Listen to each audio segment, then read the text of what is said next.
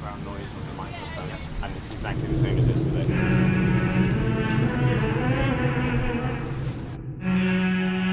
Welcome everybody to the first event of the GKA Kite-Surf World Cup here on the island of São in Cape Verde. As you can see behind me, we have perfect conditions.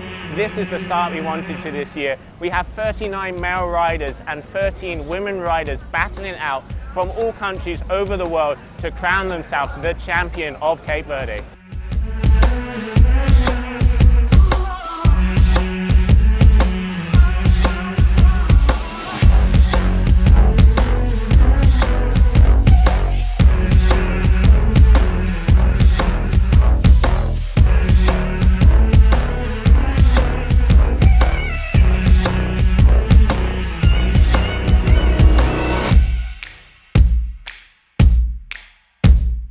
I'm here in Punta Preta.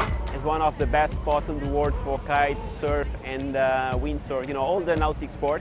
It's the nice thing of this sport because the wave he breaks really close to the rock, but it means close to the rock, but there is some safe distance. The waves start to break like really far away down there, and then it goes tilt down there on the beach. So it's around, we can say, like 1.5 kilometers of wave. So this is really nice because you have some nice barrel, the wind is a bit side off, sometimes side shore as well.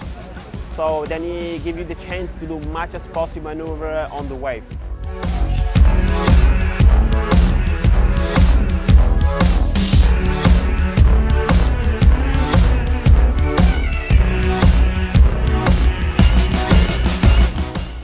Highlights of the day, Paulino Pereira, 9.7. He got one of the best barrels we've seen so far on tour. Then also local riders, the talent here is amazing. Titi Lopez kicking guys out like Pedro Matos going through all the way to round 3. And then of course, Mito Monteiro showing why he is one of the hardest locals here at Punta Preta with just consistency turn after turn. It's been amazing to see. We've had such a good day 1. I can't wait to see day 2.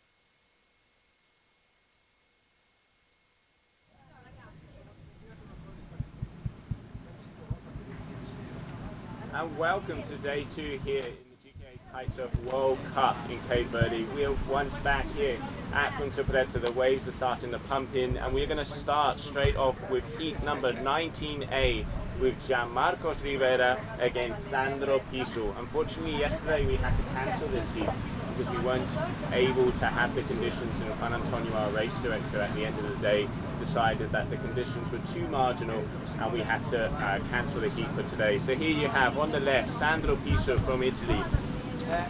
Really good to see this guy back on tour. He's been away for a year. You know, he looks up to people like Ayrton. He comes, one of his favorite spots are wave riding conditions. He loves Mauritius, loves Punta Preta. So great to see the Italian back on form. And then we have Gianmarcos Rivera from the Dominican Republic. He actually lives in Tarifa.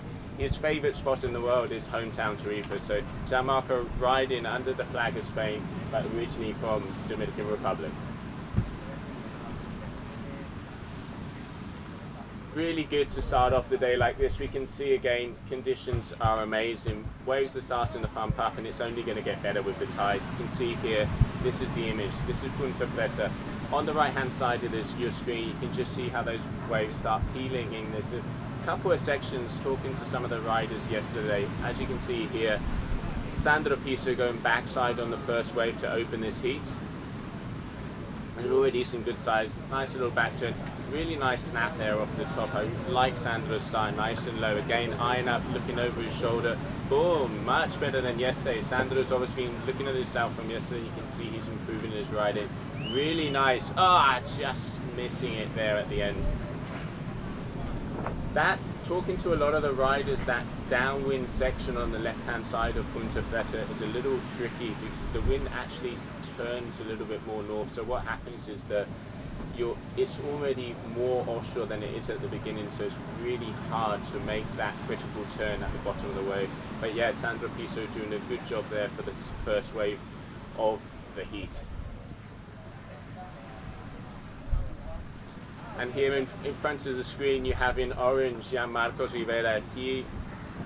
No need for any introduction of this guy. He's been on the tour, he was on the KPWT, he's been with this tour from the beginning. One of the best ambassadors we have. Also recently he is going to be opening a shop in his hometown Tarifa, so really good. Make sure if you do go to Tarifa, make sure you check out Kite more. Gianmarco also does clinics. I know he has a few clinics, wave riding clinics this year in places like Dakla, where we have our event again in June, and places like Tarifa. So if you're looking for some of the insights from one of the best riders out there, make sure you check out Gianmarco's.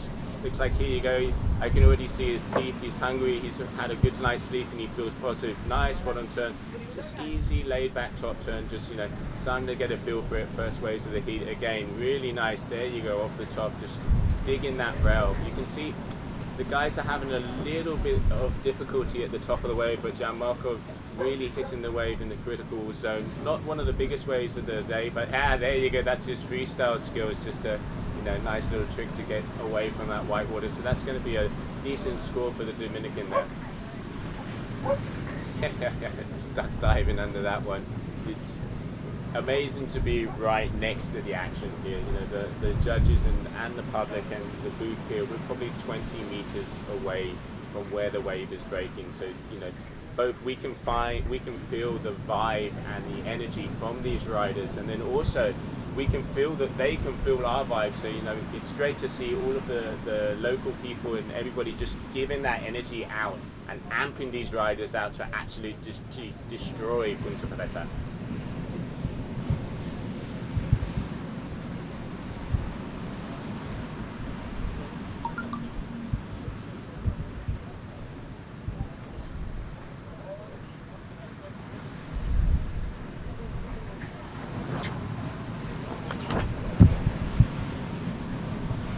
So the period in between the waves here, you can see the sets are taking a little bit longer to come through. Obviously as the day goes forward, with the tide pushing up like we saw yesterday on day one, I mean, what a day one we had. The action, I mean, it's hard to remember all of the moments, but definitely key moments or key riders, probably Paulino Pereira from Portugal. He actually got kicked out earlier last round.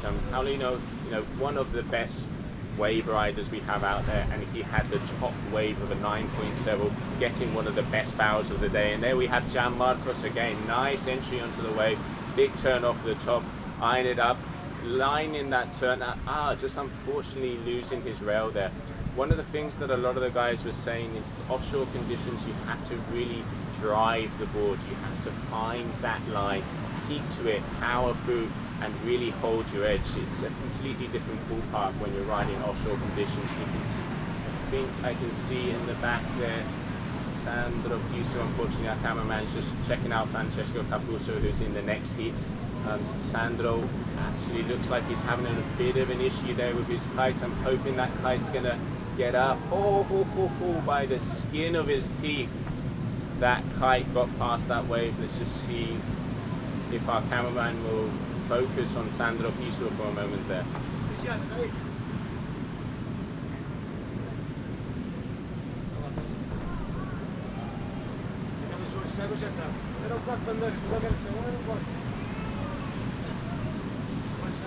So Gianmarco Rivera with the orange light, but just going out to the back, and even though I know you guys can't see it on the screen, Sandro is alright. He missed by the skin of his teeth, his kite getting completely destroyed with that big set. So good to see the Italians going out. Just under 1.5 minutes left of this heat, so probably a wave each. It's I know the guys are going to be dropping some scores on the screen soon, so we'll be able to see what's happening. I reckon Gianmarco probably has the upper hand here. Sandro did have that good wave, nice 3 or 4 turns, unfortunately falling at the end, so he would be penalised for that. But then Gianmarco's connecting turns talking to head judge Danny, one of the most important things they're looking is linking maneuvers and linking sections. And there you go, you could see the judges have scored the first wave from Sandro Piso really highly, so this is a close heat. At Sandro Piso, Italian champion, duotone rider, winning by 0.88, and Gianmarco Rivera just trailing a little bit there with an 8.46, so very close. I mean, this is going to be down to the buzzer. I think, you know, a minute left, we've probably got time for another wave, and Gianmarco knows it. Yeah, you can see the teeth, he's hungry. As soon as you see Gianmarco pushing his teeth together, you know he means business. There you go, off the top, letting that tail loose. Really nice style here from the Dominican. Sticking as close to the stones as possible, maximizing every little centimeter of that wave. And here you see Sandro Piso on the bump, just eyeing up the section, going into backside. You know, he's a goofy rider, so rides backside. That is the buzzer, but this wave will count for Sandro Piso. So he's going to look over his shoulder, powering up, get that first section off the top. Nice.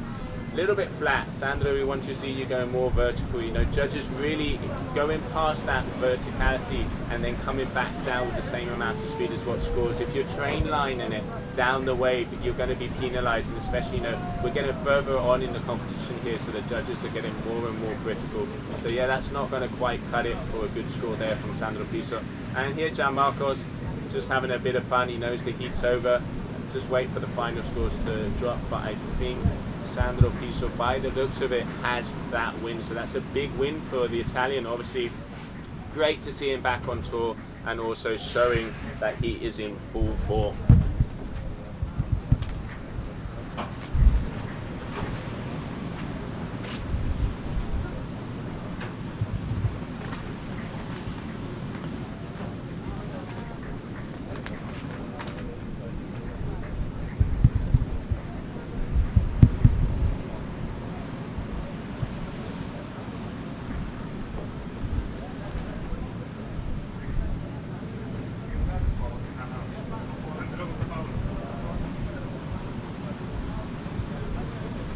So yeah, that is official there. It looks like Sandro Piso has kicked out Gianmarco Rivera.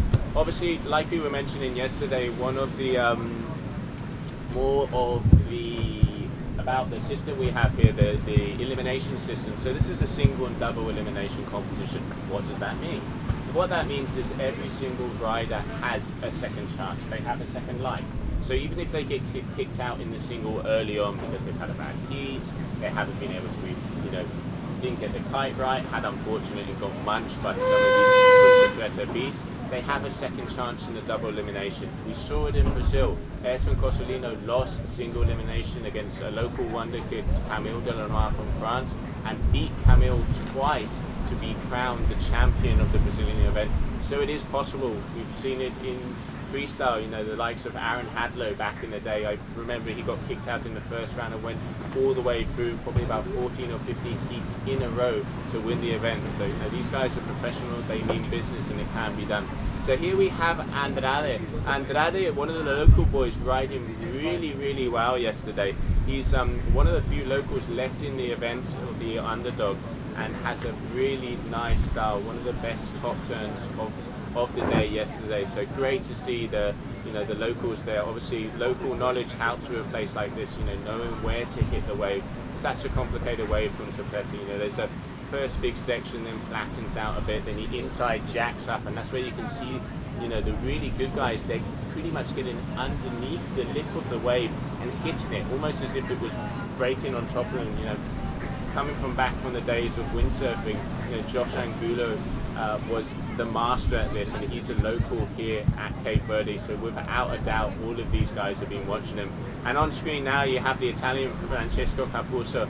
He's one of the best all-round watermen we have on tour. Insane freestyle windsurfer, RRD international rider, super nice guy, loves every water sport as possible, and I think his goal is to be in the water 365 days a year. So yeah, good, nice first wave there for the Italian. And here we have Andrade, local boy from Cape Verde, bottom turning in. We want to see the vertical turns, Andrade. You have to be getting it up, you know, further on the heats in the event. Those, you know, flatter turns aren't going to cut it, and the judges are going to start to be penalizing that heavily. So Yeah, not such a good wave there from Andrade, but you know, early days in the heat, he's just getting his mojo together, and we can see both of these riders aiming out to go out the back, and it looks like they can see some energy coming for another set.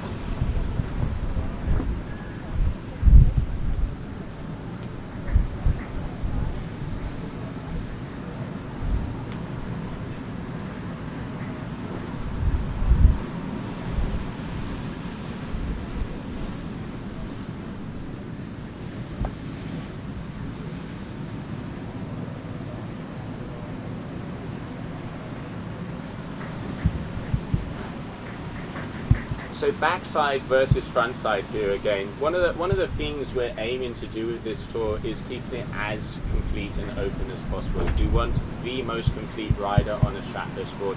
So also when it comes to wave events, we do try to get left-handers and right-handers, so all of the riders have, you know, their best side available for the tour. So you know, you can see Francesco Capuzzo here, right foot forward, goofy rider, has to ride backhand, talking to guys like Machu Lopez, who's probably one of the best backside riders out there, with also people of the likes of Piaki, the Boites, explain how difficult it is, because you are blinded. There is a second where you can't see the wave, you are literally moving and turning blind, but it does give you the opportunity when you come off the top, you can throw your body a little bit more. So depending on, you know, obviously depending on your skills and where you ride, you know, like what your hometown is, you will be able to perform better on backside and front side. And you can see Andrade here, front side rider, so regular foot, left foot forward, so his prominent foot is his left foot, having maybe a little bit of an easier time on this wave. But dropping in, we have the Italian Francesco Capuzzo.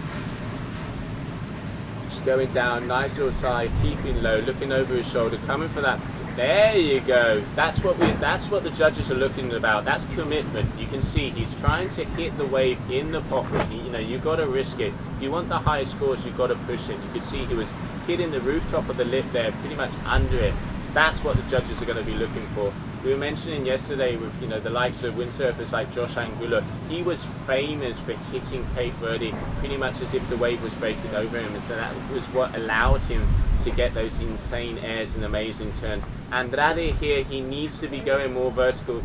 Those snaps are very flat. The judges want to see surfing. They want to see you going past 90 degrees, coming back, going back to the power zone of the wave. Using the kite a little bit too much here, and in the end, flat turns are not going to cut it. So definitely, I presume the Italian Francesco Capuzzo will have the upper hand in this heat so far.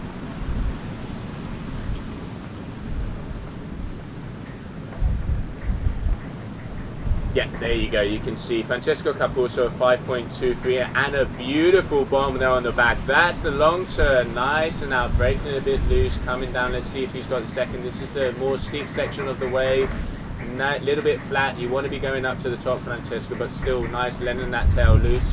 Connecting the three turns. Judges are looking for the connecting the section, connecting maneuvers. That's what we're looking for. There you go. Really nice. Off the top, swishing that tail sideward. There you go. The Italian is here for business. I mean, without a doubt, you know, he is 3 times vice wave champion from Italy and one of the best freestyle windsurfers out there. He knows his stuff and is starting to show. He's obviously, you know, getting a little bit more relaxed, getting a feel for the waves. That's probably one of the better waves we've seen of Francesco so far. And with the orange lycra, Andrade dropping in on a really nice wave. He's having a difficulty getting to the top of this wave, but still good performance here from the Cape Verdean. There you go, linking turns. He wants to get that bottom turn, pump it a little bit and get that's a bit better. Just let that tail loose at the top. I mean, easier said than done, ladies and gentlemen. I mean, it may look perfect, but you know, conditions out there are hard, and Punta Preta might be one of the best waves in the world, but it is difficult. You know, the offshore conditions, the wave shifts a bit, the wind can be gusty, so you have to be reading the conditions around you. Race director Juan Antonio today at the skipping meeting was mentioning this. It's not just about looking at the wave, you know, look at the sea, see when it's glassing off, see where the gusts are. You know, this is sailing, so the guys, you know, with more experience, you can see Francesco Capuzzo on yet another bomb, but just decided that he didn't quite have the right position on the wave, just fell out of line a little bit. He's going to be going back out to see if he can hit that next set.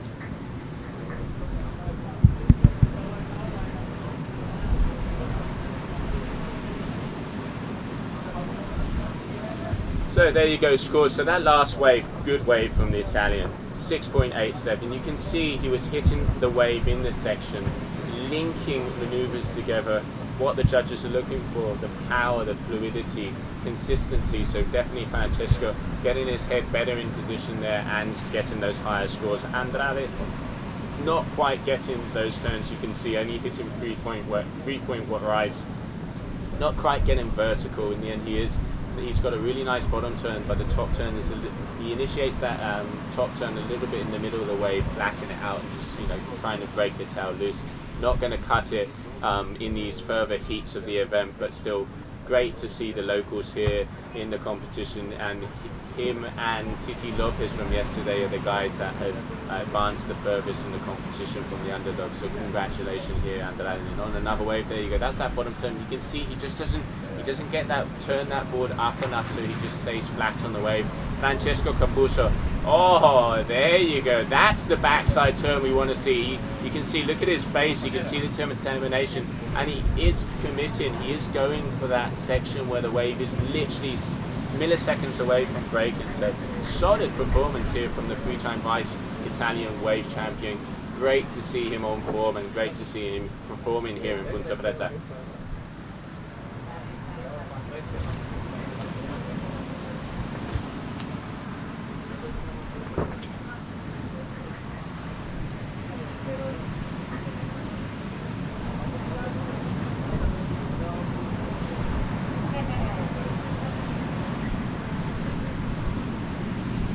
So coming up next after this heat, we have one of the most awaited heats of the event. We have Sebastian Ribeiro from Brazil. You saw him yesterday, really consistent, 8.7-point rides. He's one of the best riders out there. Got second in Mauritius, not last year, the year before, absolutely killing it. So this guy, former QS, surfer, and very, very hard competitor, but he's going up against the powerhouse Aussie James Carew. James Carew is known for his wave riding. A lot of the times the judges think he's going to break his knee every time he makes a turn. You can pretty much hear the wave crying. So yeah, that's going to be a solid do-it-to-own teammate wave. And here Francesco Capuzzo getting a couple of turns in that wave. Good wave selection. It was one of the better waves of the set, but not quite making it. But still, he has a solid lead over the Cape Verde and Andrade. And yeah, now in the closing minutes of the heat, looks like he might have this one in the bag.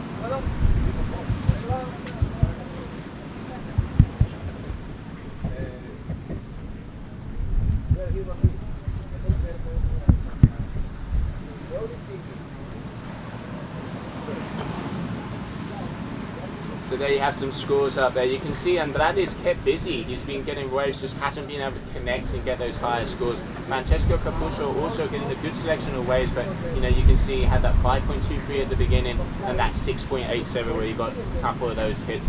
Here we have him on the front, and there you go. He's actually going front side of this, just showing his versatility and showing the judges that he can ride both ways. The tour, we're looking for the most complete rider. There you go, nice turn off the top there. See how he reads it, he's looking for that section. He is looking for where the wave is peaking over to hit it with the amount of power possible. So good ride in there from the Italian and showing the judges that he can go backside and front side. So very complete rider, Francesco Capuzzo from Italy.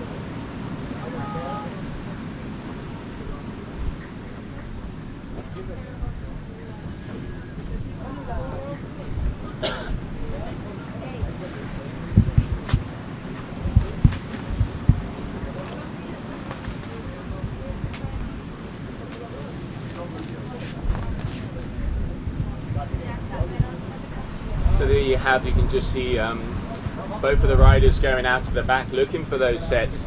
One of the things that amazes me about Punta Preta, it's like a wave machine. You can just see these waves just pumping everything. We've been here since 8 o'clock this morning and the conditions are amazing yet again. And it's only day 2. I mean, day 2 of the first event of the GKA Tour here in Cape Verde, and we have perfect conditions both days. It's amazing. Here we have Andrade showing us what Punta Preta is about.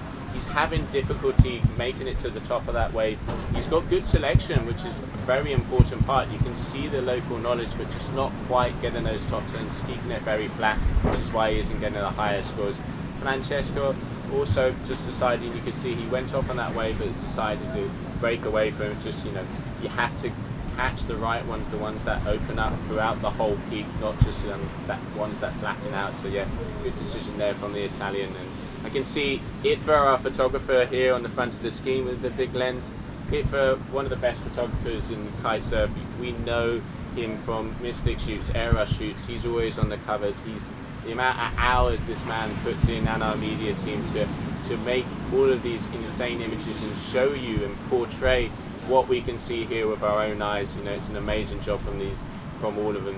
The amount of hours is amazing. You know, I know they were up yesterday for up until about 2 o'clock in the morning to be able to get all those photos out for you and show you that great video that they've been doing. So yeah, hope you guys are enjoying all of the media. And you know, first event of the year, we've got the live stream as well, so we can show you guys what Punta Preta is about. And there we have confirmation there. Francesco Capuzzo will be going through to the next round, and he will be going up against the rider from heat number 14A, so that's going to be a good heat there. Coming up next, Sebastian Ribeiro and James Carew.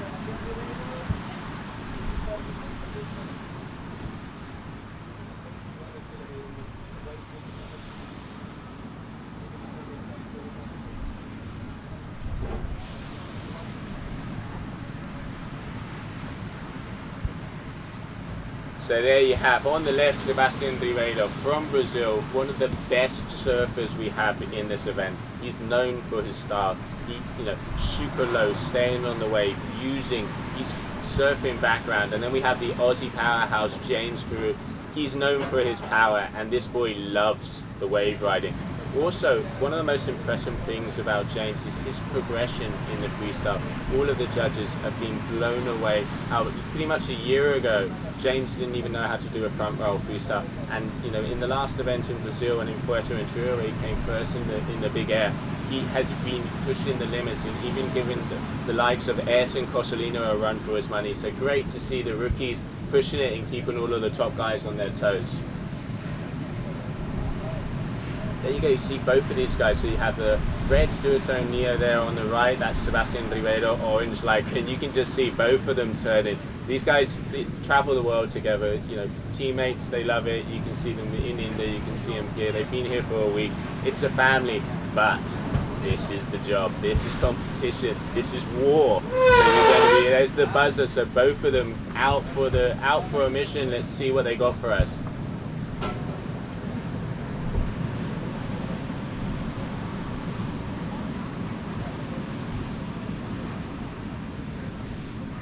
So we have red duotone Kite, orange Lycra dropping in for the first wave of the heat. Sebastian Ribeiro from Brazil. Look how his lines completely slacked out there. Looks like he didn't have enough power in his kite and just unfortunately got munched by that section. Punta Preta is such a hard wave to ride. A lot of the guys saying sometimes, you know, the gust goes and just as you're underneath the wave, it just completely drops out of the sky. The amount of skill and difficulty that this place, you know, it looks picture perfect, but you have to be some of the best riders in the wave to perform here. And Sebastian Ribeiro getting the first wave of the set on his head. Sometimes a lot of surfers will always say it's a better idea to take the second or the third wave of a set. Why? Because if that happens, you don't get destroyed from the ones behind. But here we have again, nice bottom turn connection there with the top. You can see Sebastian, he doesn't leave the power of the wave. There you go, letting that tail loose. He pretty much just has the kite there, just as an extra thing, but is surfing. Judges, this is why Sebastian gets scored very highly, because he is surfing. But there you go, that's James Carew. That's why we say about the power. And unfortunately, we can see the guy's having a hard time here with the conditions. His kite just looping a little bit there, getting poured out.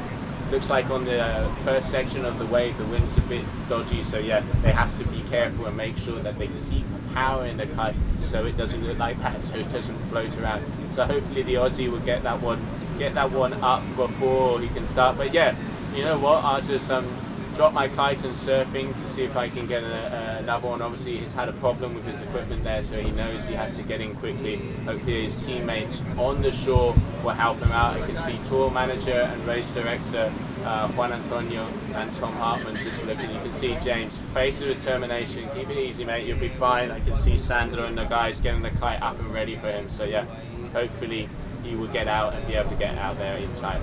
13-minute heat, 2-minute transition here, so he has time. Like we were saying, he has a 15 wave count. So what's that mean? Riders can take 15 waves. And here we have Sebastian Ribeiro. Love his style. He's just breaking. There you go, into the bottom turn, looking at that wave. Boom! There's the surfing, breaking that tail loose in that section, getting a nice barrel. That's what we want to see. There's the surfing skills. Paulino Pereira got the top score yesterday. That was beautiful. You can just see how he did that little snap to lose the power, got covered up, ironed down, makes his board, puts his board as flat as possible to keep that speed, to be able to get in the pocket and in that position. Amazing riding from the Brazilian. These are the more advanced heats in the competition, and you can see the heavy hitters starting to enjoy the wave. They got the smile, they love the conditions. Cape Verde, Punta Preta is what it's all about. They are over the moon. I mean, 5 foot, 6 foot, 7 foot barreling rays. This is what these guys live for. They travel the world in looking for these conditions. They pretty much, where they are in the world determines where the waves are. What a job. Who wouldn't want it? But well deserved for them. So yeah, great riding there from the Brazilian.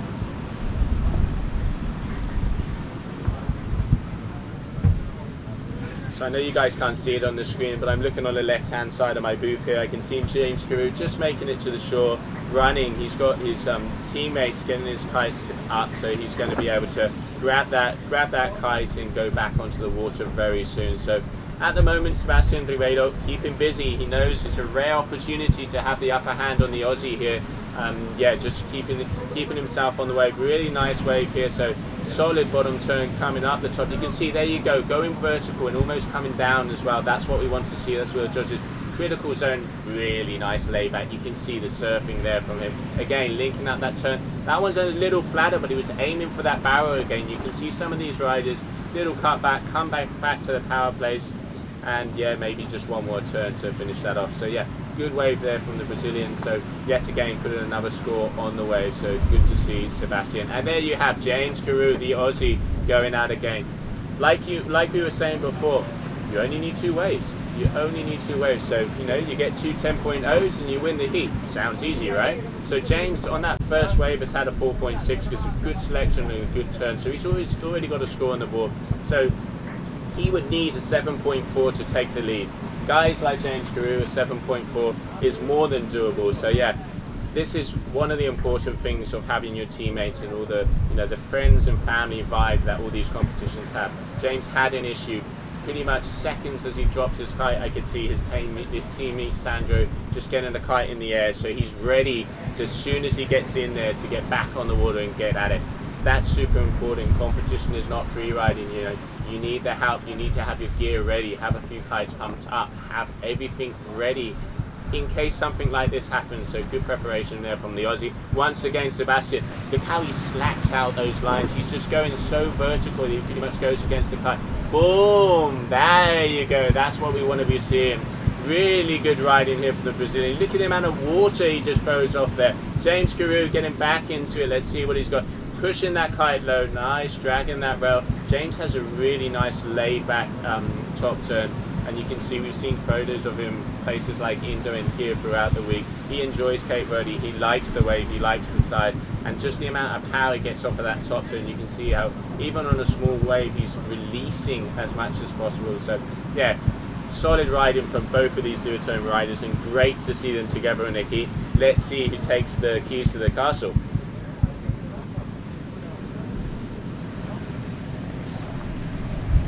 As we were mentioning, offshore conditions, both of these riders, you can see they're not too powered up. They don't want too much of a bigger kite. We were talking to Matthew Lopez yesterday. He says normally what you have to be doing is you have to take a size smaller than you would normally do, because you don't want to get pulled off the back of the wave.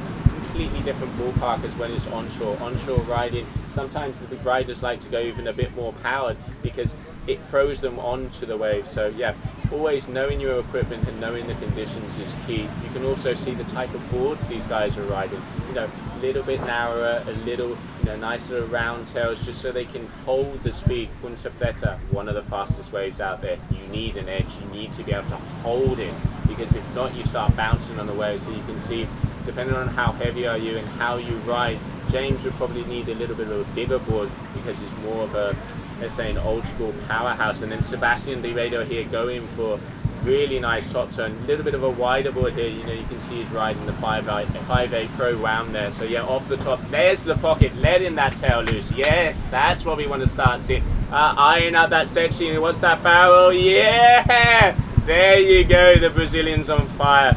Yeah, that's what the judges want to see. Good couple of turns, linking sections, linking maneuvers. What does that show? It shows that he knows the brake, he knows when he can brake, knows where he can get that little barrow, but also gets those first two solid turns in there. So yeah, amazing rider from Sebastian, and he is going to be a hard contender here for the Aussie. Let's see if James seems to be waiting for a set, and you know, he's known for his power and for those bigger waves. So I think, you know, going up against a guy like Sebastian, he knows he has his wave selection is going to be key, so he can demonstrate that power. So yeah, let's see what happens in the closing minutes of the heat.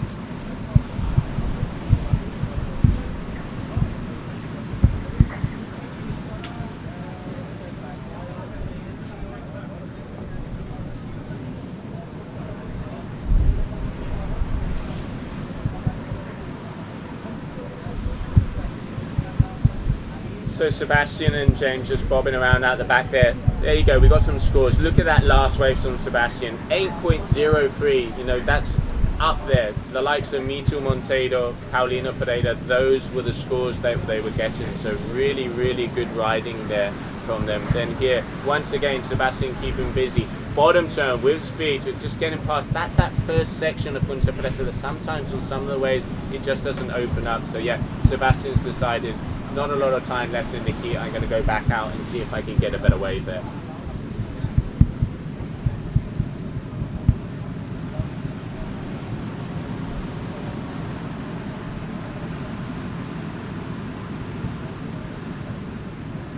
You can see the pure Brazilian style here. They love to keep busy, you know, they're just active. This is the type, you can see it in the surf, and he comes from a QS background. They're just keeping himself busy, you know, nice bottom turn, boom, straight off the top.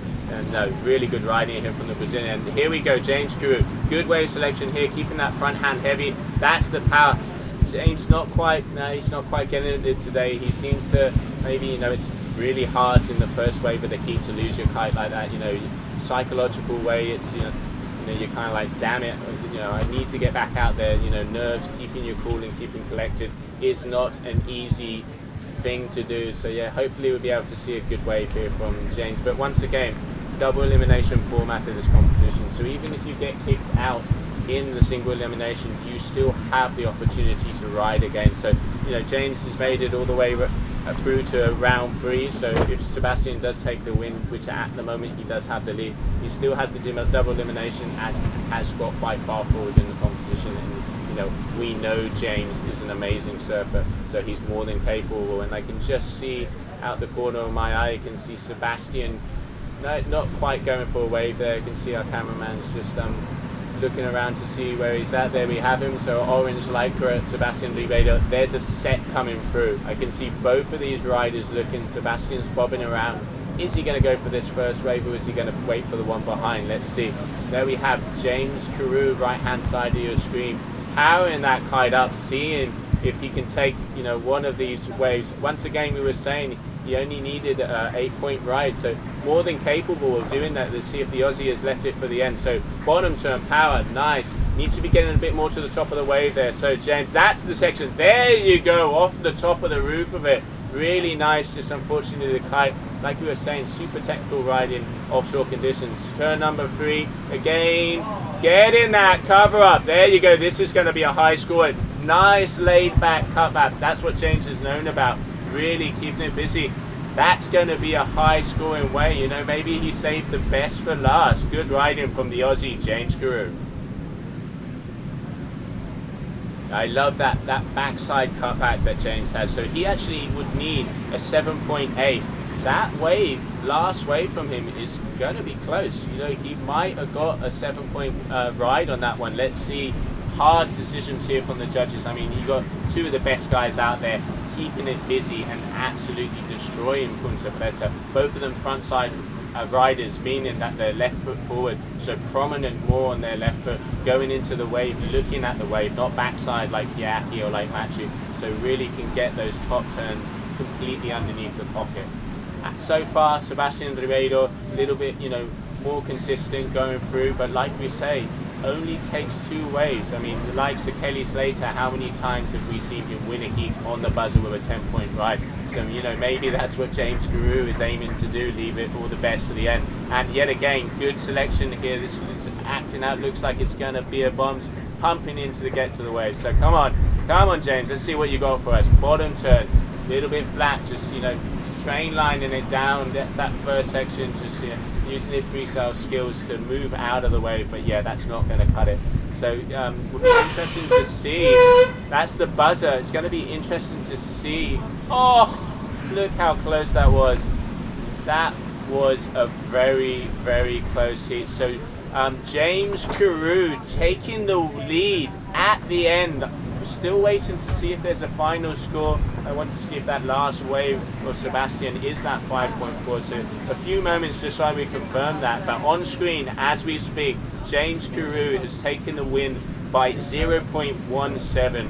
Amazing riding from the Aussie, leaving the best till last, and to come back from, you know, something like that where he has completely dropped his kite on the first wave. The psychological aspect you can see. But these guys, they are the best in the world, and this is the job, this is what it's about. He's got to be, if that is the final result, he's got to be happy, and he is happy. You can see him just, you know, riding a couple of the waves, Punta Preta to yourself with a mate for 15 minutes. That's what you want to see. So yeah, he's got to be stoked about that. So as soon as we have confirmation for that, I will let you guys know. And coming up next, we have Airline Cozzolino, the 2018 world champion, going out onto the water. He is going to be riding an orange Lycra and a red Duotone kite, and he is going up against Spaniard Pablo Amores. Pablo Amores from my hometown Tarifa. Pablo, really good wave rider, coming into the tour. He's been following the tour for a year. The progression he's had is really good, starting to do a few clinics. Make sure you check out his Instagram account to see where, if you're close to a clinic, he's been doing.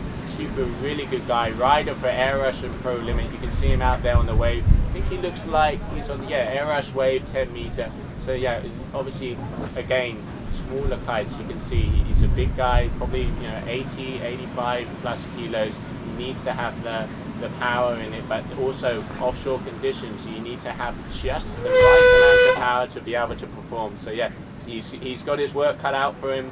But you know, in heats like this, he's out against the, you know, the current world champion. It's, you know, balls to the wall, it's all or nothing. So come on, Pablo, dale duro.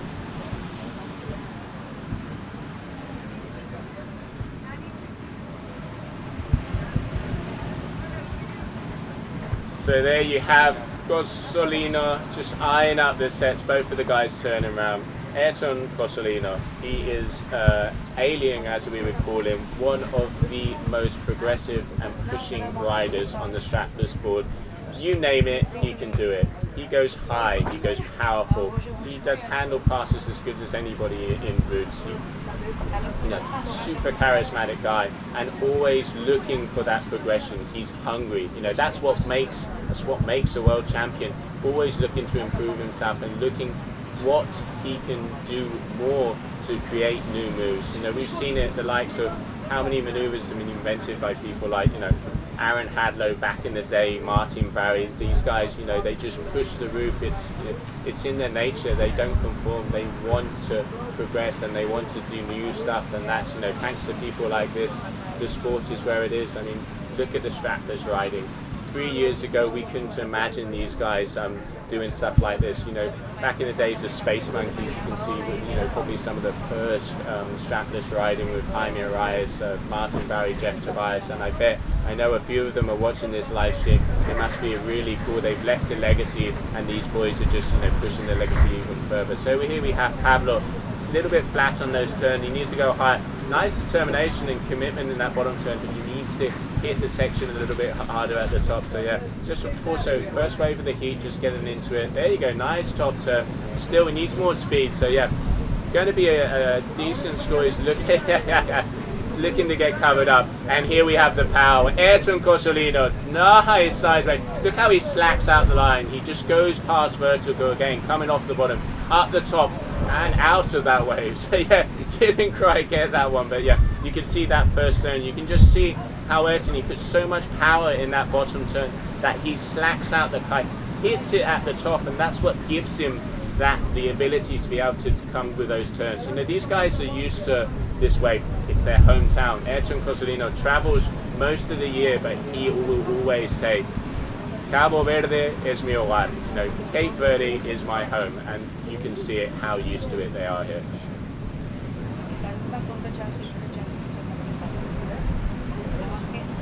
And again, here you go on the second wave. You can see just eyeing up the section. Look how he breaks, he waits for the right moment, powering the kite, sends it off the bottom, slacks the line off the top. Ooh, looked like, oh. Okay, how he made it out of that turn is beyond me. It looked like he completely lost it. Just his foot slipping a bit there, but yeah, getting back on the wave again. There you go, a nice little turn, but yeah, that's not going to be a high scoring wave for Ayrton. We can see Pablo just here on the screen, white lycra, Eros rider, trying to decide if he drops in on this wave. Once again, top two waves are the waves like count. We saw it in the previous heat. James Carew pretty much disappeared for half of the heat because he lost his kite, but got those two rides that gave him the win over the likes of Sebastian Ruedo. So it's not over until it's over. So Pablo has to watch out and be careful. Some of the less experienced riders start, you know, grabbing waves and forget that you can only have a 15. As soon as you get past 15 waves, you don't exist. They just don't even look at you. So super important. This is competition, not free riding. You've got to be on your game. So here you go. Both of these guys are friends. Ayrton spends a lot of time in Tarifa, so they know each other well. And I know Pablo was saying, it's a hard heat, but it's great to be out there with a friend, because in the end, all of these guys are one family. Here you have Pablo on a really nice wave. Let's see what he's got for us. Sending that kite up, front hand pressure. There you go, that's a better turn. Still's got to get that tail a little looser. See if he can get the bottom turn going a bit more vertical. Off the top, yeah. Still, nice turn, but he's going a little bit flat down the wave. But good riding here for the Spaniard. Let's see what he's got. The number 3, trying to lay back. You can see this is what we mean about the gear selection. Wind seems to have picked up a little bit here, so he's getting pulled by his kite. And here you have Ayrton Cosolino, who just doesn't care how much power or not. He just goes for it. There you go. That was deep. There's the commitment. Yes, from Ayrton Cosolino. You can see the top guys. They're going for these barrels. It's that middle section of Punta Preta is where the wave just hits the reef and it does actually peel up. You can see the guys, you know, aiming to get covered. You know, one of the best sensations in surfing, without a doubt, is a barrel. It's getting in the cathedral, as they would call it. So yeah, great to see, and doing that with a kite. Imagine being inside the wave, positioning your kite far enough down so the lines aren't touching the wave and being able to come out. The amount of skill necessary to be able to do that is amazing. But these guys, they are the best of the best. They are the world champions, and we have them here in Cape Verde, Punta Preta, the best right-hander out there for kite surfing. So here you have some information on your screen, the scores. So yeah, you can see not too high scores here. Unusually for the Ayrton Cosolino, a 5 and a 4.97. Still not quite linking up those sections and turns as good as we want to see. And Pablo Mores keeping very consistent, you know, 3.33 and a 3.83, totaling at 7.16. Good riding for the Spaniard, but you know, this is the third round of the competition. We are in the single elimination, the final heat of the third round, heat number 20B. Pablo Mores, white lycra, Ayrton Cosolino, current world champion, orange lighter. This is where it's at. You've got to push your game. These are where the scores have to get higher and higher because the level gets higher and higher. So yeah, we want to start seeing some 6 and 7 point rides, guys. Come on, push it.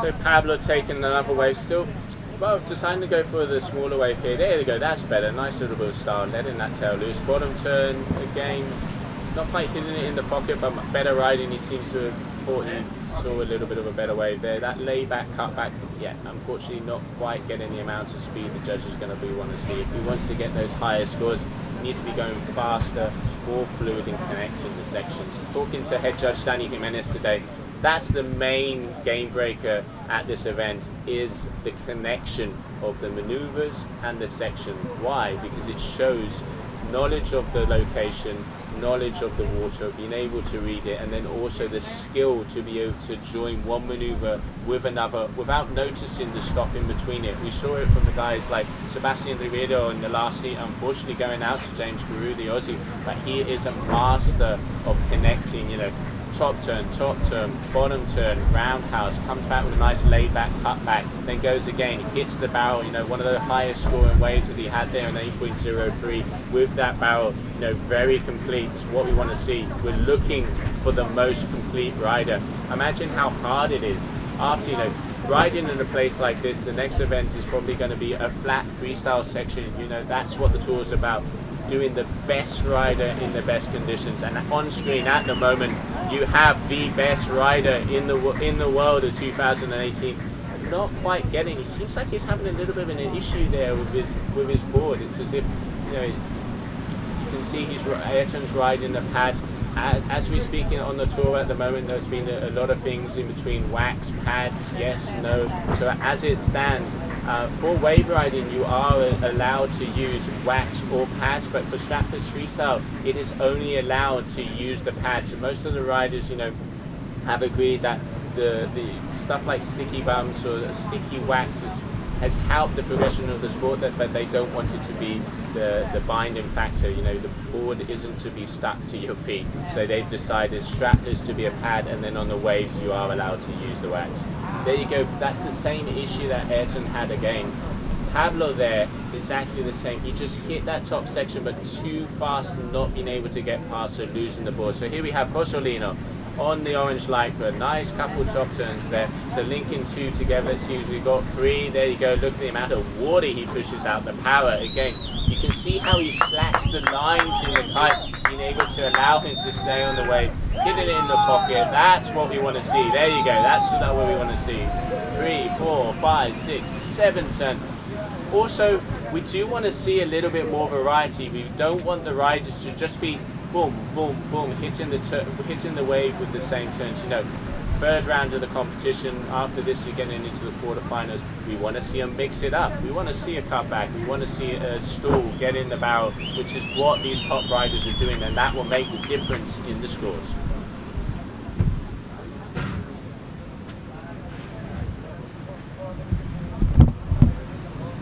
So there you have some scores up there. We can see Cosolino 14.07. Solid scores, but let's not forget the last heat, you know, they were more in the 15 and the 16 range. So even the world champion 2018 going to have to step up his game. Not quite hitting the 7-point area that he wanted to look for. Pablo staying very consistent. You know, this is a hard heat going up against Ayrton, but he's been getting some really good waves. The progression the young Spaniard has had, he has a very bright future in the sport, and it's great to see him here in Cape Verde.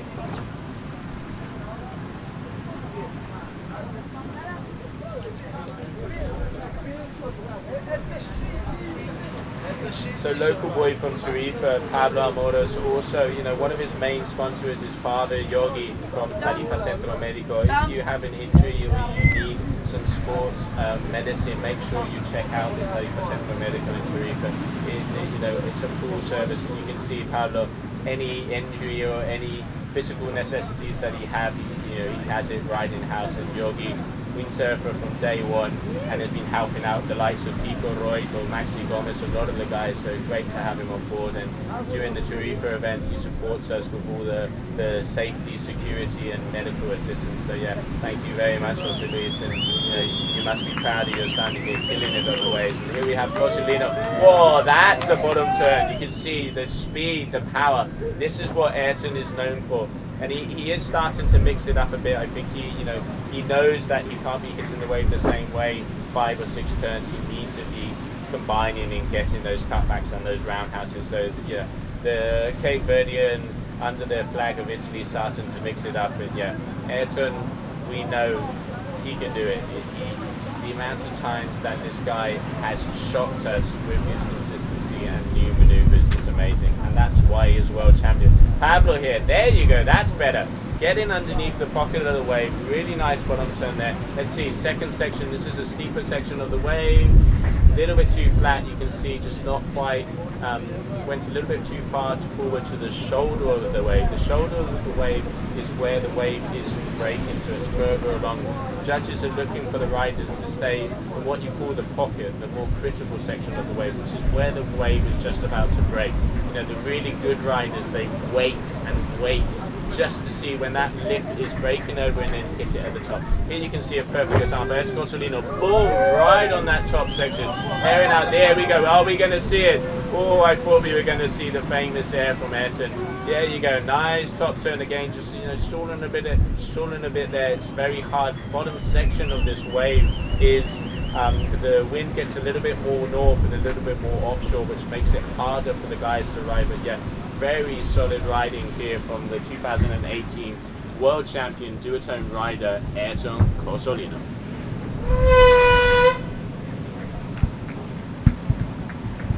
So that's the buzzer. So there you go. Good score there from Ayrton. Still needs to step his game up a little bit if he's going to be going up against the likes of Mitu, Matsu, and some of the boys. And then Pablo Mores, good performance. There you go. He could be happy. An 8.6 again. Third round single elimination. In a couple of days, Pablo will be back on the water in the double elimination. So yeah, big round of applause for both of these guys. Great riding and thanks for an amazing show.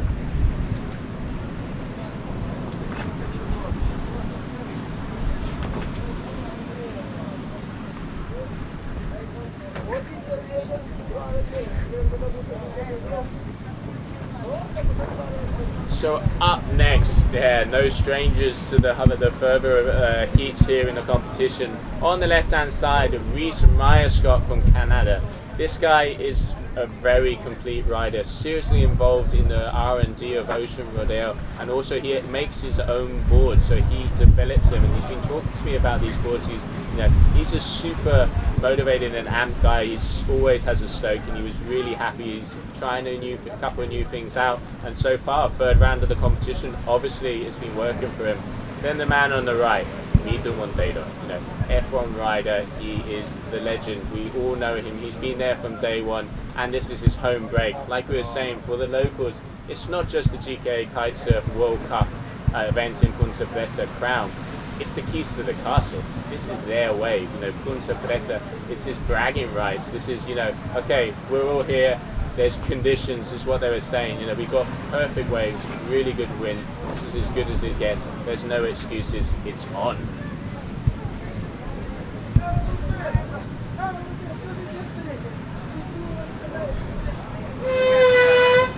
Then we have the buzzer. So orange lycra will be Rhys Myerscott from Canada, and white lycra will be Mitu Monteiro. So both of these guys know this wave really well, although I will say the upper hand will be Mitu Monteiro, because he lives here, he knows this wave. I mean, we've seen videos from Mitu back from day one here.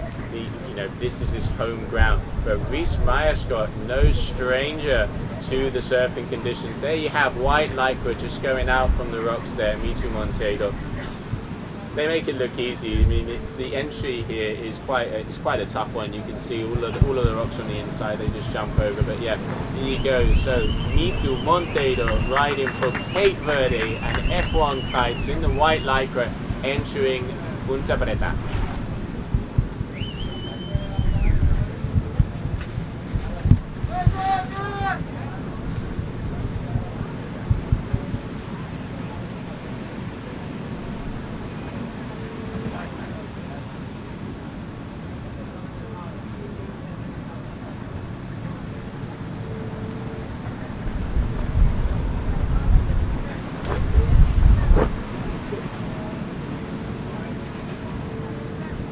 So first wave of the heat here, you can see Rhys Myerscott dropping in, getting a couple of turns in. We do want to see a little bit more power. It's waves, a little bit slow on the wave, a little bit flat. But there you go. Here, good section here. Let's see. Top, bottom turn off the top. Boom. Yeah, there you go. Nice one there from Reese. You can see how hard it is with these conditions. And Mito Monteiro, first wave of the heat. See what he's got. Well, there we go. That's hitting the wave in the pocket. One of the bigger waves. You know this coming down again. Up the top, pretty much underneath, getting a little cover up. I mean, you couldn't hit it more critical than that. Once, there you go. Turn number 3, a little bit flatter, just getting past that first section. There you go. You see how he slacks out those lines. The bottom section of this wave is more offshore, so you really have to get all of the power out of the kite to be able to hit the wave at the top and get back on the wave. Solid ride in here from the Cape Verdean. That's going to be a good heat and a good wave for the first heat of the day for him.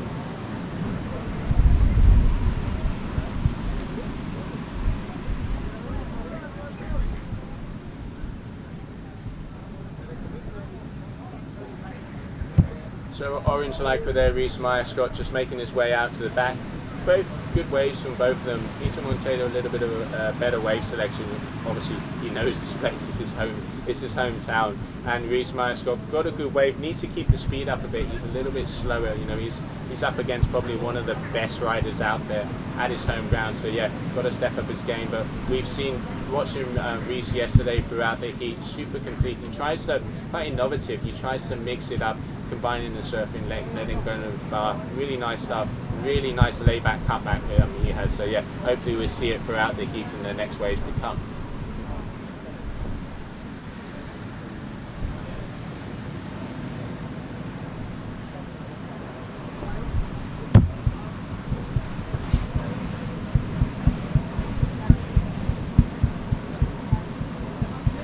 So as the day goes through, we're going to start to get some of the riders coming in here to the booth. It's always good to get the insight. You know, they can portray how hard it is out there. These are not easy conditions. It's difficult. You know, the wind is bumpy, the waves are fast and powerful. So yeah, we get a few of the guys and girls coming through. Let's not forget, after the semi-finals, so after heat number 23B, the ladies are going to hit the water. I'm really looking forward to this. You know, we've got the likes of Muna White, Katarina Edin, Carla Herrera. They're hungry and they've been pushing us all day. They want to get out there. They want to prove what these girls can do. And I tell you something, I've been watching them in 3 sessions and they absolutely rip. So make sure you stay tuned for the ladies of the GKA Kite-Surf World Tour here in Cape Verde. It's going to be a bomb.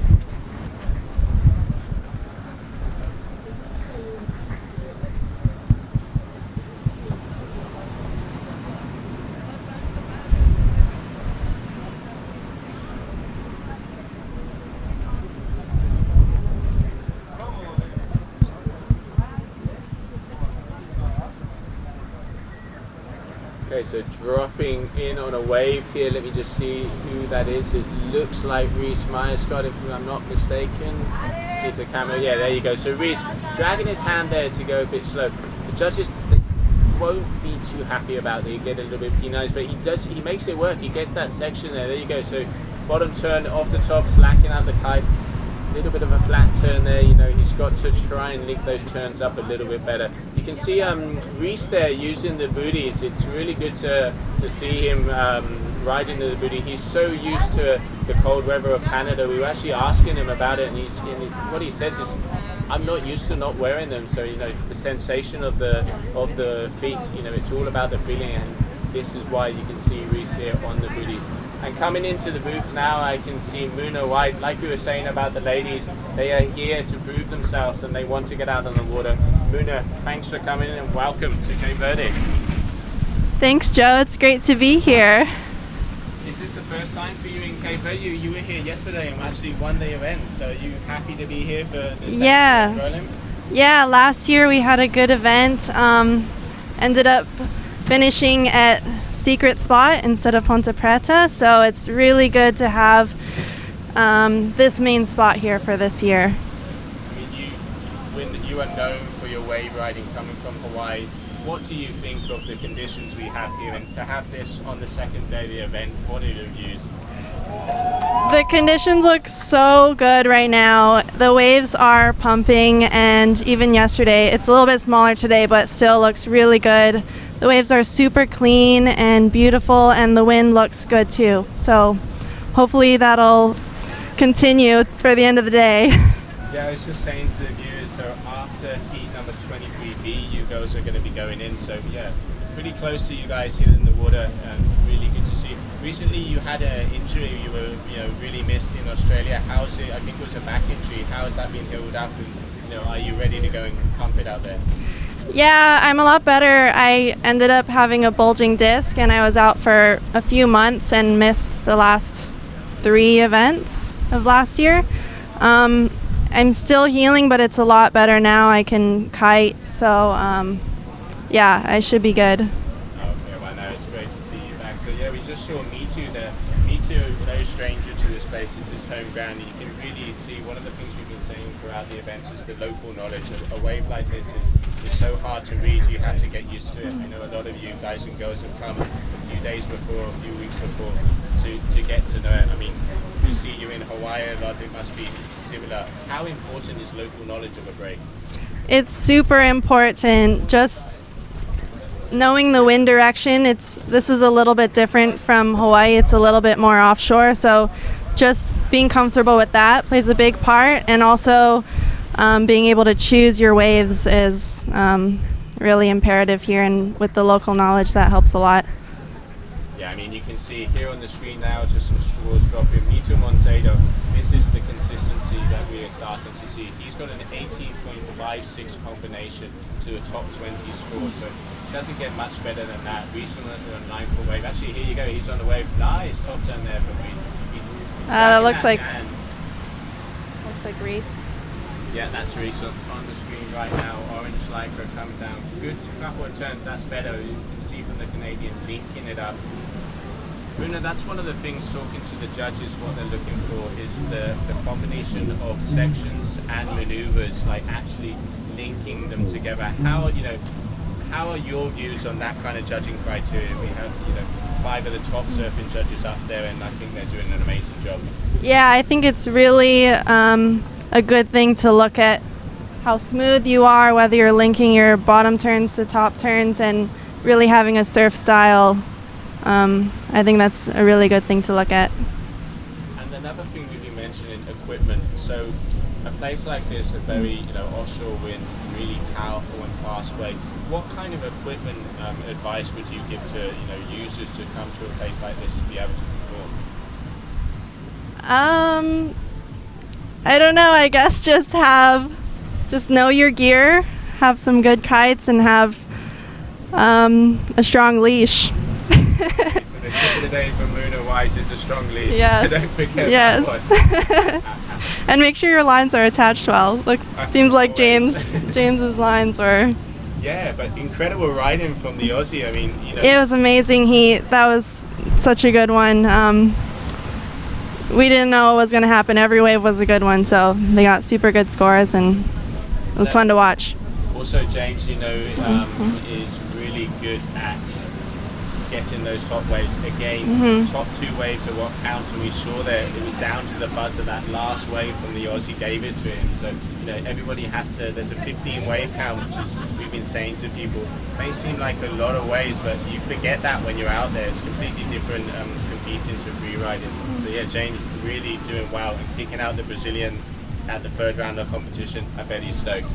Yeah, for sure he is. I've already talked to him, and he was really stoked, even though he had a little problem in the beginning, but he got back out there and killed it, so it was great.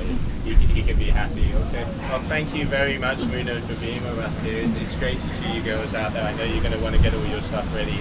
Yes. Wait to see you ladies feeling Punta Preta. So good luck and see you soon. Thank you. Can't wait to get out there. Thanks, Muno. Bye.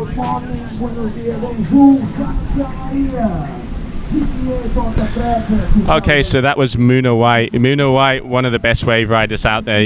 She won this event last year. Unfortunately, last year we didn't see these conditions. I mean, this is Punta Preta at its best, and we can see here the maestro, Me2 Monteiro, going for those water, checking his watch. You see, that's a competitor. He knows where he is, where he's at, what kind of timeline he is, and he's going, okay, final closing minutes of the heat, and you know what, I'm going to jump off of this smaller wave and I'm going to go for the big ones.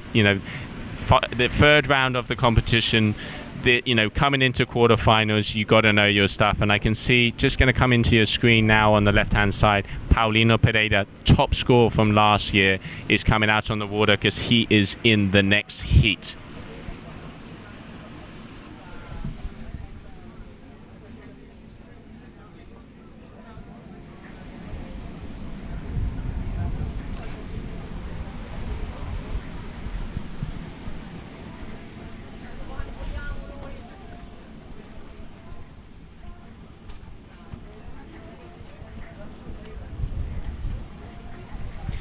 So we apologize there, we had some sound issues. Sounds like one of the mics was a little bit lower, but yeah, now we've got that sorted out, so back on tour. So yeah, we can see front and center Rhys Myerscott with the Ocean Rodeo kite, orange lycra, been riding really well, nice, linking up a couple turns, and out the back I can see one of the biggest sets coming in. So we have Rhys here in the front, orange lycra. Let's see what he's got for us. Come on, Rhys, from Canada.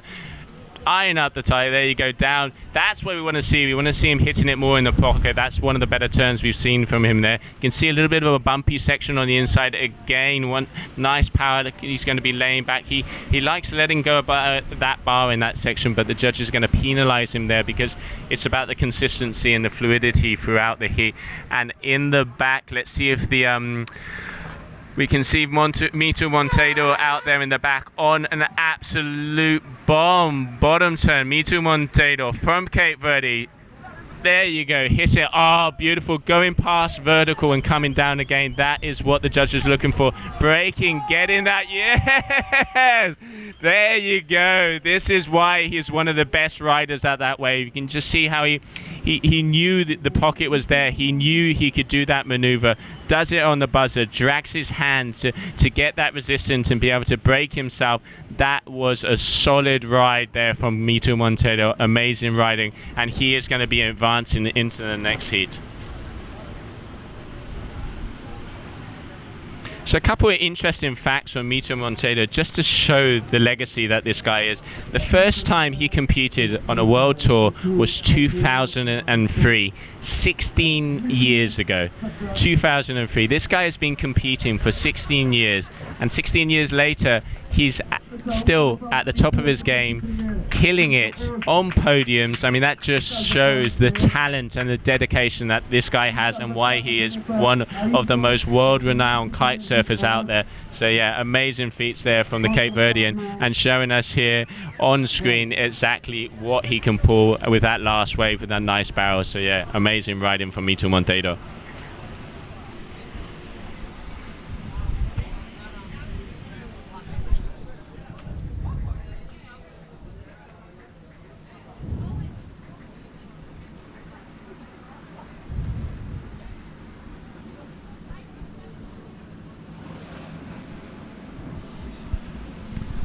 So there you go. It looks like Mito has taken the top score away from Paulino Pereira, 9.83. Well deserved. I mean, both of the waves were really good, but Mito getting a solid couple turns before that barrel, dragging that hand to be able to get that cover up, getting in the barrel, coming out, getting a few more turns. Amazing riding. So there you go. Local boy has taken the crown from Paulino Pereira for the top wave of the competition. Let's see who can make it to that 10-point ride. For sure, some of the best riders out there right now on screen. Paulino Pereira from Portugal, Portuguese powerhouse. Showed us so much power, and really amazing how he can push out that wave. Then on the right hand side, Machu Lopez, local from Cape Verde, but originally from riding under Spain, excuse me. So this is his hometown. He is here for the bragging rights of Punta Preta. And now just jumping into my booth, we have the local wonder kid, Camille Delanois, unfortunately having a little bit of an injury this event, but I know he's resting up and he's going to come back all the way from the double elimination and start kicking out everybody. Camille, welcome. Thanks, Joe. Yeah, I had an injury, so I couldn't compete in the single elimination, but I'm just doing everything I can to be able to participate in the double elimination. And yeah, I'm just gonna, I think, take a seat honest and try it in the waves.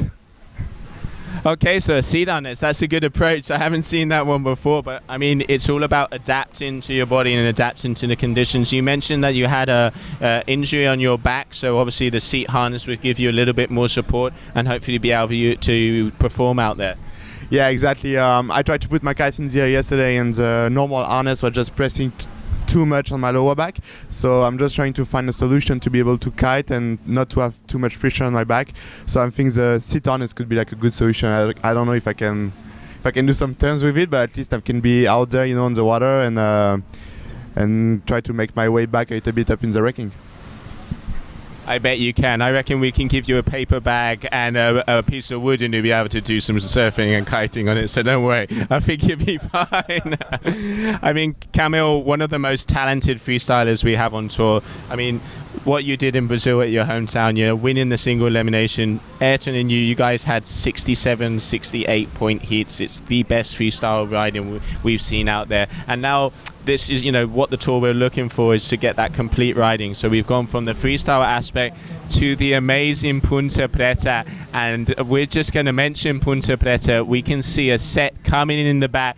Camille, tell us what you were seeing. So yeah, we have a massive set coming up. So we have Matthew and Paulino up in the water against, and wow, that's a big wave. So that's a big one for Matthew coming in, going backside, throwing some nice turns, and a little bit too late to the offshore wind. And I think we have Paulino right behind, going in a bump. That's big, that's huge. Throwing a huge turn, going again. Paulino is doing a huge turn on this wave. I think it's one of the best waves of the day I've seen so far.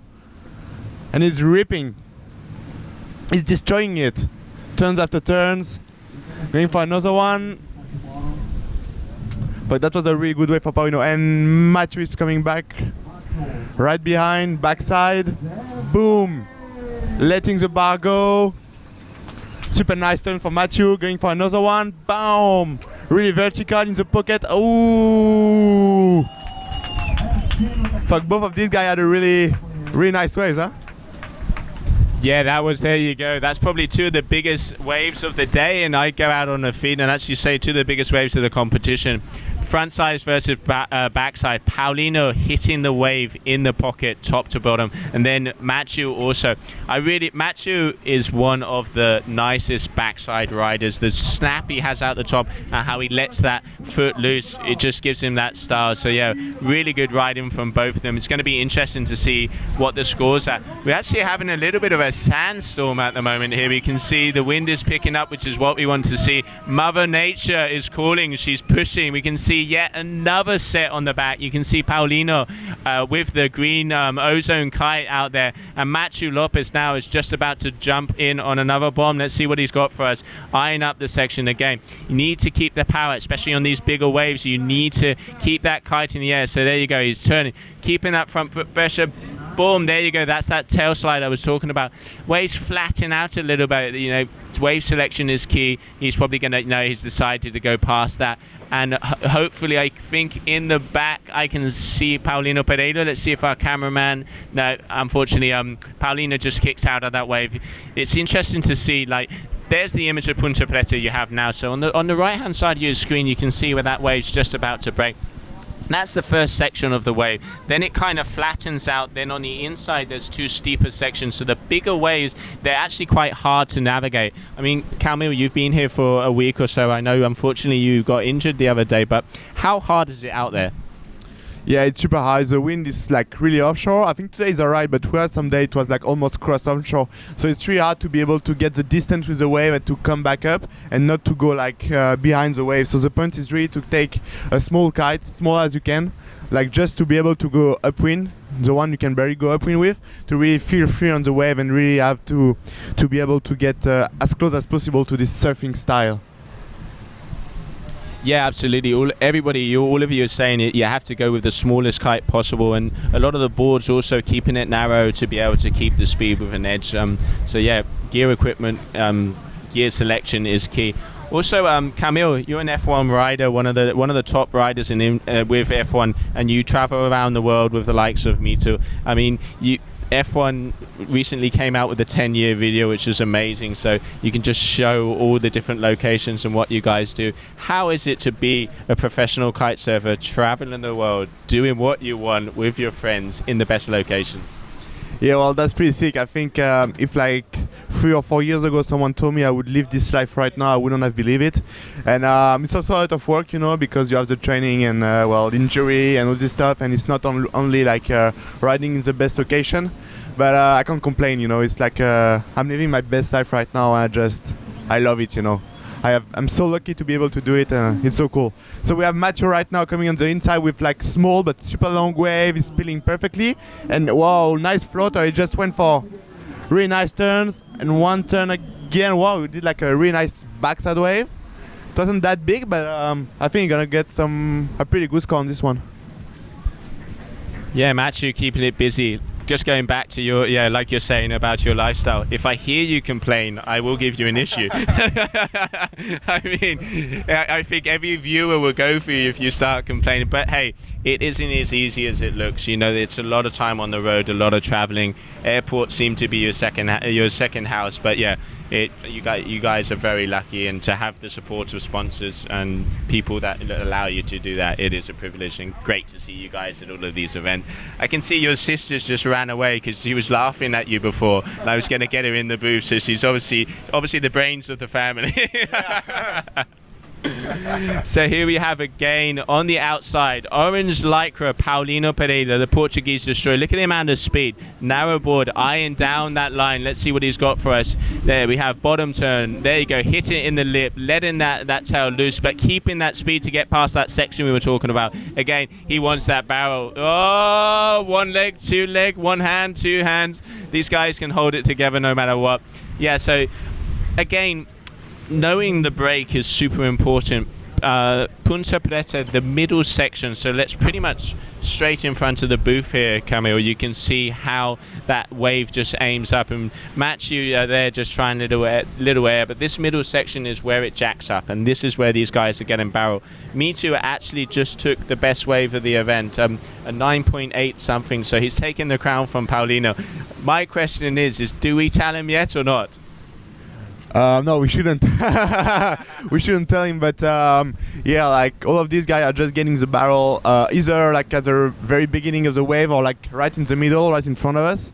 And well, okay, so we have like a really nice hit right now. We have like Matthew coming up with 8.6 and Paulino with 8.27, which is the hit is pretty tight. Paulino just need like a 6.57 to be able to hit Matthew, and I think we have still quite a lot of time remaining, so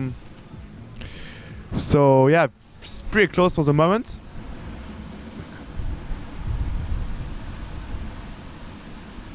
So we have Paulino turning on the outside. I think he has pretty nice waves. Yeah, you can see how these guys, they ride the bump. I mean, they start first. You go out there, you see how the bump's going. Then the bump will hit on the reef and start jacking up the wave. You know, you got to read it. You got to read the ocean. As you can see, Camille Paulino killing it on this wave. Yeah, he did like a really nice first turn. The wave a bit short and a bit small, but yeah, he did some really nice turn. But I don't think it's gonna be enough to beat the 8.9 of Mitu. No, I mean, Mitu, he's been riding amazingly. Also, as the competition, you know, advances, the heats start getting better and better. So you will see more of the 15, 16, 17 point range. Mitu getting the 18 point range, and Matthew in the last heat getting to the 16 to 17. You know, these are the heavy hitters. These are the guys at the top of their game at their home break, and you know, guys like Paulino pushing every single turn. So you know, game on. This is Skin's quarterfinals of the GKA Kite-Surf World Cup here in Cape Verde, island of Sal.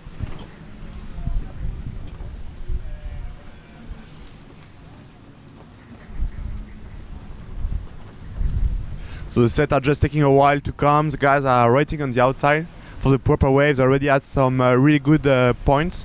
So I think now they're just waiting for bigger ones to be able to increase their score, and they're not jumping on everything they can find, but really waiting for the one, you know, some quality waves, and waiting for the good set.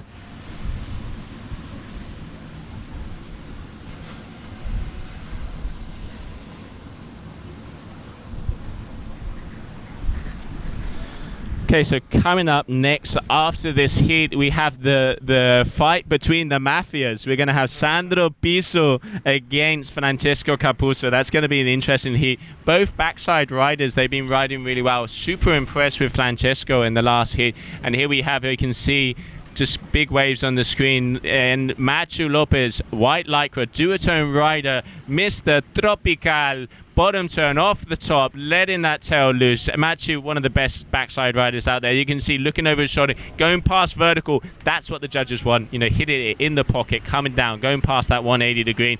Ah, there you go, air dropping, hitting the cathedral. Come on, Machu, turn number 4, boom. When Machu gets into this rhythm and you can see him smile, he is a fierce competitor, and it's great to see him starting to get, you know, that hungry look in his eyes.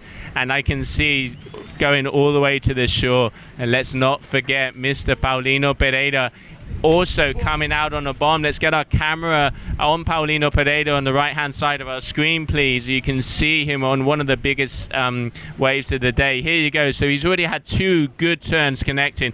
Oh, there you go, utilizing the white water so he still stays in the critical section of the wave. There you go, jacking up again. Oh, a nice little cutback, laying it back. That's what the judges want. Commitment. They want the, you know, the maneuvers to be joint.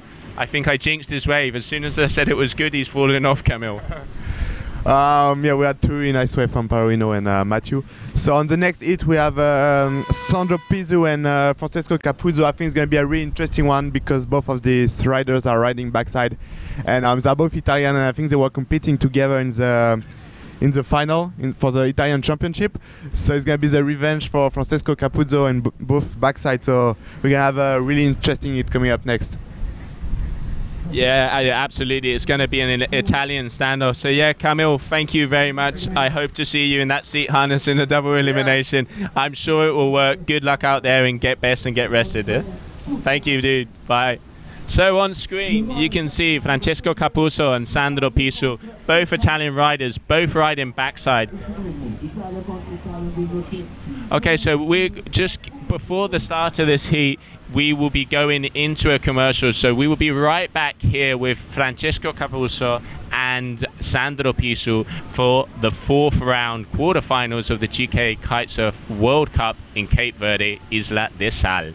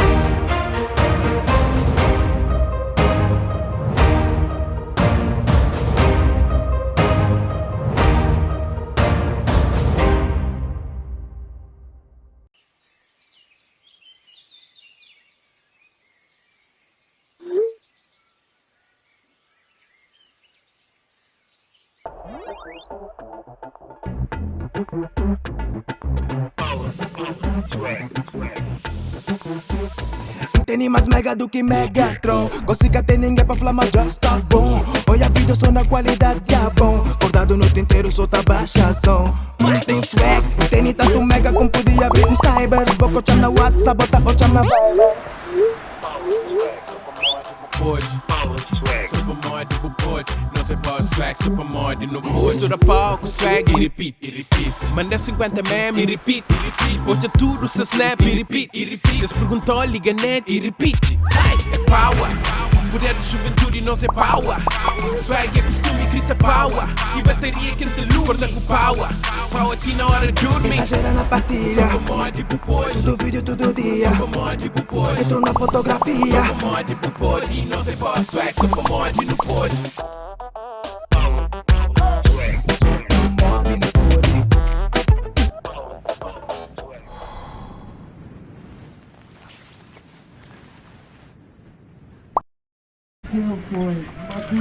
And we're back. Day 2 of the Kite-Surf World Cup here on the island of Sal, Punta Preta. World-renowned right-hander, one of the best right-handers out there. So for you guys that are just tuning in, on the screen now we have Francesco Capuzzo, the Italian rider for RRD, and he is up against his fellow countryman Sandro Piso, who is just going to be entering your screen on the left-hand side. Orange lycra, yellow duotone kite. Both backside riders. What does backside mean? Right foot prominent. So what that means is that they are better with their right foot forward, so they're actually riding blind against the wave. Francesco in the last heat, really impressive riding. He was actually got a 6.8 on one of the smaller waves with only a couple of turns, but he was hitting the wave in the pocket at the right time with all of the power. It's what the judges are looking for. We want that. We want the continuity, verticality, and commitment. The word is you've got to risk it if you want it. And these guys are pushing the pocket as much as possible. Sandro Piso from Italy. He's been away from the tour for the year, had a few injuries, so really good to see the Pisolino back on tour. And yeah, he's been riding really well, you know, making it all the way to the quarterfinals here. Both of these guys, very, very impressive. You know, the format of the competition is single and double elimination. So what does that mean? It means that even if you get kicked out, you still have another chance. So super fair, especially conditions like this. You know, we saw it in the heat of James Carew. He lost his kite on the first wave, but then you only need 2 waves to get a score. And James Carew against Brazilian Sebastian Ribeiro pulled out a top score on the last wave and took it by, I think it was only 0.8 of a point. So yeah, it's not over until it's over. Riders have 15 max waves, so they're allowed to catch 15 waves, but only the top 2 count. Now here we have Francesco Capuzzo from Italy, dropping in, nice one on turn, little bit flatter there. He's obviously needs the speed to get past that first section of Punta Preta. There you go, that's better, off the top. Unfortunately, just dropping out of the wave. He's going to be penalised for that. So yeah, not such a good wave there for the Italian, but you know, keeping himself busy, getting a few scores on the board. And here we have Pisolino, Sandro Piso, nice back to him. There you go, underneath the pocket, hold it together. Good ride in there from Sandro, letting go of the bar to try and lose a bit of the speed. So yeah, good riding from Sandro Piso. Both of these guys back right. You can see a little bit of difference in between the styles of these guys. You know, Sandro Piso, a little bit wider stance. Obviously, he's not as tall and heavy as Francesco. Francesco also an amazing windsurfer, one of the most complete riders we have on tour. You know, he's a waterman. All of these guys, what's the objective? To be on the water as long as possible. Obviously, that does mean a big car and a big garage. So yeah, who wouldn't want that lifestyle, right?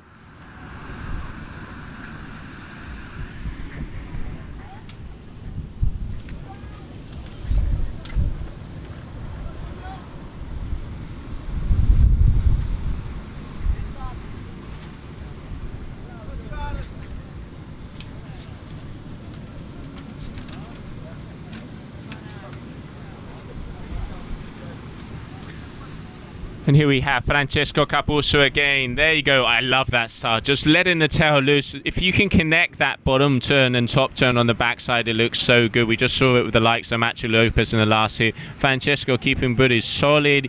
3 turns. There you go again. Nice, consistent wave. Unfortunately, just going over his rail there. So yeah, that'd be a decent score, probably in the 4.5 point area. But excuse me. Let's see if Sandro Piso will answer. I can see him out of the corner of my booth here. It looks like he's got a wave. Let's see if our cameraman focuses on Sandro Piso on the right hand side.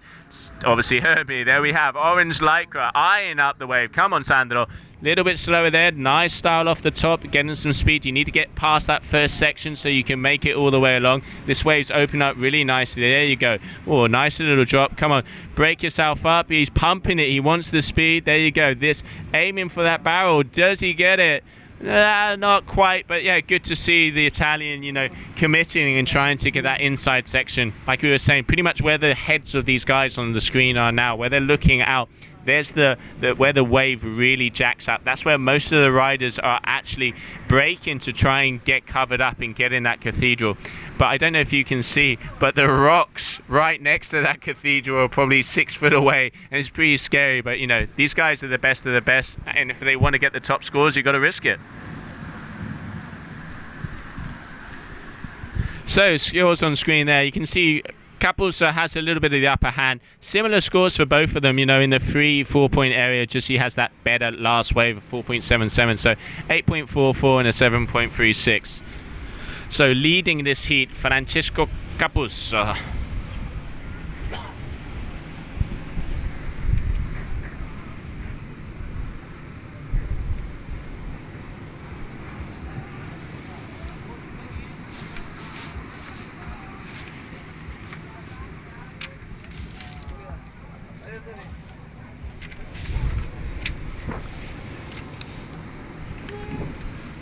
So dropping in Francesco Capuzzo and yet another wave. He has really good wave section. There you go, under the pocket. Not quite making it to the top. You've got to be getting more vertical. That's what we're talking about. Way better. So you can see him eyeing this up. I mean, Francesco is the 3-time vice Italian wave champion. So he's used to being in wave. And I mean, also being used to throwing windsurf equipment around, freestyling in the level this guy has. He also competes on the world tour. You know, he's one of our riders that competes on world tours in different disciplines and different sports. So yeah, very, very talented rider. And then we have Sandro Piso. Sandro Piso, one of our better freestylers, and actually quite a story behind Sandro. I remember 2 years ago when he came on tour, he wasn't one of the best wave riders, but he's been training, and the progression this guy has had is insane. You can just see, I mean, you can see it on your screen. You see how he has improved, and he is a very, very stylish wave rider. In the end, that's what this tour is about. We want to push the freestylers to get better at surfing and the surfers to get better at freestyling. What does that do? It gives you a complete rider, and that is who is crowned the world champion of the GKA World Tour. So there you go, Francesco switching it up, going front side now. So it shows the versatility and how complete he is. Obviously it's not his best side. You can see he doesn't quite get the same determination and commitment in his turns. But yeah, good to show the judges that can do everything both ways. It will be scored well, and on the overall impression, even though we are scoring purely on the waves, it gives it a couple of extra points, and for sure he'll get a good score on that wave.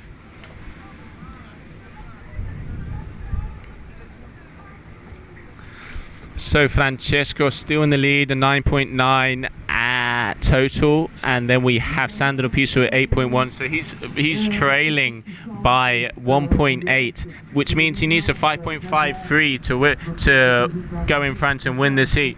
More than capable. You know, the waves are good. We've seen 8.9 point rides from the other riders. You know, they link in those turns. One of the, you know, the best wave of the day we've seen from Mitu. Obviously Mitu from Cape Verde, local of Punta Preta. You know, no stranger to the podium. You can see how the local knowledge, how he reads the wave. He gets those first few turns on this first section, and when he gets on the inside where it jacks up, goes for the barrel, comes out, hits a couple more turns. That's what's going to get you the high score. So Francesco, looked like he got slapped by the wave and hit by his board there. So yeah, obviously not quite getting it right there. It's a little bit bumpy, so unfortunately also left foot forward. So, you know, he's a goofy rider going switch stance.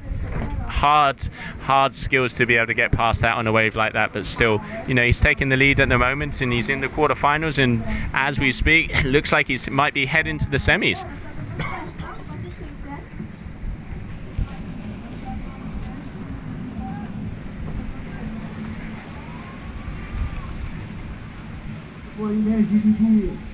Muita inspiração, adrenalina em alta, 100% on the wave of fire. Silver feeling.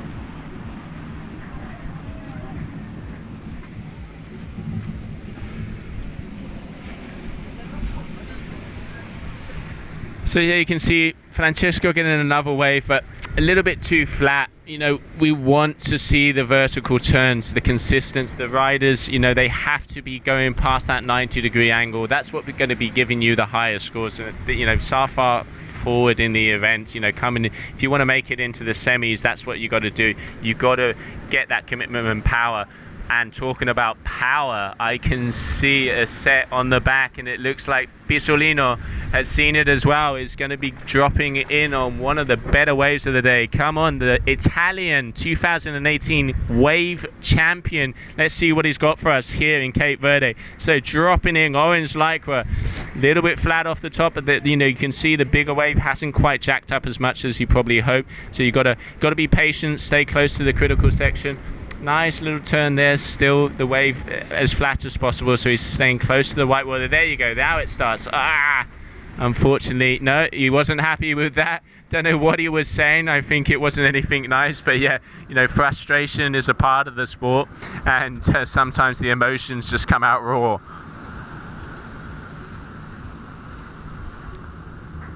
This is beautiful to watch. It is sunny, 27 degrees. We're in shorts. We have 6 foot Punta Preta and Francesco double overhead. Come on, up the top. Boom, make it all the way up to the top, Francesco. Dale, dale, dale.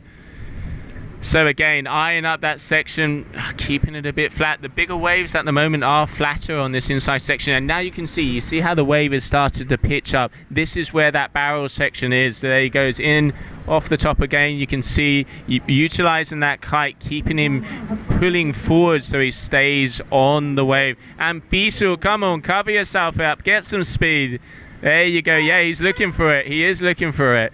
So yeah, there we have a total 9.9 Francesco going through against Sandro Pisolino. Congratulations, Francesco.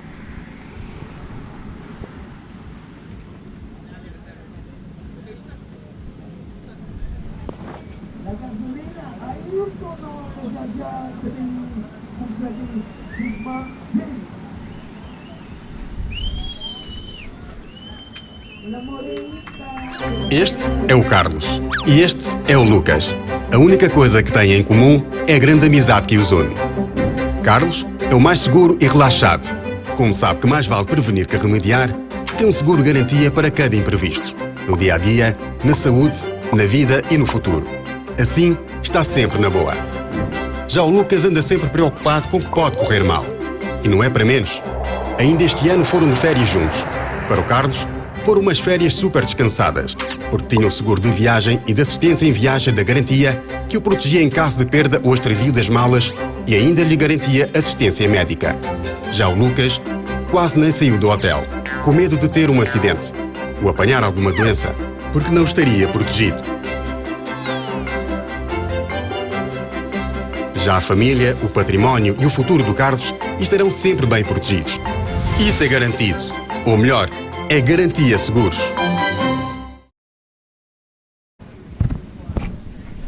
We're back. So coming up next here in Punta Preta, we are going to be seeing 2 of the best riders out there. James Carew, who just came off of a very high win against Sebastian Ribeiro, but he's got his work cut out for him. Ayrton Cosolino. You know, both of these guys travel together, duotone team riders. Very different styles though.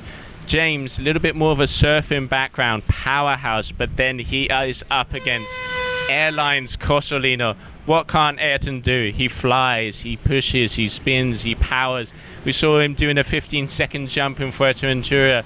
We've seen him going to heights that are insane. But still, when it comes down to the surfing and also the freestyle, James Carew is a force to be reckoned with. So we are in for a treat here. And on the buzzer, we have Ayrton straight out the back. Let's see what he's got for us. Coming in with some power. You can see he knows he has to start this heat well. Boom, nice wave there. You can see he's on a little bit of a narrower board, Red Bull rider.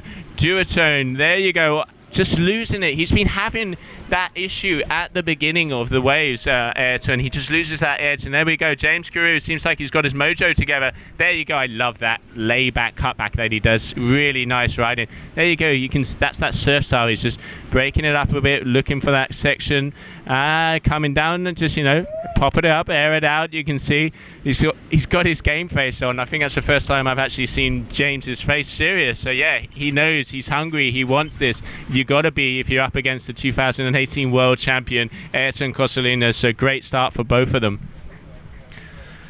And this is what it's about. This shows, you know, the family, the team vibe that all of these guys have. James, you know, they're out there together, you know, they're competing, and he still makes sure to just ask Ayrton, "You're right, mate, everything okay?" Just, you know, to see that, you know, none of them want to win a heat if someone has broken the equipment or has a problem. You know, they want to battle it out. And, you know, both of these guys, team riders and travel a lot. So, yeah, it's great to see the family and the sportsmanship that these riders have.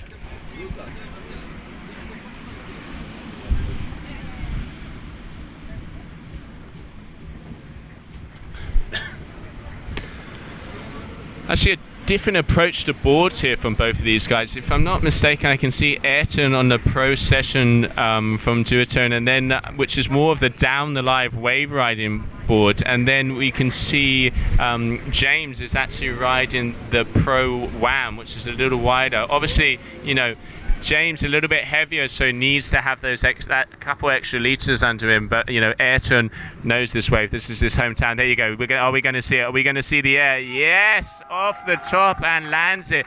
And we have James again on another bomb. There's that cutback. Look at that style, just how he stretches it out. Very similar to what we would see with a guy like Chiaki, unfortunately, who couldn't make it to this event. But there you go.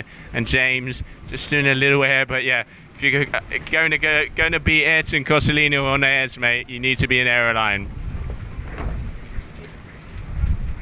So powering up, it looks like the wind's picking up a bit, which is good because it means we can start to see the riders hitting the wave with more power, which is always great to see. And there you go, Ayrton just, you know, riding up, staying close to the rocks. Matthew was saying it yesterday. They actually, one of the ways to get upwind with a smaller kite here in Punta Preta is to stay close to the rocks.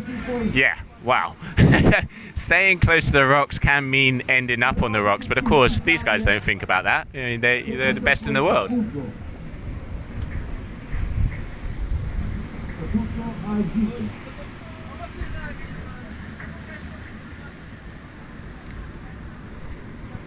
Interesting fact here from James Carew. He actually mentioned in an interview and a couple of questions we did to him back in the day that Ayrton was one of the riders he looks up to. And then you talk to Ayrton and you ask, you know, who do you think is the most progressive and the rider coming up through the ranks? And he will say James. You know, James is going as high as Ayrton, and both of these guys love to compete against each other because it's game on. You can see they push each other, they motivate each other on and off the water, and you know, as a competitor, that's what you want. So here you have Ayrton Cosolino coming down the wave, a nice bottom turn off the top. There you go, there's the power. So let's see, linking up with a second turn, keeping that line straight. That's what the judges want to see. Fluidity, consistent through the movements, and joining the sections together. There you go, he's seen that layback turn from James, knows that he has to go for another section. There you go, linking the turns together, making a couple of turns. Yeah, good riding there from Ayrton Cosolino. And then James, a bit of a smaller wave, not such a good wave selection compared to Ayrton on that one. But yeah, there you go, just letting the tail loose. But yeah, this won't be such a high score for James, so he's, you know, he needs to be aiming for the bigger waves. Mr. Carew, you know, from Oz, he likes the size of the waves. You can see he loves the power. You can feel the energy in him when the waves are pumping. He's just like, oh yeah, I'm stoked, I'm gonna go and destroy it. Yeah, he really likes that. And Ayrton, a little bit more cool and collected, but you can see the hunger. That is why he is the 2018 world champion. Also very complete rider. I mean, there's very few things that these guys can do, and if there's things they can't do, they invent new ones so people can learn them as well. These are the guys that push the levels and push the roof and make our sport bigger and greater day to day. And here we have him on yet another wave. Ayrton Cosolino, front and center. look at the size. You know, the waves are starting to come up. Nice top turn. There you go. This is Punta Preta. This is what we're talking about. Underneath the pocket, look how he slacks out those lines so he can go past vertical. Really good riding from the Cape Verdean. And there's this middle section. I know he's looking, he's been saying he wants to get those barrels. He's seen Paulino, he's seen Mito. He actually got a really nice barrel yesterday, very deep, but unfortunately didn't make it out. So, you know, he's got that little chip on his shoulder that knowing Ayrton, he's going to want to get it off as soon as possible. And here you go, James, there, better selection, there you go. Boom! Does he? Nice! That's what we're talking about. Underneath the pocket, getting inside the cathedral off the turn. That just shows how close to the lip these guys are hitting it. Judges are going to be scoring that really well. Double pumping on the bottom of the wave, giving you that little extra power. And there's the surfing from him. Let's see what he's got in this inside section. A little bit flatter out, but still you've got to make the most of it. Look at the amount of spray he just makes off of that white water. No wonder that wave flattened out and said, I've had enough, thank you. That's a beating. So yeah, solid scores are going to be dropping for both of these guys. Very close. Ayrton, if I'm not mistaken, was in the 15-point range, and James was in the, there you go, 13. So 7-point ride. Yeah, so best ride of the heat, James Grew, was 7.53 on that last wave. And then we have Ayrton at 7.13. How close is it? You know, we're just under 6 minutes left in this heat, and both of these guys absolutely killing it. So yeah, it's going to be an action-packed last 6 minutes of the semi-final here, the GKA Kite-Surf World Tour in Cape Verde.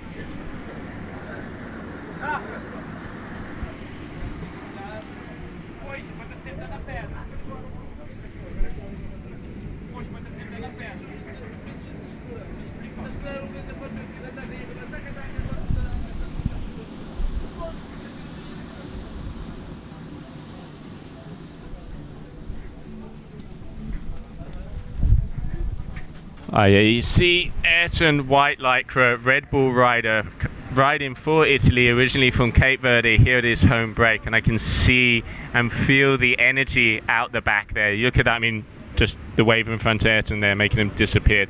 Looks like we've got a very nice wave coming on the back. Here we have James Grew. There you go. This is what we want to see. Bottom turn off the top, double overhead, laying back, cutting back, going down the line. Let's see, third turn. Is he going to get covered up? Look at the power, how he just holds it and pushes the fins out. This is what the judges are looking for. The torsion he has in his body to get there. Oh, he's eyeing it. Is he? He's trying. Yeah, no. Lost that barrel section, but another great wave here from the Aussie. And even though you can't see it on your screen, also Ayrton Cosolino on our bomb as well. There you go. Boom, we have Ayrton, turn number one, really nice. Inside section, not as good selection as James, but yeah, are we going to see a little air here? Come on, Cosolino air winds taking off and landing on the wave. So yeah, that's his key move at the moment. Talking to Ayrton about it, we saw it for the first time in Cape Verde in the event yesterday, and that was a tic-tac as well. Did he land that? He did. No, he didn't. Sorry, I had to stand up. I'm getting excited. So yeah, we were talking to Cosolino yesterday about this move. We saw it for the first time last year in Cape Verde. You know, guys, this comes from the windsurfing side. You know, the great thing about the sport is, you know, taking the best from each sport and introducing it into your favorite moves. And this is what Ayrton has done, and me too. They've been watching the likes of, you know, Josh Angulo. I know all of you guys know who that is. When those huge airs back in 2003, 2002, you would see him just like boost off of the lip in Punta Preta and then just land past that first section. So they've learned that, they've used that and introduced it into kite surfing and are doing the same. So that's what we want to see, you know. Also, hopefully we're actually going to be having Josh Angulo joining us for the live streaming today, so that'll be great. I'll be making sure that I ask him a few questions about that. So if you want Josh Angulo to explain or to be explaining anything like that, please make sure you let us know, and we'll have some questions hitting out for him. There you have James again, just a little bit too critical there, hitting it too much under the pocket and losing the edge. But yeah, the Aussie is putting in a solid performance here against Ayrton. Both of these guys pushing each other, and here you go, Cosolino, boom, off the top, coming down. You can see the speed. Look how he's holding that edge again, setting a line. Another top turn off the top. This wave's jacking up. Will we see a barrel? I know Ayrton's, he's looking for it. Yeah, he is. Here we go. Are we going to see it? No, unfortunately the section closed out in front of him, but still I'll just ride around it and get destroyed. So yeah, unfortunately Ayrton missing that one. And here we have James Carew. Both of these guys pushing themselves wave for wave. Really nice turn there. You can see him airdropping. Yeah, solid performance from both of these team riders from duotone kiteboarding.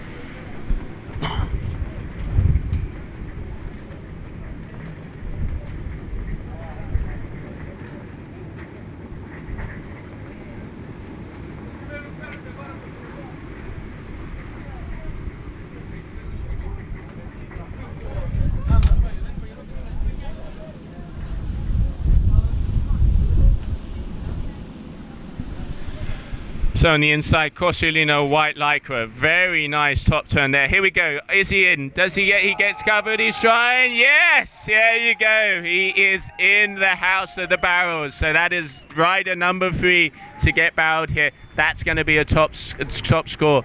Ayrton looking at that section, eyeing it down, dragging his board, making himself slow down, gets covered up inside the cathedral, comes out perfectly with speed, hits a couple of turns. That's what the judges are looking for. Speed, commitment, connecting sections, 100% waves. Doesn't get much better than that. And doing that with just over a minute left in the heat.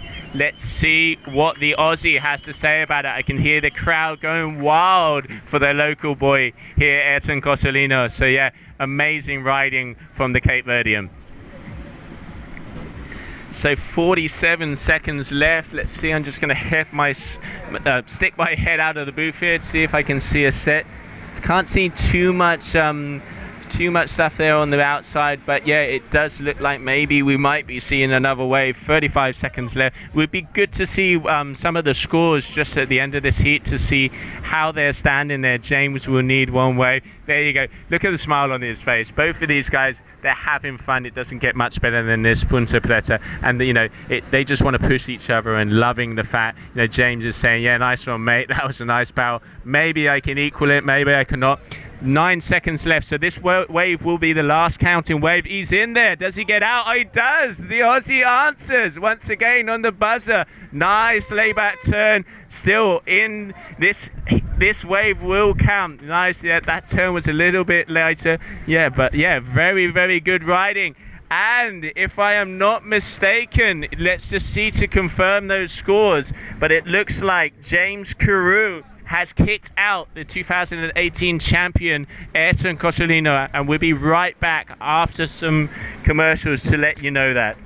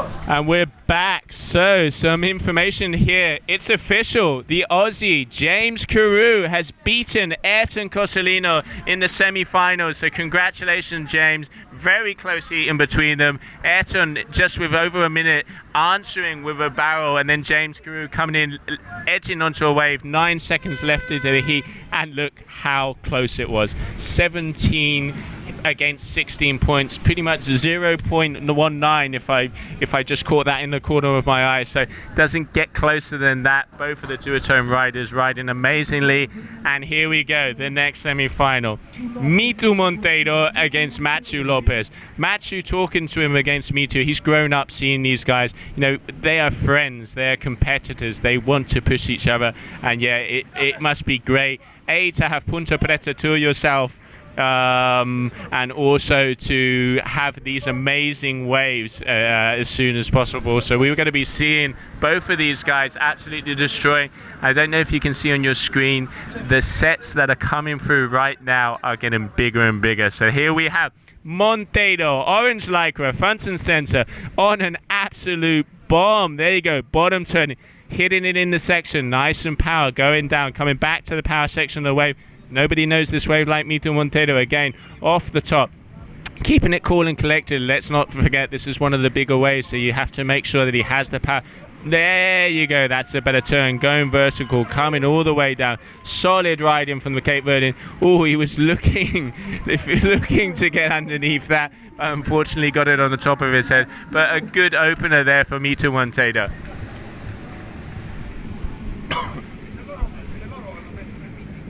So the first semi-final here is Mitu Monteiro against Machu Lopez, and then second semi-final will be the Italian, surprising, coming all the way through the event, but has been killing it backsides, Francesco Capuzzo, RRD riding, and he will be going up against the Aussie James Carew.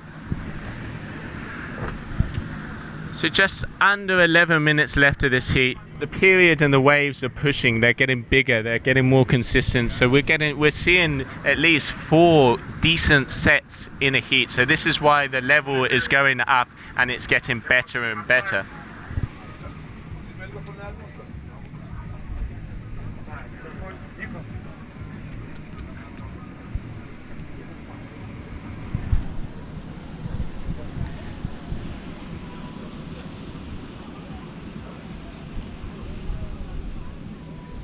So here we have both riders going out, just talking to each other, looking at each other, checking each other out, seeing how it's going.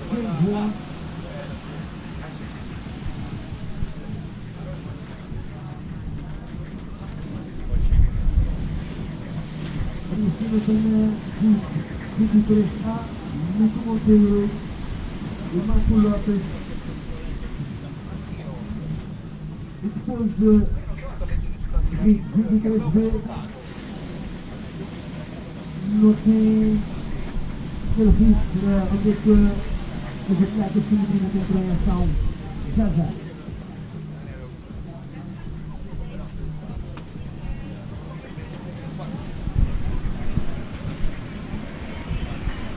Okay, so a little bit of a low here in the heat, but yeah, Mitu Monteiro, orange lycra. Interesting to see how he was handling that bigger wave. You could see keeping the turns a little bit more powerful, a little bit more laid out. Obviously a bigger wave, more power, a little bit more vertical, so you don't want to be getting too much speed because the board might spin out. So intelligent riding there from the Cape Verde. And then Machu Lopez had a nice wave out the back, just unfortunately fallen off of the second turn. So early days in the heat, just over 9 minutes left with this 30-minute heat. Like we mentioned before, they have a 15 wave total. Seems like a lot, but it isn't. If you're in competition mode and you're suddenly getting wave after wave after wave, you have to have your wave count. One of the things that happened to Mitu last year, he got kicked out because he actually lost that count, and his wave was past the wave count and didn't count, and that's what made the difference. So it is very hard. There's so many things to take into account when you're a competitor, and that's what does mark the difference. But yeah, I can see Mitu, I'm sure, after learning from that mistake last year, will know exactly what is happening, and he is on his game, and you can see what he is producing here.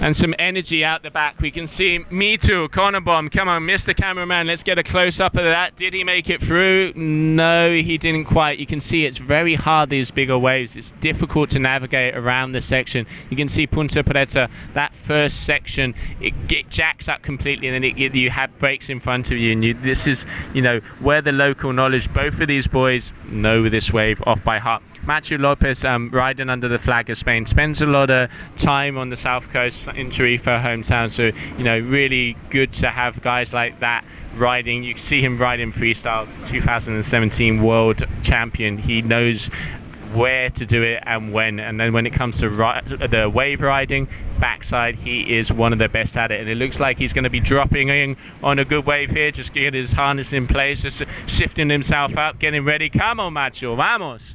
So here you go, coming down, dropping in, light lycra, Macho Lopez, forward to a turn, boom! That's what we're talking about. Vertical, off the top, connecting that section again. Oh, don't know what happened there. It almost looked like his fin slipped out. Interesting, yes. The conditions here are quite hard for the guys. Machu also was going to go on a wave there, but no, and we can just see Mitu out the back. He knows he's got that one good score on the board, which we will see on screen soon, and he's just, being patient.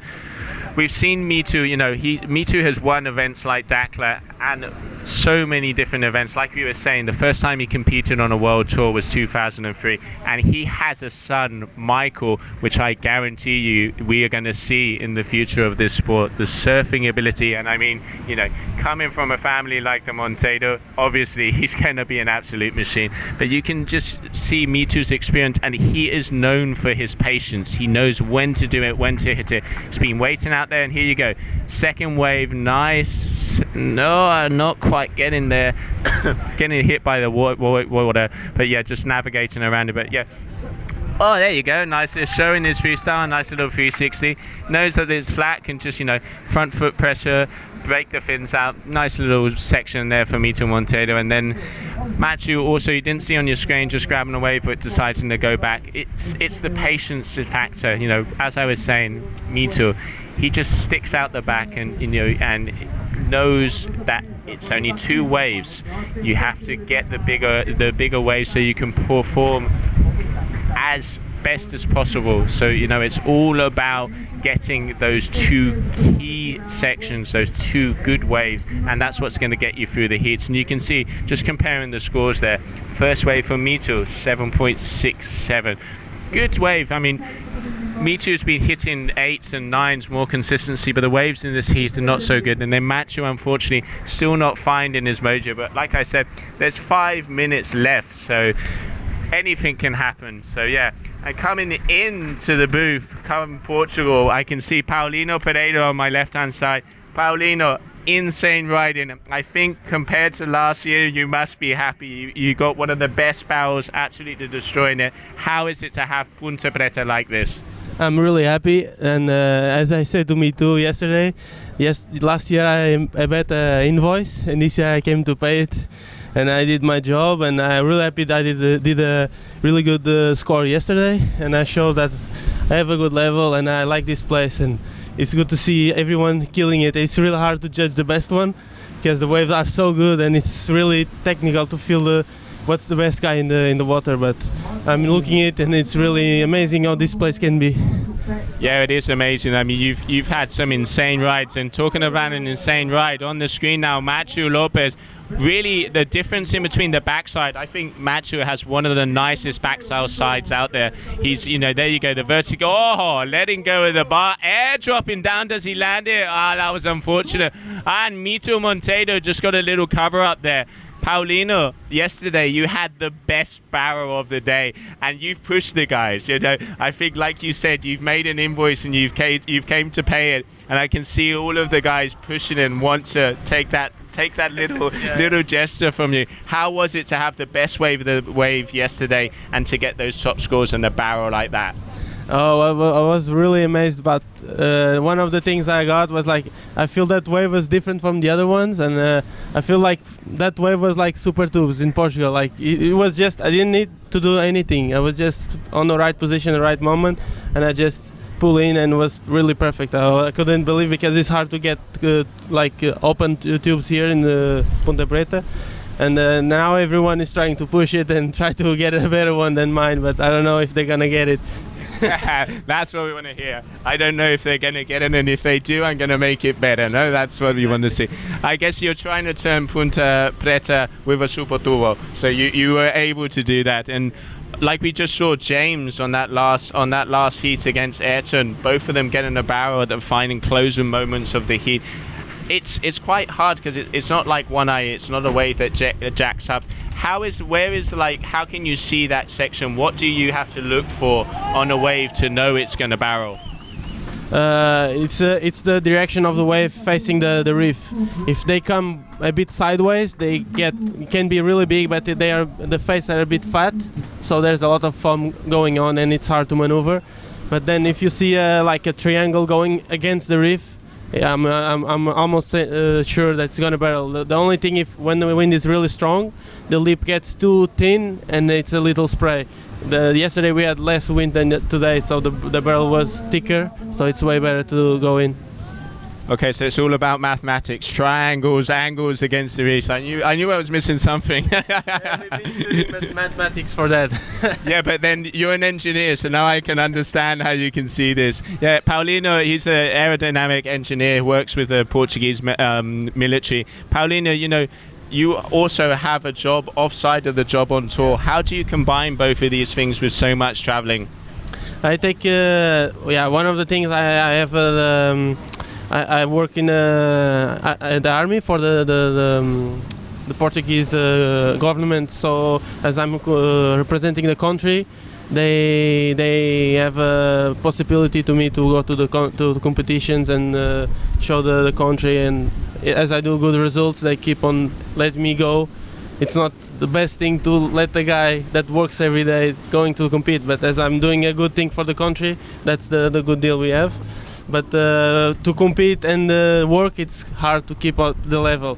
And wave riding, as the Brazilian says, the surfing is on your foot, so that's a good thing to do. And I really like to compete on waves, and I want to continue with this. I can definitely understand them allowing you to take the Portuguese flag out, because I mean, look, you're getting through the heats, putting the Portuguese flag out there, and like you say, you made an invoice and you are paying it. So yeah, congratulations, Paulino. Some amazing riding from you, and looking forward to seeing some more. So thanks for coming to the booth, and see you soon. Thank you. See you next in the doubles. Yeah, that's what we want to see. You will go through. Thanks, Paulino. Bye. So again, on the screen we have Matthew Lopez coming in a very nice wave. It looks like it's going to be the final set of the day. So let's see, looks like we lost him. There's a lot of sandstorm right at the moment. So both Matthew Lopez, this wave will count. There's going to be the buzzer. So that's the end of the heat. But Matthew's waves, and also Me Too behind you, and you can't see on the screen, is there. Nice air from Matthew. Just not quite getting it. Me Too again. Both of these guys. Is he looking for that cover up? He is. You can see. No, not quite seeing this section. There you go. So he's going to continue just destroying it. Air dropping down from that turn. Really impressive riding from both of them. You can see Matthew just at the end of the section powering on. So yeah, that heat, Mitu Monteiro getting a 16.3, will be going through against Matthew Lopez. Amazing riding for both of these guys. Congratulations, Mr. Monteiro, to going through to the next round.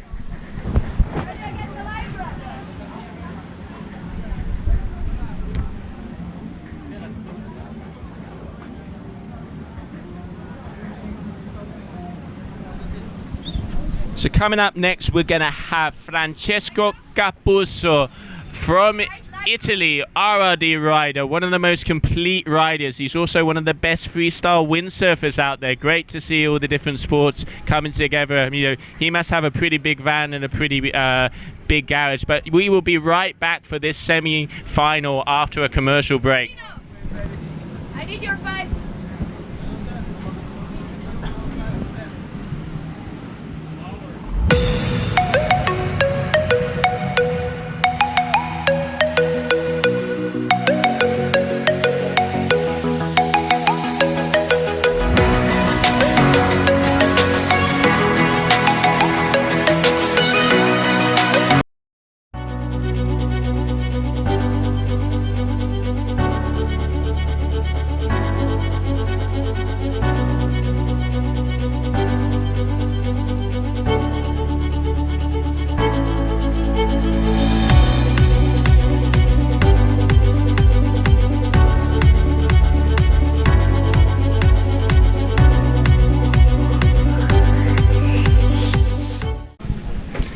And we're back, day 2, GKA Kite-Surf World Cup here in Cape Verde, Punta Preta. the level and the waves that are coming through at this event is insane. And there's a sandstorm. I'm gonna need some sunglasses to get up against it. And starting off the heat, Francesco Capuzzo, 3 times vice waves champion. Sorry, not world, Italian wave champion. So this guy knows what he's doing when it comes to wave riding. And he is up against the Aussie, James Carew. James Carew having one of the best events I've seen him yet. We know he has a surfing background, and he actually just took out Ayrton Cosolino with the final wave. So, you know, the level of the riding is getting better and better, and we're starting to see, you know, scores in the 15, 16s and 17 points out of 20. What are judges looking for? It's the 2 best waves. 1 out of 10 score on those waves, so maximum double 10 will be a 20. Most of the guys in the 17 range, Mitu Monteiro at the moment holding the biggest combined score at an 18 point something. So yeah, very impressive riding. And here you can see Punta Preta is starting to pump. Maybe on the outside, some of the sets just rolling up and down. So I will see on the wave out the back is going to be James Carew. We're going to have to see what's happening. So yeah, let's see out the back. Big set coming through. James being patient. He's known for his power. He is one of the best wave riders out there, riding for duotone. Let's see what he's got. I know he's on the 5.8 Pro-Am, a little bit wider board. He's a bigger rider, so he needs that float. He needs to be able to hold that speed. Let's see. First turn off the bottom. Can barely see it. Boom! Right off the top. Really good riding. There you go. Hitting it in the pocket. That's what the judges want to see. Commitment. There you go. Letting that tail loose. Good take. Is it all? No, double pump. James is actually one of those guys who does that double pump at the bottom to get there. He was going for that section, and also that signature laid back cutback that James had. Very good opening wave, and also Capuzzo, I know we didn't see that on his screen, has just had a very good wave with a couple of solid turns, unfortunately losing his edge right there. So good start to the heat for both of these riders, getting a couple of waves. So yeah, we will see. There's 10 minutes 20 seconds left, so early days, but I think at the moment James Carew probably has the upper hand, but the Italian has been impressing us heat after heat, and he has made it all the way through to the semi-finals. So let's see. First wave, Capuzzo 4.33. Good score. Obviously needs to, you know, step up his game if he wants to go up against James. James has been getting 7s and 8s, so yeah, let's see what the first score will be here from the Aussie.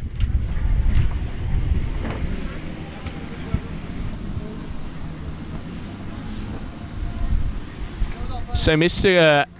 Capuzzo there going out, and here we have Mr. Carew. Carew has been destroying his teammates. I think he's gone through Sebastian Ribeiro in a very close heat, also at the final moments, and then has taken out the 2018 world champion Ayrton Cosolino. Again, still a lot of competition left. This is a double elimination format. What does that mean? It means that the riders have 2 chances to, no matter what happens. So if you've been kicked out now, you can continue in a double elimination and still make it all the way up. Capuzzo dropping in, nice extended back hand turn there, really nice, keeping himself low. You can see the speed off the top. Wants to be going a bit more vertical. You can see he doesn't quite get that high line, turns a little bit more in the flat section of the wave. Come on, Francesco, we've seen you get some better turns than that. And there you go, that's what we're talking about. Unfortunately just losing the board underneath himself. Solid riding from the Italian, that's really good to see. And no, deciding to go against that wave. You can see some of these bigger size sets, they don't clean out as much as possible, and in the end what the guys want is they want to be able to turn and get consistency on the wave. So James Carew obviously decided that this is a good one, pumping at the bottom, boom, but unfortunately getting taken out about the wave. It was, yeah, the Aussie against the ocean, and the ocean took him away. You do not mess with Mother Nature. Mother Nature will prevail. So there you go. So James Carew dragging his hand, decided that he's liked what he's seen. Nice first turn. Oh, that's what we're talking about. Vertical, going up and going past. There you go. You can see the torsion in his body. Nice turn, combining a little bit, letting the tail loose at the top, breaking the fins. Again, good combos. Danny Jimenez, our head judge, was saying, combining sections, combining maneuvers, critical commitment. You got to risk it. If you don't risk it, you will not get the high scores, and it looks like the Aussie has taken that into account. But looking out the right hand side of my booth, as soon as the camera moves there, I can see Francesco on one of the biggest waves of the day. Come on, Francesco, there you go. That is a bomb dropping in. There you go. Okay, off the top, keeping the speed. You need to get past that first section, Punta Preta, first section, very fast. Get past that white water. Be patient, and the wave does start to break out. Let's see. Unfortunately, this one does seem like it's flattened out a bit. Didn't quite make it. Wave selection super crucial at a wave like this, so you can pick the right ones to be able to get those high scores. And we have the Aussie Karoo coming down. There's that section we're talking about. We'll go up. See the critical section of wave. Yeah, it's a little bit flatter, but still a good turn.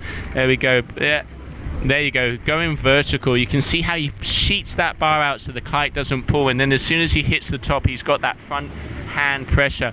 Offshore riding, you need to keep that kite pulling you onto the wave. There's two ways of doing it. You either pull the kite or you hit the wave right on the lip so it throws you forward. Which is easy? You tell me.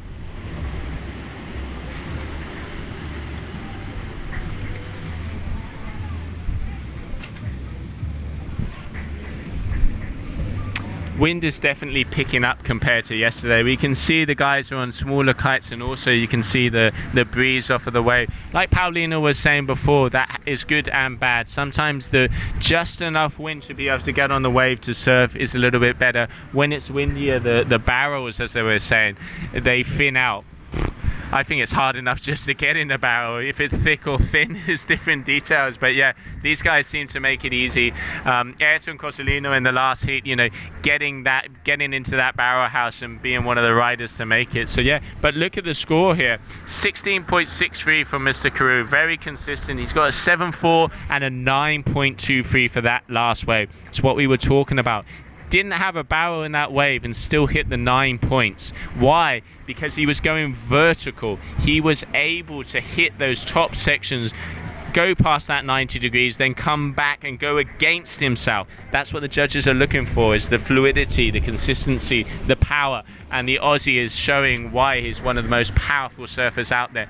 Also, Mr. Capuzzo, we've seen it in heats before. You know, with the 2 hits, he's been getting 6 or 7 points. He really does, you know, open his shoulder, look over the top, hit the wave at the top, and come back down and go against himself. That's where they get those extra points. You know, just under 5 minutes left in this heat, so I'm presuming we'll probably see 1 or 2 good sets. So there's still a lot of action to happen here in between the Italian Francesco Capuzzo and the Aussie James Karoo.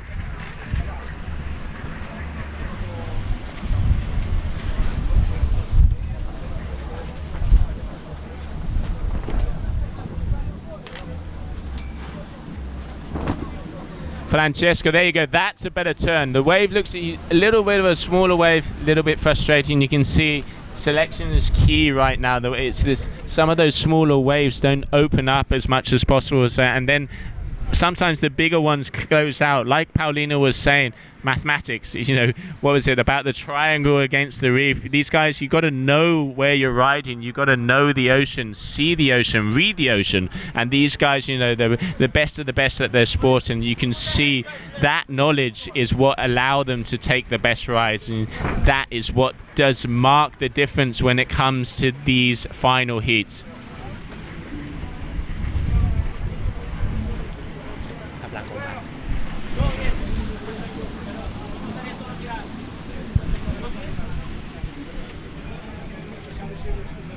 There you can see both of them bobbing out the back there. Let's see. Trying to get that last set. The last set will be coming through. I can feel the energy. I can just see it. You can see a little bit of movement outside. You know, 3 minutes left. Still loads of time. We've seen Mr. Karoo win a heat in the last 9 seconds. And also Francesco in the earlier rounds did the same. So it's not over until the buzzer. But still, let's see how these guys come out.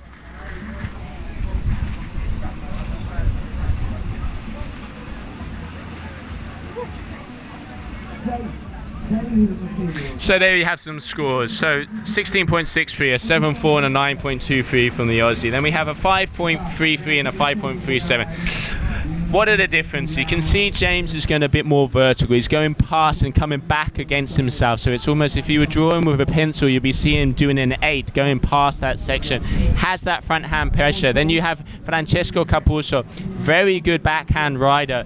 Goes up, but it seems not being able to connect to those sections as much as he's been doing the previous heats. So yeah, you know, he's got to push it. He's up against one of the best out there, but he is more than capable in hitting it. And here we have James Carew just exploding into our screen. I love that backside, how he just turns and really moves his legs around and torsions his body to get that turn. It's a pure surfing move. You can see that from guys like him and Chiahi de Boitis. And let's see, Francesco Capuzzo just going a little bit further out, but it looks like he's got some movement coming on the left hand side of him. Let's see what he takes for this section of the wave.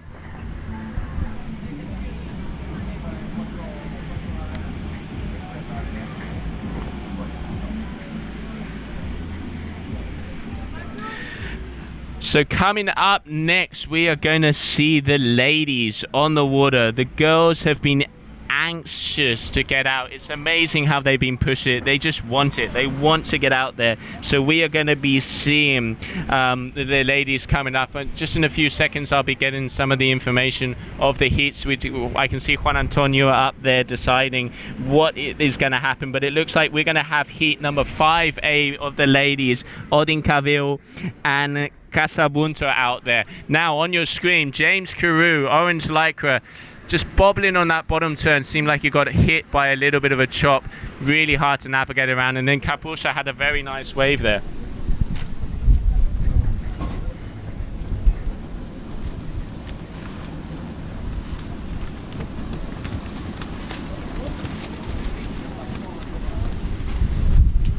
So just over 30 seconds left in this heat, and we're moving through to the lady. We had Muna White here before. She was saying, coming from Hawaii and one of the most world-renowned wave riders out there, she absolutely rips, and all of the girls rip. I've been watching them in the waves before. It's incredible to see what they can do, and it looks like I just had a girl dropping into the screen there. It's not your heat yet. I know you're keen. Still give these guys. They got 10 seconds left. We'll be with you in a second. And here we have James Carew, probably on the last wave of the heat. He's done it again. Let's see. Going up, he's eyeing for the section. Nah, he was looking for that cover up. So bottom turn, off the top, and body dragging his way to the shore. Okay, why didn't I just ride this wave like that? This is great to see. It's really good to see the guys enjoying themselves. You can see the smile. I mean, as a competitor, competitions can be stressful. But when there's conditions, when, Mother Nature is with you and you have waves like this, it's about the best guy out there. And this is, to have Punta Preta like this is amazing. So James Carew going through to the final. Up next, we have the ladies with Odile and Casabuno.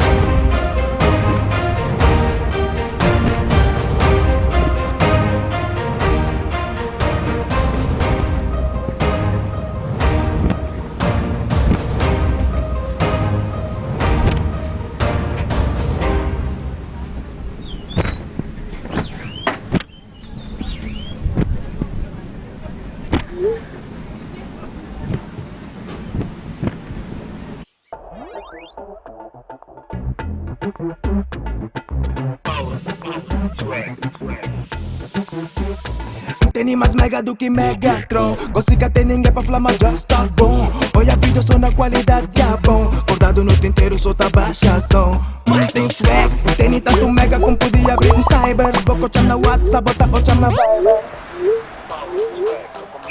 Pode, sob o mod do pode, não se passa. swag super mod no pôde. Mistura palco, swag e repeat, manda 50 meme e repeat, Hoje tudo se snap e repeat, Se perguntou, liga net e repeat.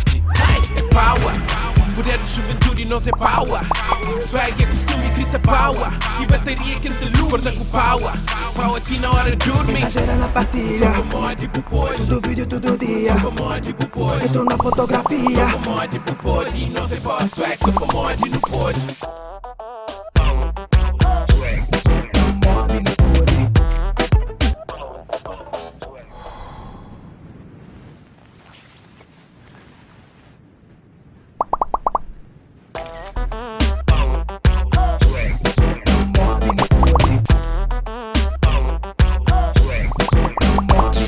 Reativa os teus pacotes PST e acumula os teus megas para gastares como quiseres. Exagera nas tuas partilhas, porque tu podes.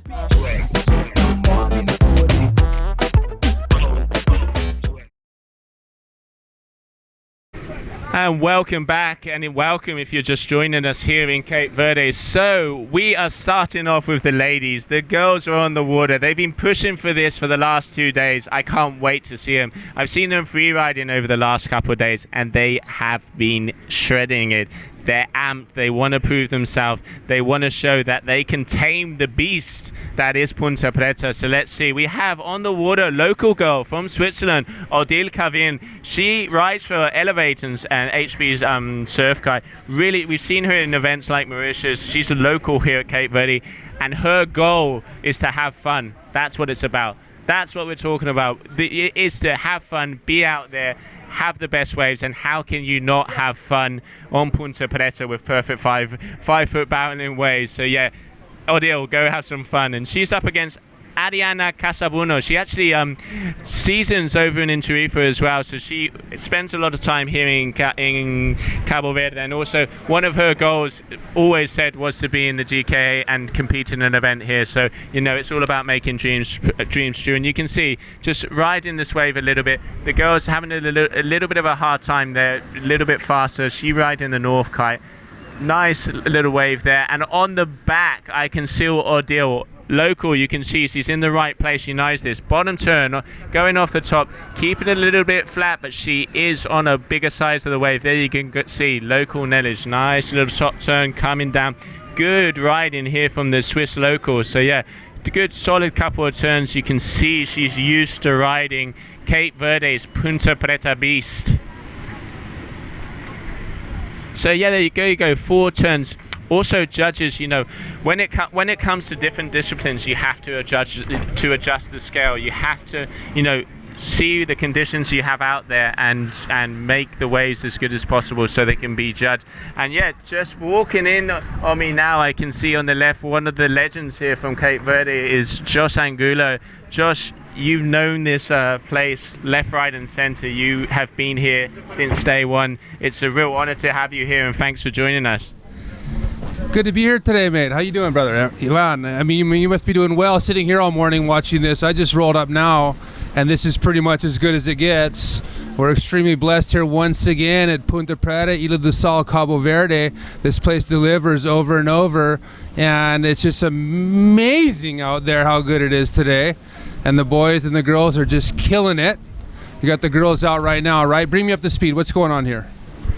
So yeah, we're at first heat to the ladies. We have Ariana. She seasons quite a lot here. She must be one of the locals that you know. And then she's up against Odile. Really good, like you see, to see the girls ripping. And the conditions out there are amazing. I mean, we feel blessed to have the first event and have Punta Preta firing like that. And you know, all the riders been absolutely killing it. I mean, you live here. From a scale to 1 to 10, how would you say that the days have been right now? It's a 10 plus. I mean, this is, you couldn't ask for more. Punta Preta, when it's on, yeah, there's different touches of this and touches of that. There's a wall here some days. There's a peak different a little another day. But, you know, filled in wind, perfect waves roping down the line. It just doesn't get any better. And who do we got dropping in right now? That is Odile. Okay, local girl, Odile. Yeah, Kite Verde owner and operator. Here she is killing it. Married with Chachu, got a little beautiful daughter together, a little princess. So good to see her killing it. There you go, Odile. Swiss born Cape Verdean, longtime resident. She's definitely a fixture here in the main spot and outside. I'll let you take it over. Yeah, it's really good to see. You can see the local knowledge. She picks the right one, she gets it, and you can see, I think, on the back there, getting a little bit destroyed. Yeah, but unfortunately we couldn't quite get that. But the girls pushing it. It's great to see them charging, and also seeing some of the heats with the men. It's been incredible to see some of the riding. Josh, actually, your name has come up a few times. We've been talking about this air that Ayrton has been doing. It almost looks like what you guys were doing back in the day, airing past that section. And talking to Ayrton and to Mitu, they were inspired by watching you guys windsurfers and have adapted it and taken it to the sport. When did that kind of thing start to appear? Well, what Ayrton and Mitu and a lot of these guys are doing, but really Ayrton, I'd say he's taken it to the next level to be able to come under the lip like that. And I can't comment on how hard it is to fly that kite in these offshore conditions and keep it out in front of the wave, because my kiting level is recreational at best. But Ayrton's able to get that kite in front, hold it in front of the wave with the offshores, and just get that uplift. It's like a helicopter effect lifting him up, and that's just something that's pretty much unheard of. Mitu, from what I've seen, has just got the strong point with the top to bottom. To me, I told him before the event, I said, Mitu, nobody's touching you right now with the top to bottom. Keep that, run with that. We got this girl coming in right now. She's coming into one. I'm bad with names. Bring me up to speed again. That is Ariana, who also sees in here. Going a little bit flat in the wave, you can see the difference between Odile. She does go at top to bottom that you're talking about, Josh. But yeah, still really good to see the girls charging. There's size out there. I mean, Punta Preta is firing. Like, it's a 10 plus, like you said. So really good to see the ladies charging. But the local knowledge from Odile seems to be prevailing now. Yeah, like you were saying, Mitu Monteiro, he has got the biggest combination score so far in the event. No wonder. I mean, the guy knows this place. He is going top to bottom, going past vertical, which is what we're looking for. It is 100% waves. Also, the Aussie James Carew getting past Ayrton at his home spot. That's a hell of a feat. And on the final wave, 9 seconds to go. So it's going to be a good final coming up next. And we'll get to that. We got Odile coming in right now. So she's just kind of fading, waiting for this one to step up. Got the bottom turn, a lot of wind, a lot offshore. She's able to handle it. She's maintaining. She's staying in the pocket. Go, girl. Little bottom turn cutback combination. Definitely with this offshore as it gets her racing down the line. She's right in the zone. Look at that. Kind of up in the... Oh, yeah, Odile. Nice. That was I'm going to give that one of the higher scoring points that I've seen right now. That was a good wave by her. And while the girls are heading out, we'll touch on that Mitu James final coming up. Wow, that's going to be a big one. And James, I've seen him out surfing the last couple of days, and he's just, you really see those kite guys that excel. They're amazing surfers. That was similar in a lot of the sports, a lot of the water sports. The guys that really kill it, they're all got that surfing background. James has been impressive. Mitu is born and bred on this point break right here. And, it's hard to really tip it either way. I've seen in a lot of events worldwide, you get the guy coming from outside. He's, let's say, the underdog per se, coming up against Mitu at his local spot, but that'll give him that kind of little chip on his shoulder to shut down the crowd. And if he can take the crowd out of it, I can firsthand telling you here, the local crowd is going to give you a dynamic push when you're a rider that helps you come up with some superhuman strength. And I've had it in the past windsurfing here, and Mitu's going to have it today in this final. So if the crowd gets into it, and Mitu will probably bring them out of it, he's going to have that advantage if he can keep his roll going and his top to bottom operation that only he has. And James is right there with him. Amazing surfer. So I'm looking forward to this final. Oh yeah, absolutely. It's going to be an insane final. But yeah, like you were saying, the ladies out on the water now, they're charging. It's really good to see the progression of the sport and how far they are pushing it. They've been at us for the last 2 days. Get us out there. Get us out there. We want to be out. You know, they're anxious. They want to prove themselves and prove that they can handle Punta Preta. And riders like Odile, even getting a little cover up there on the section, just says, you know, the determination, and they are here to prove a point. But yeah, definitely. I mean, coming up after this lady heat, we're going to have the mini final between Machu Lopez, local boy, and Francesco Campuso from Italy. Also, Francesco, a windsurfer, one of the best freestylers out there. Really good to see, you know, waterman. It's all about having fun, as a lot of them will say, and getting all of the sports underneath you. You've got to have a big barrage and a big van though. So yeah, and then he goes up against Machu Lopez, and then the final, Mitu Monteiro against James Carew. I can't wait to see that heat.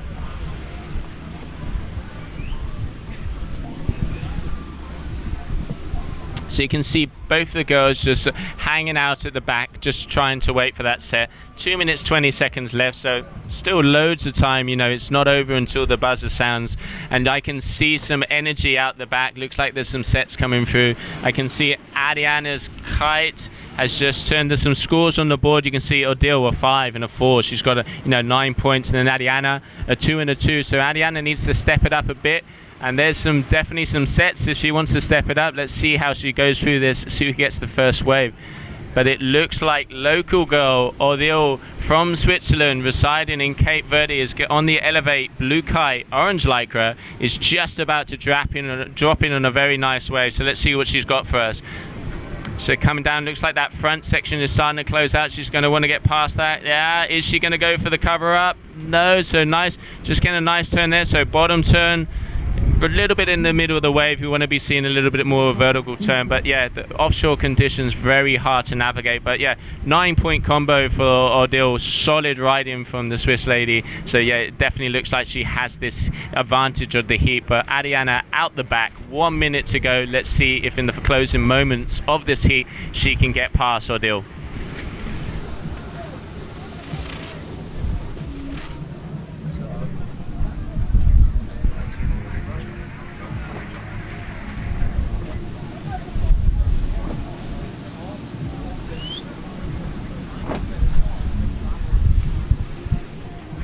So front and center, orange lycra, Odile leading this heat. She's been riding really well.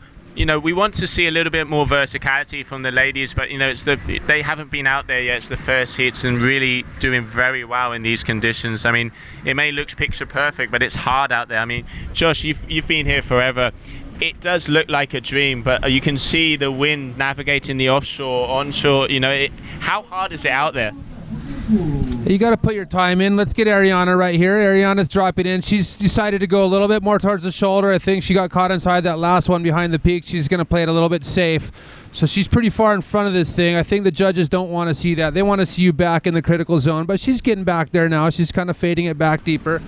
She's riding it. As you say, it is tricky. You're on the screen. You're at home. You're watching this. That's the horn. Well, Odile took it. Congratulations to Odile. Swiss resident local girl. As you're saying, these conditions are tricky. You got to put your time in.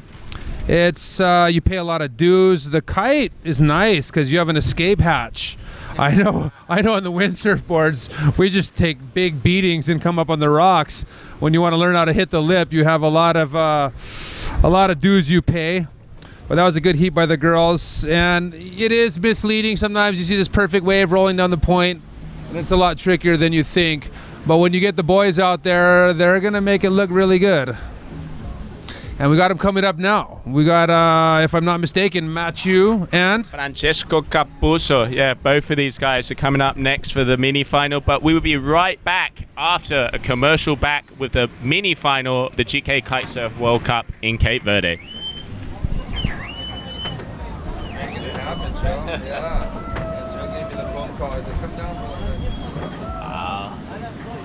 Just gonna run and grab some. Jose! Joe! Muito bom dia,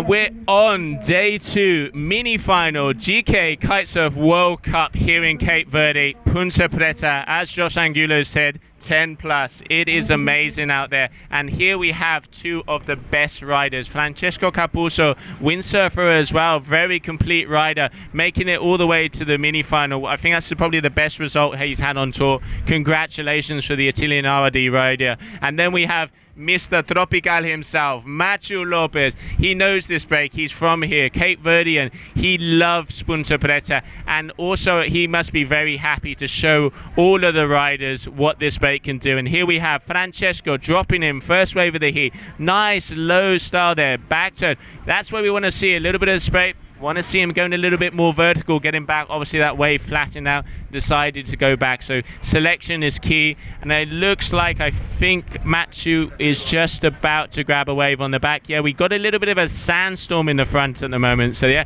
boom. But, you know, with spray like that, who needs a perfect vision? You can just see it. Matthew eyeing up the second section. There you go, off the top, coming down, airdropping into it. Really, really good riding here from the Cape Verde. And again, just staying on the top, you can see it's a little bit more offshore, hard to stay in the lip. Solid riding there from Matthew Lopez. Josh, both of these guys riding backside. It is very hard to ride a wave like this, and both of them doing really, really well. What's amazing is they're keeping it natural looking. The kite's got so much yank in it right now with this offshores, and they'll be able to come up so vertical like that. Matthew really set himself apart on that last wave. He gets so vertical.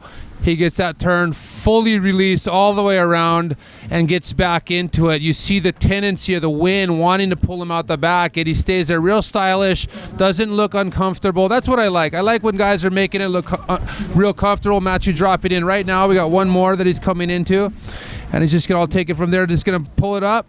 Boom.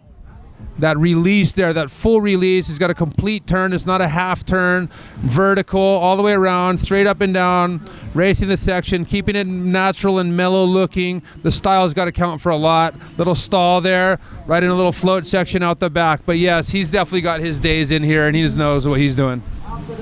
Yeah, absolutely. Matthew navigating that section as well. You can see sometimes here at Punta Preta, there is that middle section you've got to train right down to then continue at the bottom of the wave. But yeah, Matthew obviously, you know, grown up here, knows Punta Preta like the back of his hand, and proving why he's the best out there here in the mini final. So yeah, obviously this is a double elimination format. So what does that mean? Even if you get kicked out, you still have another chance. So it's not over until it's over. Even, you know, some of the heavy hitters have been kicked out a little earlier than they expected, but that's the beauty of this format. They can come back and even beat the provisional champion twice and crown themselves the champion of Punta Preta. Great point to touch on, Joe, because this third and fourth, it's like, oh, it's third and fourth, it's not for the final. It's super important. We're going to have double elimination. The conditions are lined up, and whoever's sitting in third, that's one less spot. You got to win 2 heats to stay up in third, where the fourth place guy can quickly drop to like 6, like people forget about that you're even in the finals. You know, there's a big difference there of the third and fourth position right now. And so this Francesco's dropping in now. What do you think about his style, Joe? I really like how he stays low. He has you can see this bottom turn that he has. I'm very impressed with Francesco. Super happy. There you go, critical section, but he does need to get that board, bring that board around. You can see the difference with Matthew. Similar bottom turn, but he opens his shoulder a bit more and comes down. So yeah, it looks like Matthew will be grabbing a wave on the back there. So Francesco just edging out middle section, but yeah, Matthew didn't see too much on that one. So I mean, wave selection is key. You want to stay out there. 15 wave count, 2 waves count. 15 seems like a lot of waves, but when when the adrenaline is pumping, you forget to count, and that is a huge point when it comes to competition. These guys got perfect Punta Preta all alone. The wind is more than they probably even need. The swell's lined up. That wave section is key today. Real north swell. Actually, when it's bigger yesterday, we saw a couple coming from the right off the left all the way through the main break. Never happened. This swell, I've seen it happen. And so the boys do got to get the ones that got a bit more wall on it to get the point racked up. Got Francisco coming in on a bomb right now. Let's see if we can get up under it. He's holding his line, waiting, kind of stalling there. He has got that really good bottom turn you told you about. A little bit mellower off the top than Matthew. I think that's why he's going to have to arc that up to be able to compete with Matthew on the points. But that bottom turn sick. Okay, he's got a nice wall. Really good score on that one. Matthew's out the back, which we can't see. But we got Francisco still coming all the way through. Oh, Matthew had a big hit off the back. Oh, fell. Francisco's maximizing his points. So he got a good score.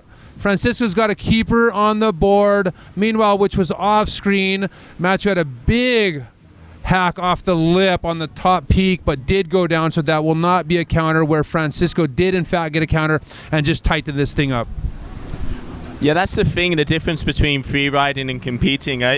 Free ride, you can get those one-hit wonders, but, two different approaches. There's riders that tend to stay busy, try and add up the points with medium to mediocre waves, and then you have those riders that are patient. Like you were saying, in my opinion, Mitu, he's the master of patience. He just stays out there. He knows what he needs. He knows how to perform, and he'd rather wait for those two bombs or those two good waves to get the high-end score. I mean, we're in the mini-finals, the last heats of the competition. That's what it's about. You got to risk. It's the commitment, because it can make the difference. James Carew, edging out in the last 9 seconds of a heat. I think that really shows the experience and the quality of the riders left in the comp. Exactly. I mean, you can get wrapped up at the moment and try to do a big air and fall, and I'm gonna get frantic. You got a lot of time, and you need 2 minutes. There's a lot of time where 2 minutes will get you through an event and get you into first place. You just need those 2 waves. That's what I meant to say, 2 waves. Matthew coming off the bottom here. Little setup turn. Just kind of see what's going to happen with this one. We've got a little bit of wall lining up. He'll wait for that to come onto the inside. Oh, right up top. Oh, big vertical. Arching swoop turn by Matthew. Doing really good with his backside. Kind of keeping it flowing. Fizzled out a little bit there. The wave backed off. Got this inside where it gets really offshore, so it's almost less to do in there. But he's going to make it happen. Waiting for this thing to stand up. And one more really good turn there by Matthew. That was a really high scoring wave. Let's see what the judges get it. Good thing we're not judging here, Joe. That would be hard to keep up with. And we'll see what they got. I'm giving Matthew the edge. I'm not even following the scores, but what I'm seeing, he's got the edge in this heat, and he should be pulling ahead by now. Francisco's giving it his all. Is that right? Yes, Matthew does have the edge. 8.22. Francisco's with a 5.52. He's still got a scoring wave to drop. However, I think we got Francisco's best wave still has yet to drop, which should bring it into contention a bit more, and the thing will tighten up. Yeah, definitely. Both of these riders going for it. Like you say, I reckon Matthew a little bit more arky, has that swoop off the top, and also goes past vertical and back to the critical section, so he's using the power of the wave to determine where he hits. You can see Francesco, really nice bottom time, but like you're saying, fizzing out a little bit more at the top. He needs to open that shoulder, look over and come down. Matthew, I mean, one of the best backside riders out there, and obviously this is his home break. Francesco Capuzzo, 3 times vice Italian wave champion, so he knows what he's talking about. But yeah, doing very well, making it all the way through the mini final. He's going to have to step up his game a bit to determine and go against the contention that is Matthew Lopez. And Francisco, although he's got to work on that turn, I mean, the guy's killing it. And once again, let's reiterate how hard this wave is to ride. The wind is almost straight offshore.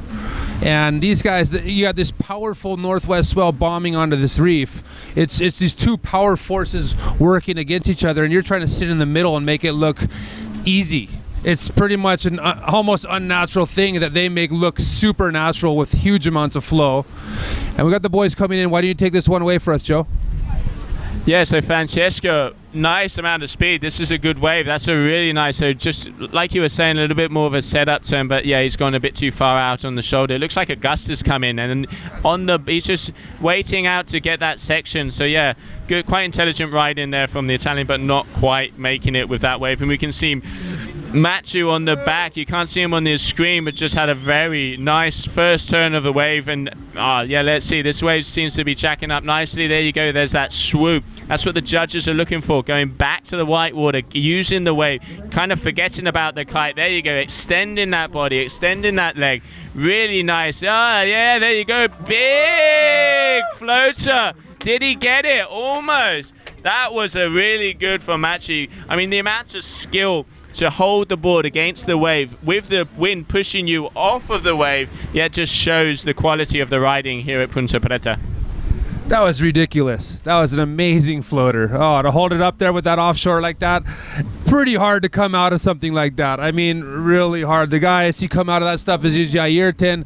He pulls that off. And getting back to something you touched on earlier about the double elimination, with Ayrton being out, I've seen this happen in other types of events, that you get one of those bad Ronald rippers that gets knocked out early, and they come charging back and just start taking guys out. They get on a momentum, and I could see Ayrton going all the way through. It's not something you want to discount at all. You get on a momentum, you get warmed up. The guys sitting at the top of the bracket, the first and second, they have time to think about it, play head games with themselves, and you come up frosty, ready to take them out.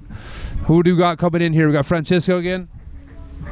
Yeah, there you go, Francesco, and yet another wave. This looks like a better wave selection than the last one. There you go, big turn. Yeah, you've obviously been seeing that. But yeah, just that. Seems like there's a section there that has a bit more wind, letting go of the bar just to see if you loosen out, but the wave seems to have flatted out. But yeah, one hit wonder, but a really good, solid turn. So good riding here from the Italian. Here you go, the wave opens up a bit. Let's see, off the top. Yeah, there you go, boom. Yeah, he seems to be grabbing his rhythm. Like you're saying, again, with the double elimination, it's not over until it's over. The likes of Ayrton being kicked out, the fire that this kid has, I want the double elimination to be happening already, because you know, this is bragging rights. This is the keys to the castle of Punta Preta, and he's not going to want to give that away too easily. Look, the last couple of years, I've been watching the boys, and I kind of, often had Ayrton having an edge, and he's sealed it up the last year, and on the tour in general, the kid's pretty much at the top. This year I was watching, and I pulled Mito to the side. I said, bro, you're looking like you got it this year. Hold to your game, stick to your game. He's experienced, he's run a business, he's got a family, and with that comes wisdom, and he's been translating that maturity into his competitive game out here, and he's basically in the final, and as a local boy, I'm pulling for him. No, absolutely. I mean, Mito definitely is riding amazingly, and I really hope to see a final of action in between these two. Last 20 seconds here in between the mini final. Machu Lopez from Cape Verde just destroying the lip there. He's on a mission. He's eye of the tiger. You can see the determination in that face. He knows there. Oh, I love that. Letting go to the bar. So that's going to be his final wave. And then Francesco on the back there. Yeah, really good riding here from the Italian. So yeah, unfortunately that's the end of the heat. Solid run for Francesco Capuzzo. Best result he had so far. Congratulations to the Italian. But at the moment we have Machu Lopez will be sitting in third position. Francesco Capuzzo in fourth. Stay tuned. Coming up next, the super final of the GKA Kite-Surf World Cup in Cape Verde. Where are you from, Joe? Spain. Joe. You have the elimination ladder now. Can you explain it a little bit?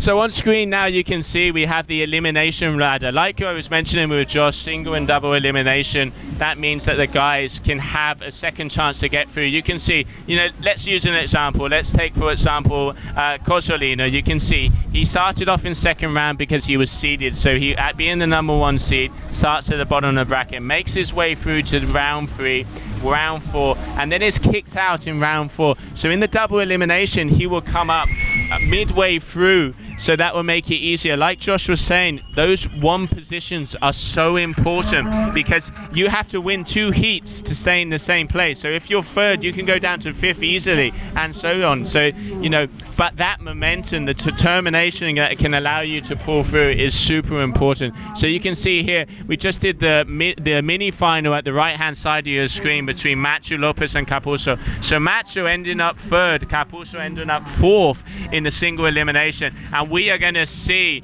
in pretty much less than 20 seconds the super final before we will have the legend Mito Monteiro absolutely on a mission, destroying Punta Preta, proving why it is his home ground against the powerhouse James Carew. James Carew from Aussie, Mito Monteiro from Cape Verde. Super final on your screen right now.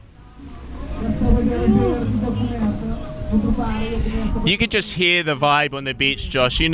it's their local boy. He's in the water, he's in the final. And the thing that amazes me about Punta Preta is you are 20 meters from the wave. It must be really nice as a competitor to feel that energy, to hear your compadres shouting, to hear everybody whistling. So you've competed here. How is that feeling? Oh, this place is a natural amphitheater. I don't know anywhere in the world where you sit so close to waves roping down the line, and this place just bombs like that. Me Too is definitely going to hear the screams, as is James. He's going to hear everybody. Here we got James right here. He's flying down the line, deep behind it, coming up under it. Let's see what he does. Oh my goodness, that was out of control. Vertical hack. He is marking his territory. Local boy or not, James Carew is in the house, killing it. We got Me Too behind it, but let's follow James right through here. He just, Me Too out back, which you didn't see off the screen. James is finishing up his wave. Me Too is killing it out the back. Oh, that was head to head. These guys are in a sparring match. Little cover up by Me Too, stall position. 2 big hacks out the back, which we missed by camera. 1 big one. Is he holding on? Oh, he holds on to it. Okay. I don't know how to call that. That's why we're here, Joe.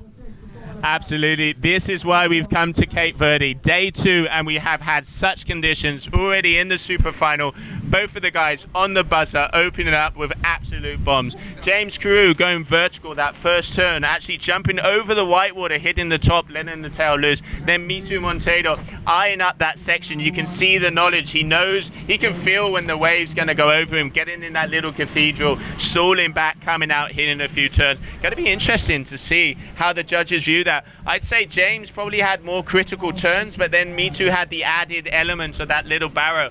So let's see, scores will be dropping very soon. You can see on your screen now, James Carew, white lycra out the back. So Me Too with an 8.9, that is a high scoring wave. Yeah, really good. I mean, that's what you call setting a tone at the beginning of a heat. And then James Carew, 7.47, so yeah, definitely looks like, the barrel factor and how hard it is to achieve and get covered up in an offshore condition like this would definitely mark the difference. I think it was a mix of repertoire. I think that's what we saw there was the mix of repertoire. I mean, hands down, James had the bigger hack on that set. Out the back, which we didn't see on screen, I jumped out of my seat because I did see Me Too get 2 big ones in a row out the back, and then he did mix it up with the little stall section. So the mixer repertoire is what gave Me Too the edge on that. Honestly, it was a little bit of a bigger gap than what I saw out of the corner of my eye. I was thinking 0.5 point. They gave it about 1.5 points. But once again, that's why we don't sit up there.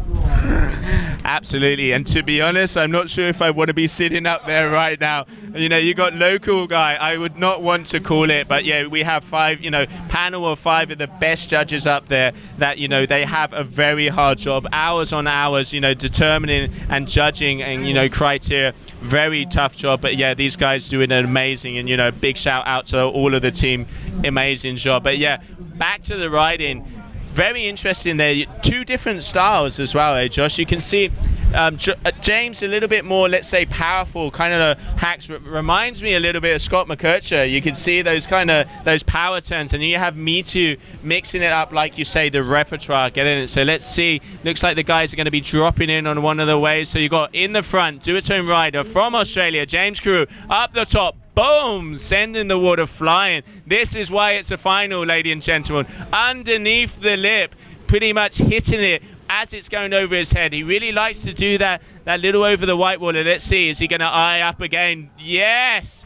Just not quite, fizzling out a bit there, just off the top. Let's see. That's what we're talking about. It looks like we have Me Too on the back. Unfortunately, definitely by the shouts of the crowd, I'm calling he had a pretty good, decent couple of hacks, and on the inside, it's amazing how Me Too, he just knows this place. Is he? Oh! Flying in the air, Me Too Monteiro. So what happened there, Joe? Well, James absolutely destroyed that wave. I'm calling highest score of the heat so far.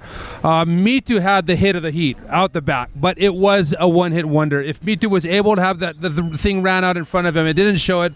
I'll talk you through it. At the biggest hit of the heat so far, Me Too had it, but the wave ran away from him. So Me Too is not going to get a very big score on that wave. On the other hand, James, the way he rode that, the verticality in the hollow section with the offshores and how he just manhandled that wave, that was impressive. I am calling highest score of the heat so far with that James Carew wave, and Mitu is going to have some catch-up work.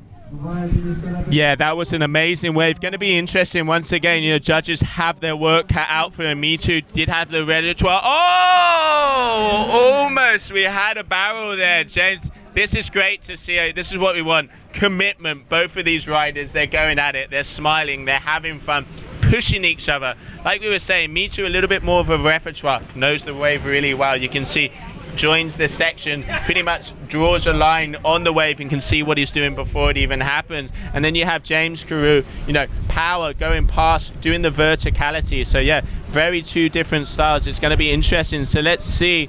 We have James has a combo situation, so he got a 7.7. So that it looks like the judges, the combinations and getting the barrel is the higher scores. But yeah, James has two good waves. Still, that one hit wonder is to drop, so it's going to be close because obviously Mitu has a point and a bit difference from his best waves. But yeah, 15.17 for the Aussie and 8.9, but still a score to drop for the local Mitu Monteiro. Yeah, so Mitu's sitting good. So that James wave didn't go as high as I had thought. Maybe I just got caught up in the moment. Easy to do. That kid rips so hard. Mitu basically is holding the power position with the highest score. That's what you want. You want the highest score. He's going to back it up. Next set that comes through, he's going to link together a big, 7-5 or bigger, and he'll be back in the lead. But this thing is far from over. James Carew, that guy's come to Cape Verde, is blowing minds, come to the local spot, upset Ayrton Cozzolini, and now he's taking it hard to Mitu Monteiro. This is going to be a tough one. We do got Mitu coming in from deep. He's got a setup peak. He's going to come from behind the peak on this one. This is going to be, he's holding it. Stalling weight. Is this going to be a big air? Is he going to get that? Big turn up top into the tube. Oh, Mitu Monteiro. That's right. That's why he is our guy. Cape Verdean champion. And that was it. He just showed that positioning. That was amazing. We got James coming behind. Look at that. I mean, how he read that wave. He just did that turn, got underneath the pocket. Amazing from Mitu. And on screen now we have James Carew also off the top. Just losing his feet there. I mean, action left, right, and center. You know, I think in the end we're going to be standing up and shouting, Josh. That wave from Mitu, how he read it, and he just, ducked down, dragged his hand. It looked like a surfer. I completely forgot that he had a kite. Mate, that timing was unbelievable. To be able to do what he did, I was not expecting that. He threaded the needle super deep. I mean, I don't know how they're scoring that. It's a hit and a two, but I'm looking at an 8 in my book. But let's see how the judges see it. I get excited pretty easily. I was jumping up and down there, screaming in the microphone. Sorry about that, you guys at home. If we got a little, maybe we got to turn the volume down.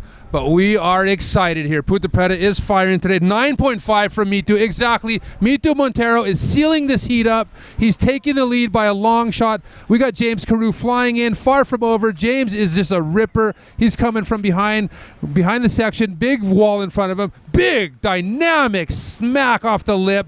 Coming around racetrack section, and he's going to come back into it. Holding his line. Big hit up top. Tom Curran style floater. Boom, waiting for this inside section. Okay, just smacking it, holding it with the offshores. That's the tricky section. Everybody gets caught up there, but that was James Carew in a really good wave. However, ladies and gentlemen, Mitu Monteiro dropping a 9.5 with an 8.9. He is well into the lead. He's coming into a new one, Joe. Yeah, definitely. Mitu proving a point here. 9.5 on that wave, and he is reading it out the back. Double overhead. Here on Mitu. There we go, off the top. Yeah, he gets that cover up. Oh! Yeah, it's barrels for days. Oh, Mitu wants this. This is so good to see. You can just hear the energy on the beach. They're shouting. They're crying. It's insane. And again, another hack. Dale, Mitu. Come on. Again, just turn after turn. I mean, Mitu making James Carew's job very hard, but I mean, deserves this. He is absolutely ripping. So, Joe, what I've seen here, it's been established. The tube is what's going to make the difference here. It's all about the barrel. Fair enough. This is strapless surf kiting at the best spot in the world, and that's what, you know, any WCT event, the barrel's gonna win it. So here we go. Fair enough. Big barreling point break. Mito is riding the tube. He's pulling in. James Carew, hat off, not counting him out. Long ways to go still. This is not over, but Mito Montero has got the tube on lockdown, timing, little magical wizard, weaseling his way in and out of unbelievable tube time, and I don't see anybody catching him at this point. No, he's in a league of himself today and yesterday at the competition. You know, like you were saying, the verticality and the timing. It's as if you got a little Swiss watch that makes the wave happen for him. But yeah, I mean, that's the first time he was competing on a World Tour 203. So we're talking 16 years of experience there. So no wonder he's at the top of his game.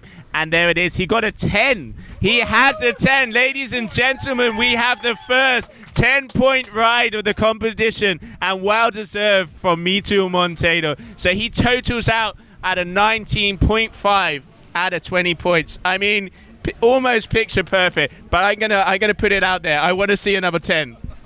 Oh boy, I don't even doubt that it's possible at this point. I think he's just warming up. He's got the release out there. He's feeling loosey-goosey. He is feeling good, and we're going to get some bombs. We got time on the clock. James Carew, however, ladies and gentlemen, he could still switch this. You know, it's one of those heats where if that James guy wasn't as ripping as hard as he was, I'd be like, this thing's done. Mito, however, going to be hard to beat at this point. But, wow. I am going to go buy a kite tomorrow. Do they still sell those Whippica 2-liners? I think that's what I want. But these guys are just killing it. Whippica 2-liners. There's some history, right? Yeah. We'll definitely get you on something a little bit more modern, Josh, for sure. We'll sort you out. But yeah, it's great to see. I mean, you just feel the energy. It makes you want to get out there. And like you were saying, Punta Preta, you are 20 meters away from Mito barreling. So it's insane. But yeah, it's not over until it's over. James Carew won his last hit in the last 9 seconds. Here's on a big bomb. Off the top speed. Boom! Ah! Just getting caught up in the white water, going over his front foot. But still, I mean, the Aussie putting on a solid performance. But let's see. Oh, Mito out of that one. He's decided 22 seconds left. And I know Mito knows there's 22 seconds left. Let's see what he's got for us. So we got a set on the horizon. Let's see if it gets in here in time. The swell is on the decrease. The velocities maybe slow down a little bit on the lines coming in, but it's a tight period swell. A lot of waves lining up. Let's see if the countdown, what do we got on the countdown? That's it, ladies and gentlemen. Mito Montero takes a single elimination. Let's get a round of applause for Mito Montero. There we have, so it's official. Mito Montero will be taking the single elimination of the GKA Kite-Surf World Cup here in Cape Verde, proving why he has the keys to the castle at Punta Preta, and this man on screen giving him a very serious run for his money. So congratulations to Mr. Carew coming in second, but let's not forget double elimination still to happen. So we will be right back. But here we have both of these guys. Both of them are absolutely ripping, and Josh, thank you so much for being here. Thank you, everybody. I will be back for tomorrow's final, and that was awesome. Thank you, Joe. GKA, welcome to Cabo Verde. This is what we do here.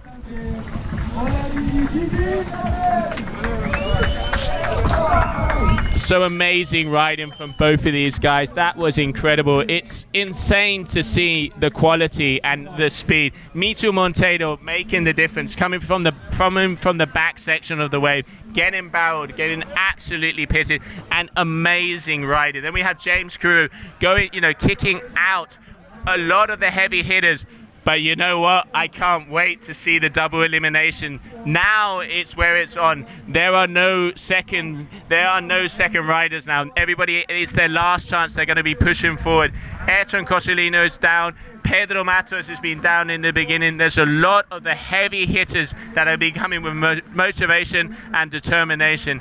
It's been amazing, and we were going straight into the ladies now. You can see both of the girls out, but we will be right back shortly after a short commercial break.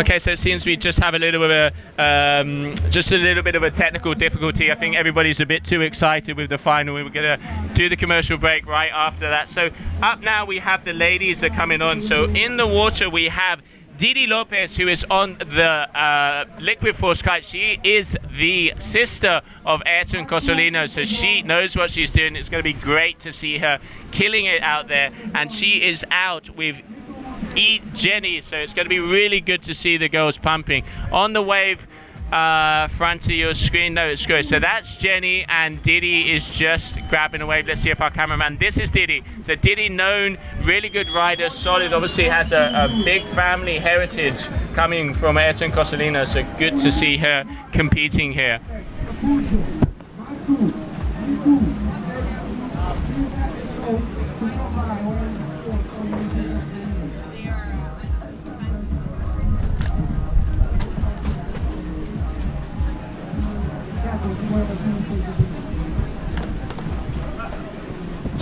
So great to see the girls on the water. It's awesome. You know, they have been charging. They want to get out there. They want to be killing it. So yeah, I mean, we've just had action-packed day here, day after day, pushing it and pushing it. It's great to see, and the girls are determined to prove themselves here at the Punta Preta Beach. So awesome riding from both of them. So here we have orange lycra is Didi, and then we have Jenny on the white lycra and the ozone kite.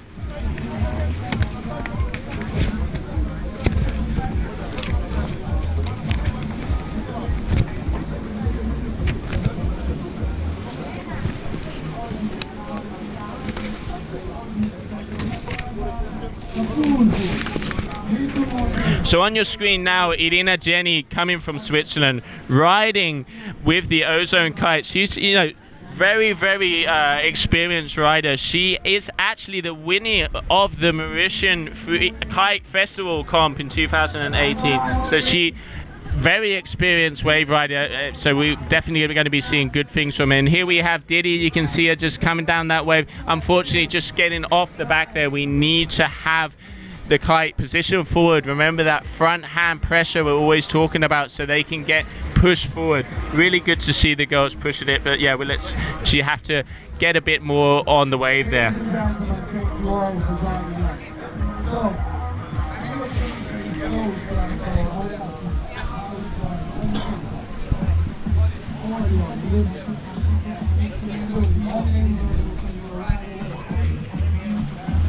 Just in case we have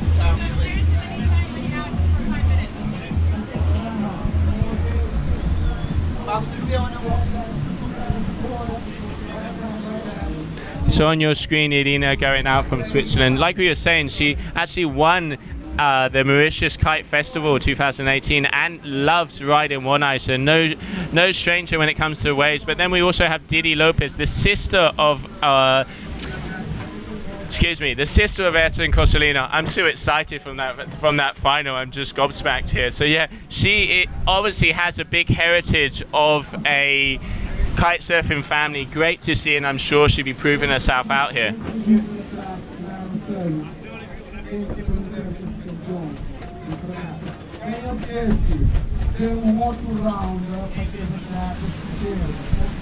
Definitely, let's see what these girls will get. So unfortunately the waves in this heat haven't been so good, so we're still waiting for a good solid set to come through. So both of them just waiting out the back, but also amazing to see the girls charging. Let's see, Irina looks like she's eyed up a section. It will be interesting to see if she can make out. Still waiting for some scores to be dropped on the board. Both of the girls have had a couple of little waves, but you know, we want to be seeing those vertical turns, a little bit more consistency. But yeah, patience, and it will come.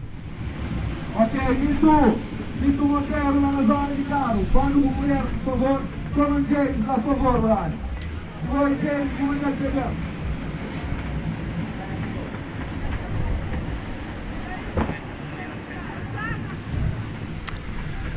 You can see the period of the waves here just dropping a little bit. Taking quite a fair bit between sets here. that's why, you know, you have to be able to read the ocean. You can see Diddy, they're just out there, they're looking for the bump, seeing if they can see what can happen, read the water, read the wind to get those waves. Once again, 15 wave count, but only 2 count. And like Josh said, who needs 13 minutes? You need 2 minutes for 2 waves. So it is possible. It can be done. We just need to get that magic moment. And both of these girls waiting for a bit of that energy on the back. So hopefully we'll see some sets coming through. Just over 7.5 minutes left in the heat here between Didi and Jenny.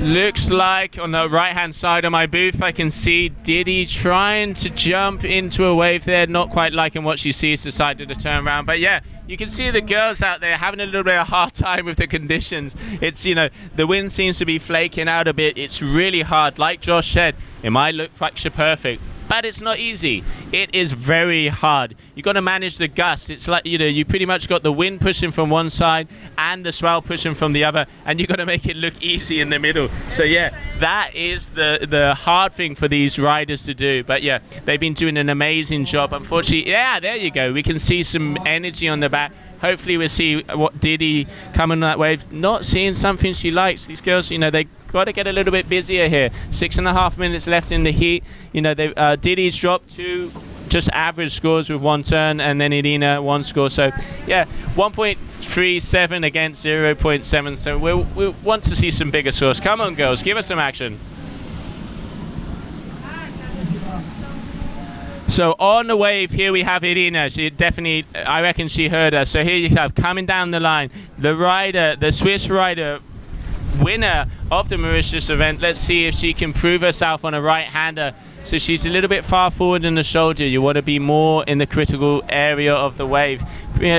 Little turn there, not really, you know, much in the flat section, but still, you know, good to see her just to try and get a couple of scores on the burr.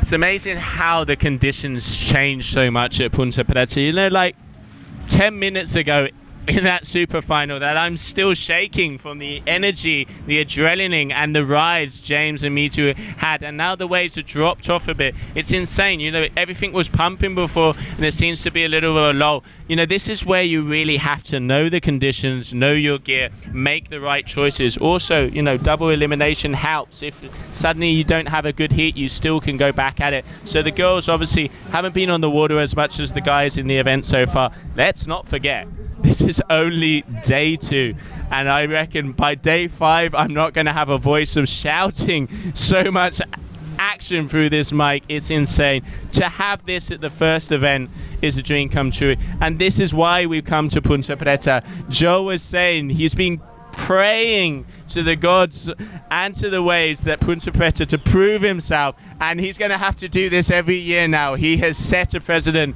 and we want to see this year after year, because Punta Preta has proven to be the best wave ride we've had so far. So Didi there on the orange lycra, looking for a bit of energy. Really a big low in this heat. 4 minutes left in this heat, but we can see Irina here just waiting around. They're really having a hard time navigating. I think, you know, I think we might be close to the change of the tides, which always, you know, coming from surfing, the change of the tides is a big low. It's a moment where the energy is just mixed up and it doesn't quite come through. I think we're probably at that point right now. But yeah, I know we'll get some energy back and we'll start getting some sets through.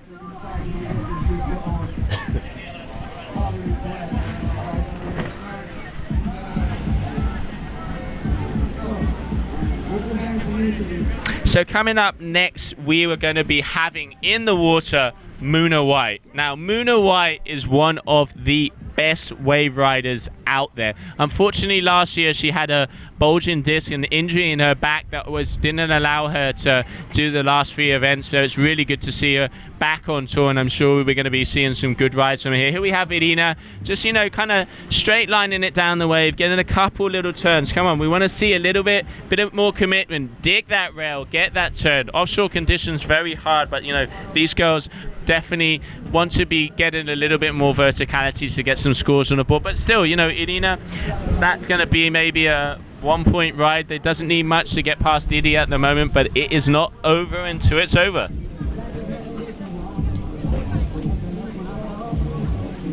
So as I was saying, Muna is going to be going up against Mariam. So that is going to be a very good heat. Muna, one of the better surfers. But out the back, Didi Lopez on one of the better waves of the heat here. Yeah, we can see this is a good set. She's coming down. Come on, Didi. Dale, dale, dale. Local girl. Come on, that's what we want to see. Better turn. Okay, keep that kite low. You want to be able to get through. Good section. Let's go for the second one. Let's see. Put it, bring that kite back. You can see pulling that kite a little bit too far. You want to keep the front hand pressure. Keep that kite in front of the wave so it pulls you back onto it. But still, good ride in there from the local Cape Verdean. So that's going to be a good score for her.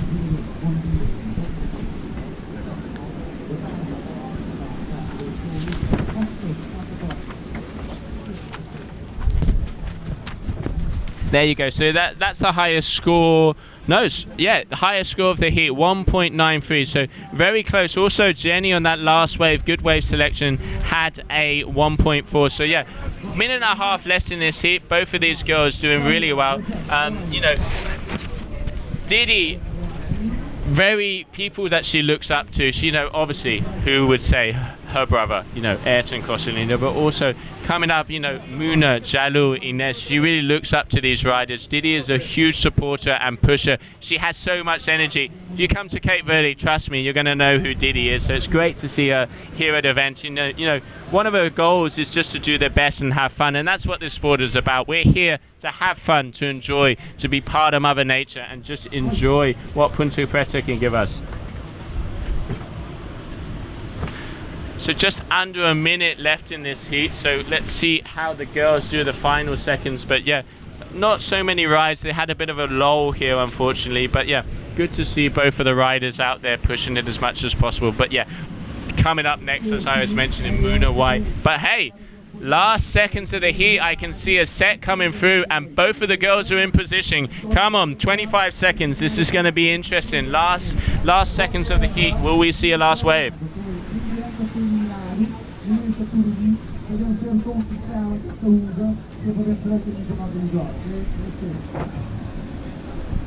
So 10 seconds left. Look at that. That is beautiful. Right hand healing wave. We saw Mitu and James destroying it in the final. We saw Matthew and Francesco destroying it in the mini final. But yeah, so there's the scores. A 2.63 against a 2.70. So Didi will be go through in that heat, and it's going to be interesting to see Muna White coming up next. You haven't had her on tour for a while. Be interesting to see how she's recovered. So make sure you stay tuned for that.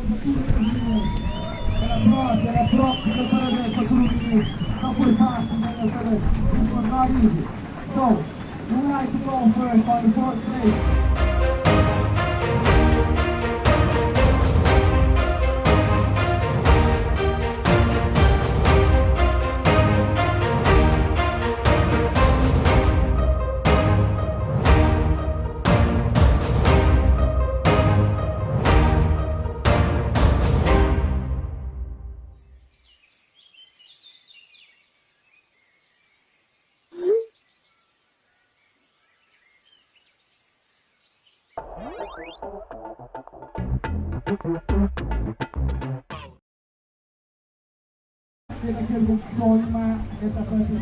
Okay, we're back and we're just joining the ceremony here. There you have the man himself, Matthew Lopez, in third position. You can see on his right hand shoulder Francesco Capuzzo. As we were mentioning, provisional champions, because there still is double elimination. You can see the stoke. There you have Shackers in your screen. Matthew Lopez, very, very good riding.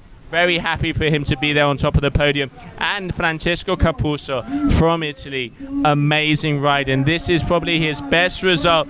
And coming up next, we're going to be having the Aussie, Mr. Carew, absolutely destroying it in this event, in second position. Congratulations, James. Amazing rider. But without any further ado, this is the man, Mitu Monteiro, as Josh was saying, absolutely destroying it today. The verticality, how has he been navigating those waves? You can see the knowledge. Barreling left this, it's no tomorrow. So great to see Mitu, well deserved on the top of this podium. Yeah, congratulations to him there. Awesome, amazing. I bet his son Michael is looking down, and to see your father at his home spot on top of the podium must be really good.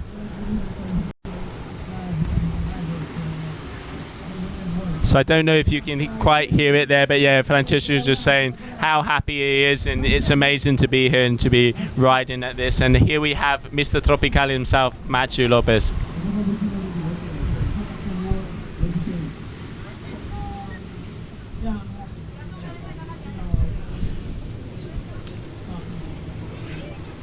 Okay, so we're back. We're just going to leave the ceremony here. Single elimination. So just a reminder, Mitu Monteiro first, James Carew second, Matthew Lopez third, and Francesco Capuzzo in fourth. So that is the podium of the single elimination. And now back on the water, we will have... sorry, excuse me, just having a bit of a technical issue here.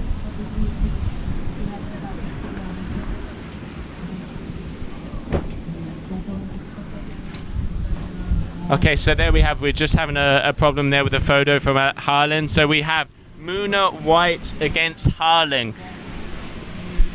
So Muna White, like I was saying, one of the better wave riders of the tour. Really good to have her back. She has had an injury that has not allowed her to compete in the last 3 events. And then Harlan up now, so very impressive. Let's see both of these girls. I can see 11 minutes left in this heat. So here we have on screen, orange lycra, you have Muna White.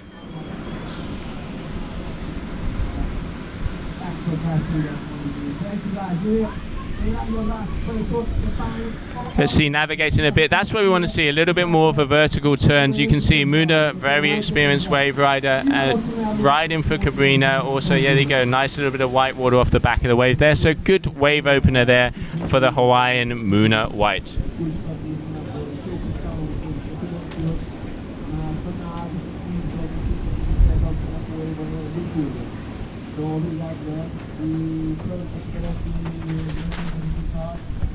So out the back we can see Aya Harrion. She is on a Dua kite and the white lycra, looking like to set up a bomb out the back. I can see a really good set there. It looks like, you know, the waves are starting to pull in. She's in position, coming down the wave. Let's see what she's got for us. So eyeing up, let's see if we got a bottom turn. There you go. So bottom turn off the top. Very nice riding here. There you go. This is what we want to see. Oh, unfortunately, the kite got tangled up in the wave and the set is coming in behind her. That you want to get that. Come on, pull left over. Distraction. This is going to be a test to see if she can come out of that one. Muna White on a bomb as well. Orange lycra. Let's see what she's got for us. She comes in, engages in the bottom turn. Nice off the top, hitting the wave, semi in the pocket. Good riding here. Let's see. Eyeing up again, second section. Really nice bottom turn there. Bringing it round, pulling that shoulder. This is why she is one of the best wave riders out there. So very impressive riding for Muna. Riding it all the way to the shore.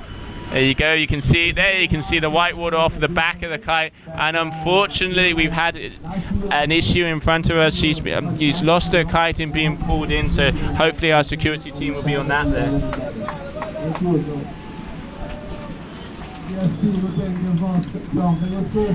So I can see her teammates are getting the kite ready. You know, this is what it's all about. You need the people to be helping you out on the beach. It's really impressive to see the team spin it and how everybody gets in on it. So yeah, good to see. So as you can see, you know, this is Punta Preta is a very hard break. It's very, very challenging, and you know, if you drop your kite, you have all the possibilities to be munched, which is what has happened here. But I can see some kites being put in the air. I'm sure she'll be back out there soon. Está na água. Tem piscina na água, vê que piscina, está passando a mesma coisa. Tem piscina.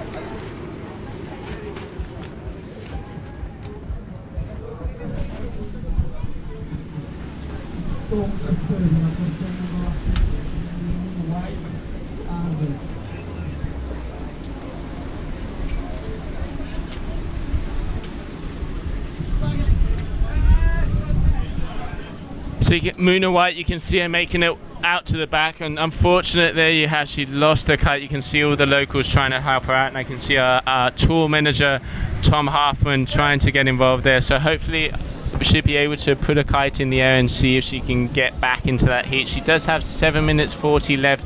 Hopefully she's alright, and we will see her in the water in a few seconds.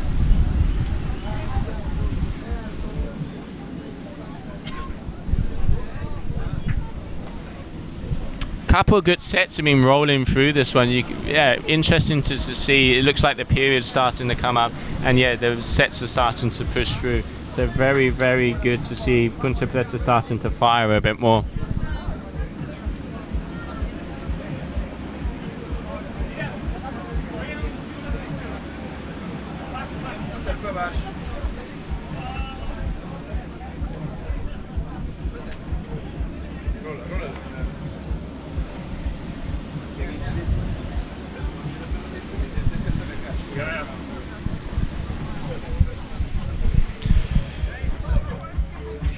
So yeah, here we have Muna again, eye in upper section, just trying to, I just jumped out there to see if the other rider was okay. It looks like unfortunately she won't be able to make her way back out, but good to, the guys who got the kite off the water, and we wish her the best. And here we have Muna White coming again down the line. Let's see. So Harlan, she had a good score. She had a 1.1, but now you can see Muna 6.87 and an 8.3. So she's going to be a force to be reckoned with at this event. Really nice bottom turn, just not seeing this section there. So she's going to be back. So she actually has Punta Preta all for herself. All for herself.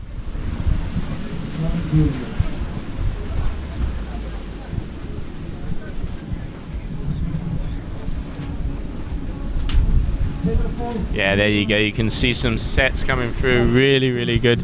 Impressive that every single 10 minutes it's like clockwork. There was a little lull before, but yeah, look at this bomb. She's she's got it to herself. Muna just enjoying herself. Must have a smile on her face. Really good to see her back in full form. There you go. There, that's what we want to see.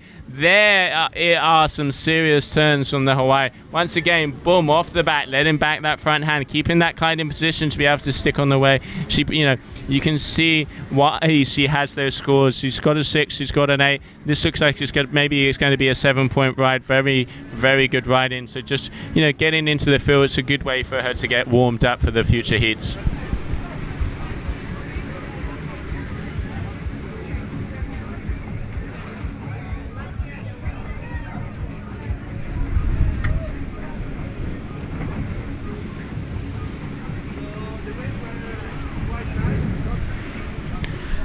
So there you can see the beautiful Punta Preta and how close our crowd is to the action.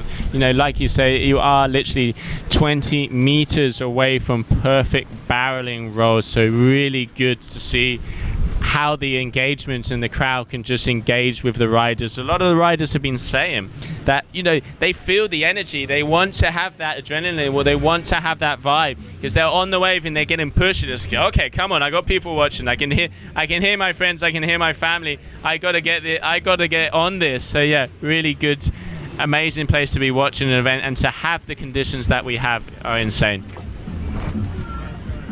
You can just see out of the front of my booth, the Italian Francesco Capuzzo has a smile on his face, huge. The RRD rider, well deserved. He's been killing it, getting 4th position in the single elimination. The smile says it all. Congratulations, Francesco. You can be proud.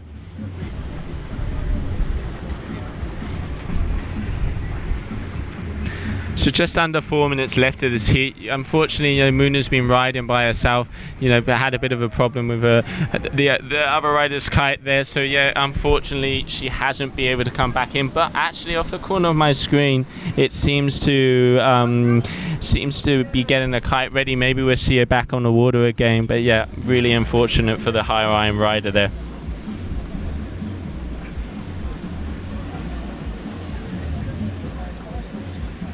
Yeah, so Harrian, unfortunate, lost her kite on the first wave and getting absolutely munched. But yeah, really good riding. Again, double elimination format. She still has the opportunity to come back. That's what it's all about. So yeah, just very hard for her to have lost her kite there. It happened to James Carew in his heat, and then he was able to run down to the beach and get another kite. Unfortunately, it doesn't seem she's been able to do that. So yeah, look forward to seeing her in the double elimination, because even though that way those couple of hacks were insane.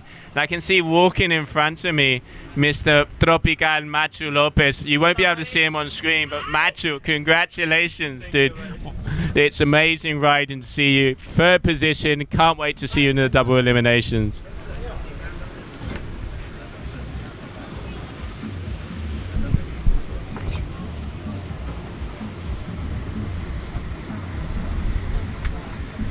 So there you go, you can see Muna White 17.14 combination in this heat. So you know, even though she didn't go against Harlan there, sorry about that, she is proving that she is here to win. You know, a 17.14 combination is a final heat result. You know, that's some high scores. She's, you know, 2 solid 8-point waves. So, you know, Muna is here to win this event. So keep an eye on for her. She's going to be pushing it. And then Harlan, I've heard really good things also from Hawaii, but unfortunately lost her kite there. So yeah, we're going to be seeing her through the double elimination.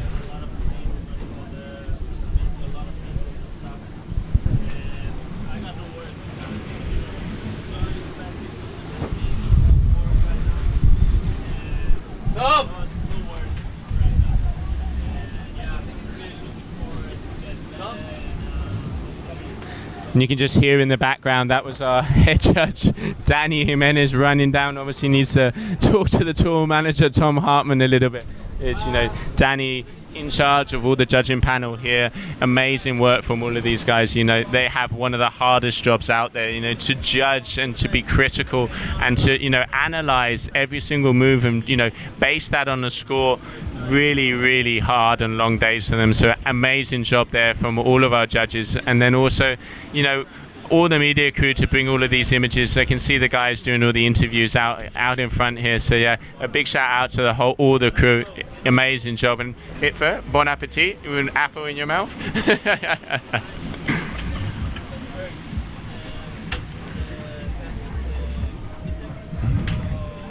So yeah, just a little bit of a lull here, not so many waves in this heat. Muna still, you know, proving a point, like I was saying, she 17 combo heat, but she's having fun. I mean, a lot of people would pay money for this. You know, Cape Verde Punta Preta for yourself for 15 minutes. Here we have nice bottom turn off the top, nice top turn there. You can see her iron down the wave. Again, once again, boom, right off the top, verticality, some of the best women riding we've been seeing here. And unfortunately, just losing her edge on that one. So yeah, good to see the Hawaiian proving why she is one of the best out there, and great riding for her. So yeah, we will be right back. Muna White taking the win on that one. We will be right back after this commercial break.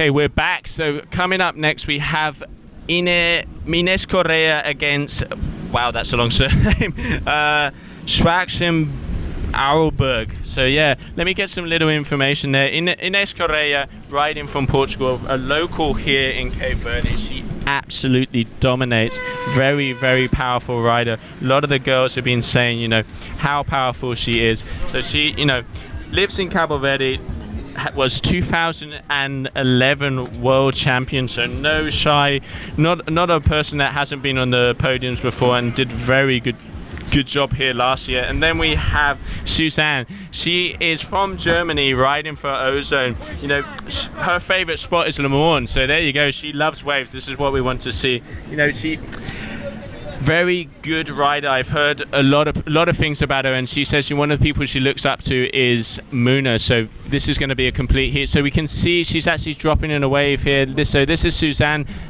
you know, edging it out, trying to lose some speed. There you go, a little turn. Judges want to see a little bit more verticality. Unfortunately, the wave selection on this one wasn't so good because she a little bit flattened out. So yeah, just breaking the tail, still getting the score on the board, but up against you know, a rider like Ines Correa, you're going to have to push it. You're going to need the verticality. You're going to need the power, hitting the wave in the critical section.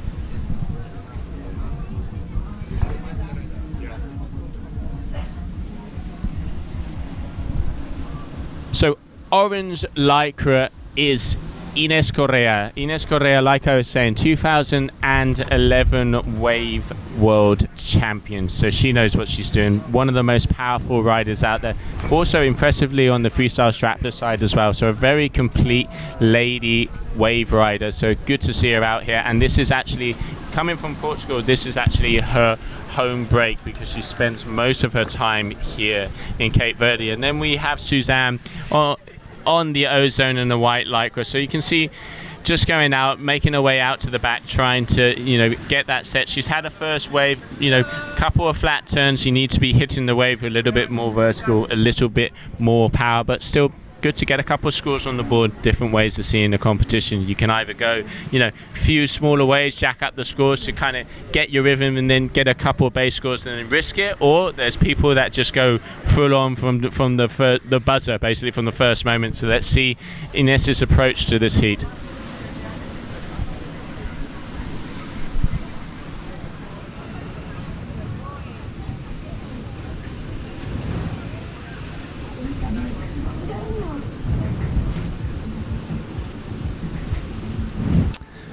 Yeah, unfortunately, not quite getting it there. She's looking, I don't know if she's a little bit far down on the shoulder of this wave, but hey, she knows this wave way better than I do. Is she going to go on this one? No, she's turning back. Once again, you know, selection is where it's at. You have to have the good heats to get the good waves to have a good heat and get those top scores on the board. And you can see Suzanne just going past Ines there, and Ines, orange lycra duochrome rider, just checking it out, finding a rhythm and looking for that set to come through. And here with the white lycra Ozone rider Suzanne coming down on a little bit of a flat section of the wave.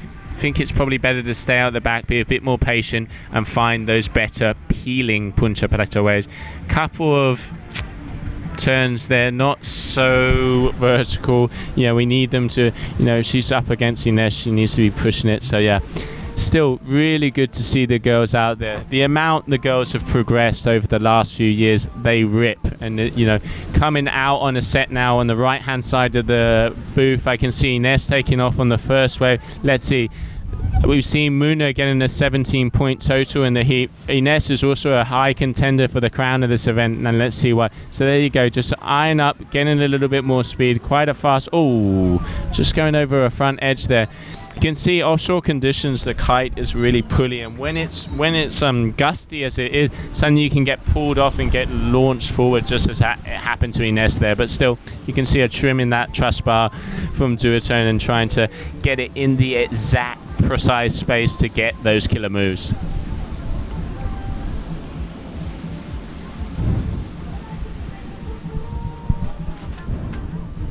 You can also see Ines riding there the Pro Wham, a little bit wider board. We were talking about this, some of the riders, but yeah, in between the narrow and the wide. But you can see here we have Suzanne also That's a little bit better. Gone, get in at least in the lip section of the wave. She needs to stay closer to the critical section. She is train riding it down, but yeah, just letting the tail loose. Might as well use my hand as well to get myself back on the board. So yeah, that's a average scores there, but this is semi what we want to see. We want to see a bottom turn. We want to see her going up vertical and hitting the lips there. There you go. That's where we want to see. Letting the tail loose, spraying the back of the wave. There you go. So Inés Correa from Portugal, local from Ponta Preta, showing why she knows this wave. There you go. Up again, off the top, connecting sections, connecting moves. Good riding here from the Portuguese lady.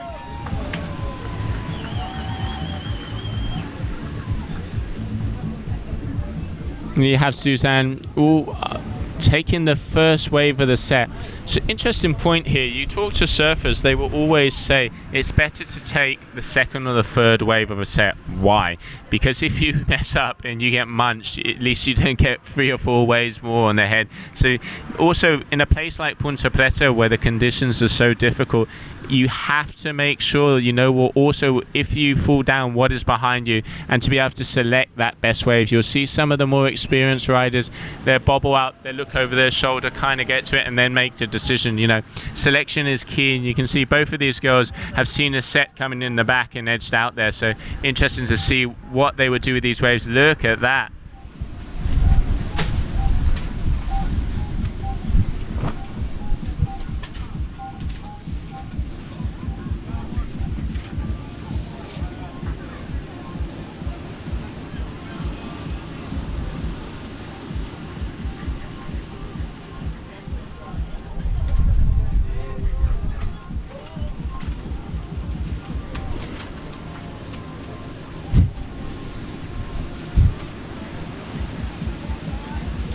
Definitely some serious crowds around here. Yeah, they are very into what's happening on the water. You can see Inés just losing her edge there, using that power, and unfortunately getting thrown over the front edge there. And then you can see sets coming in the back, so hopefully we'll see Suzanne get another good wave as well.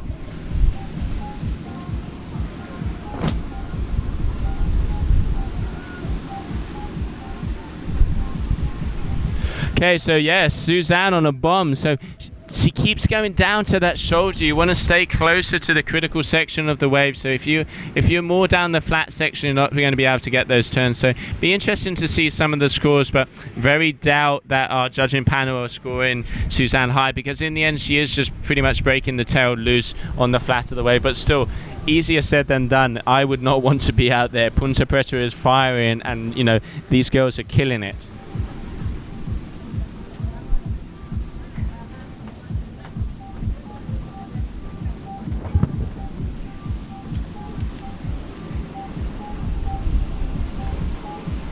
So just under 5 minutes left in this heat, in between Suzanne Spitzenberg and Inés Correa. Both of the girls riding really well. Duotone rider against the ozone rider, both very impressive. Unfortunately, yeah, Suzanne needs to stay closer to the critical section of the wave. You want to see those vertical turns. Inés Correa putting on a good performance, getting, obviously the local here, getting her mojo together. And for sure we're going to be seeing her in the future rounds of this competition.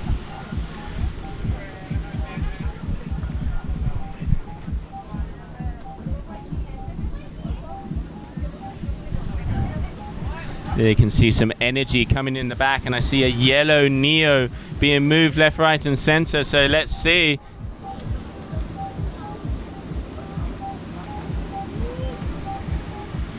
There you go. Let's see. So bottom turned off the top with power. Let's see. Inés Correa, local from Cape Verde, originally from Portugal again. Yeah, there you go. You can see the spray. I can hear oh, unfortunately just missed it there. Oh, that wave's pretty close to the kite. Hopefully it'll go over the top. Let's see. Yep, you want to get that kite up. You don't want to have it down in a place like Ponta Preta. Hopefully Inés will be able to. Hope she's okay there. I can see our security team just looking, making sure everything's in control. And there we have Suzanne, and probably one of the better waves I've seen her. Let's see if she stays close to that critical section. Okay, she's changed it up. She's gone backside, but unfortunately hasn't been able to stay on the wave there. So yeah, that won't be a very That's not going to even score probably, because she is just pretty much straight lining it down. Yeah, so that's the thing, you know, we need the girls to be close to the section so they get those moves. So yeah, tough riding. I mean, very hard place here to perform, but Ines definitely having the upper hand, and you can see the experience and why she is a former world champion. So just under 3 minutes left.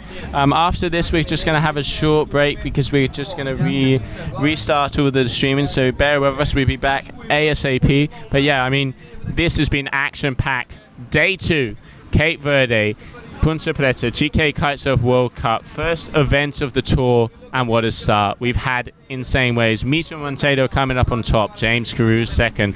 Then we have Machu Lopez and Francesco Capuzzo. So amazing riding from both of them. There you go, Ines, 15.6 combo. So yeah, she's going to be a contender in this event. Let's not forget, Muna had a 17-point combo. And then you can see Suzanne not quite getting to keeping it, you know, quite a few ways, but needs to up her scores if she wants to contend against a rider like Ines. And I can see Ines has seen something on the back there. Just over 2 minutes left. Let's see. It looks like there's a good set. I can see the yellow kite bobbing up and down, obviously creating speed. Let's see what she's got for us.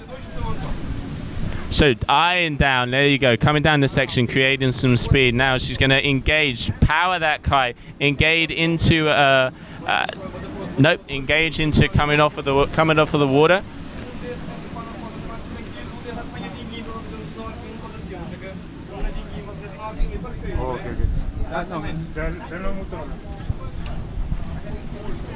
Thank you. Okay. Yeah, sorry, we're just having a little problem on my screen here. Thanks there, guys, for sorting that out. So yeah, we saw Ines. She went down on that wave, but obviously didn't see something that she liked. So yeah, really good riding from Ines. 15-point, average. So she's going to be a contender for this event, like I was saying before. Munawai, Ines, there's definitely a few. Joanna Catalina will be coming on further forward in the event. These girls are charging, so very, very impressive riding. And there you go, that's what we want to see. That's a set wave. So on the screen now, Ines Correa, impressive riding. Let's see. Off the bottom now, powering the kite. Let's see if she can come out, go up. Nice and vertical. Boom. But still commitment. That is a very impressive turn from the Portuguese lady. So great to see all of the girls absolutely charging. And we are going to be back very soon with the next streaming update. So bear with us. We'll be reconnecting right after we change a few of the things. So thanks for being here, and see you in a moment.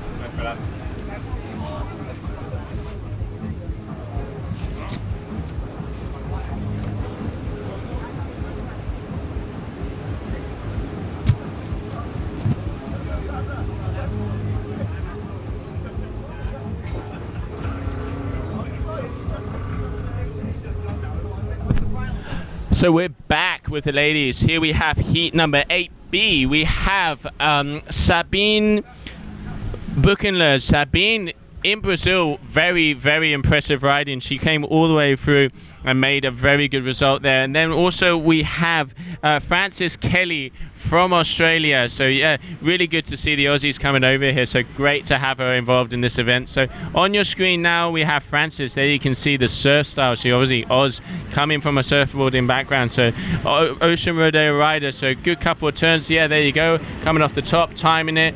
Want to be going a little bit more vertical than that to be able to get that turn. You can see like Muna White before hitting it a little bit more in Ines. But yeah, Frances, very good riding, and we can see that she has a good surfing heritage background. Then also on the right hand side of my screen we can see Sabine. Like I said, Sabine in Brazil impressed all of us. Not known, suddenly turned up and kicked out a lot of the top lanes. So going to be good to see her. I know she's a very good freestyler. Let's see how she defends herself in the waves.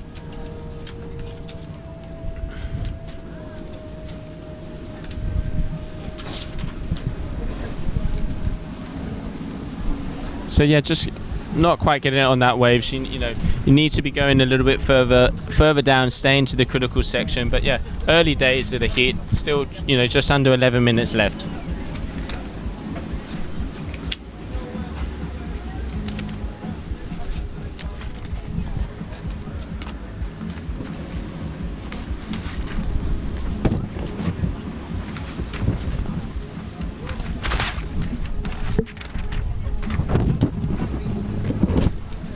Okay, so I got a little bit of, I know you can hear the paper going around on the mic, I apologize there, but I have a little bit of background info here from the girls. So we have Sabine coming from Belgium, very good freestyler.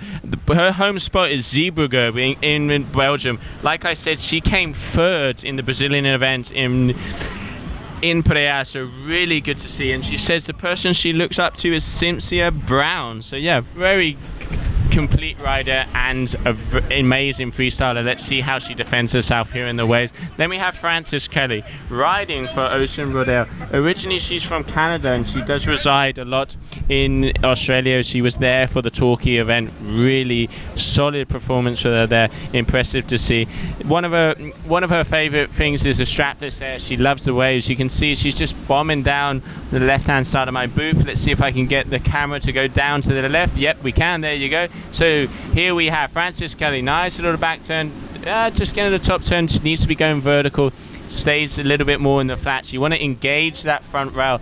Get that front rail. Dig with your back foot to get the pressure. Come up, hit the wave, and then push that back foot. That is what we need for a turn. So yeah, still both of the girls, getting into this heat, feeling the mojo, and hopefully we'll see some better rides soon. So Frances Kelly, her home spot is Jordan River. This is a really nice place. I've been hearing good things about it. She's actually said that she might be staying over in Europe over the next few months, doing a little trip. So coming by my hometown Tarifa and a few of the other locations. They want to kite around because Canada is just a little bit cold at the moment. So yeah, they're gonna stay a little bit south and stay close to Europe. So we'll be seeing her at more of the events, which is great to see. She rides at Ocean Rodeo and Adela wetsuit, so great to see all of the girls here at the events. 13 women riders at this event. Let's not forget about that, from all different countries. Really, really cool that there are so many girls at this event. Cape Verde always, it's a dream come true. Punta Preta, really nice right-hander, absolutely barreling, peaking. We can see, everybody wants to be here. Also, to have it for 15 minutes to yourself or with a friend, I mean, that's worth all the gold in the world.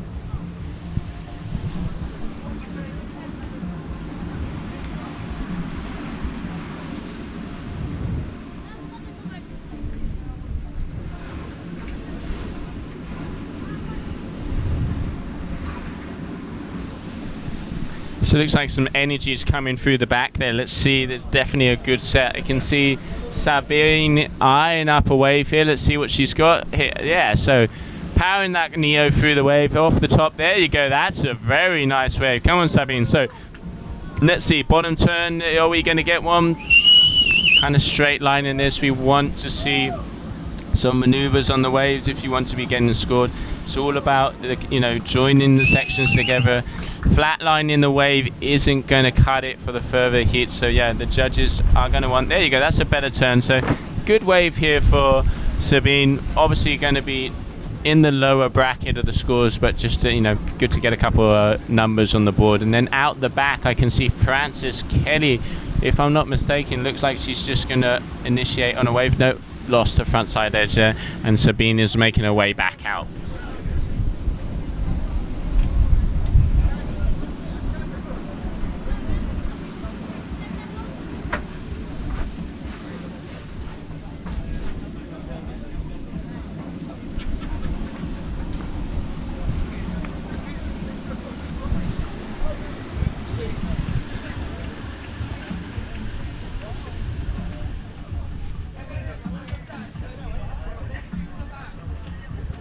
So here you can see a little bump on the inside. These girls, they have to, stay out the back. You want to be eyeing up the sets. It's, 15 wave total, 2 waves are what counts. You have to get the better waves to get the higher scores. Selection is crucial. Super, super hard out there. It looks picture perfect, but it isn't easy. And the riders, the best of the world, they do make it look as easy as it comes. In here you have Sabine. Good selection here. She's had a couple of good bombs. She wants to stay closer to the critical section and start putting some turns, because the straight lining isn't going to get you the higher scores. So yeah, here we go. So down the bottom, little bit off the top, come on. So yeah, engages that front rail there. Let's see, another wave. Yeah, there you go, a couple of turns. So good, another good score for her. And then Frances Kelly right in the position. There you go, that's more of the critical area that we want to see. So pushing down on that backside edge to stay on the wave, get past that section, see what she's got for us in that second turn. This is that inside section of Punta Preta, very fast, very close to the rocks. Straight lining it a bit, unfortunately, but yeah, couple of turns. It's going to be a medium score, but yeah, both of the ladies keeping busy.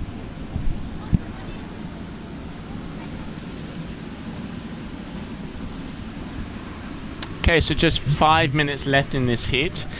So just under 5 minutes. Both of the girls have a couple of scores. It'd be good to see a couple of the numbers that see how the heat is standing so far. So we'll be getting those numbers up for you very soon. There you go. So Frances Kelly 6.1 in the lead against Sabine. Frances keeping busy, 3.17, 2.53 and a 2.93. And then we have Sabine with a 2.5. So yeah, Frances had a very good first wave, which is what's given her the edge, and Sabine still yet to have a second score, but I know that score's about to drop, so we will see what happens very soon.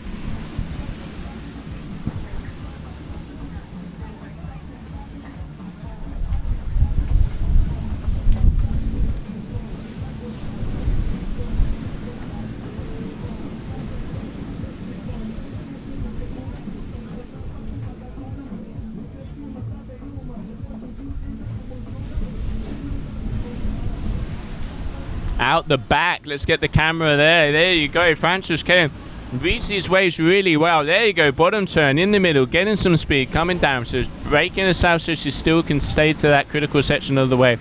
There you go, that's better, just not quite making that top turn unfortunately, but yeah, keep really, really good there from the Canadian Ocean Rodeo rider Frances Kelly.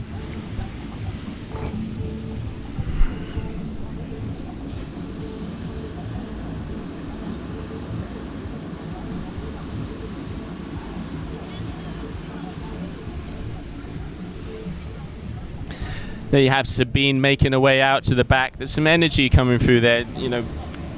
Once again, selection. You can see both of these girls have very good selection of the wave, but Frances Kelly's having a little bit more style, going a little bit more vertical, has the upper hand in this heat. But, Sabine surprised us hugely in Brazil with her freestyle skills, taking out a lot of the big names. So good to see her performing in the waves, and interesting to see how this heat ends.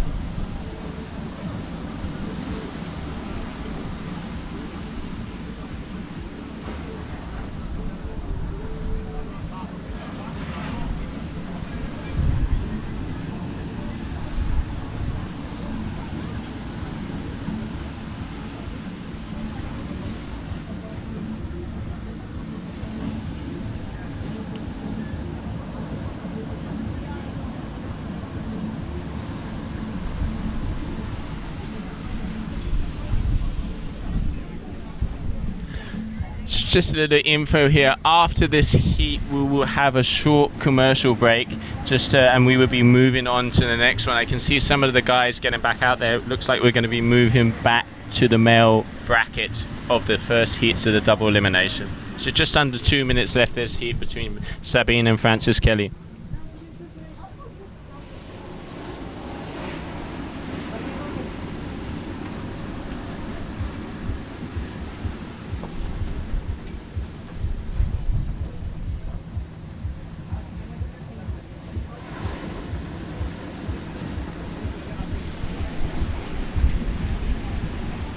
We have Sabine on a little inside roller here. Let's see what she can make of it. Unfortunately, it looks like it's flattening out. You need to be closer to the section. It is very hard to navigate these waves in these conditions. But yeah, Sabine, just a small bottom turn coming off the top. Not as vertical as we want to see. That's why the scores are, you know, more in the 2-point average. You could see before some of the riders like Muna White or Ines Correa really do connect and get that bottom turn, come past vertical and then hit it at the top. So a little bit harder, but yeah, very impressive from all of these ladies and good riding out there.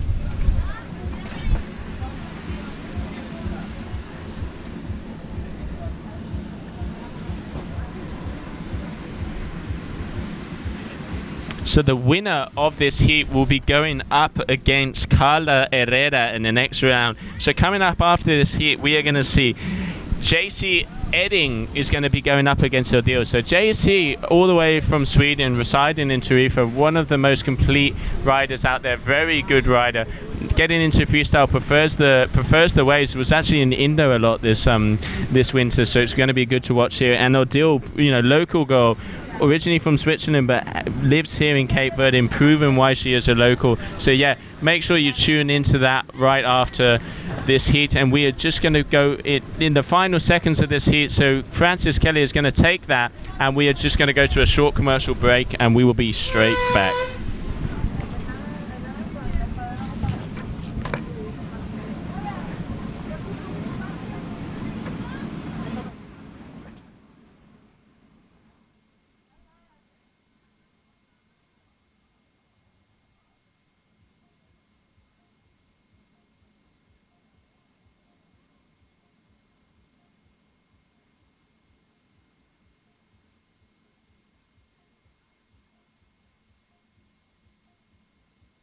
Este é o Carlos e este é o Lucas. A única coisa que têm em comum é a grande amizade que os une. Carlos é o mais seguro e relaxado. Como sabe que mais vale prevenir que remediar, tem um seguro garantia para cada imprevisto. No dia-a-dia, na saúde, na vida e no futuro. Assim, está sempre na boa. Já o Lucas anda sempre preocupado com o que pode correr mal. E não é para menos. Ainda este ano foram de férias juntos. Para o Carlos, foram umas férias super descansadas, porque tinha o seguro de viagem e de assistência em viagem da garantia, que o protegia em caso de perda ou extravio das malas e ainda lhe garantia assistência médica.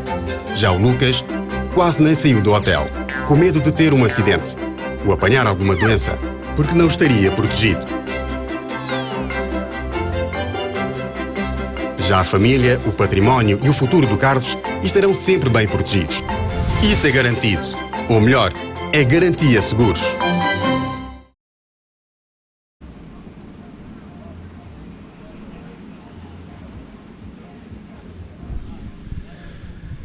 And we're back, so we're going to have Joanna Edding on the water, duetto rider, and she is going up against Odile with the Elevate Kite. So Odile, local girl from Cape Verde, been absolutely killing it. You can see she lives here. She, you know, originally from Switzerland but resides here in Cape Verde, local here. So you have Odile on the right hand side, and then you have Joanna Edding on the left. She originally from Sweden, resides in Tarifa a lot, very good wave rider, spent a lot of time in Indo this winter, so going to be good to see how these guys compete out there.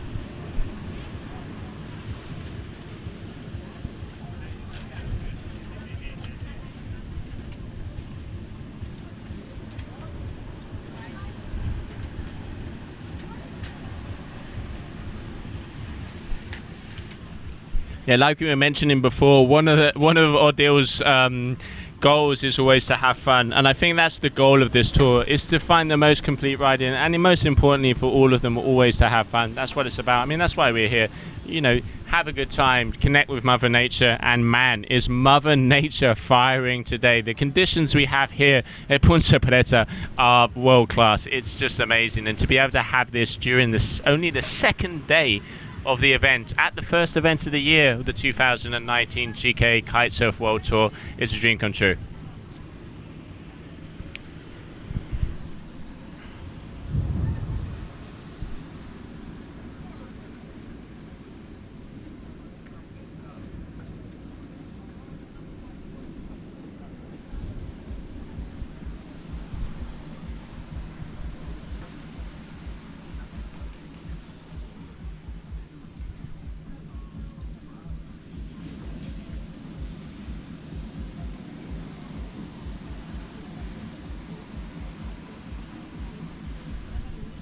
Okay, so on your screen there you have Joanna from Sweden. Let's see what she's got first. Looks like she's lining up a nice wave there. A little bit underpowered, but like you were saying, offshore conditions, you want to be a bit underpowered so you don't get pulled off the wave. So there you go, engaging on the bottom turn.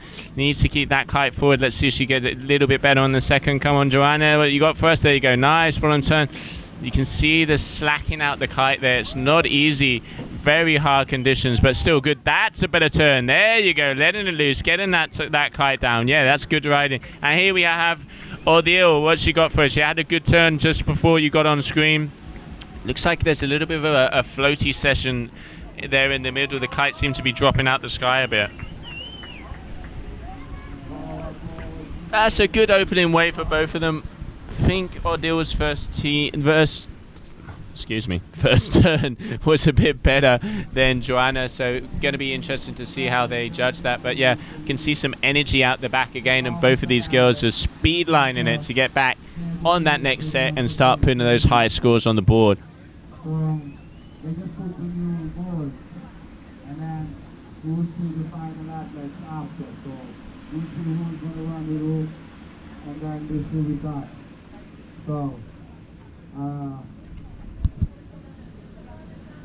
Okay, so we're currently in the single elimination here in Cape Verde with the ladies, heat number 9A. So that's the first heat of the third round, and on your screen now, okay, so Joanna going backside, so she is showing that she is a versatile rider and can do both sections. So let's see, she's coming down the wave, nice little face. Let's go off the top. Yeah, really good riding here from the Swedish girl. Let's see, yeah, there you go, better, really good position. That's going to be a good score for her. Yeah, very impressive. I can see out the back Odile eyeing up another section, local girl from Cape Verde, originally from Switzerland, whose goal is to have fun. Who doesn't want to have fun? And I mean, this is a playground for all of us. These kind of conditions, these kind of waves, it's amazing, and it just keeps firing, and it looks like it's going to start firing again. Tide is in the right place, and you can see some of the sections. I'm seeing an absolute bomb on the back. Looks like, I can only see Odile's kite, looks like she's seen it as well. See if she engages on this wave. Odile on your screen right now, white lycra, elevate kites. Let's see if she's probably going to tack back and see if she can hit the next set. We have all the 8 names, 2 are in the water, so I think this will be tied. So remember to support the girls. This is an event for everybody, and the girls are representing in a pro style, okay? Okay, so on your screen now you see Odile. Looks like she's on the down section of this wave, but I think she's actually going to decide to go for it. You know, she knows this place really well. She's local here in Punta Preta. Let's see what she's got. So engaging down on the bottom turn, stalling a bit to get some power. Let's see if she's got a good bottom turn for us. Yeah, keeping it a little flat, the wave speeding up, so not being able to get the turn that she probably wanted. So yeah, pretty straight lining up, but still it's going to be a score. And out the back, a good set coming through, and I can see Joanna on it. Come on, there you go. Come on, Katarina. You're going to kill it. Yeah. This is what we want. Power in the kite. Get some power out of that. Come on, good bottom turn. There you go. And off the top. Hitting it nicely in the section, dragging that backhand. That's really good. Once again, oh, there you go. Oh, it's just lighting up there. You can see the sun through the wave. Beautiful turquoise water. Amazing. Really, really good ride in there from the Swedish girl. So good ride in there from Joanna. Okay, so I can see just coming to the left side of my booth, I can see Reese Myerscott. I know you're not that shy. Come on, get yourself in here and sit down. So Reese has been having an amazing event. Unfortunately, at least you went out to the winner. You know, Mitu Monteiro has been absolutely killing it. And also, you were talking to me before saying that you have some new boards, and it looks like they're working for you. Yeah, I just want to say Mitu is on an absolute hot streak. He's basically untouchable right now. Pretty impressive to watch, so I'm stoked for him to win the singles. And yeah, I've been working on a couple boards for the Ponte Preta, obviously, and some of them worked out, some of them haven't, so it's just been fun to test them out. Yeah, I mean, that's what it's all about. I mean, I know you're heavily involved in the R&D from Ocean Rodeo, so really, every time you talk to me, you know your stuff, you know about your gear. So what kind of things have you done to make the boards work so to you here in Punta Preta? So I actually shaped a board for here, and I didn't put enough tail rocker in it, so I kept nosediving it when I was trying it in practice. But the boards I'm using now, they need a lot of rocker in it and quite a narrow tail, thin tail, so that you can really knife it into the bottom turns without sliding out. Okay, so it's kind of what we're saying. You need that edge to be able to hold the power and the speed. This is such a fast wave that you just need basically a little miniature gun just to hold the edge. If you go too wide or too thick in the tail, it will slide out and flatten out on the bottom turns. So. Okay, yeah, we've been seeing that happen a bit, but here, center screen, we have Katarina. She's on a mission. She's been killing it. There you go, off the top, yet another wave. Look at the speed. She's just speed lining it down. You can see, I guess that's kind of what you're saying, Reese. You know, you need to have the right equipment because such a technical wave that Punta Preta is, it must make all the difference. Yeah, if you're on the wrong kind of board, especially here with the offshore winds, you're just going to start accelerating down the line and you can't really stay in the pocket properly. It's just, there's so much force pulling you off the wave here all the time that you really need something just to really hold an edge. Yeah, absolutely, I can imagine. So as you can hear, it sounds like they're having a bit of a party near us, so I think I'm going to send someone over to get them to turn the music off. I don't want to be a party pooper, but can hardly sound ourselves, listen to ourselves talk over here. But yeah, so still on the water you can see Katarina going out that's Odile. Odile going on the way back. Very good riding from here. Local girl from Cape Verde, and then against Katarina, who's had a couple of bombs. So be good to see some scores also on this heat to see what's happening and see where they're at.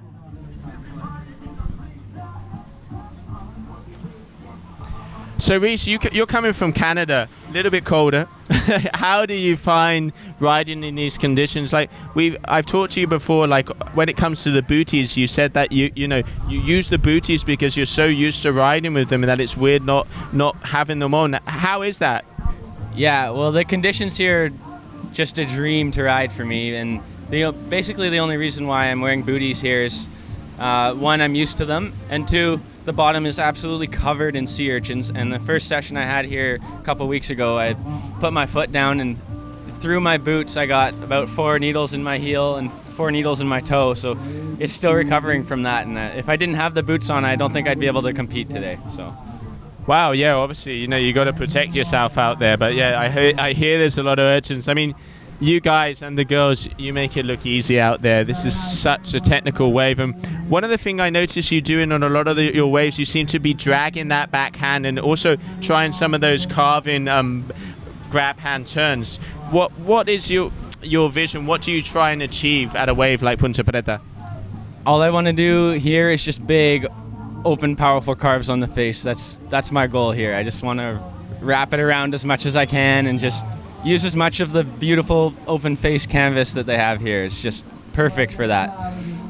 Yeah, and we could just see Odile there in the front of us trying to go for one of those open turn. Very, very impressive riding from the Swiss lady. But yeah, just that inside section of Punta Preta is really hard. It's very, very difficult to connect that turn. The wind pushing you offshore and the swell pushing you onshore. It's kind of like being in the middle of a washing machine, Reese. Yeah, it's like if you're not used to it and you go out, you'll go for your bottom turn like normal and you'll send the kite, and then you just get ripped off the back of the wave and just go flying into the air, and the board's behind you chasing you with the leash. And yeah, it's really, there's a really specific technique for riding these waves, but once you get it, it's pretty good. I definitely look like you got it in the final heats of this competition. But yeah, the beauty of the double elimination format, even though you've been kicked out, you still have a chance, you know, and now it is do or die. This is when you suddenly see the adrenaline. How are you going to amp yourself up and feel for this double elimination? I'm just going to go out, I think, and just give it my best, go for all the set waves. I've got a couple of moves that I wanted to pull out against Me Too in the quarterfinals, but I couldn't find the right sections. I was a little bit overpowered and getting in front of the wave. And hopefully I can pull out some airs and stuff in the double elimination, and we'll see where it goes. Cool. Yeah, really looking forward to that. So yeah, just over a minute left in this heat between Catarina and Odile. Let's have some scores coming up here very soon just to see how they are doing. I think maybe Odile has the upper hand. No, I'm completely wrong. I obviously have missed one of Catarina's waves. So yeah, there you go. 12.24 by Catarina. Solid riding from her. Very good. She's obviously that winter in Indo has done her good. Who wouldn't like a winter in Indo? And yeah, and then Odile Cavil, local goal from here, not quite finding the sections, but hey, it's not over until it's over. It's, you know, Odile can still have a 9.34 and take the win, and we have seen 10-point rides here. Me Too, that last wave, a 10-point ride. How was that barrel, Reese? That was insane. I've never seen anyone ride the wave like that here. He tucked into the barrel and then finished off the wave with about 5, 6, or 7 just powerful carves right on the face. It was pretty spectacular to watch. I was pretty excited. Yeah, very spectacular and well-deserved third position here for Me Too. So yeah, we're coming into the closing moments of this heat. So Katarina Eding from Sweden has taken the win on this one against the local girl Odile. So a big win there for Katarina. But hey, we will still have the double elimination. So will we be back very shortly after a commercial break?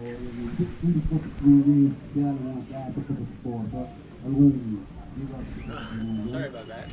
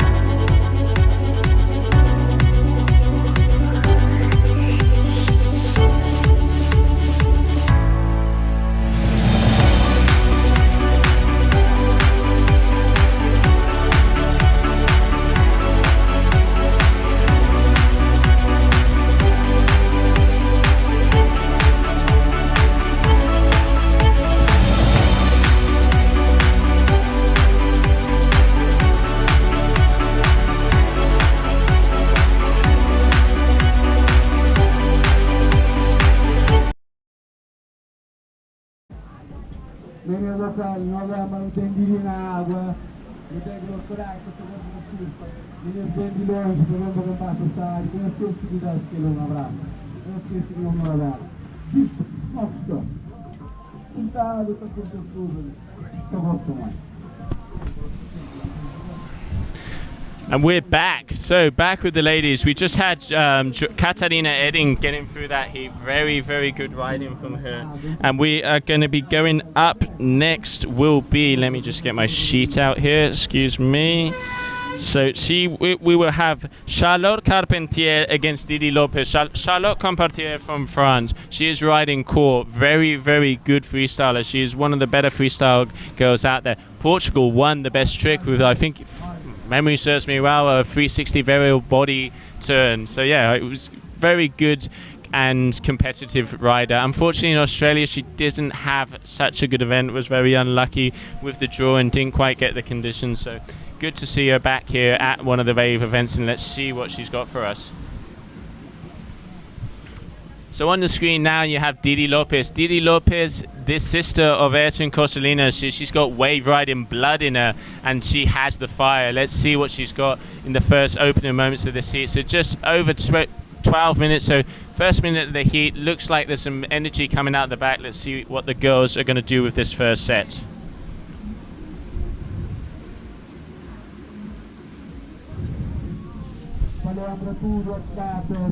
Okay, Didi looking over her shoulder, coming down the face of this wave. Here we go, come on. So she's going to be coming down. Very nice bomb out the back, engaging in that bottom turn. And let's see, yeah, there you go. Off the face is a good turn. That's a good size wave. She's going to want to pull forward. She wants to get past that section, get some speed.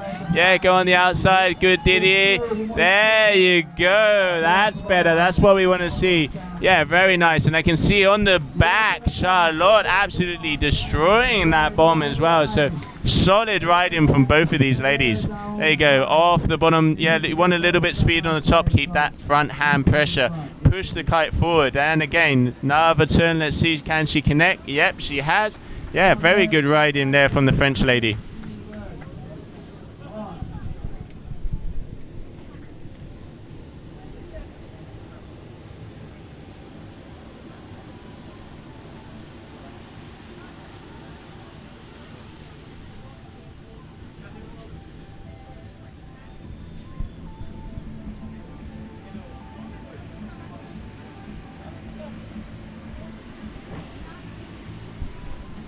So on your screen, Charlotte Carpentier from France, core rider, really very complete rider. You just proved it there.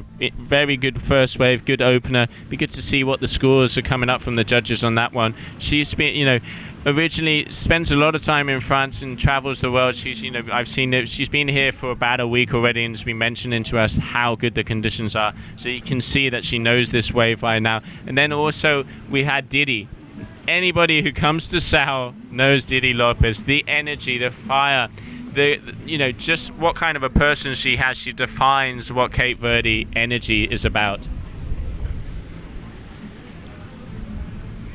So Charlotte 4.5 on that first wave, and then Didi a little, you know, 3.33. Good. Both openers for both of them. I think Charlotte's wave is a little bit bigger, so wave selection being key. And then Didi just, you know, 3.33. I think she probably had a better turn, but just the wave was a bit smaller. So obviously taken into account by the judges.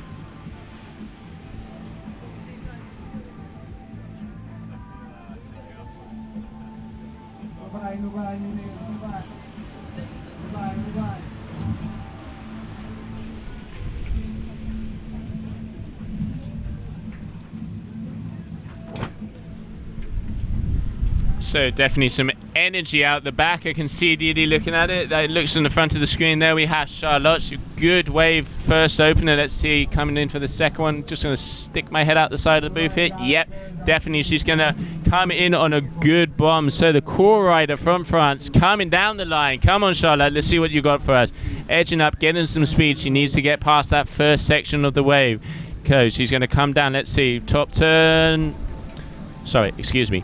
Bottom turn, yeah, there you go. Flat on the wave. You want to see the verticality. That's not going to cut it. There you go. That's better. That's better. There you go. Off the top. Pressure on that back foot, driving those fins through. Again, got to keep that kite low on that inside section if you don't want to get pulled off the back. Let's see. Yeah, it looks like she connected on a turn. I can see a little bit of a white water splash there.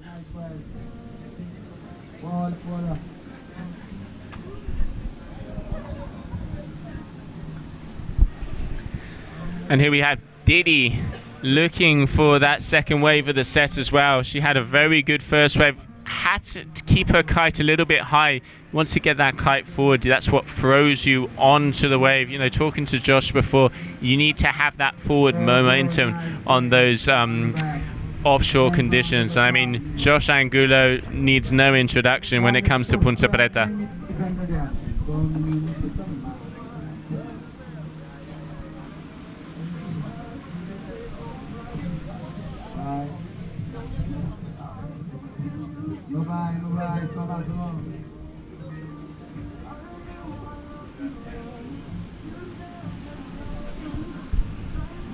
So coming back out, Charlotte, I think she has the upper hand in this heat. It was a good second wave, and Didi's still waiting to connect that second wave of the set.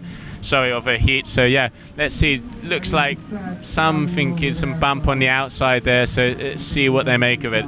Just over 7 minutes left of this heat here.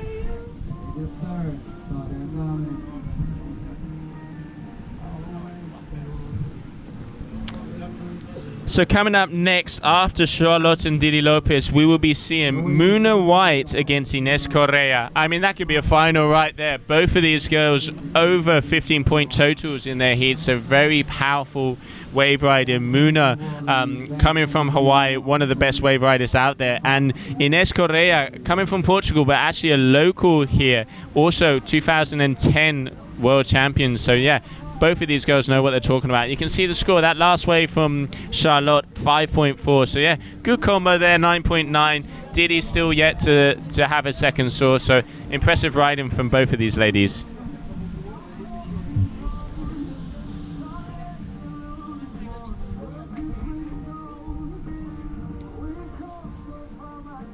No, because she looks happy. This is nice. I like that when I sit there, yeah. I think she had fun. So, listen.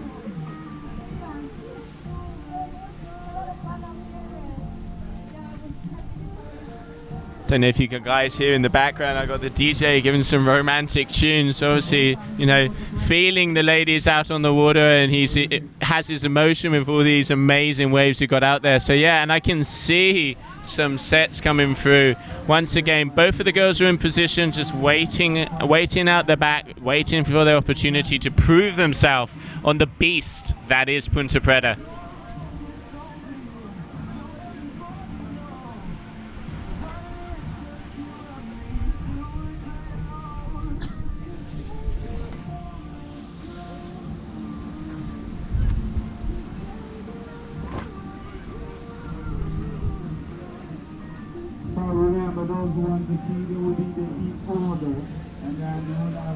Once again, out the back, Charlotte is getting on another bomb. She's selecting these waves really well. This is super important. Here we go. At least double over the head for her there. So you can see, oh, that's just beautiful. Look at the blue. There you go, hitting it in the right section there. Top turn, coming down again. She wants to keep that speed. She wants to get past that train section of the wave. There you go. Oh! Lion getting caught up in the lip of the wave and getting absolutely destroyed. But full commitment there from the French lady. Impressive riding. Then we have also Didi out the back coming on the second wave. So this might be her combo wave to see if she can get in front of Charlotte. She wants to pull that kite forward to get that kite down. There you go, back on it. Bring it down, don't keep the kite high. So there we go, she's going to engage to the second turn of the wave, going down the flat section of Punta Preta. There you go, little turn off the top. But once again, you can see how she's getting pulled off of the back of the wave. That's because her kite is high. So the offshore conditions, the kite's going to pull you, and you're not going to be able to stay on. You know, you watch the riders like Mitu or some of the guys, what they do is their kite is almost lower than them when they're hitting the turn. Super technical rider, but it's what you got to do at a pace like this. There you go, this is good to see. Didi just making sure that Charlotte is okay for some reason. You can see Charlotte just swimming to her kite. Seems to be having a little bit of an issue to pick up. Let's see if she's okay. You can see the security team just starting to get activated and making sure that everything is under control.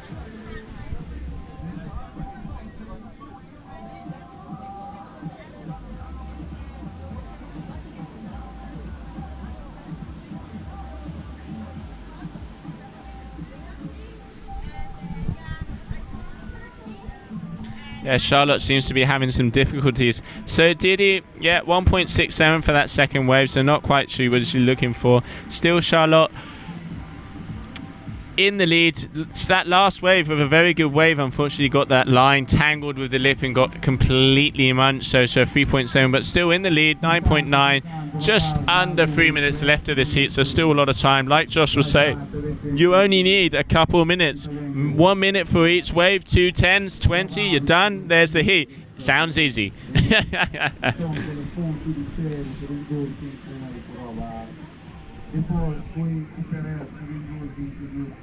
Okay, yeah, so Charlotte has her kite back in the air, so good to see her getting back out there. Diddy just near the upwind mark, eyeing out the ocean, feeling the energy, looking for that 10-point ride.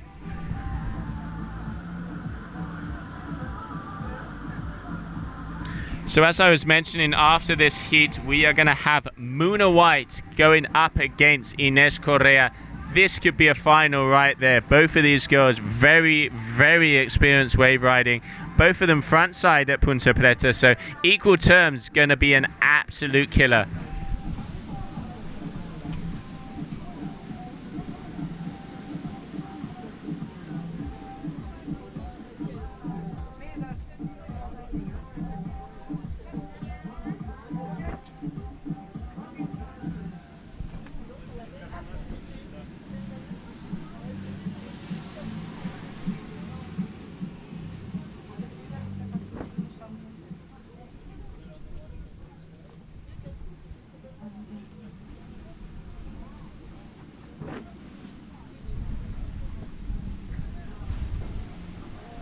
It's a little bit of a lull at the last closing minutes of this heat. We got just over 1 minute left, so I can see a couple of bumps out the back. Charlotte's eyeing up one up. So you can see, looks like the waves have shifted a little bit further down the reef. You need to be a little bit closer to us to be able to get past that first section. So I think both of these ladies are going to have a last wave. It'd be interesting to see what they do with it. Charlotte's in the lead so far, and she is in front of an absolute bomb, and Didi on the back, so let's see, gonna be interesting. So Charlotte Carpentier, front and center, orange lycra from France, core rider. Come on, let's see what you got. This is going to be last wave of the heat, and it is absolutely beautiful. Blue water, crystal clear. There you go, off the top. Get that kite down. Keep the speed. Again, engage him. Pull that front hand. There you go. Yeah, really good riding there.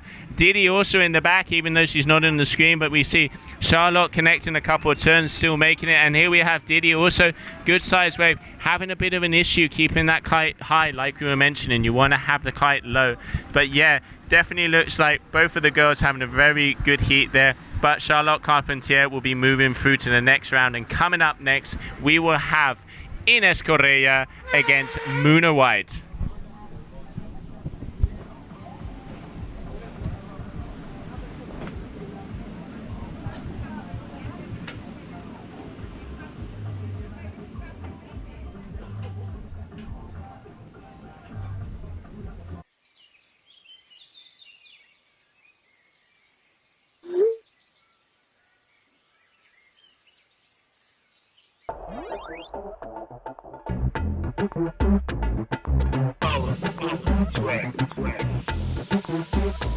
Tem mais mega do que Megatron. Consiga ter ninguém pra falar, mas já está bom. Olha a vídeo só na qualidade, é bom. Acordado noite inteiro, só tá baixa som.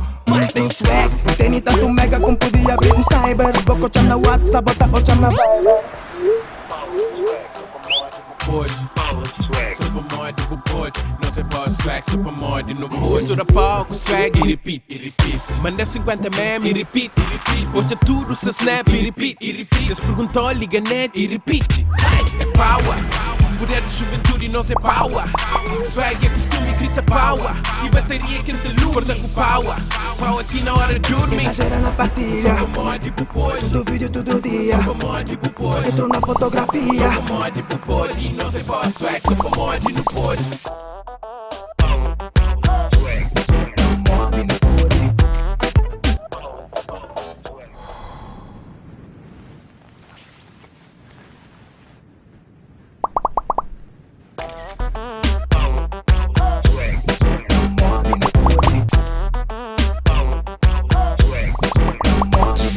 Reativa os teus pacotes PST e acumula os teus megas para gastares como quiseres. Exagera nas tuas partilhas, porque tu podes.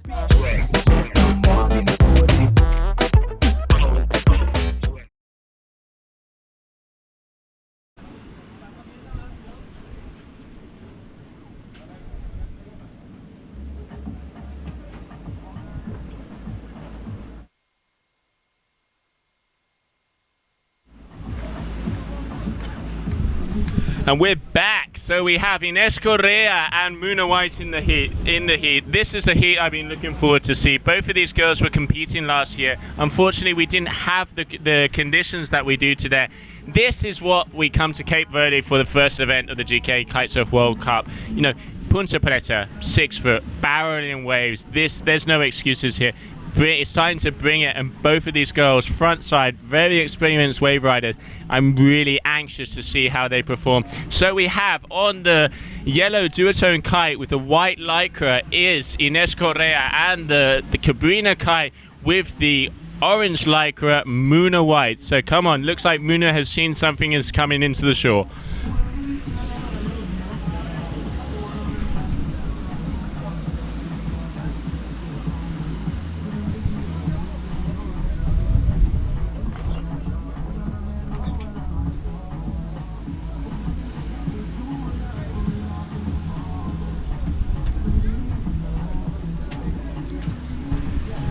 Okay, so first wave coming down the face, Muna White eyeing up the first section. Let's see what she's got for us. She's lining up for a nice bottom turn, looking up, nice vertical, flattening it off a bit at the top. You know, obviously seen something that she didn't like, decided to go against that. I can see in the right hand side of my booth, looks like Ines is going out on a wave. So white lycra from Portugal, resident in Cape Verde, Ines Correa, 2010 wave world champion. So this girl knows what she's doing.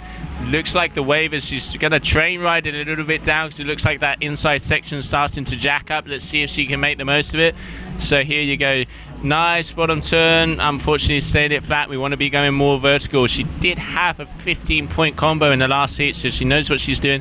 There you go, just getting that tail, breaking it a little bit loose. We want to see a little bit more fluidity, not just as bumpy, but yeah, good opening wave for the Portuguese lady here.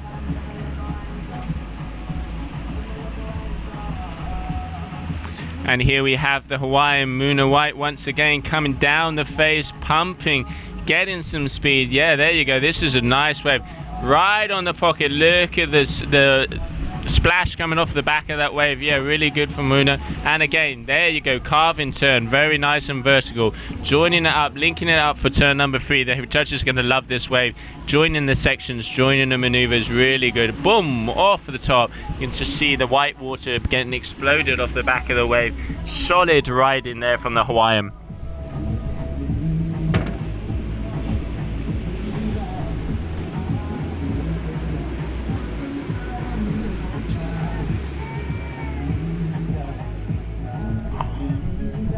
There you go, some scores on the board. So we have a 6.77 from Ines Correa wave selection. You could see the wave had size, it was a little bit more, but okay, speak of the devil, excuse me. So Muna White just landed an 8.77. I mean, that was a very good wave. Linking up turns, hitting the wave in the right section is what the judges are looking for. Fluidity, power, style, surf. This is Cape Verde, 100% waves. Everything is on all of these turns, and these girls are proving a point here at Punta Preta.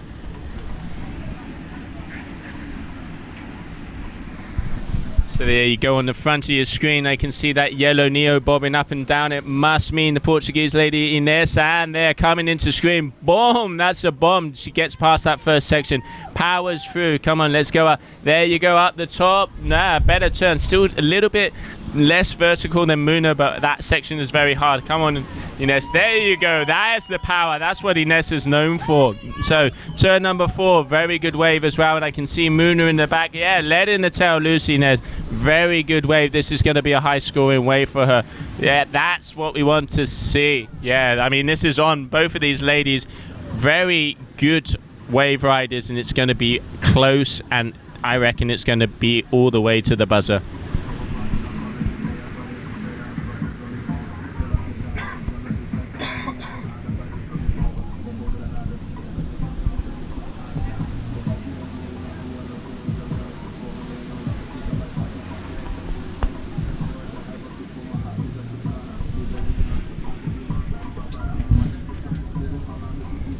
Okay, so just under 8 minutes left.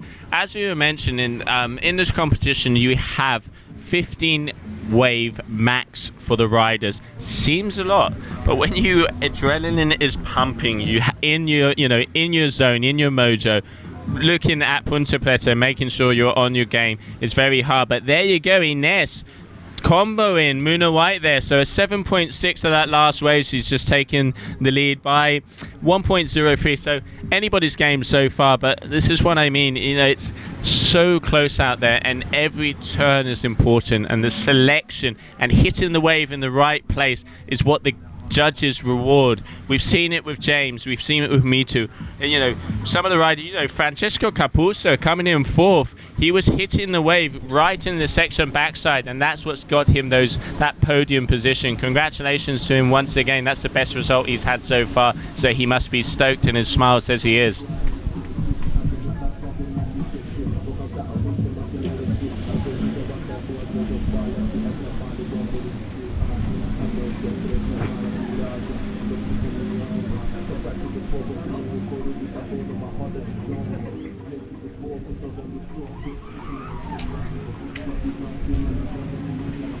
So Muna White on the essentially screen there, just going out to the back, you know, that back section of Punta Preta, waiting for the set to come through. They've had a couple of solid waves, each of them, so very close heat so far, only a point in between them. But yeah, you know, both of these girls charging, so it's really good to see as the girls pushing the envelope. And yeah, like I said, this could be a final right here, so interesting to see who will advance. But even whoever doesn't advance, remember, double elimination, they still have another opportunity to be able to compete. So if you get kicked out now, you still can come back in the double and be crowned the champion of Cape Verde. So it's anybody's game and up for grabs.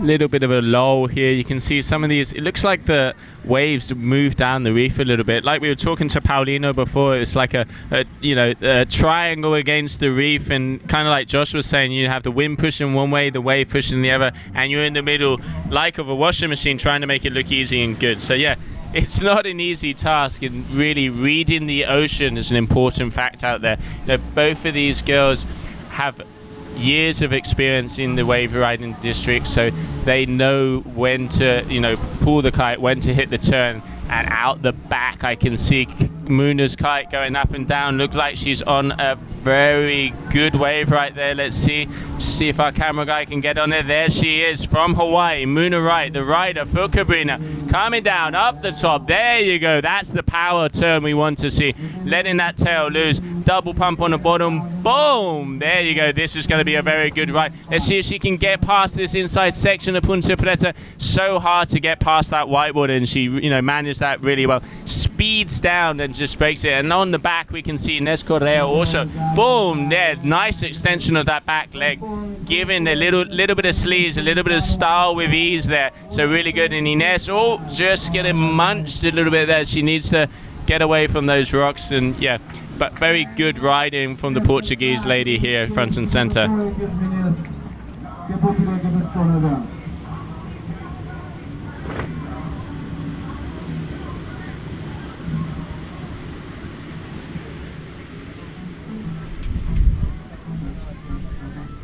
So coming up on 4 minutes left in this heat. So far, Inés Correa in the lead, but I know Muna's wave still has to drop. I presume she's going to take the lead. That was probably one of the best waves of the event there from the Hawaiian. So let's see. Yep, there you go. So 6.97, totaling at 15 and a bit points. So yeah, taking the lead from Inés, but very close. I mean, still 3.5 minutes left. I reckon we've got time for another set. I doubt Punta Preta won't, you know, give us the present of a couple more waves coming through before the end of this heat. So yeah, let's see what happens out there.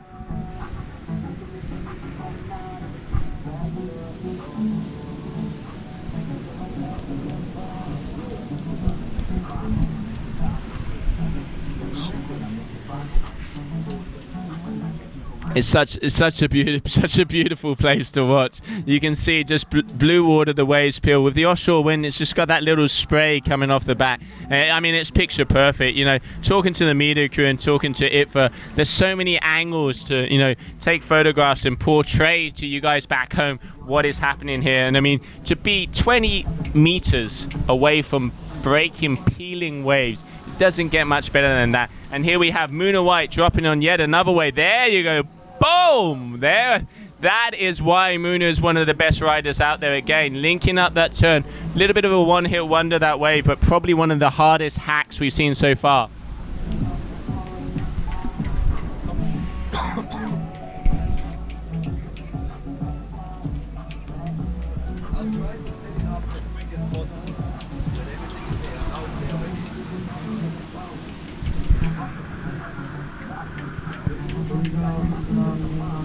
So Muna was edging into that one, but decided to just back off of it. Again, selection is important, and it's very hard out there. Obviously saw that the back one was better. Here we go.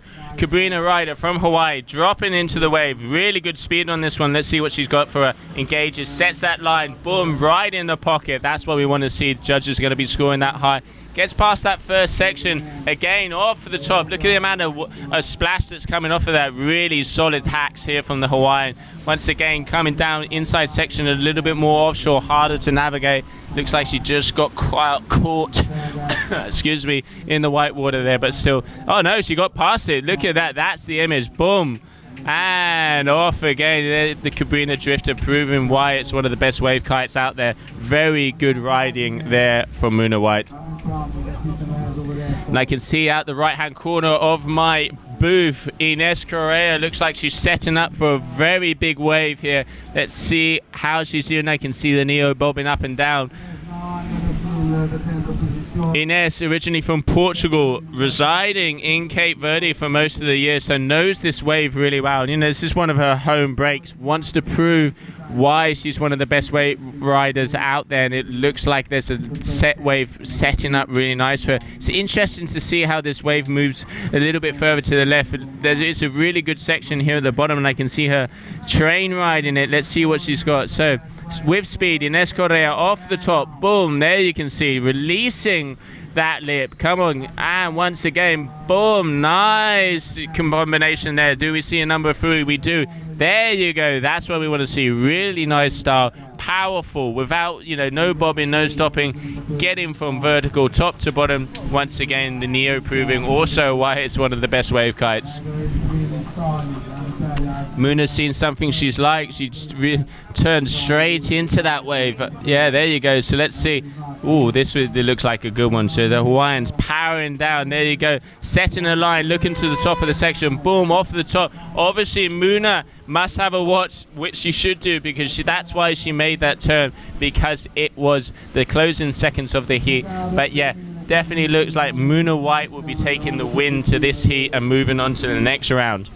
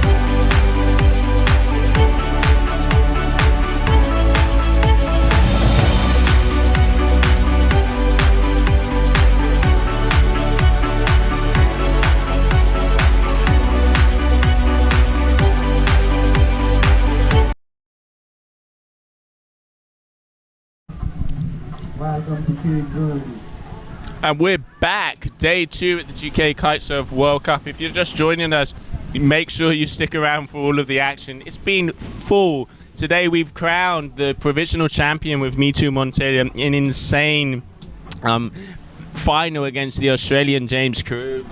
Both of the riders, absolute powerhouse. Me Too proving why he is one of the most complete wave riders, and at his home break here in Punta Preta. Amazing riding from both of them. So now on the water right now, we have Carla Herrera from Spain, one of the best freestyle, strapless freestyle riders we have on the tour, and she is up against her fellow Ocean Rodeo rider, Frances Kelly.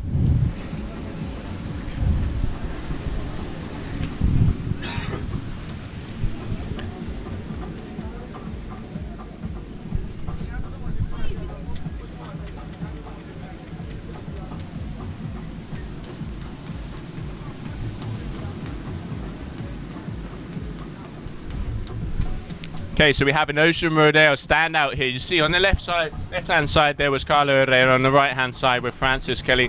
Oh, looks like someone's dropped their kite there. Still trying to see which one is Carla and which one is Frances. Sorry, I got the sun in my eyes. So, orange lycra, there you can see now, is Carla Herrera yellow board. And then we have Frances Kelly with the white lycra. So Carla looks like she's trying to decide if to take off on this wave. Let's see what she's got for us. He's going to run this competition, so we wish the guys a nice day of working, so stay tuned. So girls, meninas, tem os queixos, claro, uma tem double elimination também, apanhou. Então, isso para vencer amanhã.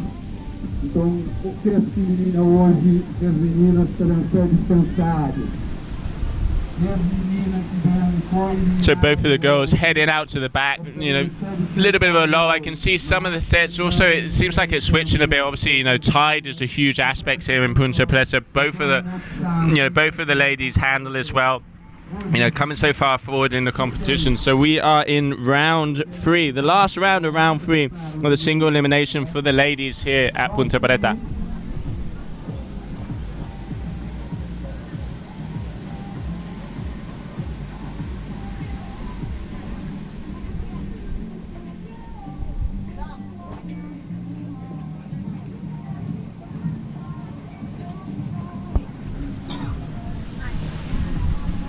Okay, looks like there's a little bit of movement out the back there. So let's see both of these ladies just, you know, bobbing around, making sure that they're in the right position so they can drop in on this first wave of the set. Carla Herrera on your screen now, just tacking back out. And I can see out the corner of my eye there are some lines coming through, and it looks like Frances Kelly might be dropping on the first wave. That's a big wave because I can barely see her past the front one. Come on, Frances, let's see what you got for us. The Canadian, there you go, coming down. This is looking like a really nice wave. There you go. Okay, coming down. Let's see. She's going to be engaging for that first bottom turn, eyeing up the wave, eyeing down the line, and here we go. So bottom turn. You want to be going a little bit more vertical than that. You know, coming up against a rider like Carla needs to start getting those scores on. But yeah, you know, it's getting getting some scores on the board, and then also let's see. I can see Carla at the back there. For Carla, this is backhand. Getting a few turns in, but also not going quite as vertical. They're going to need to be, you know, opening the shoulders, open up, getting a little bit more consistent to get those nice hits in on these awesome waves here at Punta Preta.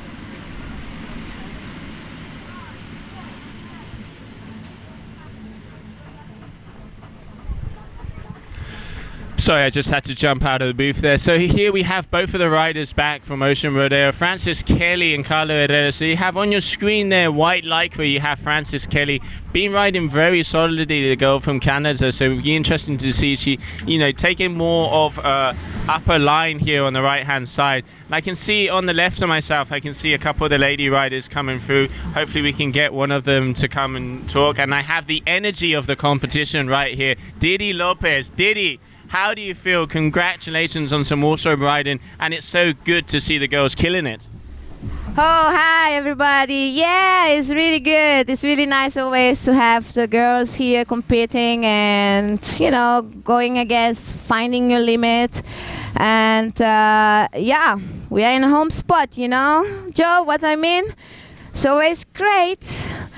And the conditions been really amazing. I mean, for you guys who've been here last year, you should come this year too, because it's great, really pumping. And yeah, what can I say? Now we have Carla in the water against Kelly Francis, sorry. And yeah, it's a little bit stop for the moment, the sets. But I'm sure it's coming. And on my heat, it was great. Yeah, low wind sometimes, very gusty today. Super offshore wind, and it can be hard. But we have to push the limits. No, we have to go with it. Sorry, I pass you, Joe. You definitely have to push the limits, but it's not easy. You guys are doing a really good job there. I mean, like you were saying, Didi, it's great to see how far the women's riding is progressing, and you girls are charging. Like Ines, also a local from here, the girl's got some power, and she was up against Muna. So I think any heat can be a final. And one of the things I noticed the most about Cape Verde is the vibe. It's that you can, you guys have the energy you can feel on the beach. Like when your brother's on the water, Ayrton, or when me too, you can hear it. Even I got the headphones and I can hear all the screams, the shout. You can see the music in the background. It's part of the culture. I mean, what's it like to be, you travel a lot, obviously to have an event like this at your home spot with family, with friends on the water. How is that? I mean, I was just commenting when I came out of the water. I had my mom, my sister, my grandpa. That is first time he is watching something like that. And it was quite crazy. I was almost crying like I am now, right now. Oh, wait a second. I'm going to break down because we have here a really great set coming out. And we're going to have Carla on the wave. Yeah, is Carla coming? Let's see. Oh, this looks great. Oh, she's coming down. Oh, yeah. He's coming. Oh, sorry. That was a mistake. That's Francie, and she's coming great. Whoa, go girl. Yeah. I mean, it's not easy. I have to mention that, so many of these girls, it's really first time they come in the sport, and this is not a game, Punta Preta. It's fun, but yeah, you need to be kind of, on it or not. Yeah. But yeah, they are doing great. It's just experience, and next year we hope that we have more girls around and we can push the limit too, because we also have power. But as Joe asked me before about having here the contest in my spot and everything, it's always great, have the family, friends, and wow, the vibe of these people, I mean, watching them now is always great. Cabo Verde, no stress, how we say here. We're always in the sunshine. We're always laughing.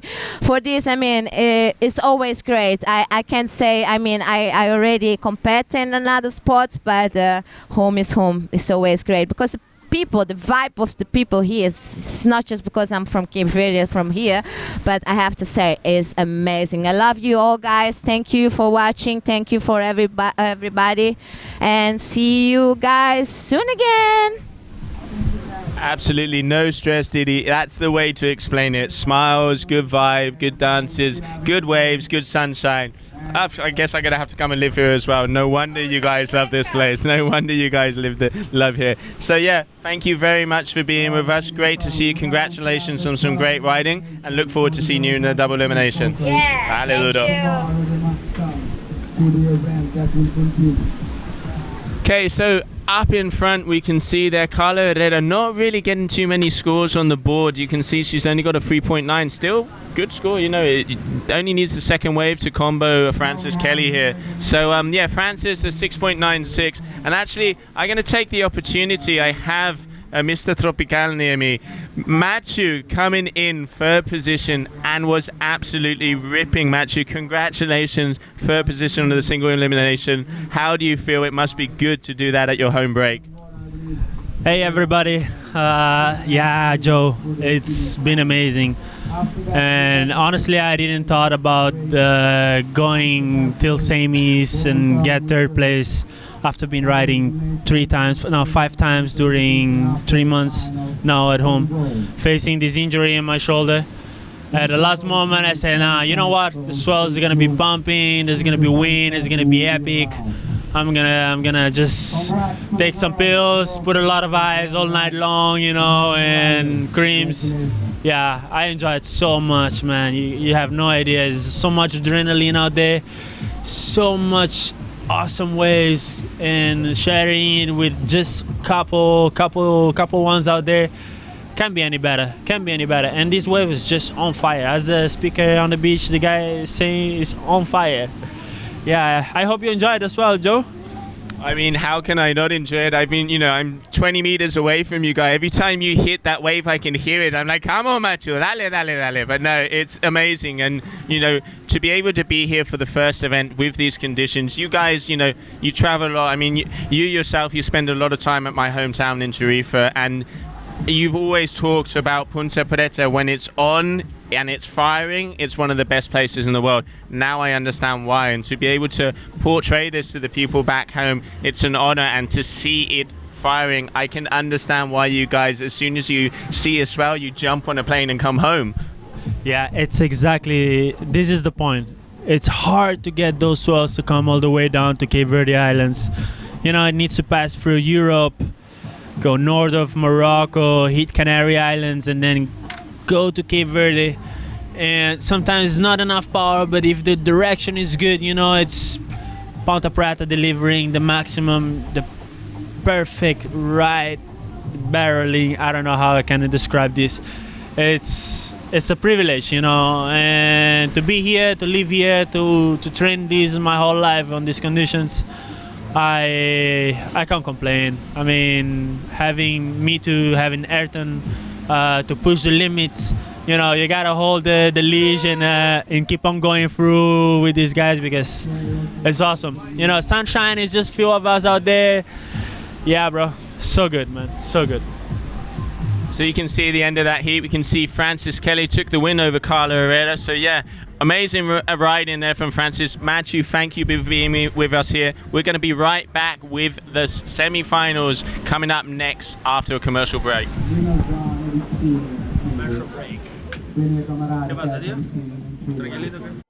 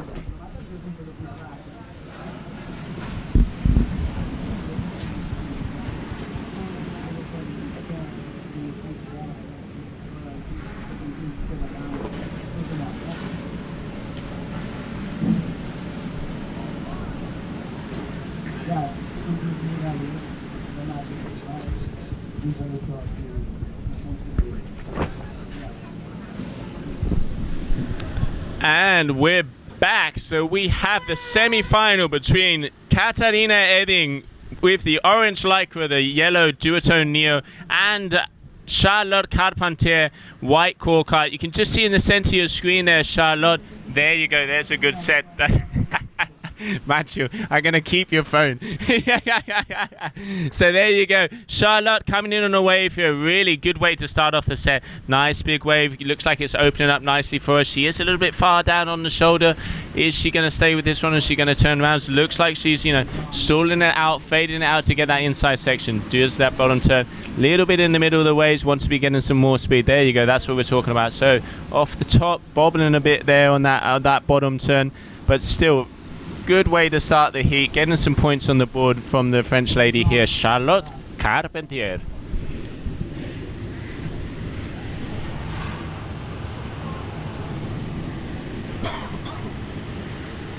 Oh, there's some beautiful waves starting to break here in the front of my booth. No, you can't quite see them on the screen, but amazing. They've actually unusually seen a left-hander here, so obviously the swell's filling in, and I can see out the back on the right-hand side, looks like Katarina is decided to take off on a wave. I can see the neo bobbing up and down. Let's see what she's got for us. There you go, that's a big set. There you go. So come on, Katarina, show us the winter you've done in Indo, going down with speed. So edging out, let's see, she's going to be eyeing that bottom turn, driving that line all the way to the top, nice and speed. Want to be seeing a little bit more of a cutback turn. Still good way to start the heat again. That's a little bit better, letting that tail loose. Good riding here from the Swedish girl. And again, yeah, Katarina, very, very nice riding, linking 3 turns together. That's going to be a good score. And once again, we will see a next turn. No, she's going to kick out of that way. So good start for both of these ladies. But must have a couple of good scores on the board. Still, if they want to be hitting those higher scores, that higher 5+ bracket or out of 10, they want to be going more vertical. We were seeing, the likes of Ines Correa or Muna in the heats before. They are going past that 90 degrees arc and coming back down and going back to the power zone. That's what the judges are seeing. We saw it, Mitu Monteiro, that's what's given him this competition, apart from, barreling left, right and center. He has that verticality. He goes up, go past vertical, hits the wave, comes back into the wave, the same amount of power going past the vertical again, coming back to the wave, back to the power zone. So yeah, very impressive riding, and that is what the judges are looking for. That's the criteria they want to give the crown to the champion of the GKA Kite-Surf World Cup here in Punta Preta.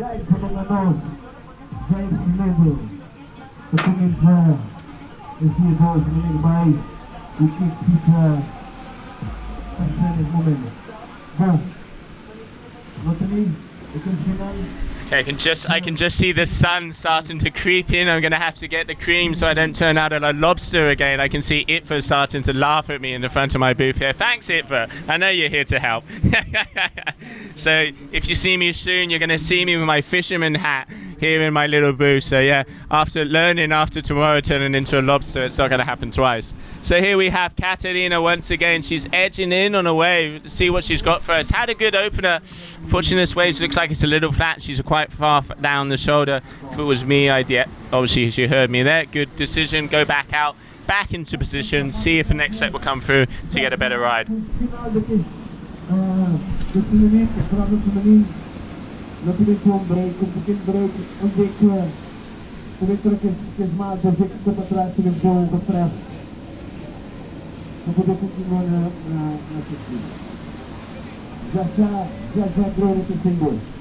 Sapa marcas também ganhou, a adrenalina também 100% on fire.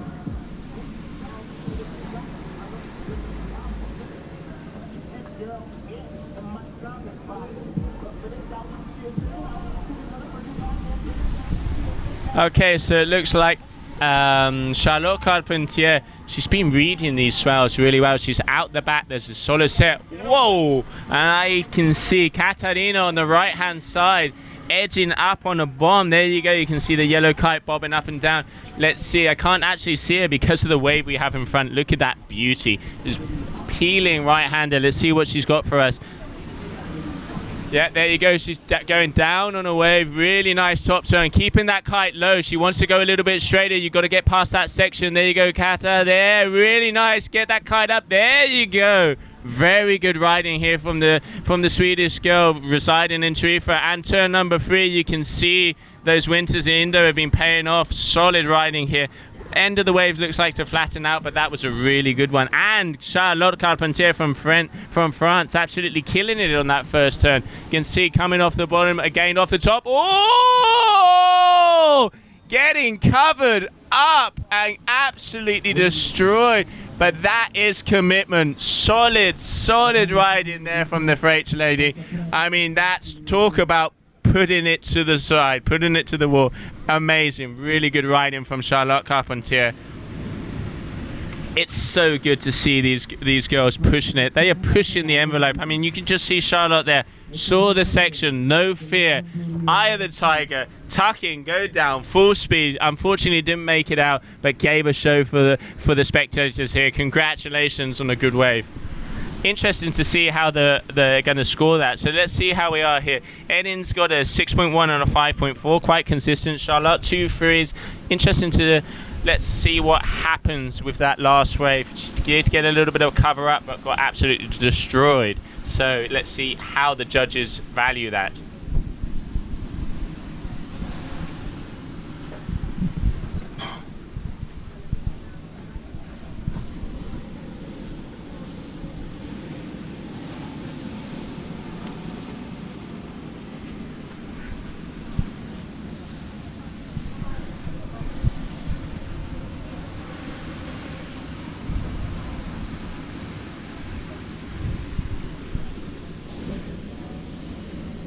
Looking at the corner of my booth here, the waves are going a little bit further up, and there's another good set coming through. I can just see Katarina is out the back there, and Charlotte, let me stand up, yeah, also as well. So yeah, both of the girls are in position waiting for the next set to come through.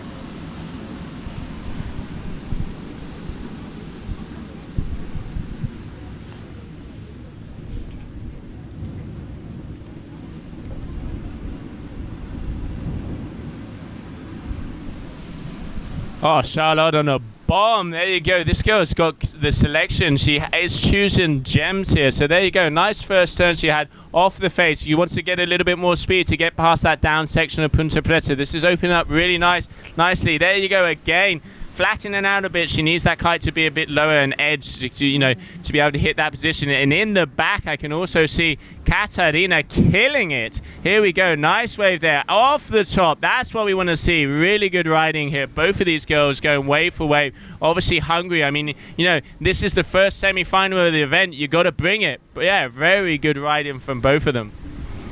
And there are some sets rolling through. Pwah! Perfect right-handers. This is just, I mean, Itva just put his head round the corner and smiled. Yeah, I want to go surfing as well, Itva.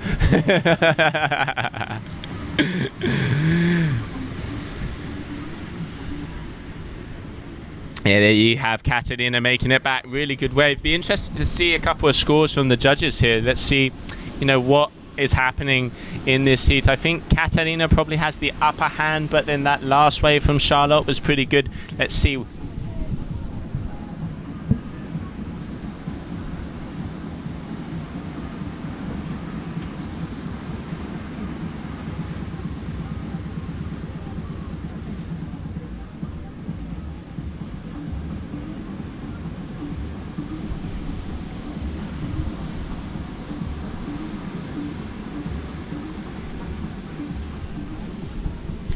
Oh, there are some beauties coming through now. Look at that. Look at that face. Sunshine, blue water, nice little rainbow off the top. That's why we come here. And there is a huge set coming through. Katarina, I can only see her kite behind the wave. And I bet she's going to be turning around to see if she can grab maybe the third wave of this set. Let's see where she is. Yep, I'm right. There you go, Katarina. Connecting, coming into this next section. Let's see, there must be a wave behind there. I can only see the one in the front so far. I can see some movement out the back. Definitely a couple of solid scores for both of these ladies here. I think probably Katarina has the lead. Let's see with some of the live scores on the system. The guys are just getting it ready in a second. And there is Charlotte. Looks like she's going to be connecting on this first wave of the set. There you have it. So yeah, Katarina, good consistency. 6.1, 6.63, 12.73 total. Very good riding. The improvement that she's had over the last season, very, very impressive. Then Charlotte Carpentier, also one of our best freestylers on the tour, proving that she can handle the waves. And you know, that last wave of 5.1, so needs a 7.63 to get the lead over Katarina. 2.5 minutes left. Can be done. Not the easiest thing to do, but because there are some big waves coming through in this heat.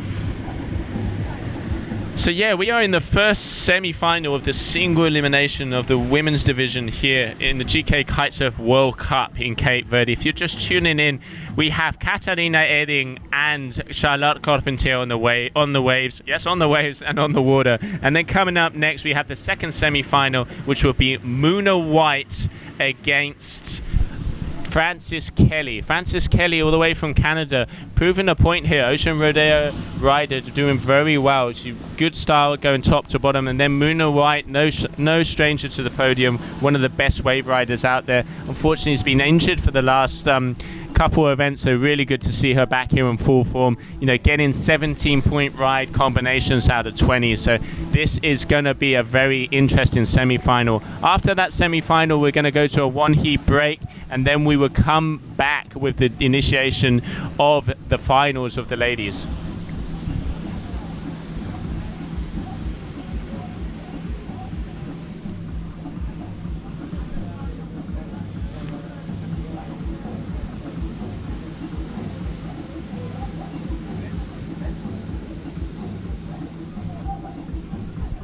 So yeah, as I mentioned, after this heat we have Muna White against Frances Kelly, and then we will have a one heat break. After that, we're going to be back with the mini final, so determining who is fourth and third position of the single elimination here in Cape Verde, and then the super final to crown the provisional champion right after that heat. So yeah, action packed next hour, so make sure you stay tuned. So yeah, coming up next, Muna White against Frances Kelly. Closing moments of this heat, 30 seconds. Katarina Edin so far in the lead, but hey, we've seen it before. It's not over until the buzzer. So we got 20 seconds left. Looks like there's some movement on the back. Let's see if Charlotte can maybe get a wave. If not, Katarina looks like she will be moving through to the super final.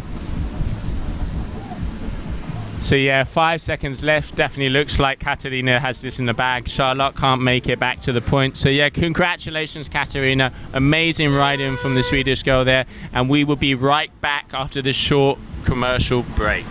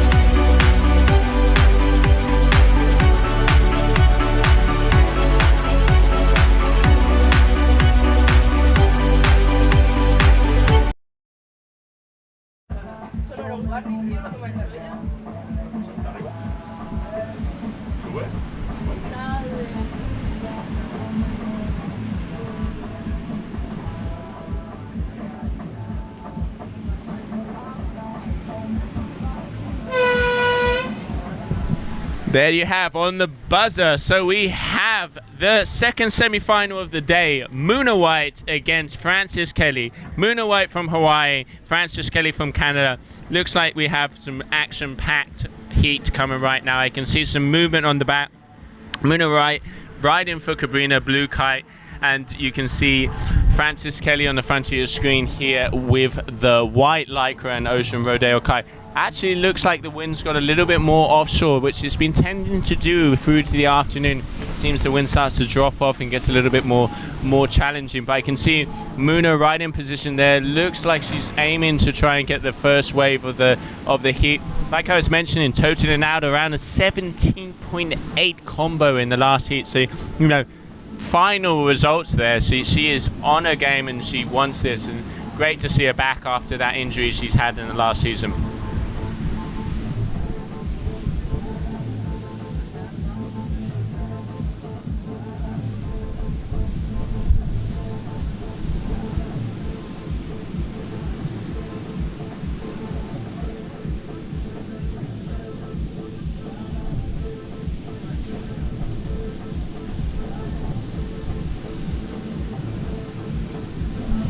So here you can see both of the girls just making their way to the back.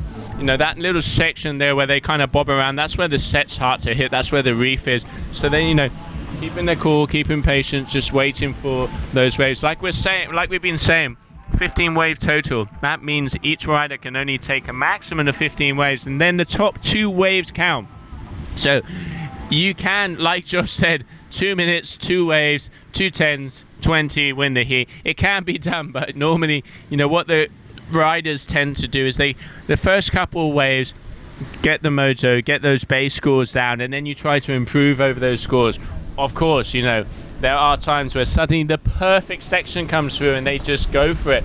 You know, especially this is the semi-finals, you've got to risk it. These are the more advanced heats in the competition, so unless you're pushing it, you're not going to get through. And you can see both Frances and Muna struggling a little bit out there. The wind's a little bit lighter, but I can see some movement on the back, and I think Muna is in position to get this set.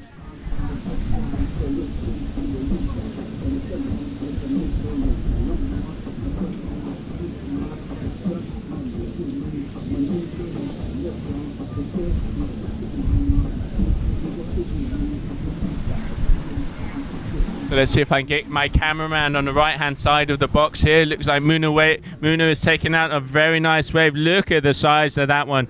There you go. So she's engaging. Nice bottom turn off the top, keeping it easy. A little bit flatter section here of the wave.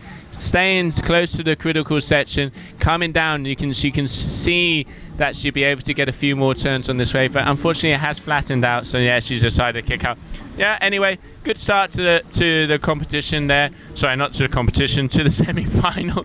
Good start for Muna White, getting the score on the board. Be interesting to see how the judges are evaluating that. Was a little bit of a one-hit wonder, but still getting some numbers on the board.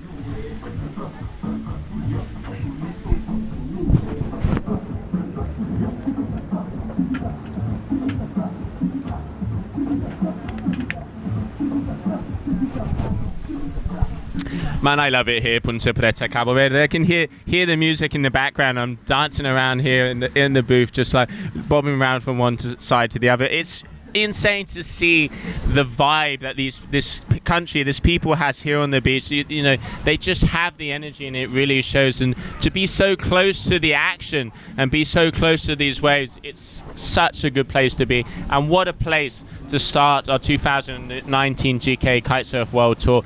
Doesn't get much better than this. We've got best riders in the world, 39 male riders from all different countries. We've got 13 girl riders.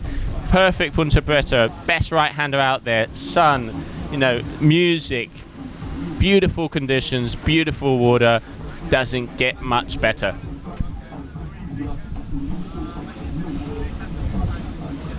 Yeah, you can definitely see the wind is a lot lighter. Muna's taking a little bit more upwind tactics. She's staying up the top, and then, you know, just to get enough to be able to, you know, engage on a wave. And you can see Frances really struggling. She's stayed a bit further down and is struggling to stay upwind. Yeah, different tactics, but we'll have to see on the numbers on the scoreboard which one will prevail. So here we have Frances Kelly. Looks like he's trying to engage on this wave, going a bit straight line. Yeah, okay, so she got on it very down on the shoulder, though the judges are going to want to see you closer to the critical section. On the right-hand side of the box, we can see Muna just starting to engage on the wave. There you go. This is what the judges are looking for. Critical section, boom, off the top, going back, nice and vertical. Getting past it, around that closing section. Oh, stalling it out a bit. Yeah, there you go. Little bit of a cover up there. That's going to be a high score. You know, it's one of the first ladies we've actually seen committing. We saw Charlotte in the heat before going for it. You get absolutely completely covered up and underneath. But Muna there, very intelligent riding, getting past that first whitewater section, trying to get that little cover up, stalling, then again in a couple good turns at the end of the wave. So yeah, that's going to be a high score for her. Going to be interesting to see what the judges determine the numbers are.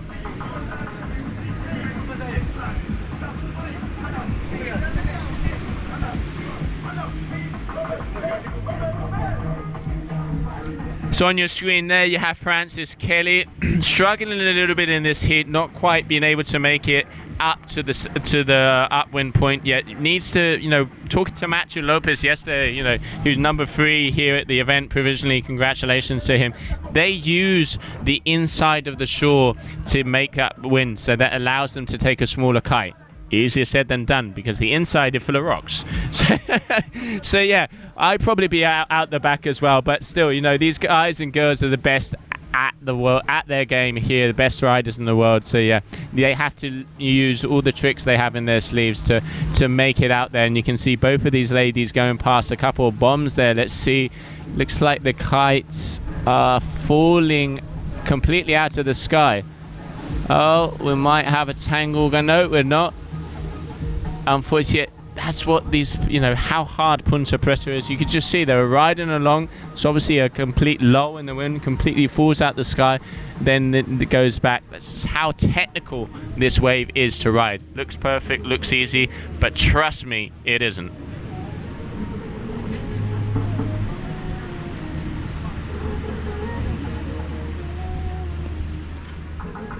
So there you go. So Muna winning by 8.2. She's got a nice combination there, 11.6. Then Frances Kelly, 3.4.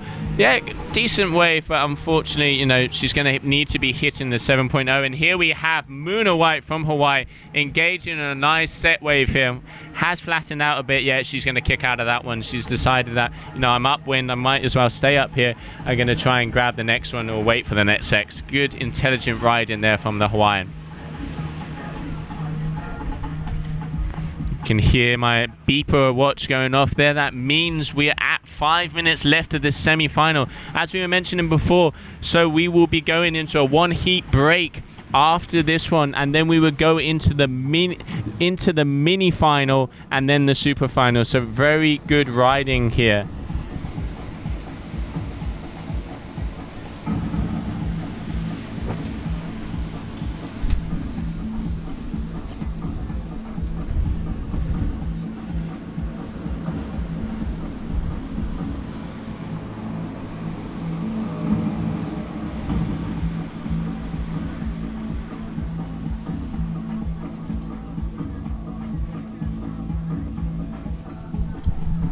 There's a couple of bombs coming through now. I can see if our cameraman can go right hand side. Looks like Muna White is going to be going on a wave. There we go. So coming down, that's a solid side wave, and it looks like it's actually peaking up nicely in front of us. So Muna White from Hawaii, Cabrina rider, orange lycra, nice first turn, keeping the speed up to get past that section, eyeing up down the line again, engaging, keeping the line. Nice off the top. Unfortunately, Kite a little bit too far back, getting pulled off the wave. Still, there's going to be a good scorer. Nice wave selection. So yeah, the Hawaiian proving why she's one of the best wave riders in the world.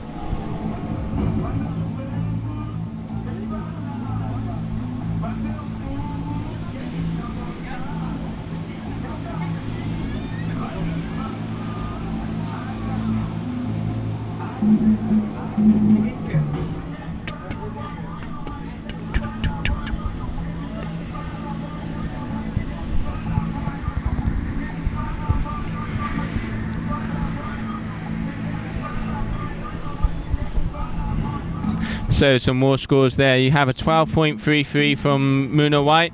Frances Kelly only scoring a 3.4. She's having a hard time connecting and being up that upwind and in that section. Muna navigating and using the sailing skills a little bit better there. Very hard conditions out there. Muna very used to light wind conditions over in Hawaii. I've seen her on a lot of the videos they put up that, you know, they're marginal on 13 meters, but as soon as on the wave, they don't need that kite. And it's a skill in itself. You can see some of the male riders as well, you know, like the likes of our provisional champion, Mito Monteiro. He goes on 2 meters less than most of the people out there. Equally as heavy, but he just knows the place, uses the upwind skill, and using his sailing ability to just, you know, maximize and get out there, because they don't want the power on the wave. Because these are on offshore conditions, the smaller the kite, the better, because if not, it pulls you off the back. They really important aspect. Talking to Matthew yesterday, it's probably one of the biggest things that you have to do when you are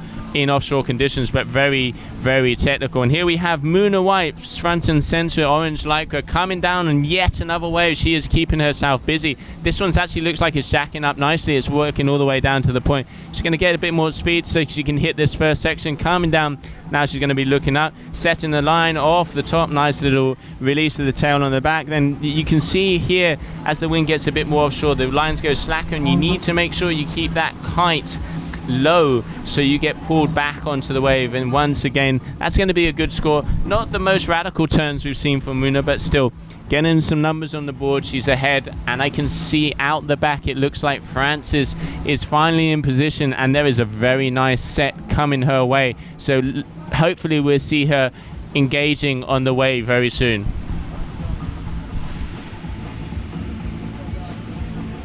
Oh, there we have one of the best sets coming through. The waves actually moved a little further to the left. Frances is going to have to speed down this if she wants to get past that section, which you can see her Ocean Rodeo bobbing from top to bottom. You come on, Frances, get on it. Yeah, she is on the wave. That is a big one. She wants to be applying pressure to that back foot to get out there. And unfortunately, yeah, she lost the kite on that one. Looks like she hit the line in the lip. Obviously it's hard to keep all concentration when you have a big wave like that under your feet, but yeah, hopefully she's alright and she'll be back out there very soon. And there we have on the screen, we can see Muna White made the wave all the way to the bottom, connecting turn after turn. That's going to be a high score from the judges. That's what we want to see. You know, joining section, joining maneuvers is what it's about. 100% waves here. So yeah, just 13 seconds left, so almost we will be having a 1 heat break after this now, and then after that, those 15 minutes, we will be going into the mini final of the GKA Kite-Surf World Cup Women's Division here in Cape Verde. Congratulations, Muna White moving into the super final. Frances Kelly will be going into the mini.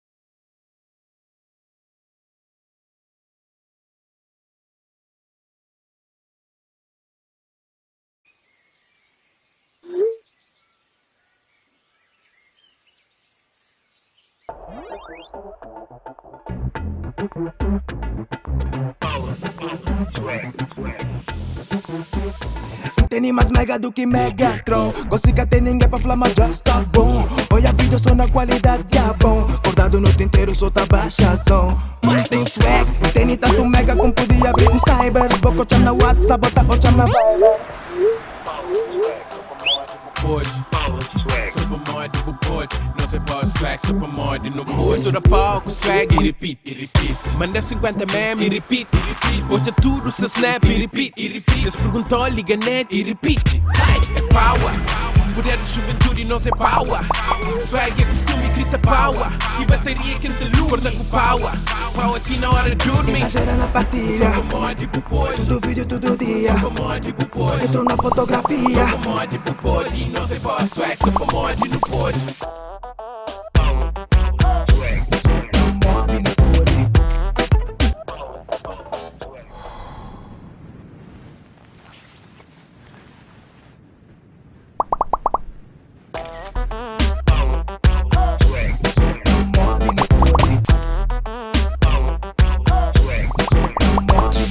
Reativa os teus pacotes PST e acumula os teus megas para gastares como quiseres. Exagera nas tuas partilhas, porque tu podes.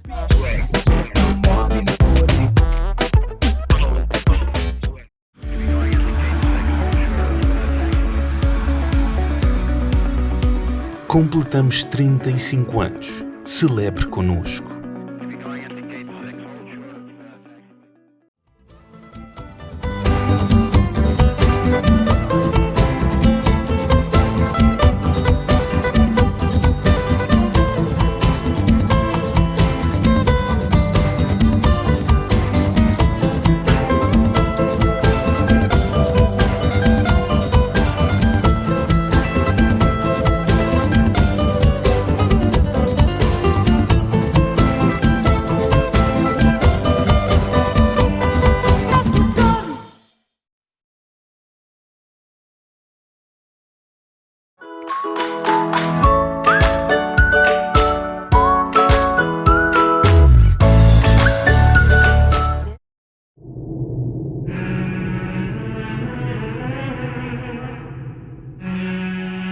Welcome everybody to the first event of the GKA Kite-Surf World Cup here on the island of Sal in Cape Verde. As you can see behind me, we have perfect conditions.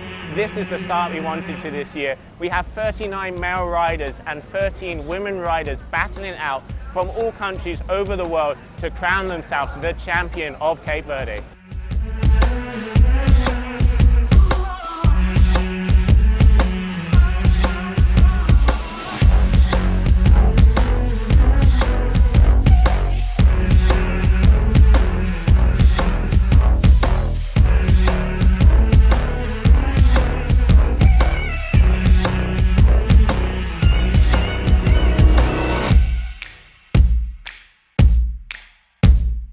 I'm here in Punta Preta. It's one of the best spots in the world for kite, surf and windsurf, you know, all the nautic sport. It's the nice thing of this sport because the wave he breaks really close to the rock, but you mean close to the rock, but there is some safe distance. The waves start to break like really far away down there, and then it goes tilt down there on the beach. So it's around, we can say, like 1.5 kilometers of wave. So this is really nice because you have some nice barrel, the wind is a little bit side off, sometimes side shore as well. So then he gives you the chance to do much as possible maneuver on the wave.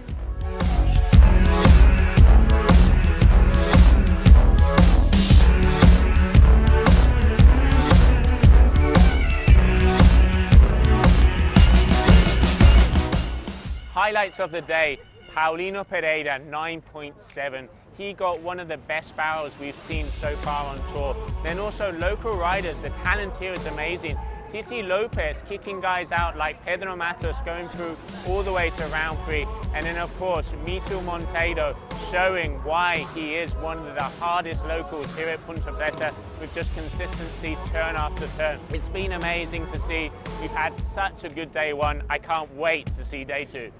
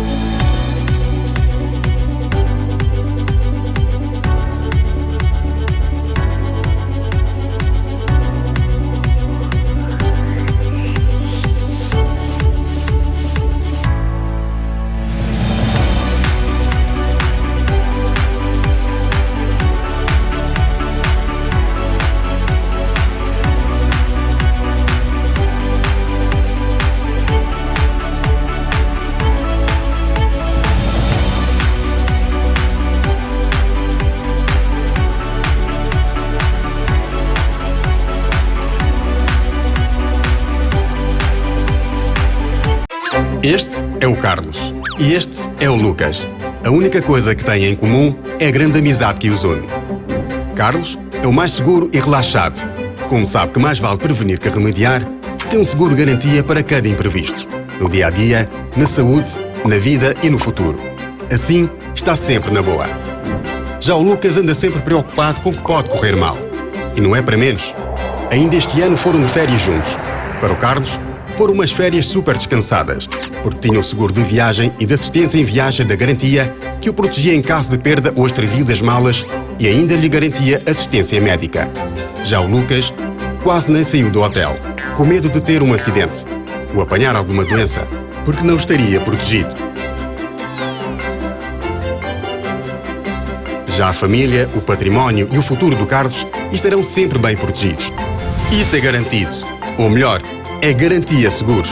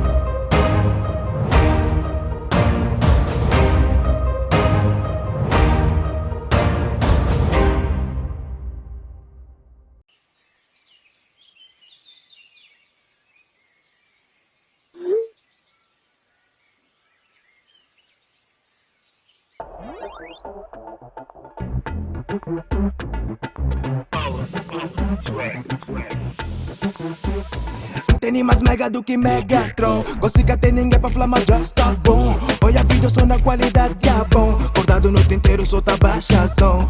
Tem swag, tem tanto mega como podia abrir um cyber. Boca cham na WhatsApp, bota o cham na Viber. Supermod, tipo pode, não sei para swag, supermod no pode. Mistura palco, swag e repeat, Manda 50 meme e repeat, Hoje é tudo se snap e repeat, Eles perguntam, liga net e repeat. É power, poder de juventude não sei power. Swag é costume, grita power. E bateria que te luta com power. Power aqui na hora de dormir. Exagera na partilha. Supermod, tipo pode. Tudo vídeo, tudo dia. Supermod, tipo pode. Entrou na fotografia. Supermod, tipo pode. Não sei para swag, supermod no pode.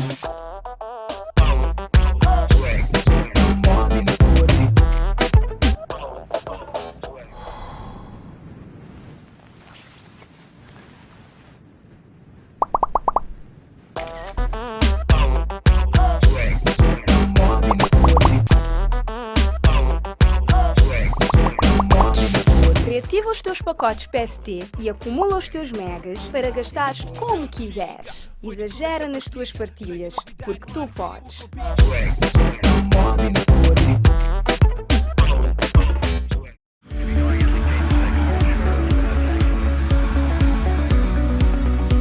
Completamos 35 anos. Celebre connosco.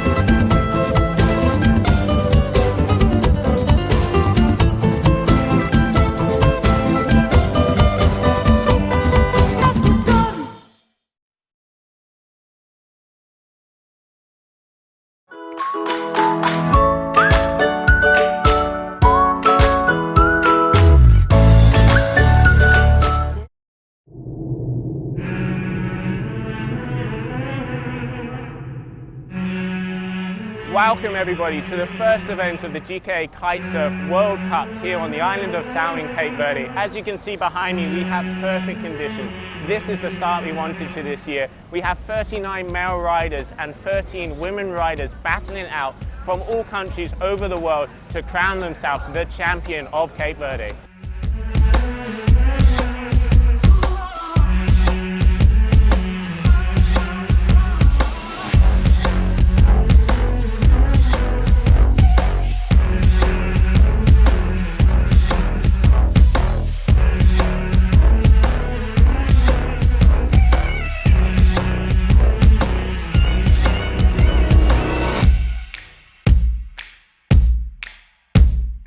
I'm here in Punta Preta.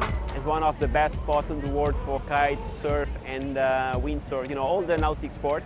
It's the nice thing of this sport because the wave he breaks really close to the rock, but he means close to the rock, but there is some safe distance. The waves start to break like really far away down there, and then it will tilt down there on the beach. So it's around, we can say like 1.5 kilometers of wave. So this is really nice because you have some nice barrel, the wind is a little bit side off, sometimes side shore as well. So then he gives you the chance to do much as possible maneuver on the wave.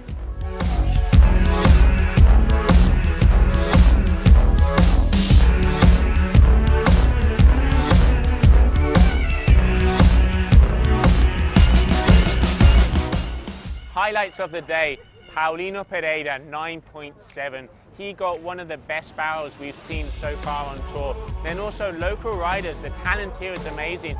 Titi Lopez kicking guys out like Pedro Matos going through all the way to round 3. And then of course, Mitu Monteiro showing why he is one of the hardest locals here at Punta Preta with just consistency turn after turn. It's been amazing to see. We've had such a good day 1. I can't wait to see day 2.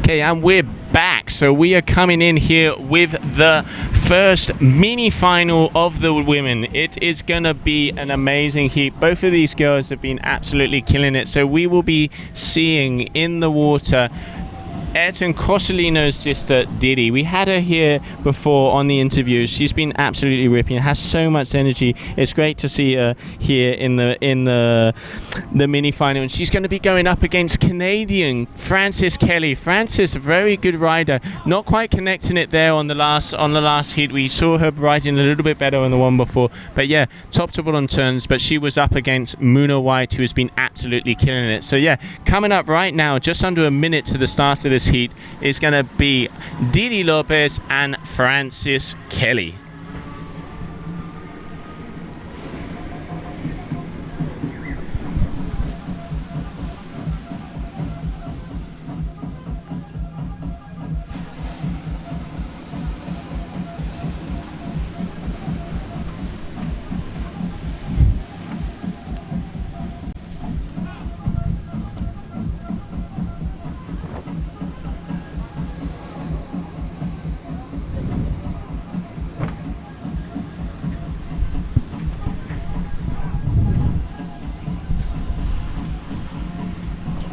Okay, so less than 20 seconds to the beginning of this mini final. I can see some of the girls a little bit further down the competition area just starting to go out, so it's going to be interesting to see who gets out there. Let's see. I can see for some reason, oh, so excuse me, I got that completely wrong. I apologize. We have Charlotte Carpentier from France and Frances Kelly, first mini final here of the GKA Kite-Surf World Cup 2019, the beautiful island of Sao in the awesome wave that we call Punta Preta. So you're going to be having on the screen, you know, front and center on the screen, the core rider, orange like, will be Charlotte Carpentier from France, and I can just see in the corner of my box Frances Kelly riding for Ocean Rodale, coming from Canada, will be with a white lycra.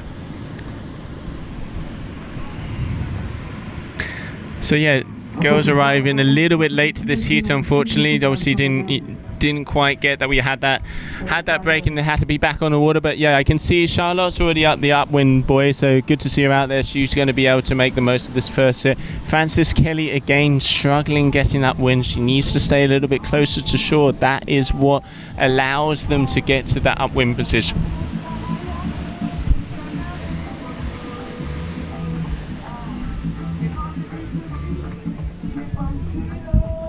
Definitely looks like the wind's dying out a little bit as we get further into the later hours of the afternoon here in Cape Verde. The wind does start to die down and go a little bit more offshore, so the girls really have to use the waves to stay upwind. You can see Charlotte here seeing a little run if she's going to go on it or if she just use it to make the most of it. She's probably going to, she's going to do something on this. She's going to do a couple of turns just to, put a score on the board. So you can see not a lot of power there, and those rocks are pretty close. So going back out, at least she, trying to get some numbers up there, but she doesn't want to be going too far out. You want to maximize that upwind, Charlotte. You want to be getting a little bit closer to the shore like the guys were saying. So let's see. I can see Frances all the way up to the right of my booth here. You can't see on the screen, but she is in position and waiting for that set to come through so she can get that first score on the board.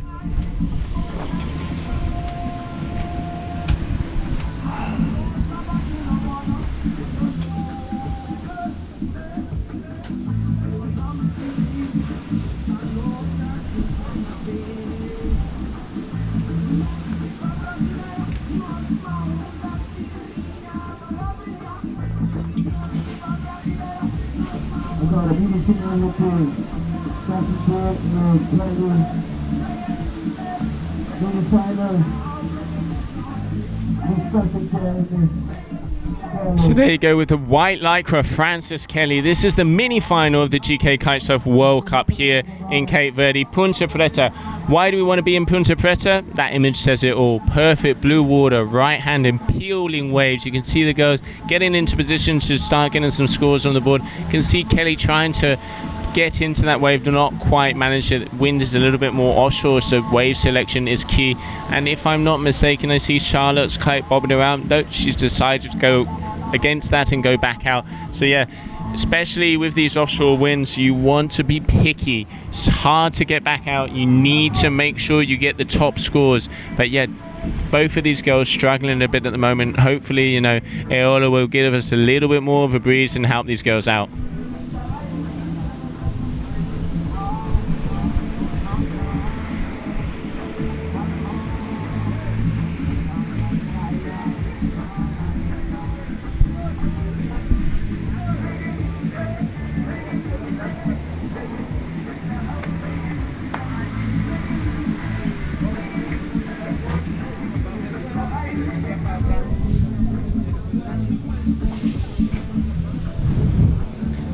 So just under 9 minutes left in this heat. So 3 minutes so far.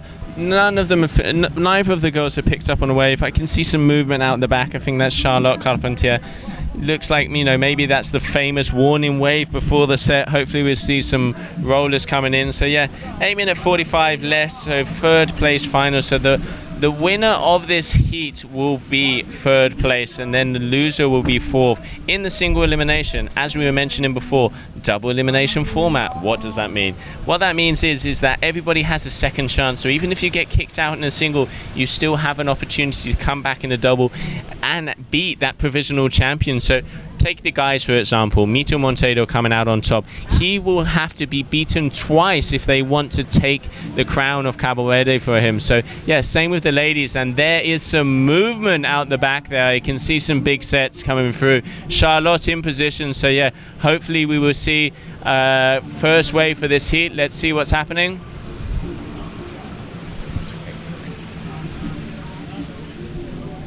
There you go, Charlotte Carpentier on a bomb. There you go, nice first turn. Hopefully she see what she gets on that second one. Oh no, run. Get past that section, and I can see on the back also.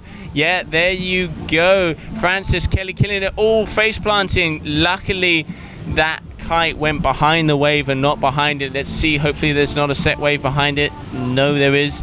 Is the kite in position to get past it? No, she's all right. So luckily she got past that channel. Yeah, so both of these girls committing, you know, risking, putting all the eggs in the basket to be able to get those maximum turns. So yeah, really good riding for them. But yeah, Charlotte at least got a couple turns on that wave, so that's going to be a good score for her. Frances Kelly just losing it on the bottom turn there, so unfortunately won't score for that wave.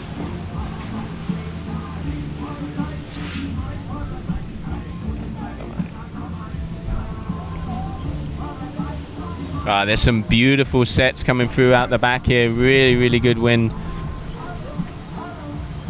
Waves. But obviously we need wind as well for it, so hopefully both things would work.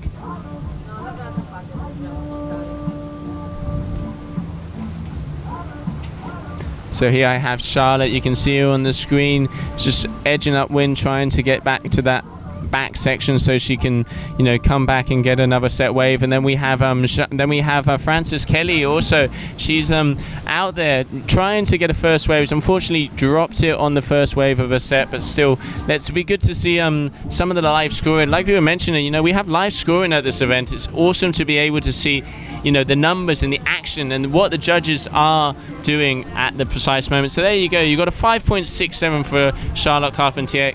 Frances Kelly's still yet to score, so yeah, we just see obviously under 6 minutes left in this event. Excuse me, under 6 minutes left in this heat, and I'm seeing some insane sets come in the back. So wow, that's some size coming through. And if I'm not mistaken, I can see Frances is taking off on a bomb, and if Charlotte is on the one behind her, it's even bigger. So yeah, incredible. Come on, Frances, get on that wave, power it down. This is the one you've been waiting for. Here we have white lycra, front and center, Frances Kelly coming down the line. Will she get a good bottom turn for us? She's stalling. There you go. Off the top, we want to see more verticality. I mean, it's easier said than done. This is a hard wave to be riding. Also, I know she's not in your screen. Charlotte Carpentier, also good bottom turn there from Frances, just not quite connected there. And here we have, like I was saying, Charlotte Carpentier going to the top. Is she going to get underneath that? Yes, she is. Got destroyed. Charlotte really goes for it. It's impressive to see. She commits, so some, you know, that's why she's getting through these heats, and at the moment looks like she was in contentions to take that third position in the single elimination.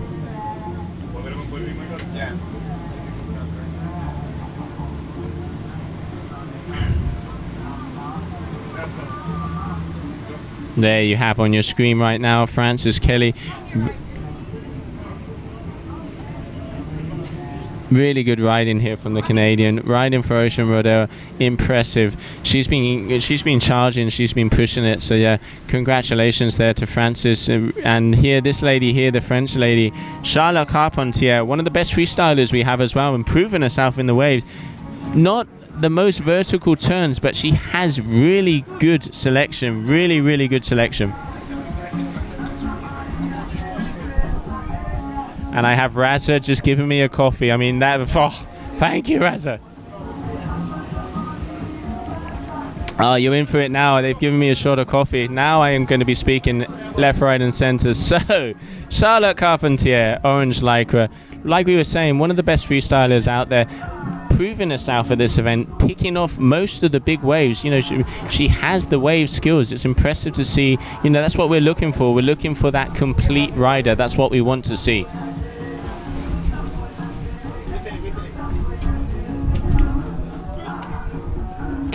They're just peering into our screen, Frances Kelly. Oh, this coffee's good. Cape Verdean coffee doesn't get much better than this.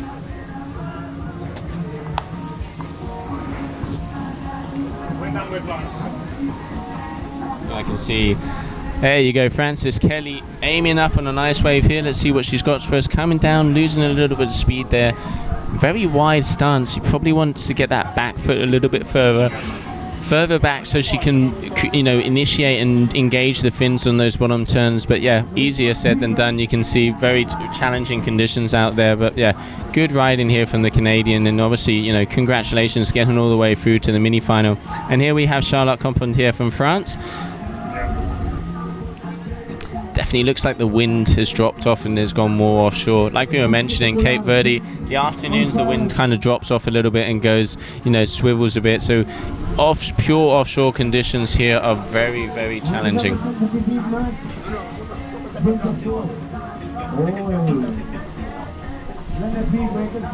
Oh, there's some beauties coming in the back. I can see Francis is in position. If I'm not mistaken, Charlotte is as well. There's the core kite bobbing up and down.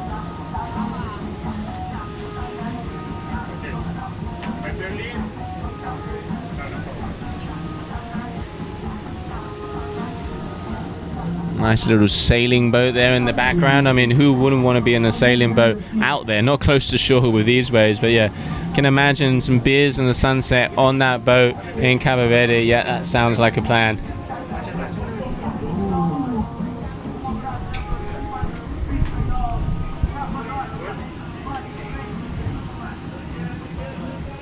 There's Francis just duck diving. Whoa, underneath. No, sorry, that was Charlotte duck diving underneath that wave. Let's see some scores coming up. Let's see how this heat is prevailing at the moment. I think Charlotte Carpentier probably has the upper hand.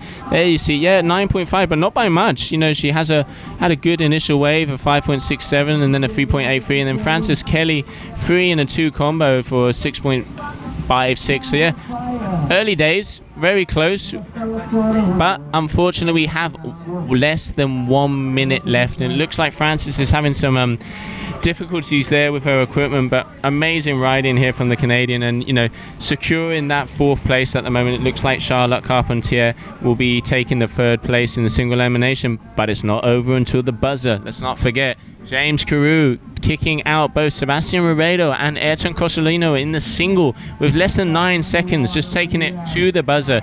So it isn't over until it's over. And then coming up next is the heat. This is the heat that we want to see. We are talking about the super final of the GKA Kite-Surf World Tour event here in Cape Verde. This is what all of us want to see. This is what we've come to Cape Verde to do, and it is going to be in between Katarina Edding and Muna White. So stay tuned. Coming up next, super final for the ladies.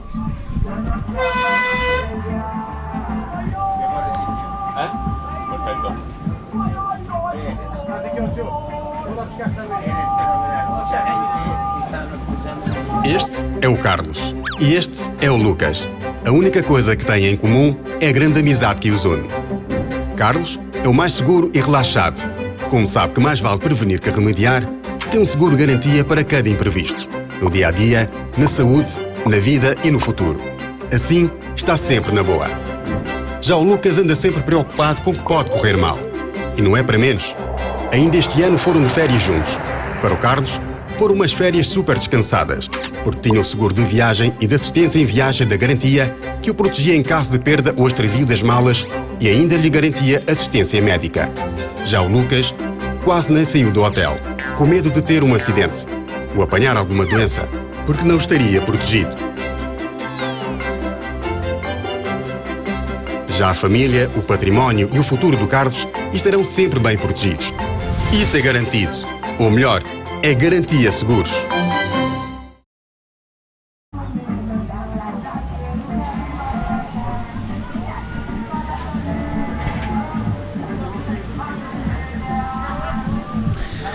And we're back. So, super final of the ladies here, GKA Kite-Surf World Cup in Cape Verde. Here, coming on to entering your screen on the left-hand side, duotone rider from Sweden, Joanna Katarina Edding. And then we also will be having Muna White from Hawaii.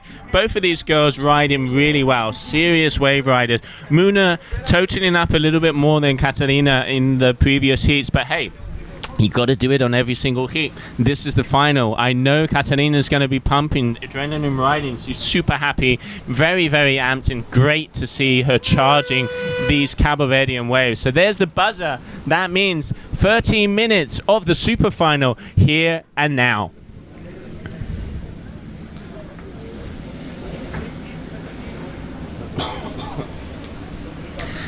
There you go. So Katarina, orange lycra duotone kite. Looks like she's going to start off with an opener here. Nice size wave coming through. Let's see what she's got for us. There you go, coming down there. There's a beautiful face. Look at that. Nice, solid overhead. So coming down, connecting, setting that line. Little bit of a turn off the top. She wants to be keeping that kite lower, but has obviously seen that close-up section there. So yeah, she's going to be trying to get a better wave. But yeah, still got one turn in, score on the board. But you know, this is the final. We want to be seeing vertical turns. We want to see commitment. We want to see top to bottom. That's what we're looking for. So yeah, let's see. And I can't quite see Muna White here on my screen. It'd be interesting to see where she's coming out. There she is, white kite. I think she white lycra, not kite. I think she just changed sizes in the last seconds to the beginning of the heat. You know, all of the guys and girls have been saying kite size here is so crucial. You know, even if you lose a minute, maybe it might be the defining decision that gives you that opportunity, and every advantage is needed at a break like Punta Preta. Soon we have the winner from the final. There you go. That's a good view of the Duotone Neo there. That is the blue colorway. Really beautiful. My favorite colorway, I must say. So you can see Joanna there. She is also on the Pro-Am. Pro-Am, talking about boards, like you were saying, a little bit of a wider board, easier to ride. You can see how simple and how easy these guys look at. Obviously, let's not forget they are the best in the wave, and they're also the Cabina Drifter going out there with Muna White. So both of these girls really impressive on the wave. And Joanna, this is the second wave, and she's really good wave selection. I'm impressed with how every single wave she takes off on, she really does get the right section. So there you go. So applying pressure to that backhand, giving pressure to the front, speeding down. You want to get that kite low if you want to be able to get that next section. You can see by having a kite high, she hasn't been able to stay in the critical section of the wave. You'll be watching some of the guys like Me Too before, or Muna as well. They kind of like sheet out after that first section, because further down the line it is even more offshore the way the reef wraps around. So important details to take into account when you are looking for those offshore conditions. And talking about offshore conditions, it looks like Muna liked what she's seen there. Is she going to edge into this wave? No, I think she's probably going to go for the one behind, or maybe just stay up there. Again, 15-week counts. Top two waves are scored, so you have 15 waves. Seems like a lot, but when adrenaline is pumping, you're in the final. I mean, Punta Preta, 6 foot, perfect waves, final of the single elimination. Doesn't get more adrenaline driven than that. So, you know, to remember how many waves you've done is very hard, but this is all part of competition. You know, have to take a lot of things into account. It isn't a free session. You got to ride for how the judges are scoring you, what the criteria is. Here we have 100% waves. We're looking for the fluidity, surf style, connecting the sections, connection in different maneuvers. And I hear we have Muna White. She's going to tell us exactly what that is. There you go, top to bottom, hitting the wave in that pocket, coming down with the same amount of speed. You can see how she just directs that board off the top. Boom, nice little exit there. You can see coming down past that closeout section in the middle there. And this is where a lot of the people were aiming to hit the barrels, because it is where it jacks up. So you can see a couple, you know, 3 or 4 turns. Not the most critical wave, but still nice little score. And there you can see how Muna, how low she had her kite. Why has she got it that low? Because that way it pulls her back onto the wave. Offshore conditions, the kite, you know, waves pushing you one way, the kite's pulling you other. Like Josh says, it's like being in the middle of a washing machine, and to do it with, you know, to do it with ease and to do it with style is a very, very hard thing to do, and these girls just make it look easy.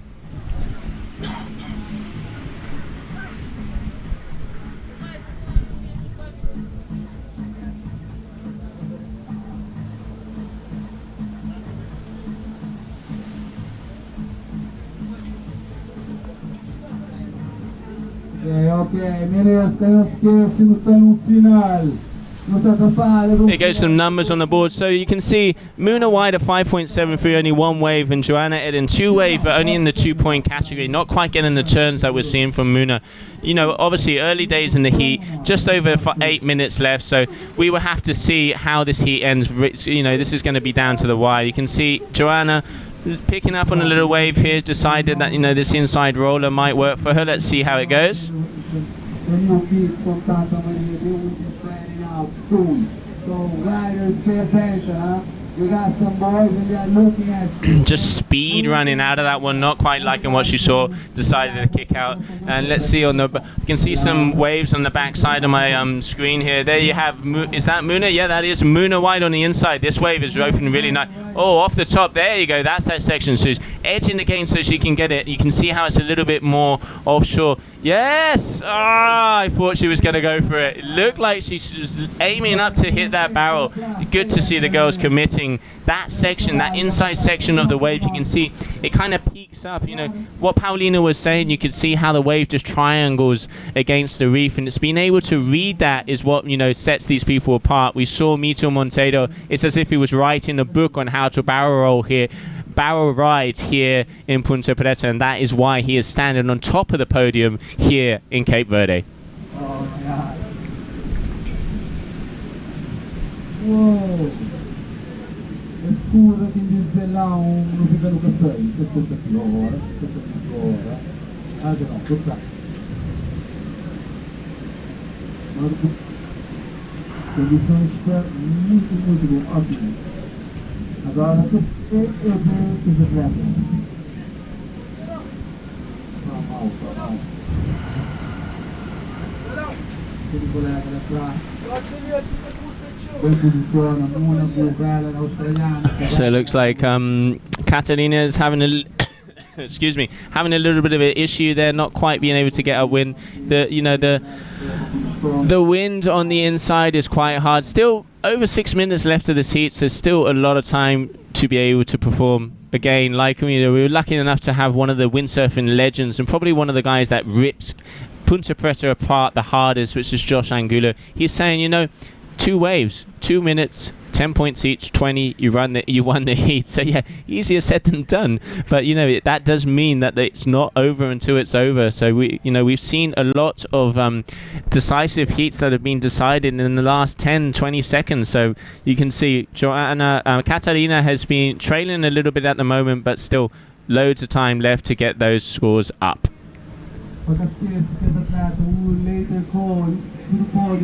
girls, the girls that we're thinking about the 4 names. So, Eddie, White, Carpentier, and Kelly.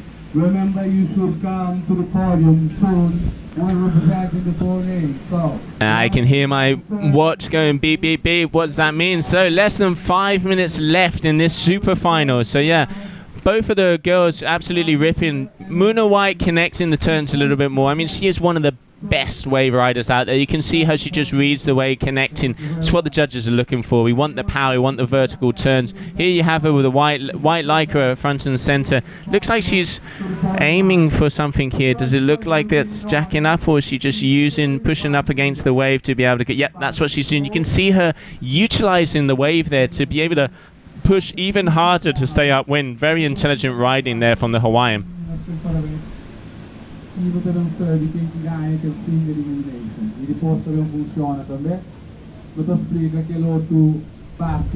Okay, so there's some scores. So Muna consistent 11.66, 2 5-point rides. Then Joanna having a little issue trying to get past that 2-point, not quite connecting the way she did in the last heat. Again, 4 minutes left in the heat, still more than enough time to put a couple of scores on. So yeah, she's still not comboed out yet, but very close. Palmas para aquele artista lá que faz tudo que ele usa. Então a praia agradece, vai ali para gente saber. Caixa tudo para massagem. Pura atletas, pura gente agradece. Okay? So that's not forget. And Muna, there you go. Looks like she's behind this wave. She looks like she's going to be taking off on another one. Let's see what she's got for us. She's been riding really well. Is she going to go? No, decided against it. Obviously didn't see something that she liked. Thank you very much. Thank you, and make it clear.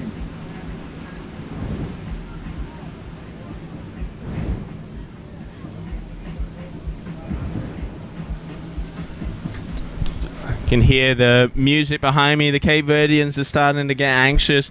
You know, there's doesn't get much better than this. A super final with, you know, 6 foot barreling waves, really good conditions, and you can just, you know, the vibe that there is here on the beach, and everybody loves it. They're all here for the stoke. You know, the phrase of the island is no stress, and I think that kind of defines how good it is here. You know, you got sun, you got waves, good food, beautiful country. I mean, if you want to come on a holiday in this time of the year, Cape Verde is. And on your screen, the reason why. Here you have, there's the image, both of the riders back to back. Muna initiating that first turn. You can see how she's just going a little bit vertical there. Smaller wave, hitting it right in the pocket. Back foot pressure, letting that tail loose. This is that section where it closes out a bit. If you can make it past, couldn't quite make it past there. And you can see Joanna just looking, still looking for that wave. 2.12 2 minutes 10 seconds left in this heat. I've been shouting about scores too long.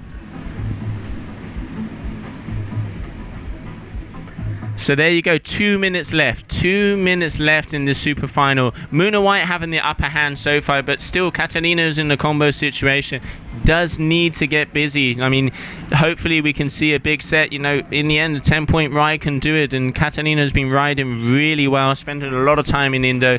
Her riding has improved hugely, and Catalina being on the committee for the ladies rider, really one of the bigger supporters, you know, for the progression of the ladies sport, and helps us out with a lot of the decisions to, you know, to make the women's division of this sport progress. So yeah, thanks ever so much, Catalina, for all your input. And here we go, we want to see you rip. There you go, bottom turn, a little bit of a flat section there. You want to be closer, she's too far out on the shoulder, especially now that it's getting a little bit more offshore. You either keep it close to the pocket or you're not going to be able to go through there. So after this super final, we'll be jumping into the double elimination of the men. So yeah, let's see. So far, it looks like Muna White has this one in the bag. So that will mean she will be on top of the provisional podium here with the, let's say, the entrance to the castle. She hasn't got the keys yet, but she will be on top. So she has 11.66 against 4.6. Yet Joanna, I very much doubt in the next closing seconds of the heat will be able to get it. She would need a 10-point ride, and don't see any energy out the back. But hey, it's not over until the buzzer bangs. The end of the heat. They're preparing for the red flag, so I will keep the girls from the 3rd and 4th place. Here we go, on the wave. Muna White coming down, less than 10 seconds left, so this wave will count off the top. There you go, just underneath the pocket, not as vertical as we've seen, but that's a good turn. She's going to be speeding now. Is she looking for that barrel? No. That's a hack. There you go, this is one of the better waves we've seen from the Hawaiian. And again, number 3 going back here. I can see the smile on her face. I think she knows that she has this one in the bag. So there you have, at the moment, your single elimination Kite-Surf World Tour in Cape Verde, Punta Preta. Winner is Muna White, and in second position, coming from Sweden, Joanna Edding. Congratulations, girls. That was an amazing final. Depois tem que rapaz, ok? Vamos esquecer, o rapaz também começa a dar o elimination. Então, rapaz, bate prepara, quem também começa a competir. Double elimination também começa já a seguir. Second break, still the sunset.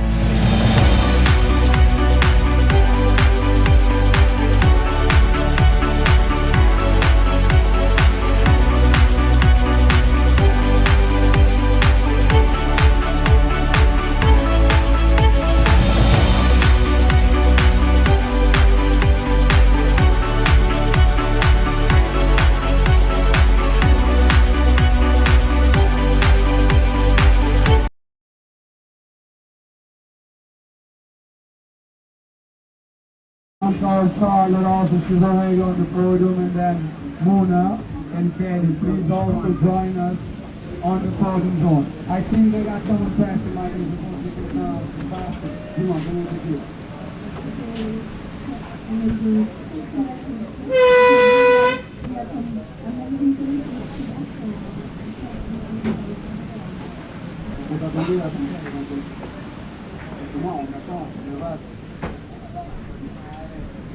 Ele estava dizendo, atleta de França, que também passa sai.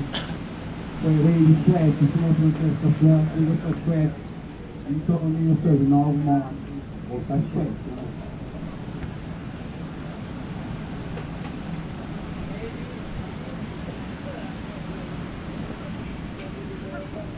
In a few instances, we will have all the athletes on the podium. You can see the other ones are coming out of water.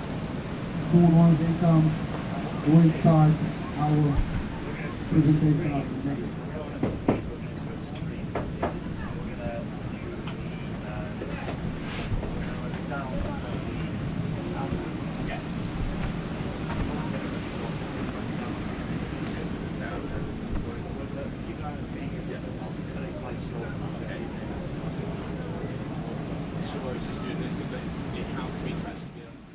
Okay, we got some news. It's a green flag, and the man is already on the water. So ragazzi, già stai dentro l'acqua, già stai con la mano, bandiera verde con documento, proprio l'elimination. Can you vote on tutti che sono atleti che sono eliminati, senza che non tengono stesso punto chance.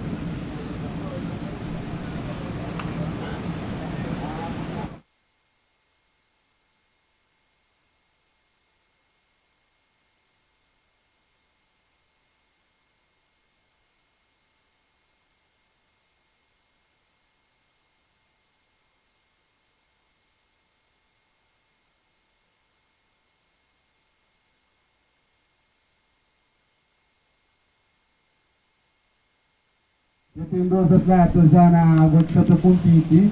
Depois o vencedor daqueles dois atletas ali estará a competir contra Rob Allen. E depois esta continua. Depois também temos 27B, que é Roic Pérez. Roic contra Pérez. Okay, and we're back. So we are here with the first heat of the double elimination. Here we have on the screen now, we have Deserio. He did really well in the in the single. Unfortunately got kicked out first round, but not for lack of skills. So he came up against some very hard competitors. Good to see him back there. Then we have Pedro Afonso. Pedro Afonso from Viana do Castelo. No shy person when it comes to the waves. He lives in Portugal. He knows what surfing's about. Also the son of the owner of Viana Locals, Rui. So Viana Local is one of the best schools and restaurants down in that area. If you're ever in Portugal, you've got to go and check it out. They make you feel like family, and it's great to see Pedro here killing it. So yeah, there's some good sets coming through. So the winds looks a little bit lighter. Let's see how both of these guys do. So you can see white lycra is the Serio, and then the orange lycra is Pedro Afonso. If I can get my cameraman to move his attention to the right, it looks like Pedro Afonso is going to be taking off on a wave.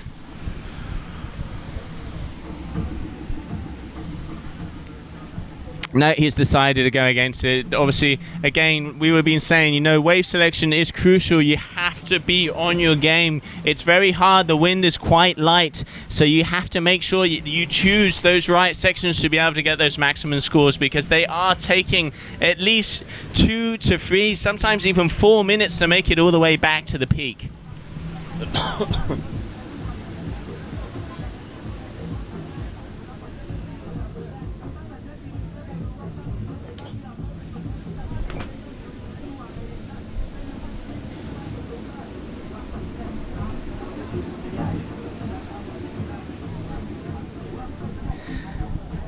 So this is the first heat of the double elimination. What is double elimination? Double elimination is the format we have here at this event. What that means is every rider has 2 opportunities. So if you get kicked out early, you can come back in the double elimination and win the event. So both of these riders got kicked out in the first round of the single elimination. So they're now battling it out to come through and advance through the ladder. So coming up next after this, we will see the youngster homeboy from my hometown, Kiko Roy, and he'll be going up against his fellow countryman, Javier Perez. So both of these Spaniards, it's going to be a Spanish Armada throwdown.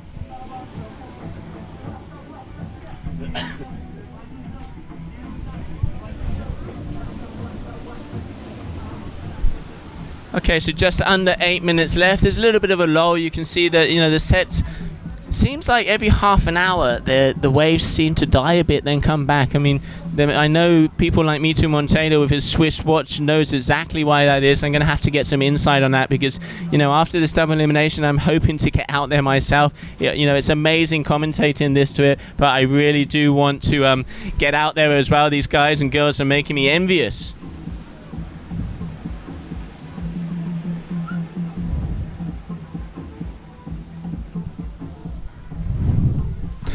So yeah, obviously we're in the first heat of the double elimination here. Very soonly we're going to be changing over and we will be showing you the women's ceremony. Muna White coming out on top, absolutely destroying the wave, getting, you know, like a 17-point total. It's amazing to see the Hawaiian ripping the wave apart, but still Joanna Katarina Edding also killing it. Coming from Sweden, she spent a couple of winters in Indo. Actually hangs out a lot in my hometown, Tarifa. Really good to see her ripping it, and the progression she's had over the last season is amazing. So congratulations, Katarina, on that second position in the single elimination here in Cape Verde. So here we have on screen White Lycra. You have Diserio. I can see he looks like he saw it as well. You can see he's turning his head. A little bit of movement on the back, and I get, there you go, he's turned well. Whoa! And the Kite's a little bit close there, just, you know, nudging each other, just saying, yep, that's me, I'm here, I'm going to go out as well. No friends when it comes to competition. So as it stands, we have Endeserio with a 0.67, obviously probably just made a one turn on the wave. And here we have, going onto the wave, Pedro Afonso with the orange Lycra just entering now. I know you can't see it quite on my screen. There you go. So coming down, switching to backside, goofy foot. What's that mean? Right foot forward. You can see him backsiding into the sweep. Needs to get a little bit more speed. There you go. Not quite digging himself in. And absolutely going over the falls. Oh, Pedro. And in the back I can see the Serio also looks like he's going for a section. Can he get on there? It looks like the wind's a little bit light. Is he going to be able to make it? No, he isn't. So unfortunately couldn't make it onto that wave. But a good, you know, good try from both of them. Pedro, be interesting to see if that scores more than that 0.67. But both of these guys are capable of good scores, so neither of them are going to want to put that on the board. But we did see yesterday, Pablo Amores won a heat by 0.67. Why? The wind was really light and they were out of position, but he was intelligent enough to just use a little wave to get one score on the board, which made him win. So yeah, you know, competition riding, you have to be smart, you have to be on it. Use the elements you have around you, you know, use the gear. We've been talking about this all day, the knowledge, ride equipment, knowing what's happening, looking what's happening around you, you know, having a watch.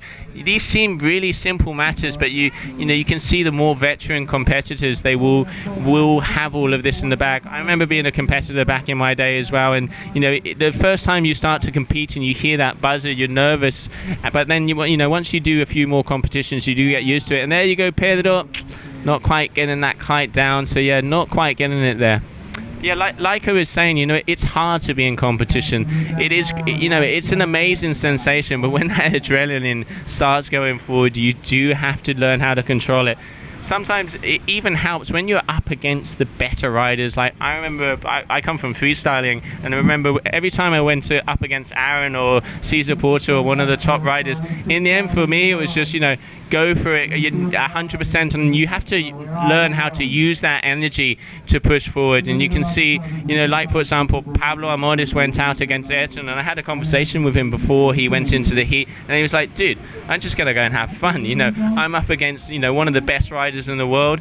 I got nothing to lose, and he had put on a solid performance, but Ayrton was pushing. But then he came up against James Carew and got kicked out a little earlier than he expected, but double elimination. I'm no doubt he's going to be back. Here you see Pedro Afonso, like we were talking about, getting two identical scores. That's hard to do.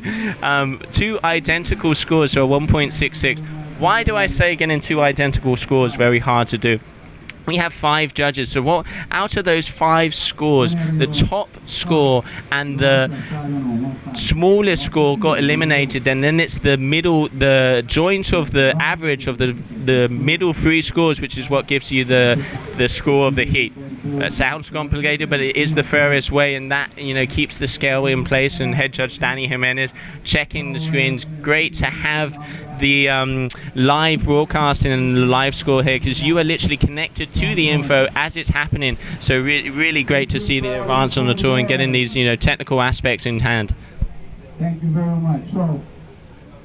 So far, Pedro Afonso in the lead with a couple of 0.83, so he's at 1.66, and then we have Deserio, looks like a little bit more of a heavy rider on a smaller kite, having a hard time staying upwind. I can see Pedro, even though he's underpowered, he is up in the upwind section. Looks like a set's coming through, so hopefully we'll see him coming on a wave.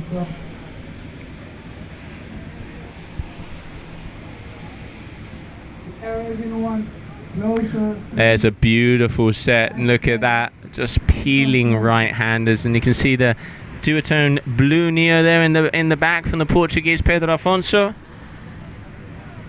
There you go. Oh, I can't wait to get out there, but yeah, I'm not going to be riding as good as these guys and girls.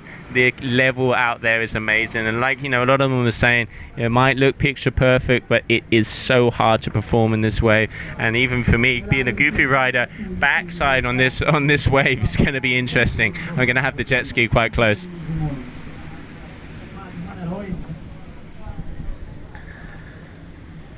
Okay, so it looks like the Portuguese rider Pedro Afonso picking up on a setway there in the back corner of our screen. Here we have Deserio on the left-hand side going back out. Mr. Cameraman, can we get the attention back on Pedro Afonso? I can see him over the top of my screen on a wave. There you go. Thank you. So Pedro Afonso backside, getting a couple of turns. There you go. And he's going down. Whoa, he's speed running that. You can see it's very hard. As soon as you gather speed from the wave, it takes a lot of skill to be able to stay in that pocket, stay in that critical position. So yeah, hard riding there from the Portuguese, but he's going to put a score up. Intelligent riding, because he has 3 mediocre scores, but still, you know, it only takes 0.1 of a point to win over a heat. So yeah, good riding here from the Portuguese. Last minute here, I can see Deserio out the back having hard time to stay upwind, so unfortunately I think he's not going to be able to perform in this heat as he wanted to. So looks like Pedro Afonso will be going through to the next round.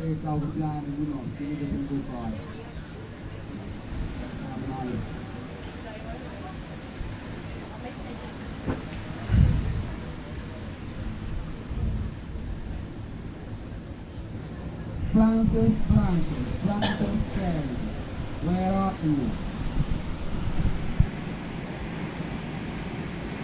We're still looking for Francis. Anyone see the Okay, so less than 10 seconds. So yeah, Pedro Afonso is going to take the win on this one. So congratulations, Pedro. Rui, you can be happy with your son there. Hard conditions, and he got through that well. Coming up next, we will have Spanish youngster, new member to the Duotone International team, Kiko Reut, and he is going up against his countryman, Javier Perez. So yeah, this is the Spanish throwdown coming up right now.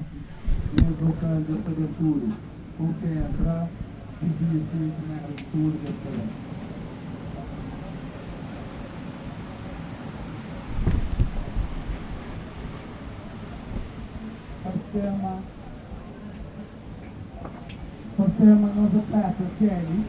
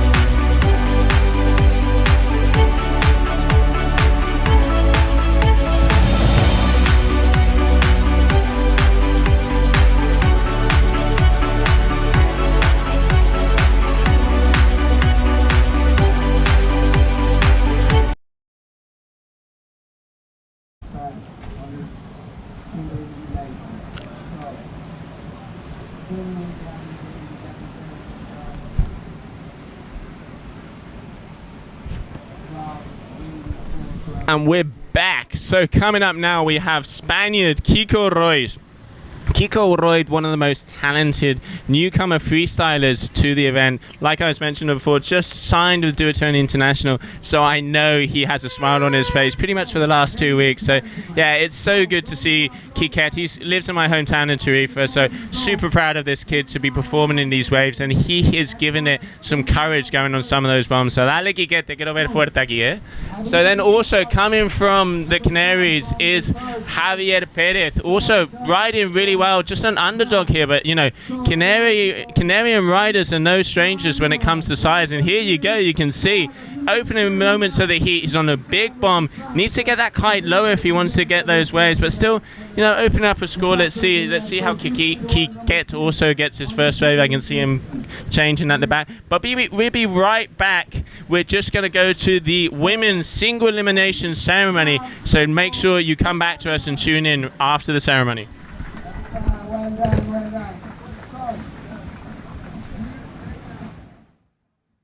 I'd like to call now a lady, also coming from Sweden. She's far away from home, but I think she said she'll find home here. We'd like to call Joanna Katarina on the second place. Na segundo lugar, menino, tem Joanna Katarina, também de Suécia, que vem que vem surfa ali com meninas.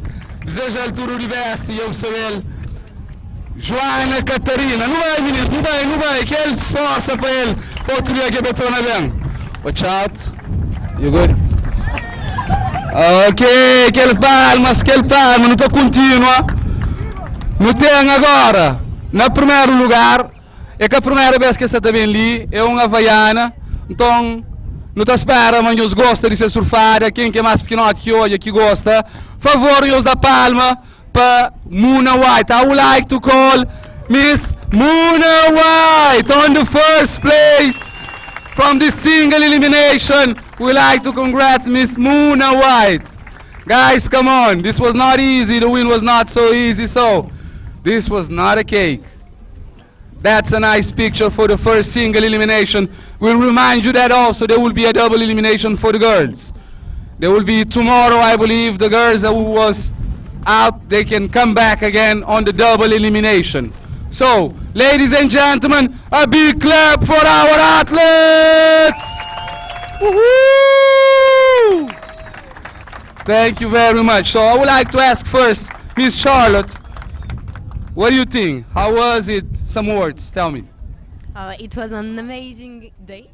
We got some great conditions, and it's super nice to be here in Cabo Verde. Thanks everybody for the support and the help, and yeah, nice. Ladies and gentlemen, Miss Charlotte. So I will start from the third place. I will come lower a little bit. Tell me, how was it? You look stoked. Yeah, oh, can you hear me? Yeah. Sorry. Yeah, I'm super happy to be here. I didn't really expect to came second here, and yeah, it's my first time in Cabo Verde, and I had my parents here the whole week supporting me, and boyfriend from back home, and yeah, it's super nice, and I'm so happy. Thank you. Well done to all the supporters. She's thanking also. Thank you, and we'll pass for the first place. Tell me, how was it? It was super fun out there. We had really great conditions. I'm really happy we got to finish at Ponta Preta this year. Beautiful waves, and I'm stoked to be here again. It was great riding with all of these girls, and yeah, thanks everyone for the support. Pessoal, só para agradecer aquele palma para meninas, falou obrigado para todo alguém que suportasse, que desse aquele apoio em Osabel. Essa contente para nós, ano passado foi na Secret Spot, esse ano consegui bem para Ponta Preta. Então, obrigado, ladies. Thank you very much, ladies. It was a pleasure.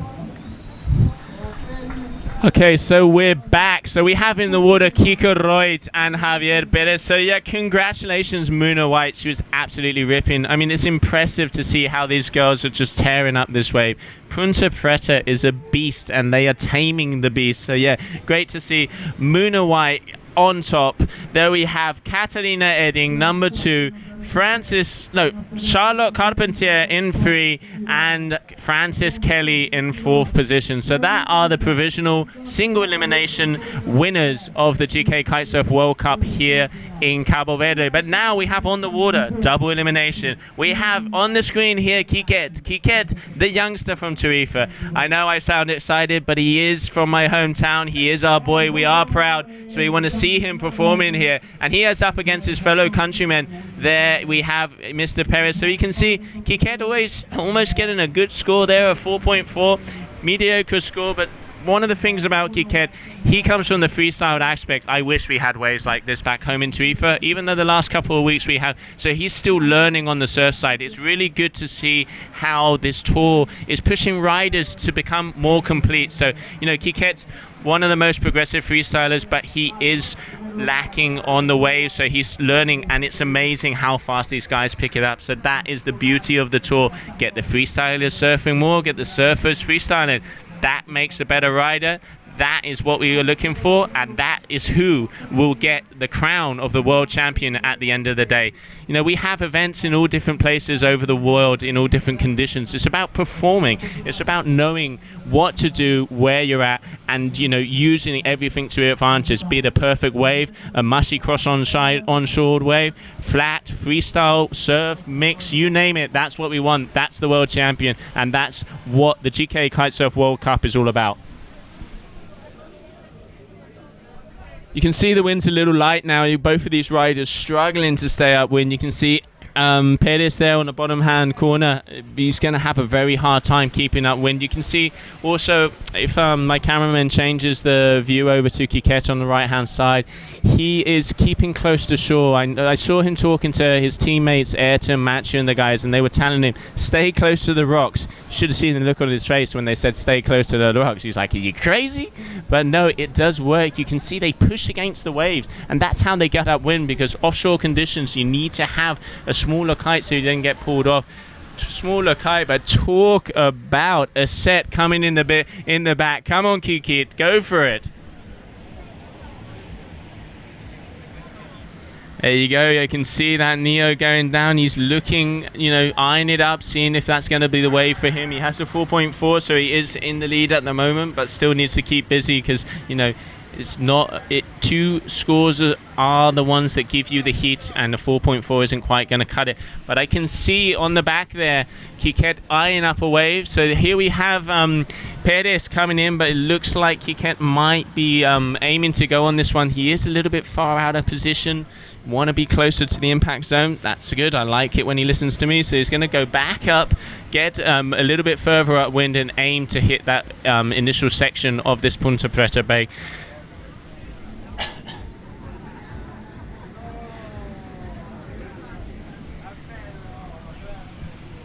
Also, really, one of the things to mention here in Cape Verde, we're talking about young talents. I mean, the amount of unknown riders that are appearing at this event, absolutely ripping. Doesn't matter if you don't know their name, you will after this event. You see them on the water, and they're just pushing it. And then there is a lot of youngsters. There's kids of some of the best riders out there who want to get on the water. I mean, you imagine Michael, who is Mito Montedo's son. He's literally been looking at his father on the top of the podium here in Punta Preta. I guarantee you he's going to want to have a piece of that, and for sure I see a future of a waterman here coming. And a lot of Cape Verdean locals, you can see there's a kite culture here. They can see the opportunity, and like Matthew was saying yesterday, they just need a little push. It can be done, just a little support. So, you know, remember, if you are traveling to places where some of the kids, you know, they don't have the opportunities, if you have an old harness, if you have a board that in the end you're not going to use, you know, stick it in your bag. It will make a life-changing difference to some of these kids, and that's what it's about.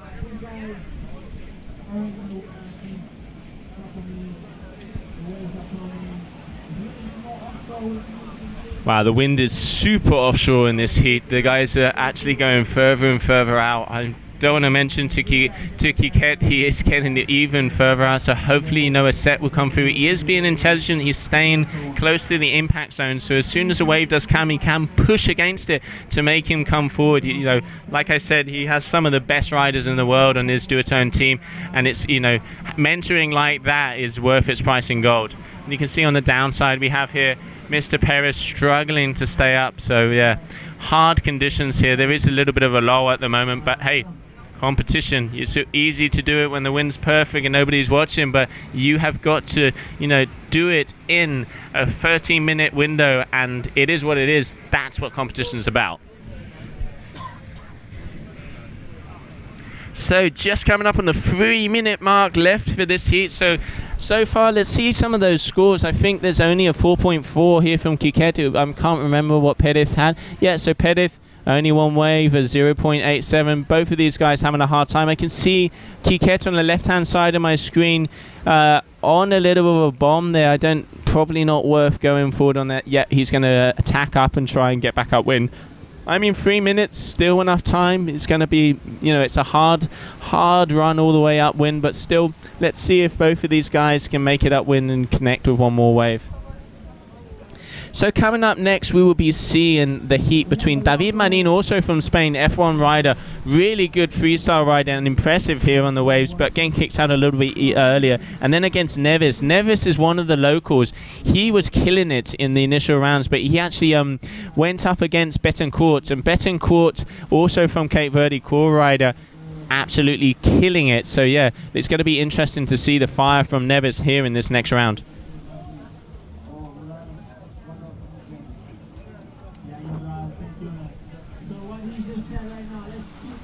There's a set coming through, but very hard for the guys to get it.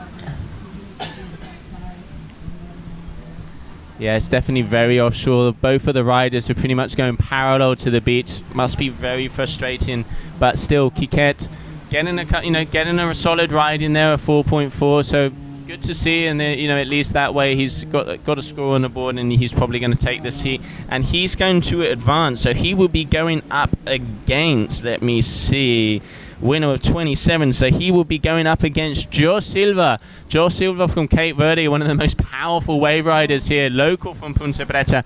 And thanks to this man, we have this event here. He is the organizer of the World Cup here in Cape Verde. So a big shout out to him and all the support he gives us throughout the year. It's great to be back for the second year running, and what an amazing event. And as he said, all the praise he did to the Punta Preta gods, no wonder he's been doing it, because it has prevailed here at the first event of the year.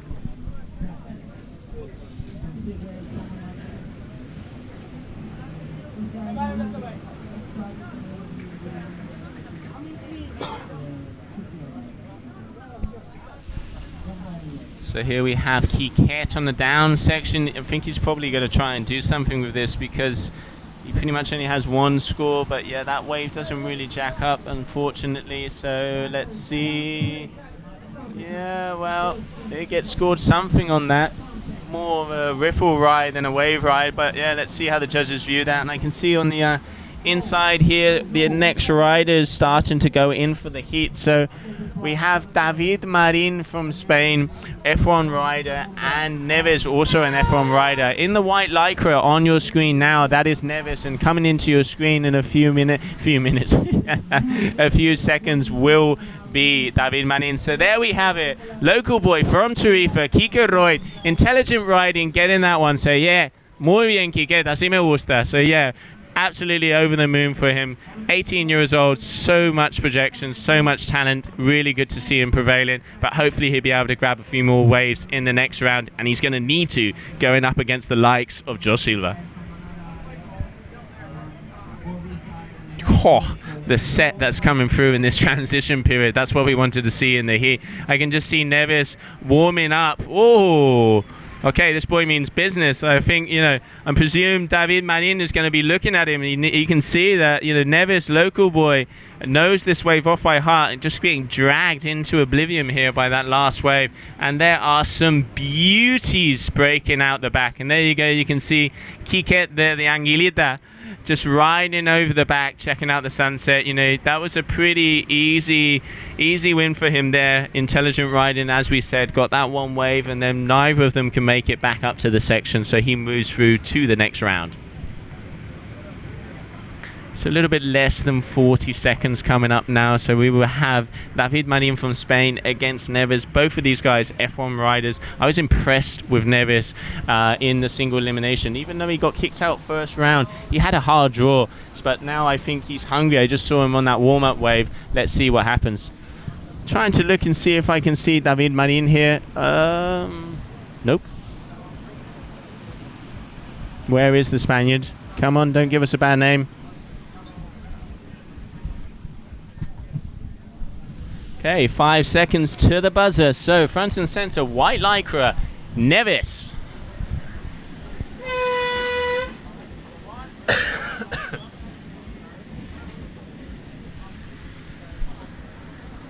There you go on screen. So David Marin on the left-hand side with an orange lycra will be coming into the heat hopefully soon. I can't see his kite in the air. Maybe he had a little bit of a gear issue. And then on the right-hand side, on your screen right now, you have Neves, also white lycra F1 rider. Very impressive rider. It's going to be good to see.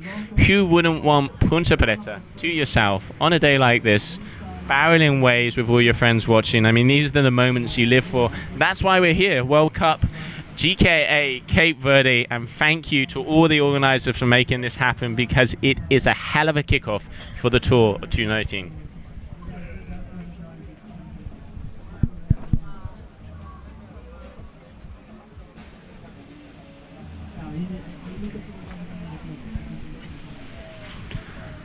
I can see the Spaniard speeding in from the left here.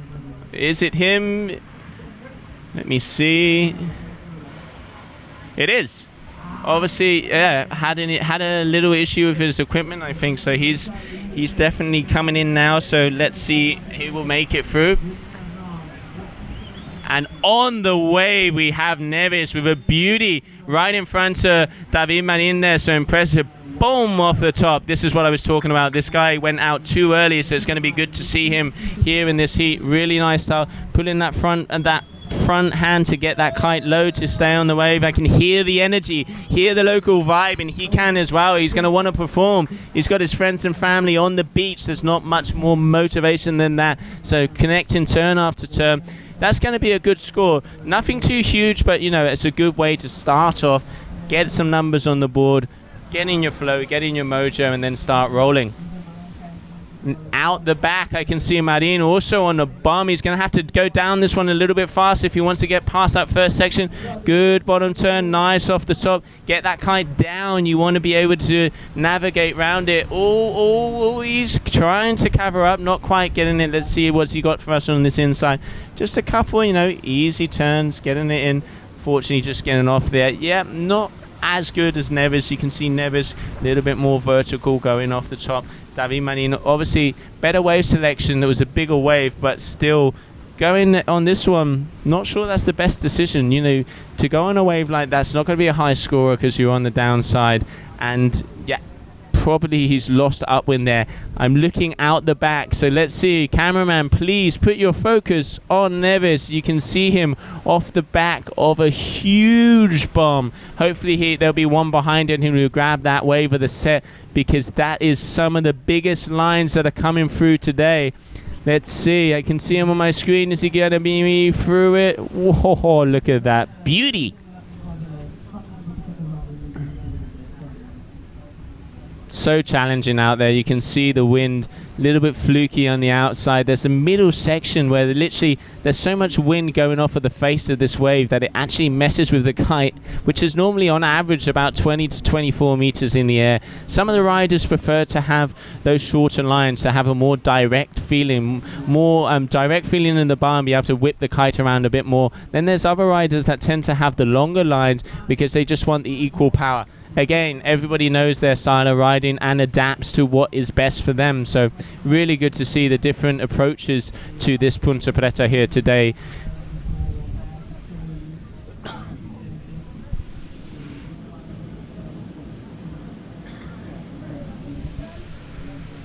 So 4 minutes into this heat, less than 9 minutes to go. impressive. Both of these guys selecting some of the better size waves. Really good selection. David Manin took off on that bomb, but unfortunately straight lined it a bit, didn't get too many turns, so he obviously, you can see, not getting scored as well with 1.73. Neves, medium score, nothing too big, but still a 4.47 because he did hit a couple turns on that wave. He is going a little bit more vertical off the top, connecting sections. That's what the judges are looking for. That's what the judges want to see.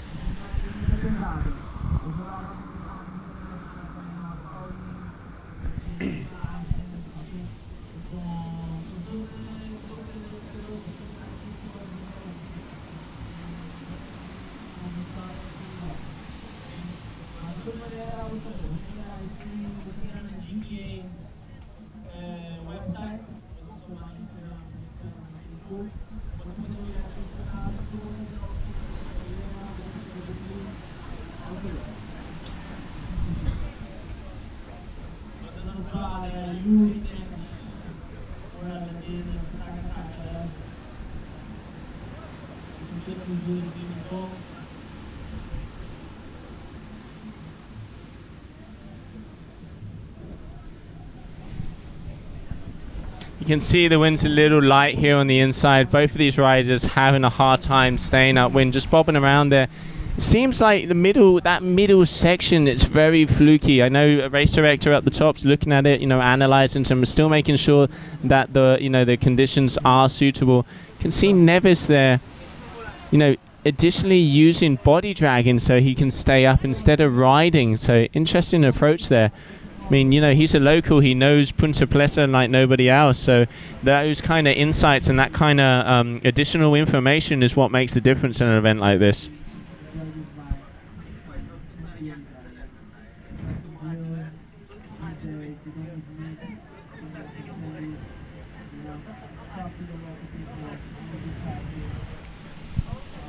Okay, here we have David Manin pumping the board to oblivion, trying to get on this wave.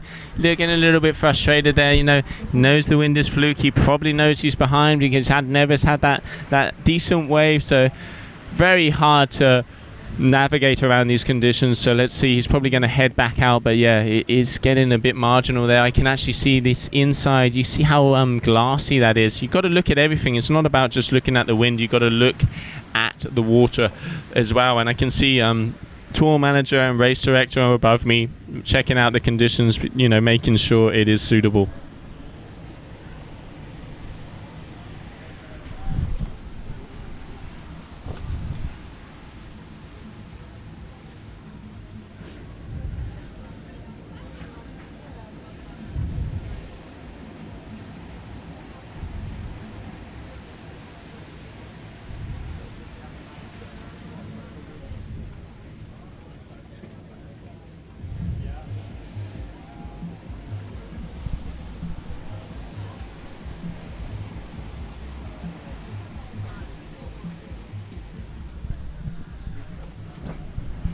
Okay, there you go. Both riders trying to head a little bit further up, see if they can get back into position. Looks like the wind's filling in again. I can see less glass here on the front. So yeah, let's see if it helps. Obviously, Mother Nature, she gives and takes. So it looks like at that heat, she obviously wanted to have a few minutes, but now looks like David Manin is going to be able to get on that one again, pumping, getting that. Oh, so that is so frustrating. It's hard for the guys. You can hear my watch going crazy. What's that mean? 5 minutes left in this heat.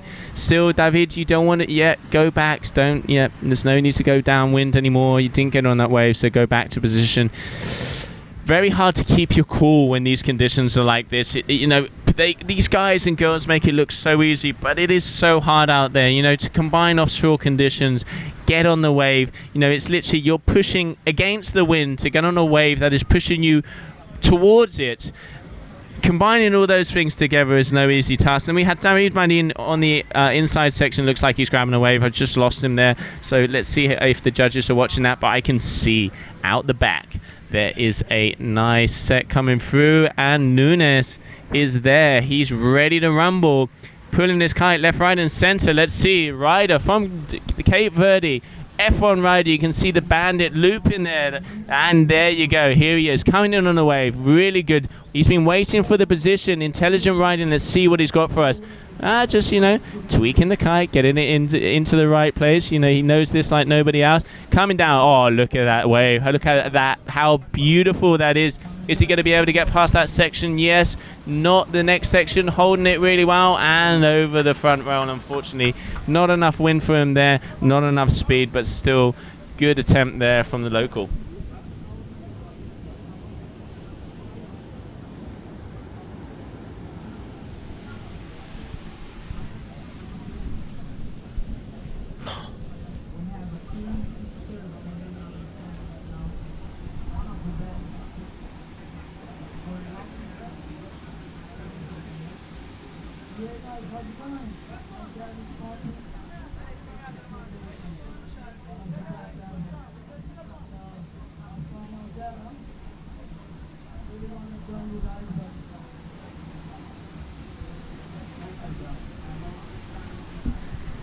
There you have front and center David Marin just going further up. There looks like the wind's picked up. You can see that it's not so glassy out there, and he is playing in well, so must be happy about that. He seemed a little bit frustrated before. It is so hard when the conditions aren't great, but still, you've got to be able to use and maximize these conditions.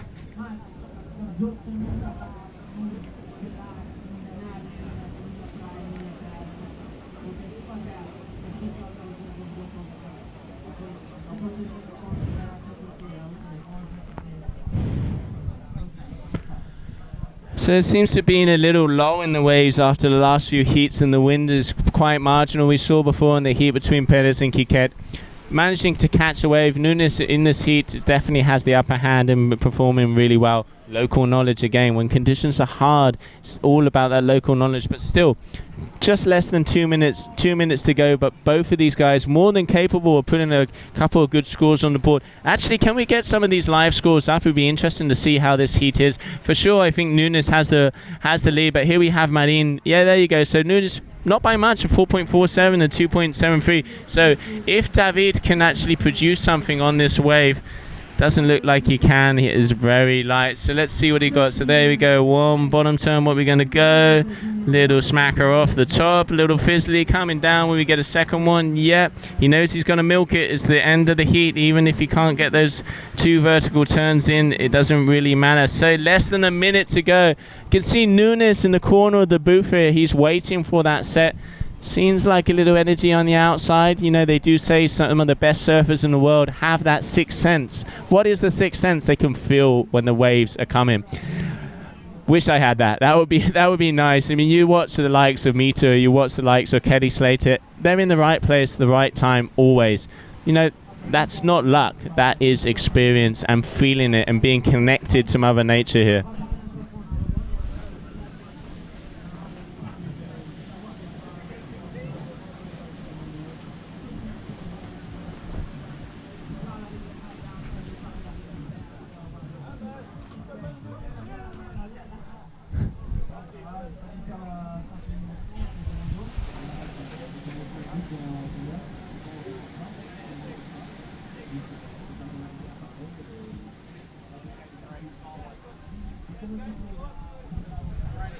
So closing seconds of this heat. Yeah, it looks like the local Nunes is going to take the win for that one. So congratulations, Nunes. Unfortunately, conditions a little hard out there, so David Marin hasn't been able to perform probably as he wanted to. And then coming up next is going to be Tony Chili against Lucas. Tony Chili, runner-up to the Italian champion, wave champion here in 2018. So yeah, very complete ride, and he's going to be going up against Lucas. So stay tuned for the next heat in the double elimination in the World Cup here in Cape Verde.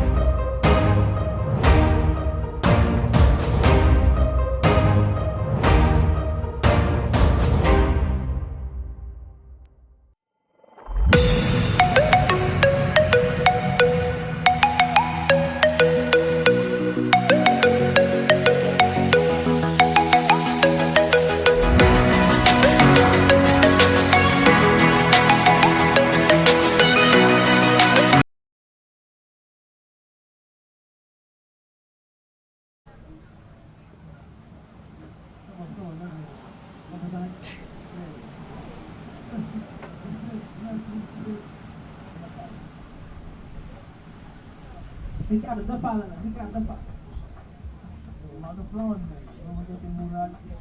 Vamos ter mais uma sabe de aqui. Mas nós não temos 4. All right. I'm gonna go for you. I want to talk to all of you. Don't go anywhere. And we're back. So front of the screen, you can see RRD rider Tony Chili there with the, is that an orange? Yeah, that's the orange Lycra. And back on the F1, we'll be able to see Miller. So yeah, this is going to be, sorry, not Miller, excuse me, it is Lucas. Yeah, so on the wave now we have Tony Chili, backside, runner up to the Italian wave champion. So yeah, he's no stranger to waves here. Coming in backside, getting a couple turns. He is train lining it down. We want to see more in the critical section, Tony. We've seen him do it before. That, you know, this is the doubles. It's do or die. Now the guys don't have a second chance. If you're out, you're out. So you know this is crucial moments here. So the winner of this heat will be going up against Lucas Miller. He was very impressive yesterday. He was putting some solid turns in and good riding. So that's going to be a good heat, and the winner from the heat before, which was Nevis, is going to be going up against Camille Delanois. Camille Delanois, one of the best freestylers we have on tour, but unfortunately has had an injury with his back. He said he's going to try to go out with a seat harness to not have the stress on there. But yeah, interesting to see. I really hope that, you know, sometimes it retire is better than go forward. So let's see how he feels. But yeah, I know he's on it. He's one of the, most compete riders, so my feelings going out for him to see if we can get him on the water, because he will be missed. Okay, so there we have Tony Chili, Antonio Chiliberto from Italy, front and center, RRD rider. There you have him there on the left hand side of your screen, up against Lucas, local rider from Cape Verde. So obviously, once again, local knowledge. You can see he's up on the right hand side. There you have, that's Punta Preta break right there, the wave you were just seeing on your screen. So you need to be hitting that section on your first turn. So most of the guys that are from here, you can see them coming from behind and making sure that their first top turn is connecting with that, to be able to have enough speed to get past that first section, then come down to the inner sections of the wave. So yeah, once again, local knowledge, super important point.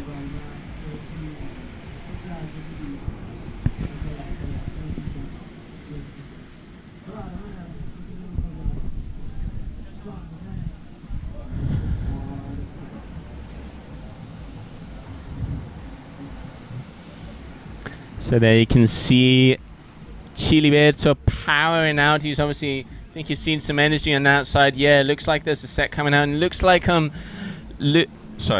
looks like Lucas. No, I was right. He's having a hard time out the back there. He's lost a bit of ground. He was aiming to hit the set, but I'm not sure he's going to be able to.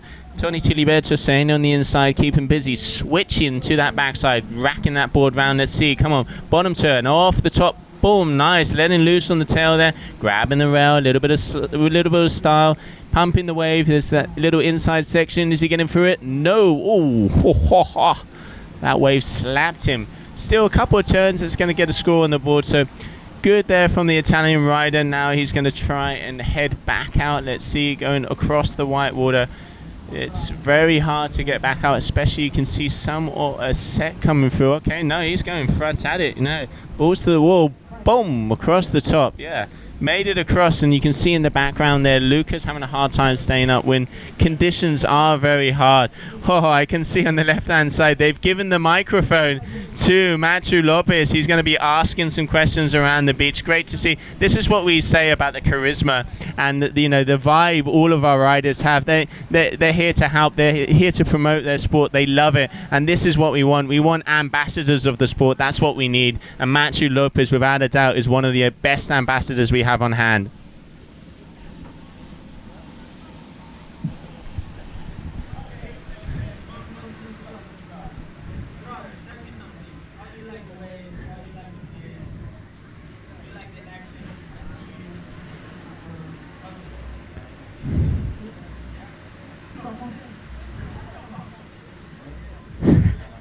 It's good to see Matthew on the mic. He's getting the beach amp. This is what we want. We want to hear the vibe. We want to hear the energy. You know, this place is known for it. And there you can see the jet ski maybe is going to help this rider to get upwind yet. So he's jumping on the jet ski because he was just going downwind. So obviously,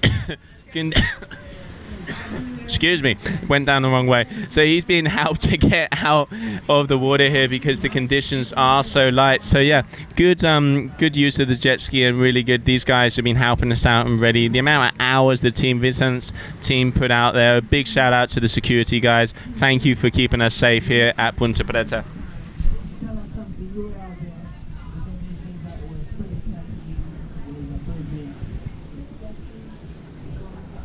Looks like Chiliberto's all the way on the outside there. Also, yeah, having a hard time with the conditions here. Looks like the wind's dying off. I can see it starting to glass off again in the front here. And, you know, Lucas having to be helped by the jet ski. That'd be interesting to see. I wouldn't be surprised if they're gonna call it in a minute. Obviously, early days in the heat. Chiliberto does have 2 waves on the board. So, you know, technically, you know, he would be the winner of this heat, but I know our race director and tour manager upstairs are looking at the conditions and if necessary will call the heat because, you know, conditions can be marginal, but they have to be suitable. So very hard decisions, but, you know, some of these guys have more than 10, 15 and 20 years experience on tours like the windsurfing tours. So we have the best of the best here on and off the water, which is great to have the support of all this team.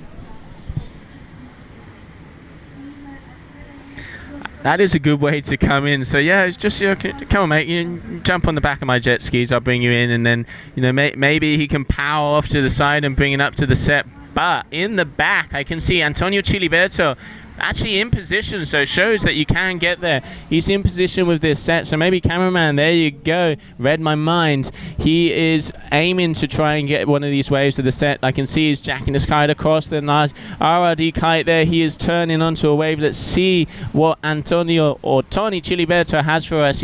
I think he's going to be able to get in position for this wave. So intelligent riding here from Tony Chiliberto.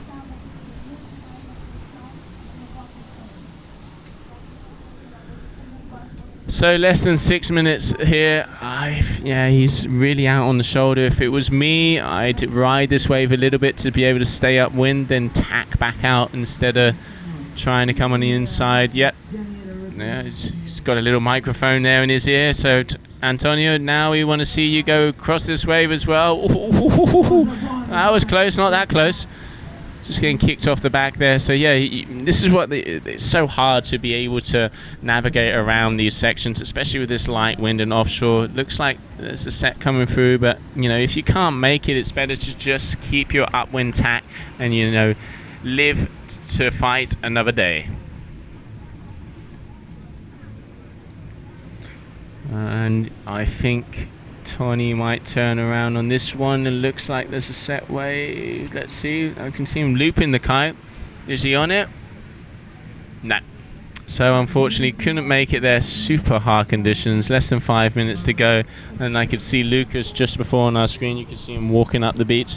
Be interesting to see what the organization up top are talking about here. I wouldn't mind to be a fly on the wall there. You can see it glassing out on front, but then, you know, you do have a rider there. He's in position. He just hasn't been able to connect with a section, but he's in the right place, so obviously it can be done. I mean, competing, things about competitions, I competed a long time ago and, you know, did the PKA back in the day. You have to, no matter what place you go to, you have to take all your kites because you can be using everything from a 5 meter to a 15 or a 17. You know, these are the world's best. You have to do with what you have at the area. So any advantage you can have on your gear, you know, those little details can mean the difference between winning or losing a heat. So, you know, you have to have all your kites prepared. All of us had a little ritual, some of it was music, some of it would just go off to the side, the way you put your lines. You see that in other sports. I think probably one of the sports you see that most is the Spaniard Nadal, when he goes to serve, touches his nose, touches his ear, does this, does that, little superstitions. But it's those things that, make the competitor just get into his mojo. And having, in the kiting, I think having all your kites pumped up on the beach, bar on each of them, so if you have a problem with the equipment, you can run back, or a friend can get it up in the air to be able to get back on the water. One important thing, a rule of the GKA, is you cannot be giving your kite inside the competition area, so you have to get outside of the competition area for someone to give it to you. If not, you are disqualified. So yeah, all of the riders have to rule and read the rule book from heart to heart, because some of those decisions, in the spur of the moment, adrenaline pumping, you forget about these things, and you might get back on the water, but you could be disqualified. So yeah.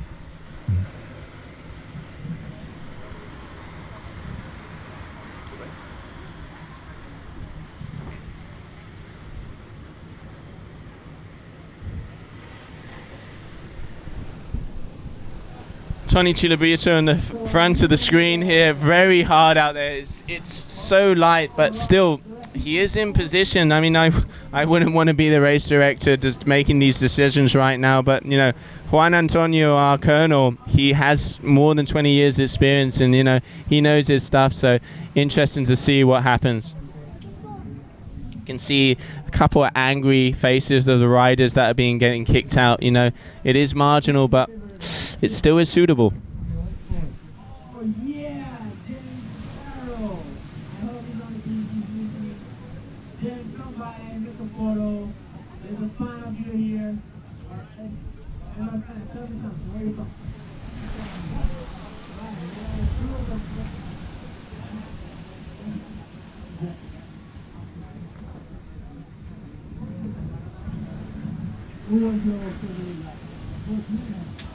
Oh man, it is so nice.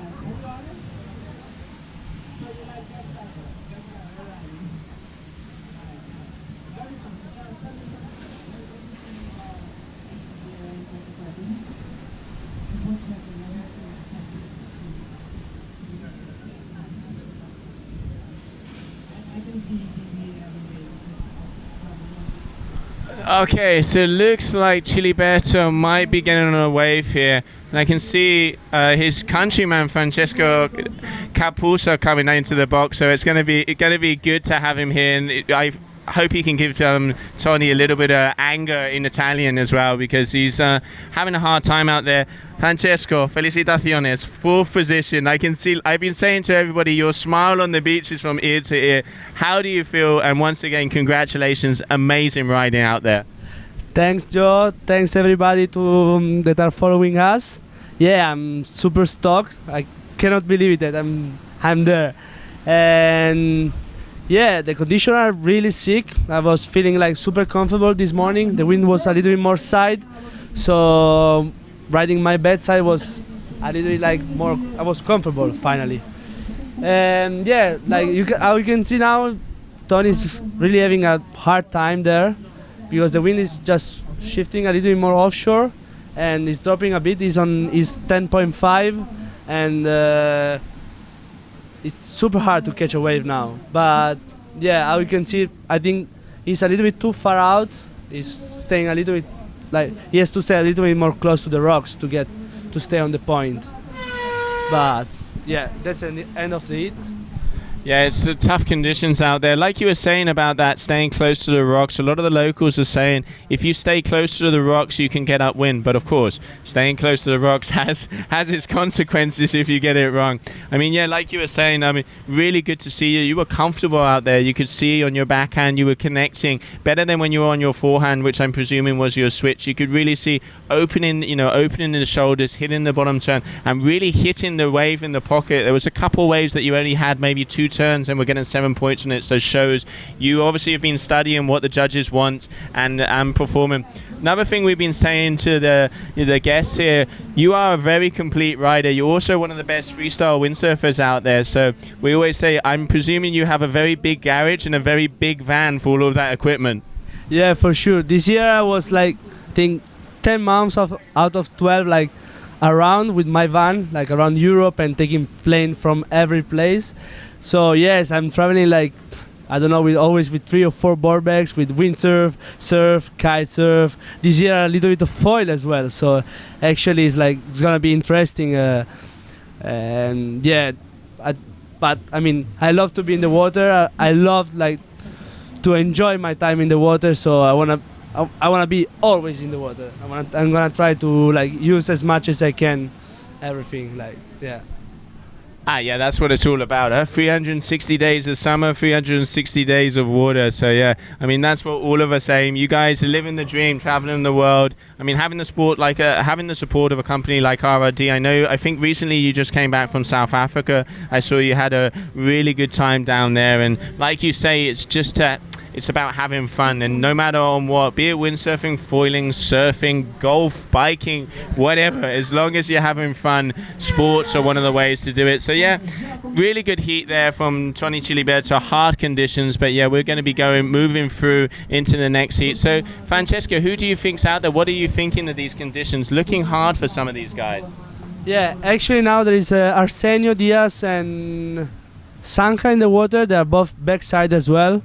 So it's gonna be another hard hit for them, but I'm sure that they are locals. So actually they're gonna score some good waves. Yeah, normally like during the sunset, the wind is shifting again a little bit more side. So I hope it's gonna be soon, like that everybody can perform better and we can have like more quality waves than what we are having now. But actually now, like with the tide is going down, the waves should like increase a little bit more, and it's gonna be a little bit more like deep and stiff. So yeah, I think the sunset session is gonna be insane like yesterday. Yeah, sunset session, that's what it's all about. And being here in Punta Preta, it's such a beautiful place. Blue water, perfect wave, sitting 20 meters away. And yeah, you know, the sunset sessions, that's what it's at. You know, hopefully all of us will be able to get on the water. I mustn't miss it. I'm jealous. It's great commentating you guys, but sometimes I just want to put down the mic and get out on the water. But hopefully I'll be able to get out there tomorrow. So it's just such a privilege to watch. And, you know, all of you guys are ripping. So on the water we have Cuncuña. We have Arsenio Diaz. He's your teammate from RRD. Tell us a little bit about this kid. He's a little bit of an underdog, but over the last year coming up more on the freestyle side. What do you think of Arsenio? I think he's a really good wave rider. Actually, one of the best backside here in Ponta Preta. But how you said, like these past few years, it's a little bit more focused on freestyle, because yeah, it's like the new discipline, and he's super young, so he really wants to push the level there. So it's nice to have him on the team and push each other on freestyle and the wave as well. Yeah, maybe, I don't know, but for sure, like, he's a really complete rider. Yeah, definitely. And I mean, being one of the youngster, he has time. You know, he's young. He can take it easy. So looks like he might be dropping in on a wave on the back here. I think I can see, you know, that Sansa there with the slingshot kite, and Arsenio Diaz I think is on the wave in the front. So let's see. Yeah, there you go. So there's Cuncuña coming down, dropping into the first wave of this heat. Just trimming his kite, boom, straight to the backside. Let's see. I can see what you mean, Francesco, about how good he is at backside there. Let's see, opening up the bottom side turn. Whoa, off the top. Yeah, nice. Air dropping out there. Kite was a little bit too far forward, but still managed to handle that well. Let's see. Oh, one-legged in it as well, a little bit out of control. So, bit of a one-hit wonder, but still getting some scores on the board would be interesting to see. Then we have Sansa also has had a couple of hits, a little bit more consistent on this wave, let's see, but not as much power of Arsenio. So, yeah, kind of a one-hit wonder against a mediocre 3 or 4 turns. So, interesting to see what the judges are saying, but both backhand riders. I mean, talking to Matthew, I must say Matthew is probably one of the nicest styles out there. He knows this place really well. It's his hometown, but it does seem very hard on the backside here, because, you know, doing that bottom turn, you're almost looking completely over your shoulder and you're blind. You know, for people coming into the sport, Francesco, and starting to, you know, goofy versus regular, and seeing that you do switch, what are the difficulties and advantage of front side and backside? For sure, I mean, like the front side is like the more natural thing. So because you are looking at the wave, you are looking at the shoulders of the wave, you're always everything on control. But like I was riding a lot of switch like in the past years because I'm coming from the windsurf where you don't have like backside or front side. You're always riding front side. So I was like I was feeling comfortable to do it. But actually, like since 1 year that I'm practicing a lot of backside. And I'm surfing a lot as well backside. I feel like that with the backside you have a lot of more control. Even on the bigger waves, you can really lay down and have more control and really like control your speed and just really do a big proper button turn. On the front side part is like more natural. You can really escape from the wave, you can really run and go out in every moment. On backside you always have to turn to watch the waves, and it's hard. I mean, it's harder. I think it's harder to ride backside, but once you get the point, it's just crazy. I mean, for me, doing a good hit backside, there is nothing compared to a really nice front side hit. Well, I can understand why. You've been doing it the whole event, and that is why you are sitting fourth here in the GKA Kite-Surf World Cup in Cabo Verde. And from Cabo Verde, Arsenio Diaz, just not too happy about that. The wave not quite opening up as he wanted. And then you can see on the back there, Sansa with the slingshot kite. Really hard conditions. There you can see the water is glassy. It seems really patchy out there, Francesco. It's a hard place to ride. There's like gusts in the middle, then it's windy outside, then you get pulled on the wave. The wave is super fast, super powerful. Challenging conditions, but yeah, competition is what it's about. It's not about those perfect days, it's performing on all of the days in all of the disciplines. So yeah, good to see the guys navigating around this really nicely. So there, front and center on the screen is Sansa going out. You can start to see the sun coming down. It's see what time it is now. We have 4:30 here in local Santa Maria time, so still a couple of hours of possible competition to go with this double elimination. We will be here transmitting it, and still so about 6.5 minutes left of this heat. Can we try and get some scores up? Let's see how it's standing. I think probably Arsenio has the upper hand here. Yep, not by a lot, so decent score, 5.07, but yeah, Sansa with 1.73, so still early days, but yeah, anything can happen.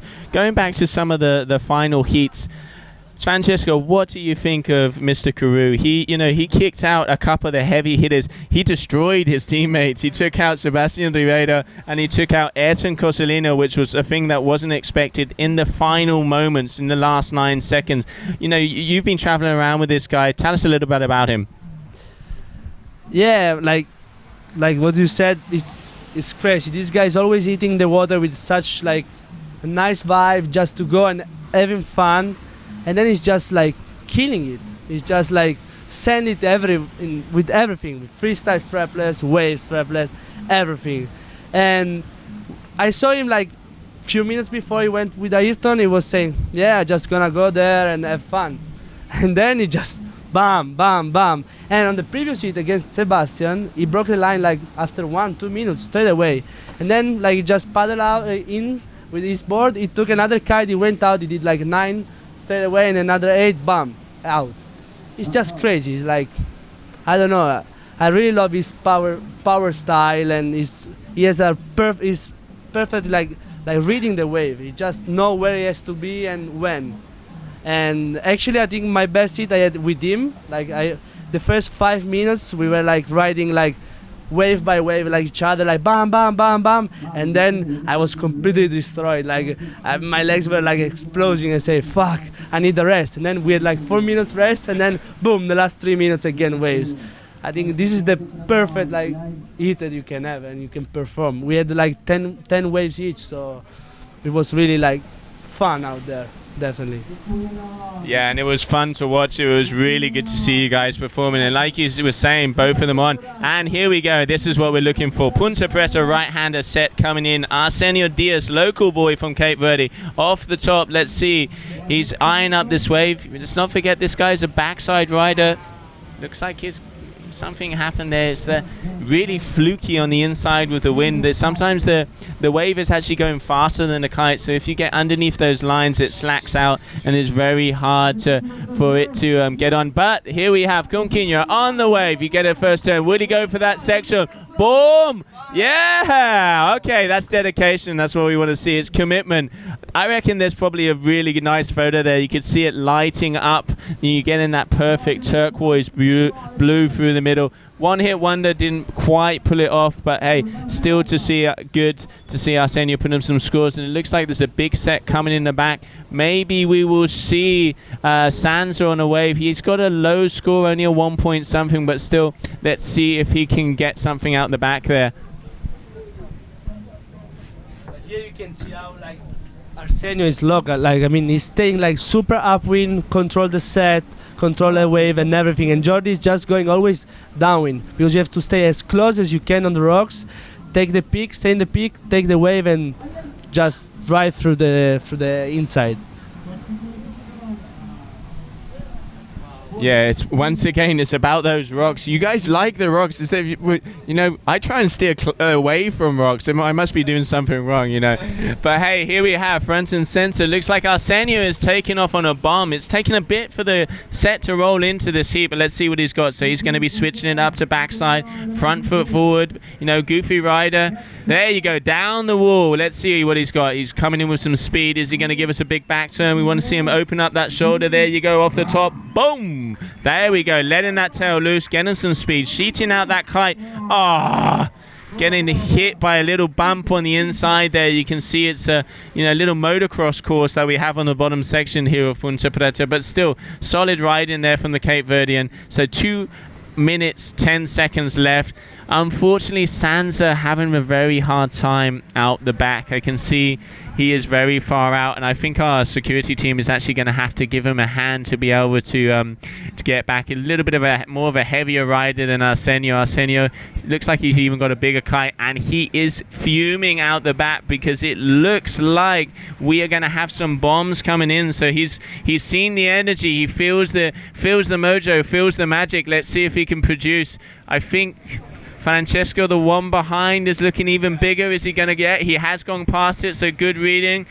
Oh, there you go. Is that kite guy? I want to see that kite loop. There you go. That's the loop. Let's see what Arsenio has for us. It looks like it's going to be a beauty. So, Arsenio Diaz, come on, get on that wave. He's pushing. You need to get against it. This is the offshore conditions. There he is. He's on. Lot of speed. Is he gonna switch the backside on this? No, it looks like he's gonna. Yeah, he is. So mid wave, he's got turned to backside, going down like a bat out of hell. There we go. Is he gonna try for that little cover up? The section isn't really working for him. Bit straight lining it hard, Francesco. You know, some of these waves just kind of jack up and you have to go completely down. You know, wave selection is really crucial out there. But hey, you know, 30 seconds left in the heat. I think it's safe to say Arsenio has the win on this one. So really good riding from your teammate. So coming up next is going to be the Frenchman Ralph Bolin against Macias, and there we have some scores. So yeah, Arsenio Diaz is going to take the win for this one because both of them are outside of position and not going to be able to get back. So, Francesco, I want to thank you for being here in the booth with us. Again, felicitaciones, tío. Incredible riding. I know you're going to have a smile on your face for the rest of the event and can't wait to see you back in the doubles. Congratulations. Thanks a lot. Ciao a tutti, grazie di averci seguito. Niente, ciao mamma, so che mi stai seguendo. Ciao papi, ciao a tutti ragazzi e a presto, ci vediamo domani penso nel double. Ciao. That's what I want to see. Ciao mama, ciao papa. These are the people that have put you here. Congratulations, Francesco. So we've just come to the end of that heat, so we're going to have a short commercial break and we will be back with the Frenchman Ralph Bolin and Macias.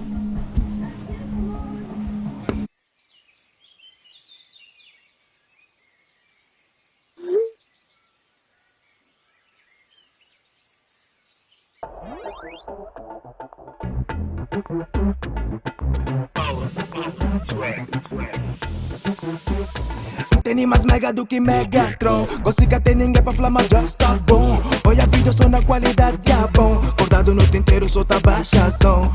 Tem swag, tem tanto mega como podia abrir um cyber. Boco cham na WhatsApp, bota o cham na vibe. Pode, super mod, tipo pode. Não sei para swag, super mod, não pode. Mistura palco, swag e repeat. Manda 50 meme e repeat. Hoje é tudo se snap e repeat. Eles perguntam, liga net e repeat. É power, poder de juventude não sei power. Swag é costume, grita power. E bateria que te lua, corta com power. Power aqui na hora de dormir. Exagera na partilha. Super mod, tipo pode. Todo vídeo, todo dia. Super mod, tipo pode. Entro na fotografia. Super mod, tipo pode. Não sei para swag, super mod, não pode.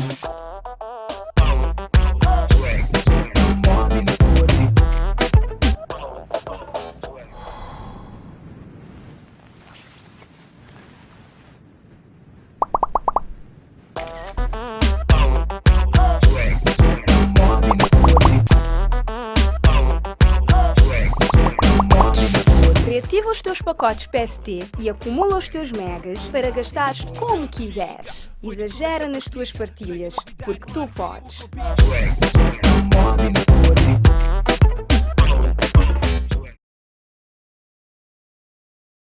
So welcome back. We're here in Cape Verde, beautiful Punta Preta. Looks like the wind is picking up a bit. That's what we needed. It's having some hard conditions out there. Getting a little bit glassy, but you know, there you go. Front and center on the screen, you can really see the waves are improving. So we are having in the next heat, we're having the Frenchman RRD rider Ralph Bollen up against Macias. You can see Macias also from the Canaries, front and center on the duotone kite. So on the buzzer, he's actually on a wave, so really good riding here from the Canarian. So let's see, coming down, eyeing up the section there. Let's see, bottom turn and off the top. Yeah, there you go, nice section there. Unfortunately, oh, look at that board. Yeah, not quite getting there, just getting caught up. So he needs to try and get that kite low and hit that section with a little bit more power if he wants to get past. And on the back, we had Ralph. He looked like he was going for a wave there, but decided against it. And actually, it looks like it was a good decision because it was flattened out.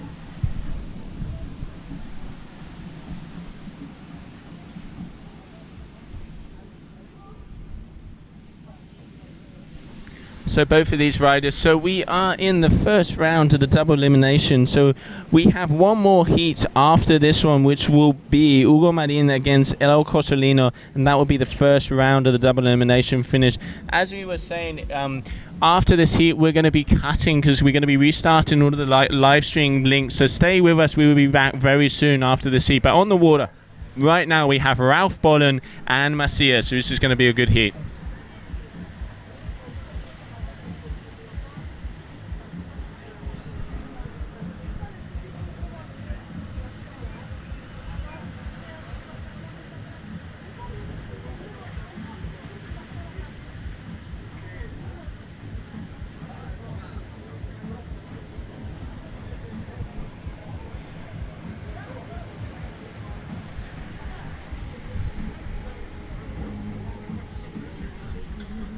Here, there we have Macias front and center with the white lycra from Spain, and then in the back, there you go, on the RRD kite, we have Ralph Bollen. Ralph Bollen spends a lot of time in Mauritius, so no stranger when it comes to waves. So let's see what he's got for us. Went out a little bit earlier than we expected, but hey, this is competition, and like you were saying, the level and the progression of the sport, any heat can be a final, and especially in locations like this, a lot of underdogs and riders that we don't know appear. So yeah, hard heats out there, so I know the Frenchman is going to be wanting to come through the double. That's the beauty of the double elimination system. How does it work? What it means is the guys have two lives or two opportunities. So if they get kicked out once, they still have an opportunity to come back and be crowned the champion. So yeah, hard heat there for Ralph Bollen, but we know he will be back on board soon.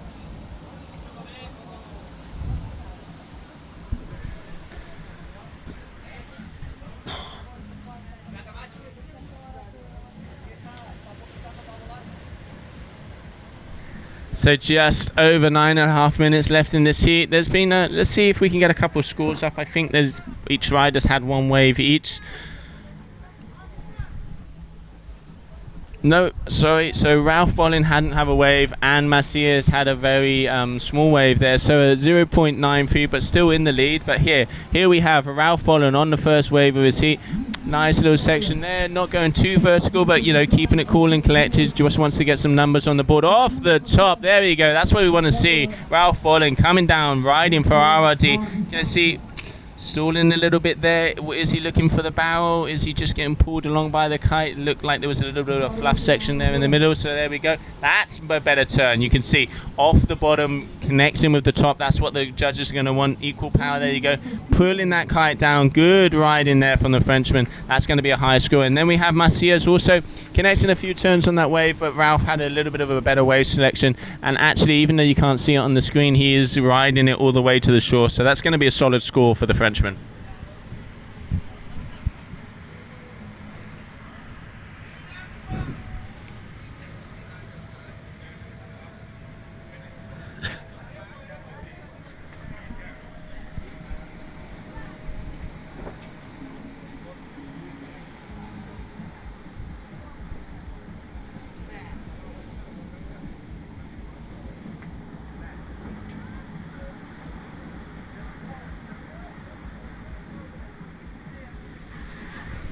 Okay, so there you go, 5.53 for Ralph Bollin, so that's a better score. Seems like he's getting his mojo together, so be happy about that. He wants to, you know, that's what we want to see in the double elimination. If he wants to be going up against a lot of the riders who are being kicked out, you know, he needs to be above that 5-point average. So yeah, good to see the Frenchman starting to get back on form. Macias, you know, had a small wave there, got a couple of turns, but still, yeah, there you go, 1.37, so he's got a 2.3 total, but yeah, needs to step it up against the likes of the Frenchman here.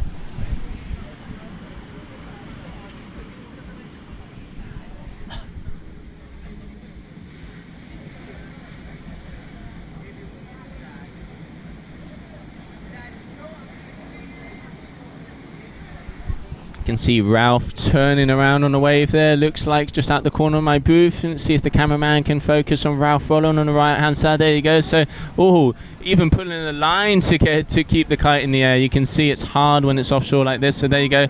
Just, you know, it's a nice little easy one. Oh, a little bit of an air drop there. So controlling that well. Obviously one of the best and the better freestyle riders out. So he knows what it is to jump around and land on a board. So yeah, there you go. Nice wave there. Just not quite getting that last section still. It's going to be a good score. So he's probably going to be totaling maybe a 4-point or a 3-point something. Let's see what the judges say.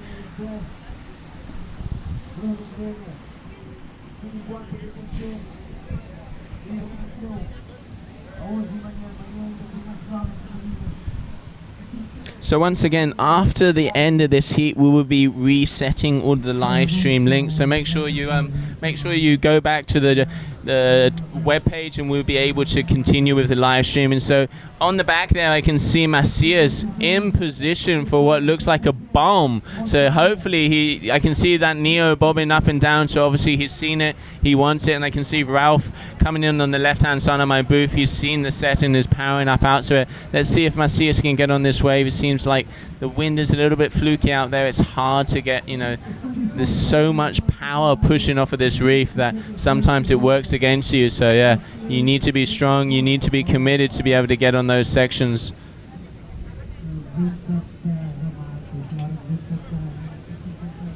Okay, Mr. Bollin has decided, it looked like he decided to go for that wave, but actually he was just turning away for it to be able to get over it. So yeah, intelligent riding there from Ralph, and Macias seeming to have a little bit more difficulty being all the way out the back. It's hard once you get past that upwind position.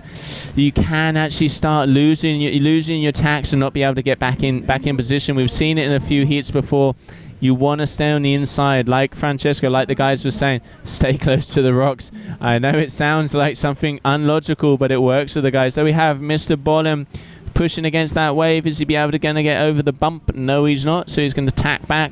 just under 5 minutes left in this heat. So this heat in between Ralph Bollin and Macias, and then coming up next we will just have a short break because we will change all the links on the live stream. So make sure you tune in again, because after this we're going to have the final heat of the double elimination, and then we will go straight into round 2. So the heat coming up after this one is going to be in between. Let me get my list up here. So it's going to be between Hugo Marin and Leo Cosolino. So Hugo Marin, the Frenchman youngster, went out early. Unfortunately, he has a very nice style. So I think we will be looking at improvement on his score. But hey, he's going up against Cosolino blood. He's going up against Ayrton's father, Libero Cosolino. So, you know, he's got his work cut out for him.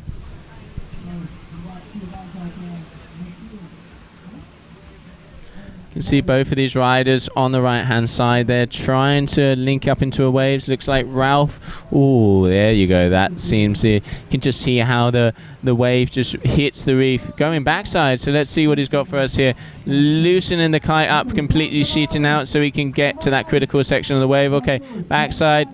No, that's not what we want to see. We want to see you going vertical, opening that shoulder, letting go of that hand. You can see sometimes Matthew actually changes those hands so he can drag that, open his shoulder completely to get to the top of the wave. Ralph, a little bit of a different approach there, but not quite getting the turns that will get him those high points. And I can see in the back, it looks like there's a big set coming through. Let's see what the Frenchman can do. Unfortunately, Macias has lost his upwind tack, and he is going to have a very hard time to get back into position in the next 3 minutes. So yeah. Oh, Mr. Bollin's kite is down in the impact zone. Okay, let's hopefully see that he gets that one up in time, because if a set comes, he's going to get munched. There you go, relaunching. Let's see. This is, I remember back in the days when we were on Rupikas, where you had to be pretty much Michael Phelps to get that kite on its back to be able to launch it. These days, you know, so many of the brands do so much development and R&D to make it fun, to make it easy. Pretty much any of the kites these days, you just pull on one line and it pops up. I mean, you know, like I said back in the day, Olympic swimmers couldn't get their kites over. It just shows the progression in the equipment. And this is why kite surfing is such an appealing sport, because, you know, all of the equipment is, you know, user-friendly, plug and play. That's the aim of all the brands, to make it as approachable to anybody as possible.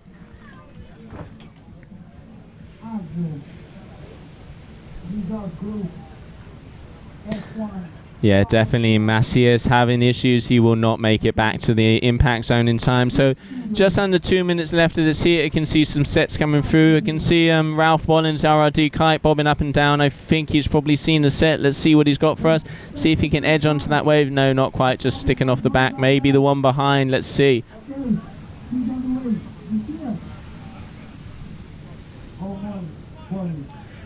Yeah, there's really hard conditions out there, but yep, he's on that one. So that's a solid wave. So Ralph Bollin coming down front and center, orange Lycra RRD, riding from front. Let's see, bottom third off of the top. This is a really nice wave, getting some speed down. Let's see, this is that steep section. You got to get past this one if you want to continue down. Nope. Disconnect from the kite and surf it. No, yeah, you can see it's really offshore, super hard to keep the kite in the air. So coming into the last minute of this heat. So yeah, Frenchman seems to have it in the bag. Let's get some scores up there just to see, you know, how he's been doing. So there we have Ralph Bollin, 9.8 total, a 5-point and a 4-point. And then Elias Macias hasn't been able to pull it off, so a 2.3. So yeah, Ralph Bollin's going to be moving through to the next round, and he's going to be going up against Betancourt. So yeah, he's got his work cut out for him. Betancourt, the local, who was absolutely ripping on the core kite. So yeah, let's see what Ralph Bollin can do against him. So a reminder, we're going to be cutting the live stream for a few minutes to be able to update all the links. So make sure you tune in after this heat. And yeah, awesome riding here from the Frenchman, Ralph Bollin.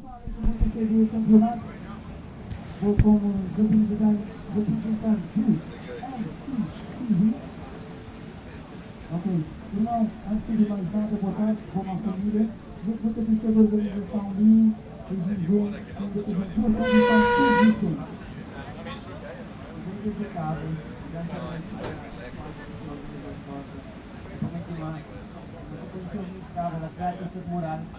Y yo consigo sin café más como otra Muito obrigado, salve palma para os graduados sul.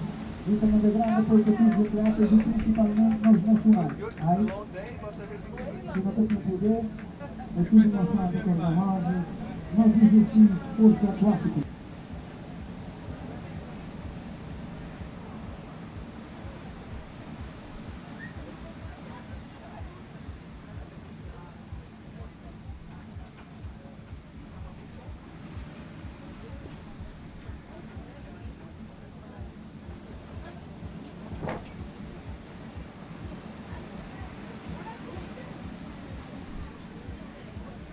Quando joga para ele levar ponta perto.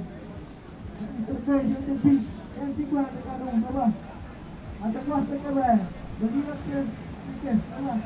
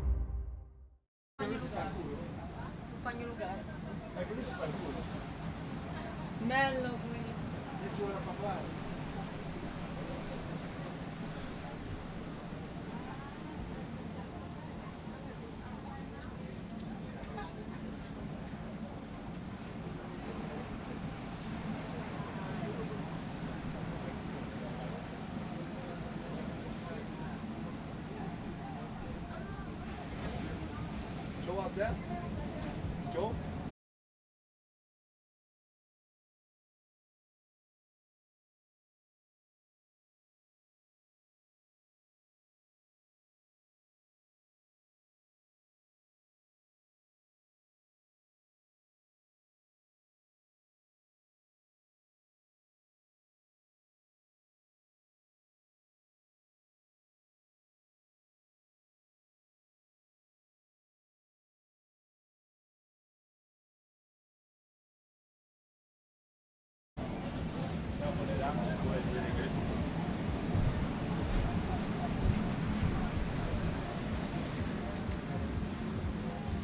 Whenever you feel it.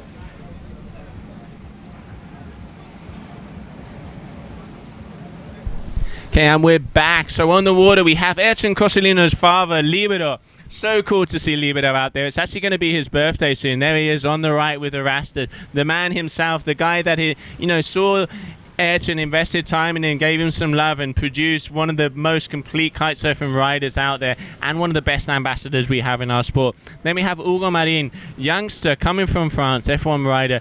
Got out a little bit earlier. He's, I've seen him on the waves being ripping, just didn't have that much luck in single elimination. But hey, he's got his work cut out for him. He's up against a Cosolino, and that's no sure fetch.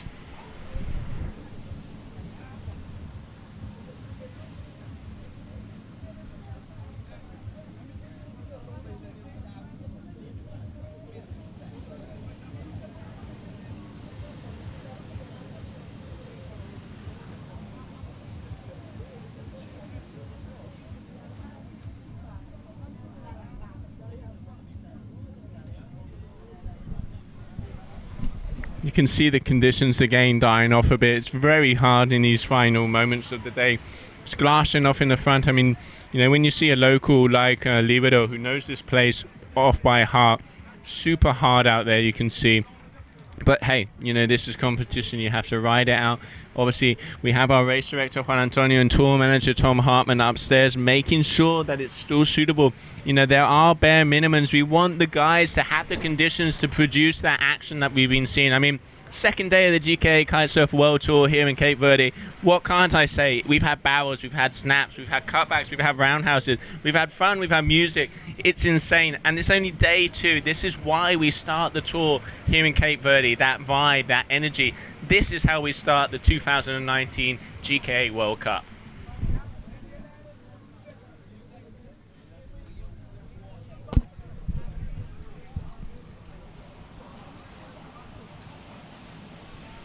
I can see Hugo Marin there on the back. He's trying to get a couple of waves there, but unfortunately you can see super light conditions, really hard for the youngster to get out there. But still, let's see if both of them can get some waves. Libero, like I said before, he was further out than Hugo, but he's used his knowledge of the break to stay upwind. But yeah, conditions are very hard, very shifty. You got to be, you got to be on it. You got to know, look at the ocean, read the ocean, feel the ocean, and both of these guys know what they're doing. And I mean, a veteran like Libero, also his birthday coming up soon. What better wish can he ask for? He's got his son. I can see his son Ayrton Cosolino on the shore, pumping it with all the locals. They want to see, one of their legends out there. So it's great to see so much involvement in the competition.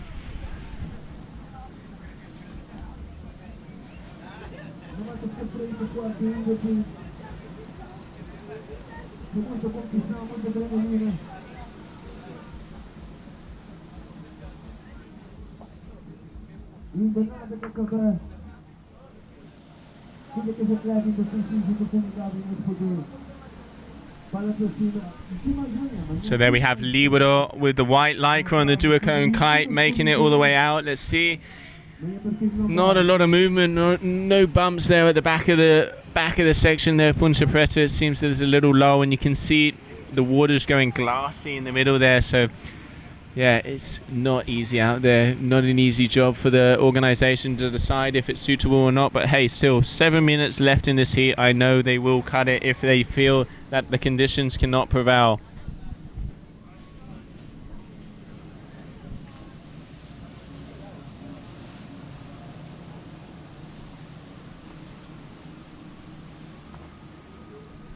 Yeah, you can see Hugo having a really hard time there, staying upwind, just even to get planing, and he's in that glassy section there.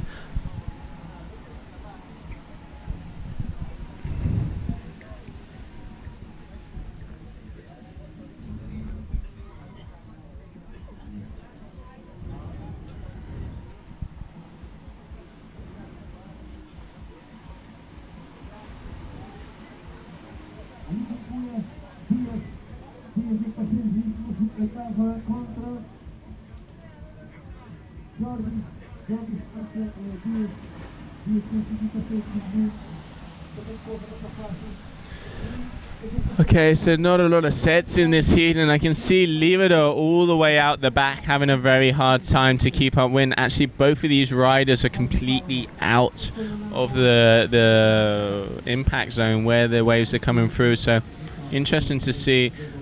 Want to see what the organization think about this, if they're gonna call this heat. Still 6 minutes to go, but looks like a set's coming through. Hugo Marin might actually be in position to get on this wave. I can see him looping the kite to get on it. Let's see what he's got for us. Let's focus on Hugo Marin here, Mr. Cameraman. He's just coming on that first wave.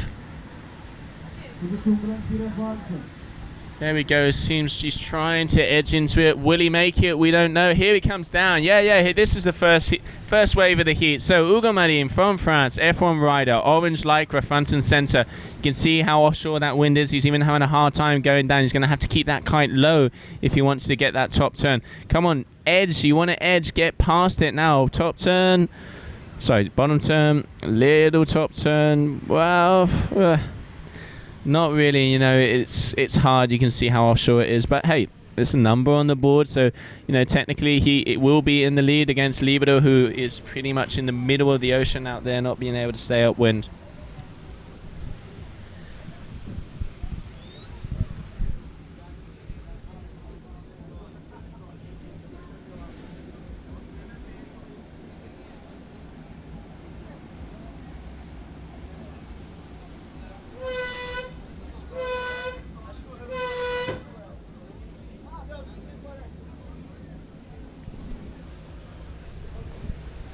So the free horns, that mean suspension at the moment, so we have the AP flag has gone up, so we are on standby. Obviously conditions are a little bit marginal, so race director decided to make the call and, you know, say that this heat has been cancelled. So stay with us and we'll be back. We're going to roll a couple of commercials while we wait. Let's see what happens.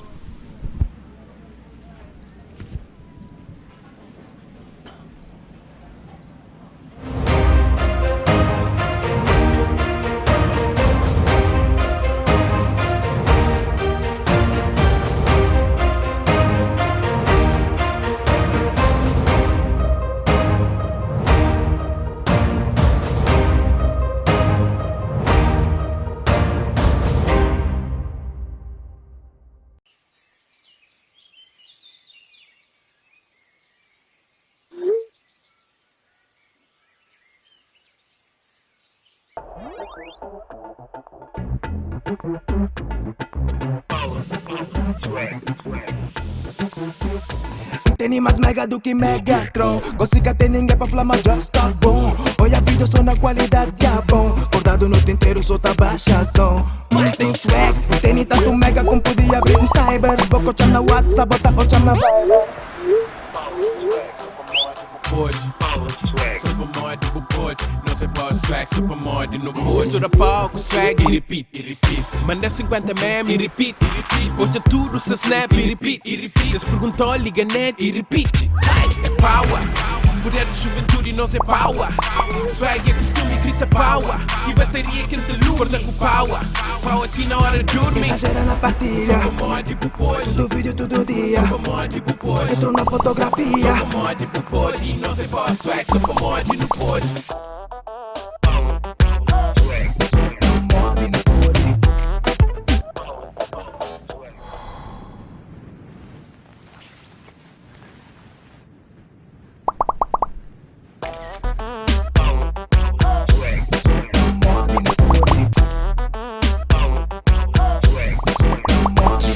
Reativa os teus pacotes PST e acumula os teus megas para gastares como quiseres.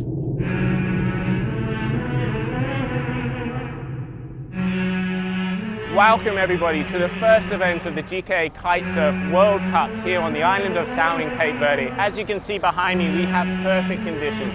This is the start we wanted to this year. We have 39 male riders and 13 women riders battling it out from all countries over the world to crown themselves the champion of Cape Verde.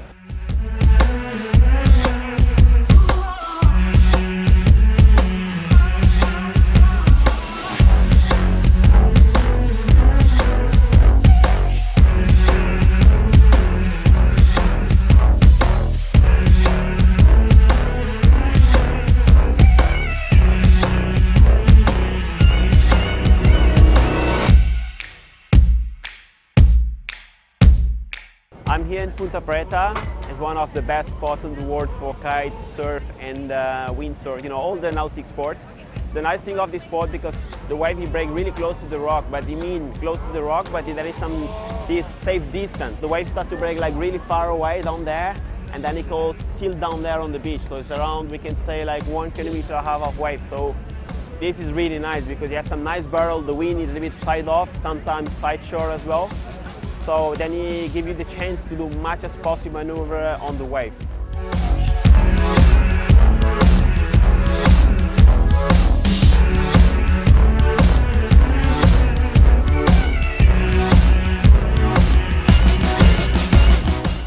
Highlights of the day, Paulino Pereira, 9.7. He got one of the best barrels we've seen so far on tour. Then also local riders, the talent here is amazing. Titi Lopez kicking guys out like Pedro Matos going through all the way to round 3. And then of course, Mito Monteiro showing why he is one of the hardest locals here at Punta Preta with just consistency turn after turn. It's been amazing to see.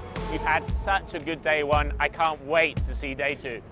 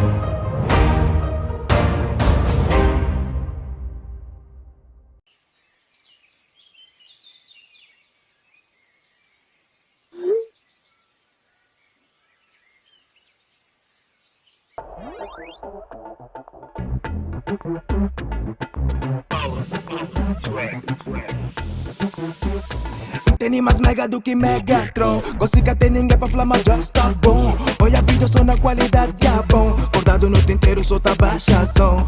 Tem swag, tem tanto mega como podia abrir um cyber. Boco cham na WhatsApp, bota o cham na Viber. Supermod, tipo pode, não sei qual swag, supermod no pode. Mistura palco, swag e repeat. Manda 50 meme e repeat. Hoje é tudo se snap e repeat. Eles perguntou, liga net e repeat. É power, poder de juventude não sei power. Swag é costume e grita power. E bateria que entre lua, corta com power. Power aqui na hora de dormir. Exagera na partilha. Supermod, tipo pode. Todo vídeo, todo dia. Supermod, tipo pode. Entro na fotografia. Supermod, tipo pode. Não sei qual swag, supermod no pode.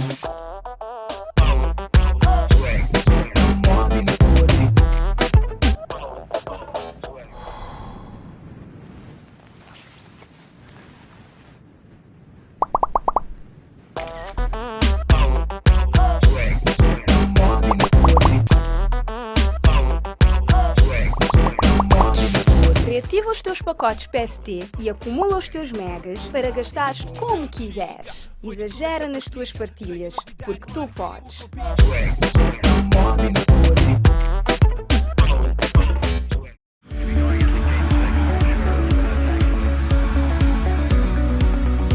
Completamos 35 anos. Celebre connosco.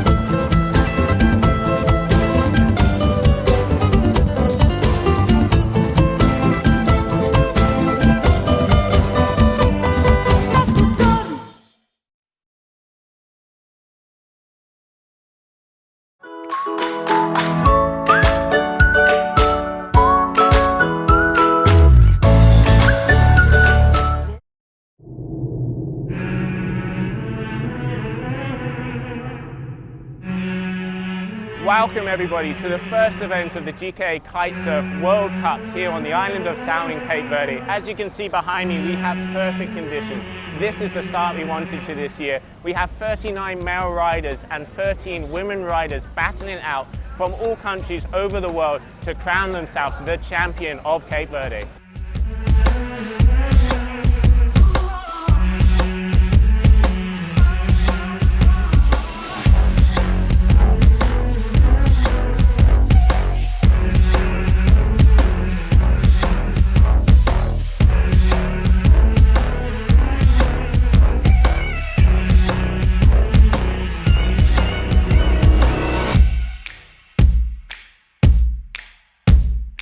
I'm here in Punta Preta. It's one of the best spots in the world for kite, surf and windsurf, you know, all the nautic sport.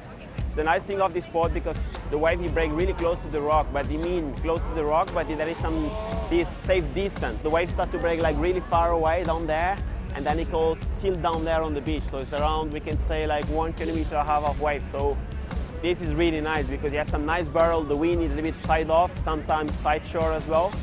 So then he gives you the chance to do much as possible maneuver on the wave.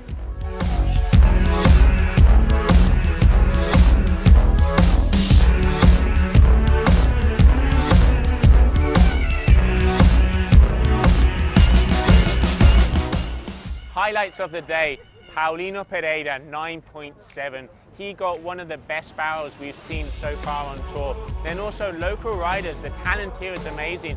Titi Lopez kicking guys out like Pedro Matos going through all the way to round 3. And then of course, Mitu Monteiro showing why he is one of the hardest locals here at Punta Preta with just consistency turn after turn. It's been amazing to see.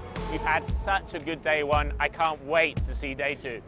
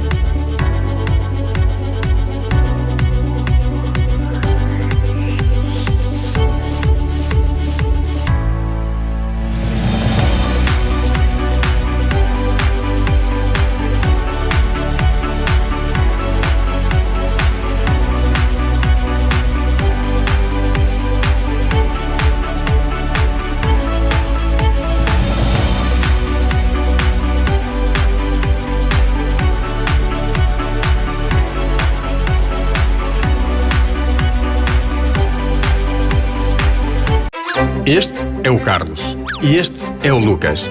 A única coisa que têm em comum é a grande amizade que os une. Carlos é o mais seguro e relaxado. Como sabe que mais vale prevenir que remediar, tem um seguro garantia para cada imprevisto. No dia-a-dia, na saúde, na vida e no futuro. Assim, está sempre na boa. Já o Lucas anda sempre preocupado com o que pode correr mal. E não é para menos. Ainda este ano foram de férias juntos. Para o Carlos, foram umas férias super descansadas, porque tinha o seguro de viagem e de assistência em viagem da garantia que o protegia em caso de perda ou extravio das malas e ainda lhe garantia assistência médica. Já o Lucas quase nem saiu do hotel, com medo de ter um acidente ou apanhar alguma doença, porque não estaria protegido.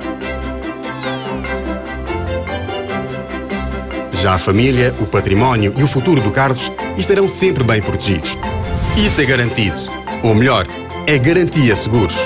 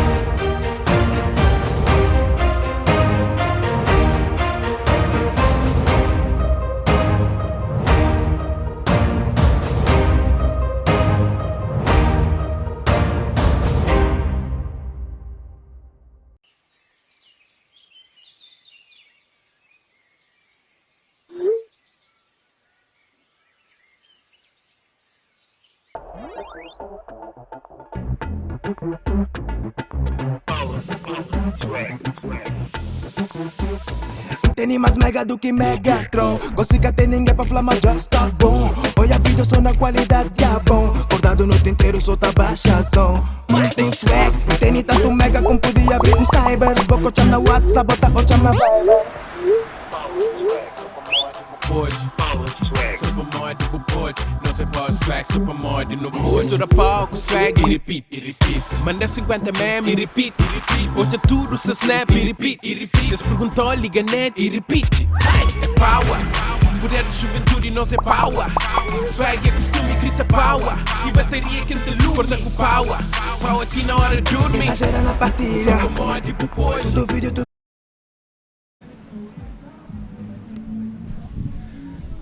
Okay, so we're back. Here we have Barros, one of the best surfers at Cape Verde, just edging himself out there on the F1 kite. So yeah, we're double elimination here. We are going into heat number 34.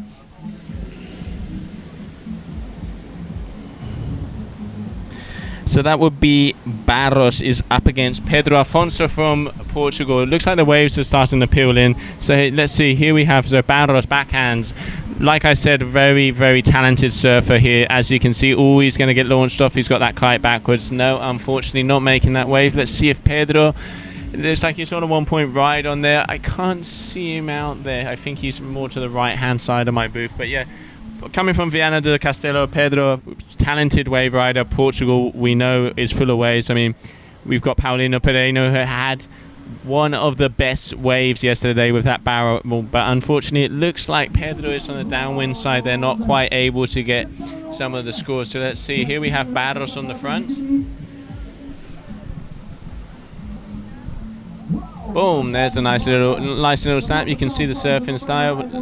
Again, needs to get that front hand pressure to keep that kite going forward, because if not, he's going to get pulled off the back right like that. So yeah, very hard to do, but the kite, keeping the kite forward on offshore conditions is what allows you to stay on the wave. So yeah, there you can see Barros struggling a little bit there, but he has got a solid score on the board, and now with this second one, for sure he'll be in the win at the moment. So Pedro Afonso literally coming out of the water. He can't make it upwind, so going to be interesting to see what the organisation says there. There you go, Barros, trying a little floater there.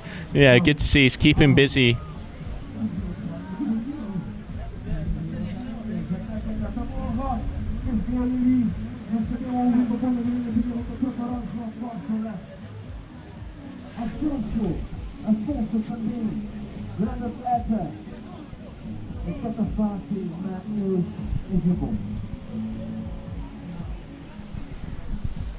So less than 20 seconds in this heat. So let's get some scores up. I think Barros has this in the bag. Pedro Afonso all the way in the back. So yeah, Barros keeping himself busy, getting a couple waves, a 3.0 and a 2.5. So yeah, Barros will be going through to the next heat with that total of 6.36.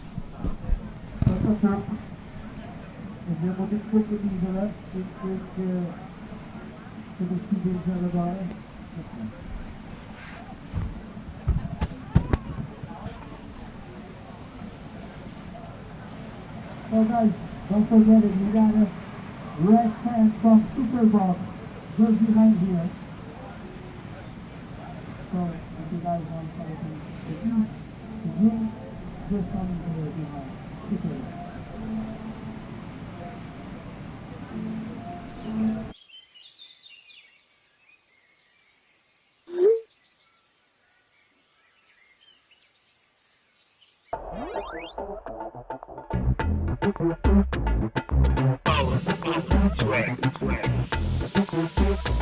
Tem mais mega do que Megatron. Consiga ter ninguém pra falar, mas já está bom. Olha vídeo, só na qualidade é bom. Acordado noite inteiro, só tá baixa som. Tem swag, tem tanto mega como podia abrir um cyber. Boca o cham na WhatsApp, bota o cham na vibe. Supermod, pode, não sei para swag, supermod, não pode. Mistura palco, swag e repeat. Manda 50 meme e repeat. Hoje é tudo se snap e repeat. Eles perguntam, liga net e repeat.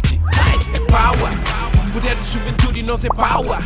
Swag é costume, grita power. E bateria quente luz, porta com power. Power aqui na hora de dormir. Exagera na partilha. Supermod, pode. Todo vídeo, todo dia. Supermod, pode. Entro na fotografia. Supermod, pode. Não sei para swag, supermod, não pode.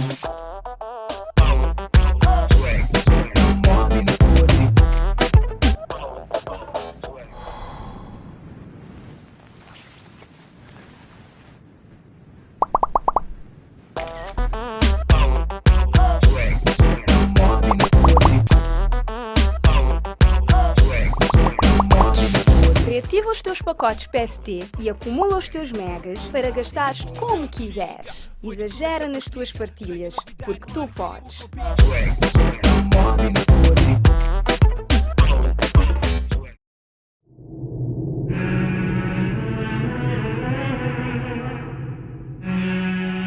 Welcome everybody to the first event of the GKA Kite-Surf World Cup here on the island of São in Cape Verde. As you can see behind me, we have perfect conditions. This is the start we wanted to this year. We have 39 male riders and 13 women riders battling out from all countries over the world to crown themselves the champion of Cape Verde.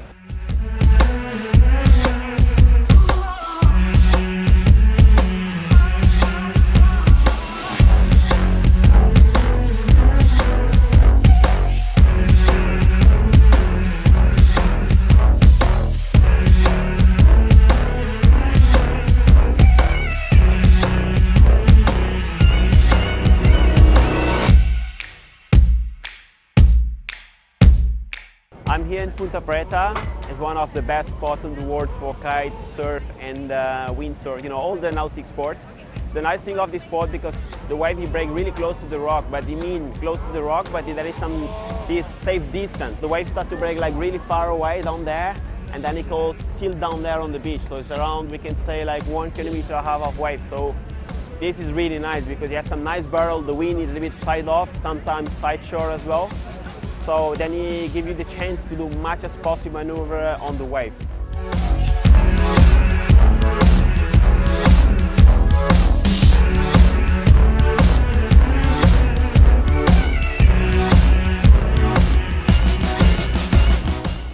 Highlights of the day. Paulino Pereira, 9.7. He got one of the best barrels we've seen so far on tour. Then also local riders, the talent here is amazing. Titi Lopez kicking guys out like Pedro Matos going through all the way to round 3. And then of course, Mitu Monteiro showing why he is one of the hardest locals here at Punta Preta with just consistency turn after turn. It's been amazing to see. We've had such a good day 1. I can't wait to see day 2.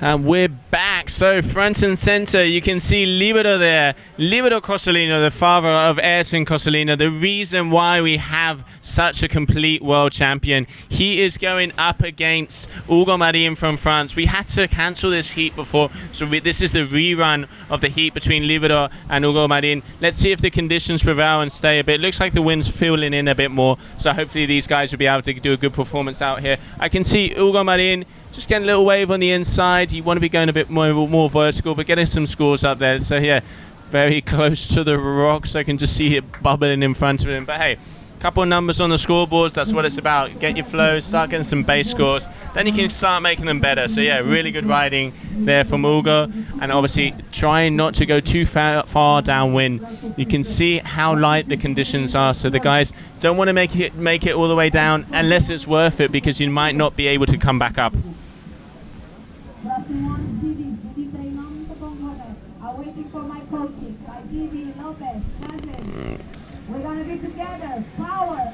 So coming up after this heat, we would go back into round 2 of the double elimination, and that will be Josh Silva going up against Kiko Reut. So Kiko Reut from Spain going up against Destructor Joe Silva from Cape Verde. The Spaniard has it cut out for him, so you can see Libero already on the back there struggling to stay into position. Let's see if he can make it on that wave. If he can actually get on that face, he would be able to stay upwind as well. So there you go, just train riding it down. Will we see some turns from Ayrton's father? Come on, Libero, dale, dale, dale, dale.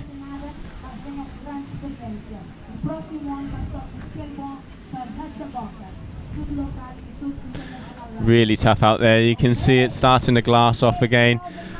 Tough decisions for the organization. You know, it is hard, really hard to analyze and take in all the data. You know, have spotters on the beach, spotters up in the judge tower, deciding if the conditions are not marginal. So let's see. I can see our tour manager here, Tom Hartmann going up and down, trying to make those decisions here. So we can see Hugo Marin, a lot lighter rider than Libero. Interesting to see what our head judge and race director are thinking about these conditions to see if we will cancel this heat again.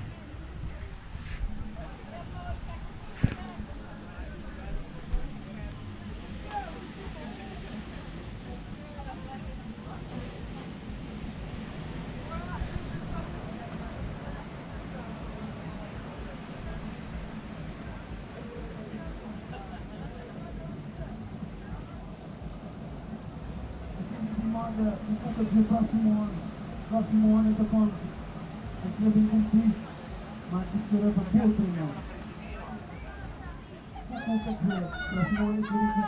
There you go, you can see the screams on the beach. So Hugo Marin, F1 rider from France, coming in, orange like it. There you go. Obviously not, you can see him smacking the bar a little bit there, the frustration. Not quite happy with how that performance was there. Obviously super frustrating, the wind is up and down. These guys, you know, they want the perfect conditions. We have really good waves. Wind is a little bit fluky at the moment. Obviously, as the sun comes down, Cape Verde, the wind always does get a bit more fluky. But yeah, hopefully it will get better and we get some even better rides very soon.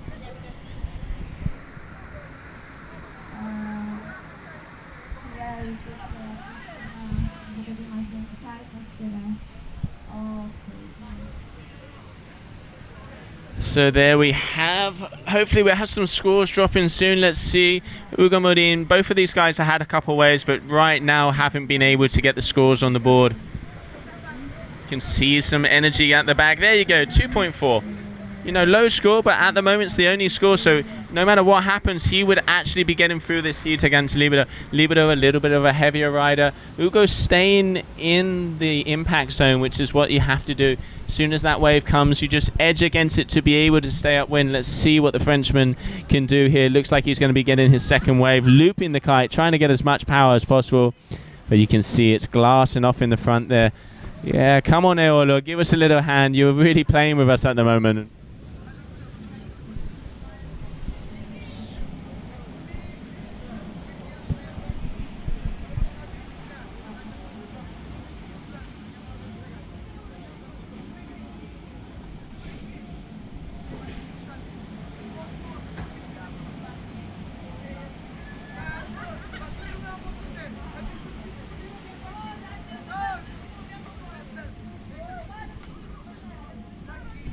Can see and hear the beach getting amped up here. They like the sunsets, you know, sunset sessions, beautiful water, beautiful beach. You can touch the action. You can feel the vibe. That's one of the things that is amazing about Cape Verde. There's energy, and we can feel the energy on and off the water. On the water at the moment, we have Libero Cosolino, one of the legends from here, producing one of the best kite surfers we've had in history, Ayrton Cosolino. And then we have Hugo Marin, the young Frenchman there as well. It's a bit distracting. I have our photographer Itva dancing right in front of me. He's getting into the mojo as well. So you can see the vibe is just, you know, going through our crew. Here we have right hand side, Hugo. No, not able to get it. And Libero as well, all the way out in the middle of the ocean. Let's see what the organization are thinking about this. And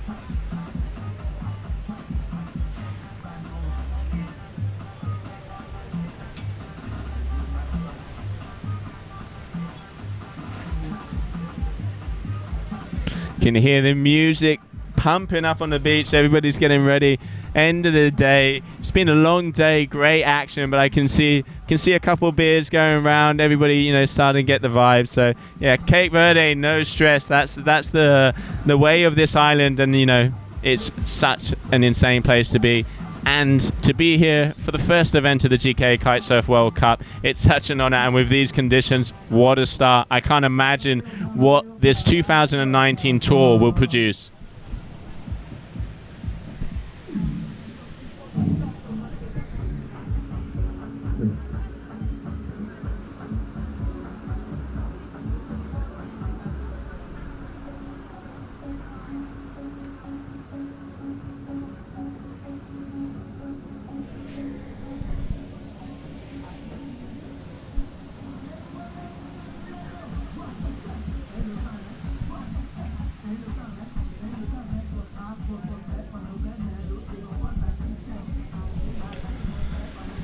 And there you have Libero exiting the water all the way down to the edge. So yeah, very marginal conditions here.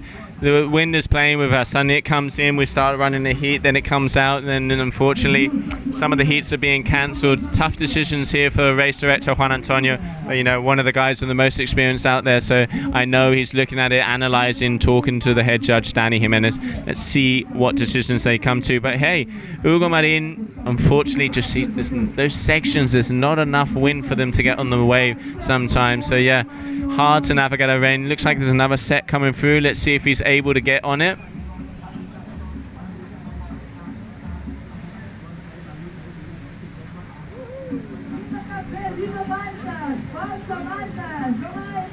There you come, there you go. Here is a good set. Can he get into? Nah.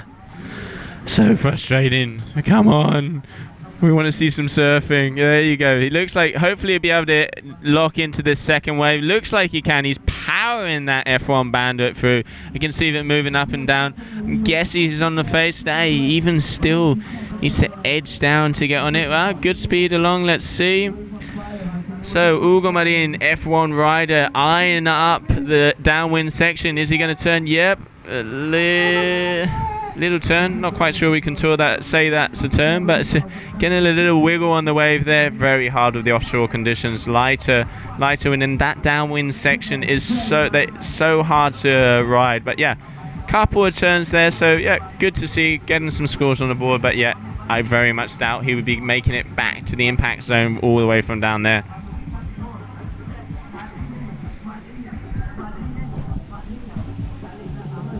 Pessoal, então, ali atrás, no fim, já tem embaradeiro parado de também, onde que quiser comer alguma coisa, beber alguma coisa, ali tem na grelha, e tem na torneira também. Mas eu saber. Tem na lata. Ok?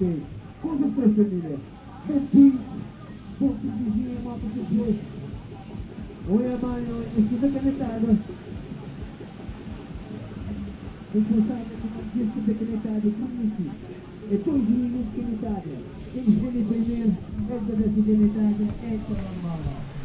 Hugo Marin trying to get back out. I mean, that's going to be a hard thing to do, but still, you've got 2.55 minutes left in this. I can see I've been talking about scores all day, and as soon as I see numbers, I automatically think that they are scores. So 2.5 minutes left in this heat. You can see the Frenchman out the front here, trying to push it out, trying to get back to that impact zone. He's got a 3.07 total.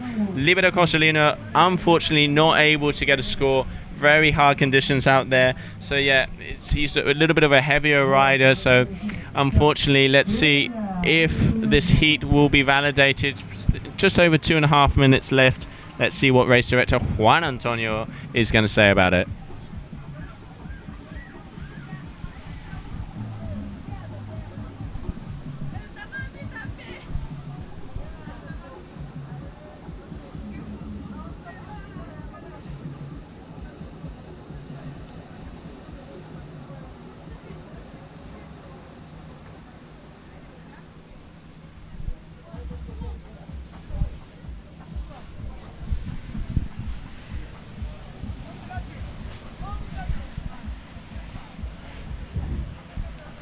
Yeah, Hugo just floating from side to side, hoping for that set to come in. 1.5 minutes left. Let's see if they can pull it off.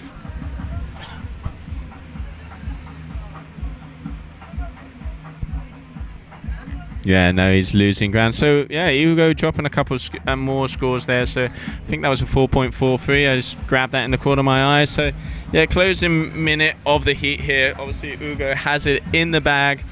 Unfortunate conditions, you know, but this is competition. You got to have all the sizes of the kite pumped up. You got to be ready, using the boards, getting the extra push. And I can see Libero making his way out last minute of the heat, but I don't think he'll be able to make it in time. So let's see.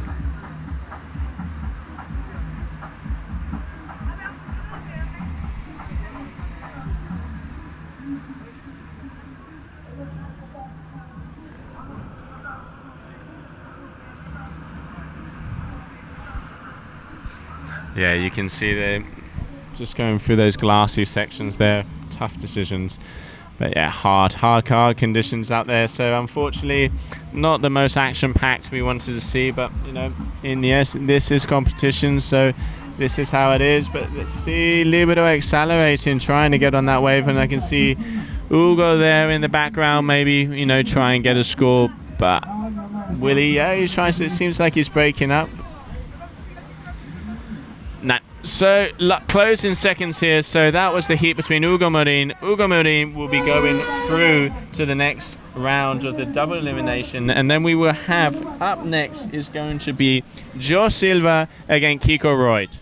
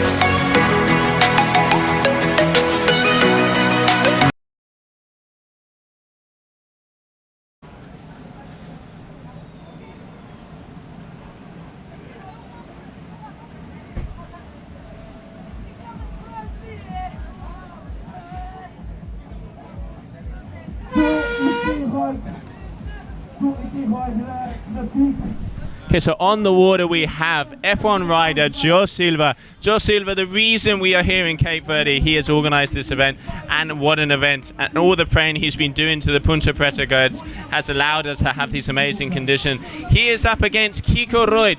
Kiko Reut is the youngster of the tour, and there he goes, turning into that big wave. He just wants to, no, obviously not.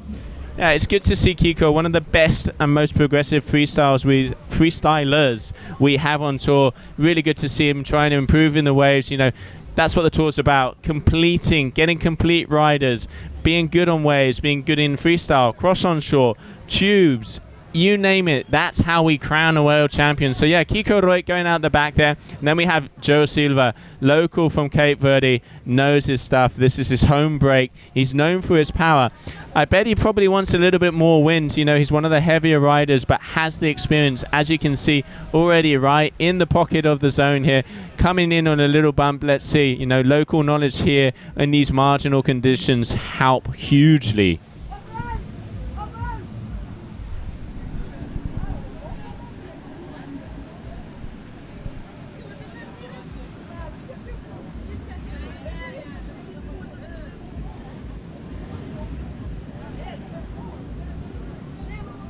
See both riders there, little bit in the glassy section. It's really hard out there. There's a middle section. You can see just how flat the front of the competition area is there. It's glassing off, so that means there's no wind.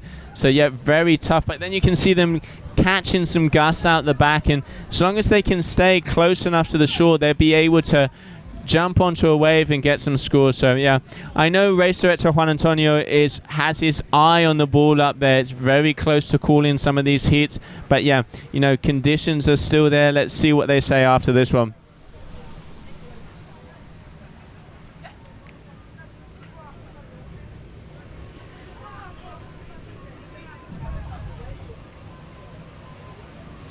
Yeah, Kiko Reut, Kiket Valenciano basado en Tarifa. having a little bit of difficulties there at the back. The wind is very light. Yeah, hard conditions. And you can see Joe Silva, no stranger to this break. It is his backyard. Also not being able to stay in the area. Both of these riders very talented. Joe known for his power and destroying the beast that is Punta Preta. Gonna want a little bit more wind if he's gonna manage that here. And then Kite, progressive freestyler, youngster on tour, new member of the duotone team. Really good to see him coming on the whole tour this year. It's gonna be great to see this kid's progression. So just under 10 minutes left, so you can see not a lot of wind here. Both of these riders really struggling.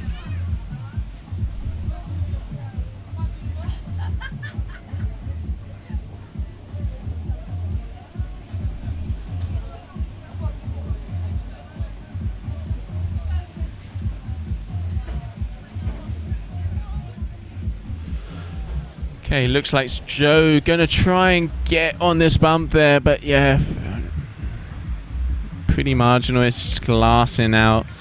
Wouldn't be surprised if the guys are going to be calling this heat. You can see Kite out the back there also not being able to make it. So, you know, two very good quality riders. If they can't pull it off, obviously the conditions aren't there. But yeah, we've got to try. Speak of the devil, there's the three horns. AP up, so that heat is cancelled, and let's find out when we'll be back. So yeah, just for the moment we're going to go to a couple of commercials and then we'll be back in a few instances.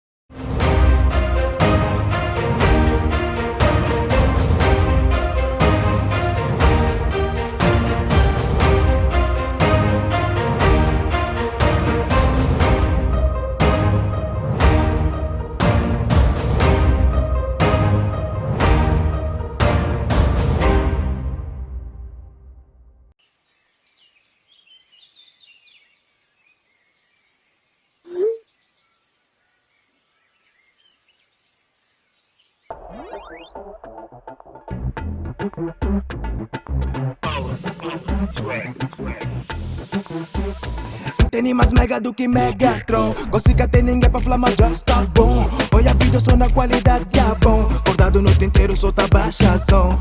Tem swag, tem tanto mega como podia abrir um cyber. Boca o cham na WhatsApp, bota o cham na vibe.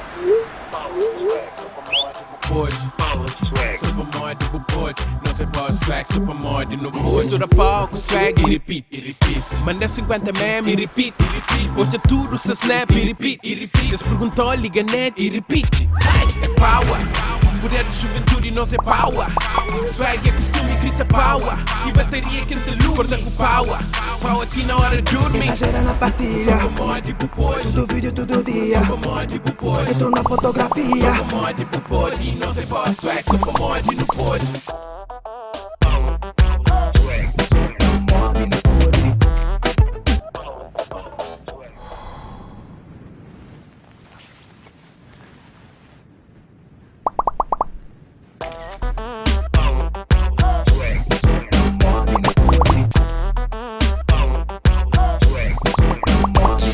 Reativa os teus pacotes PST e acumula os teus megas para gastares como quiseres. Exagera nas tuas partilhas, porque tu podes.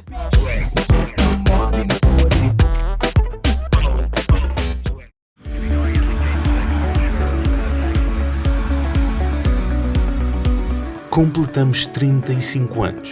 Celebre connosco.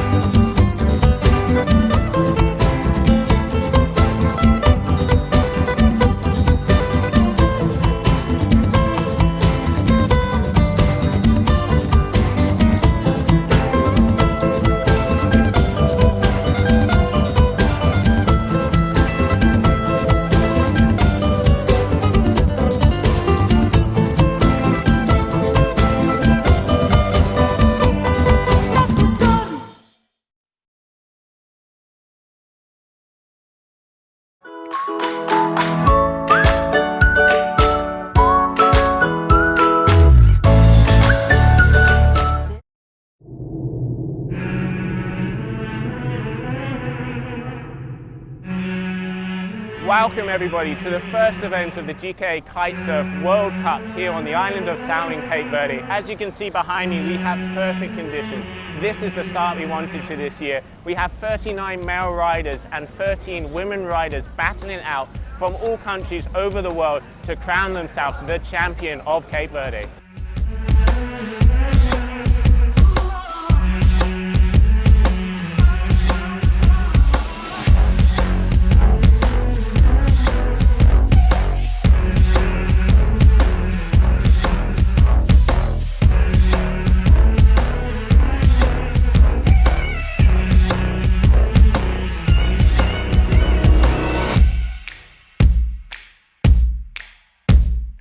I'm here in Punta Preta. It's one of the best spots in the world for kite, surf and windsurf, you know, all the nautic sport. It's the nice thing of this sport because the wave he breaks really close to the rock, but he means close to the rock, but there is some safe distance. The waves start to break like really far away down there, and then it will tilt down there on the beach. So it's around, we can say, like 1.5 kilometers of wave. So this is really nice because you have some nice barrel, the wind is a little bit side off, sometimes side shore as well. So then he gives you the chance to do much as possible maneuver on the wave.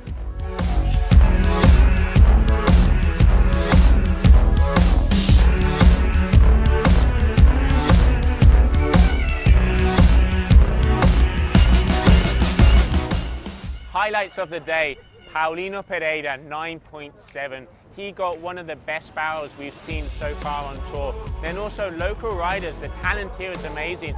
Titi Lopez kicking guys out like Pedro Matos going through all the way to round 3. And then of course, Mito Monteiro showing why he is one of the hardest locals here at Punta Preta with just consistency turn after turn. It's been amazing to see. We've had such a good day 1. I can't wait to see day 2.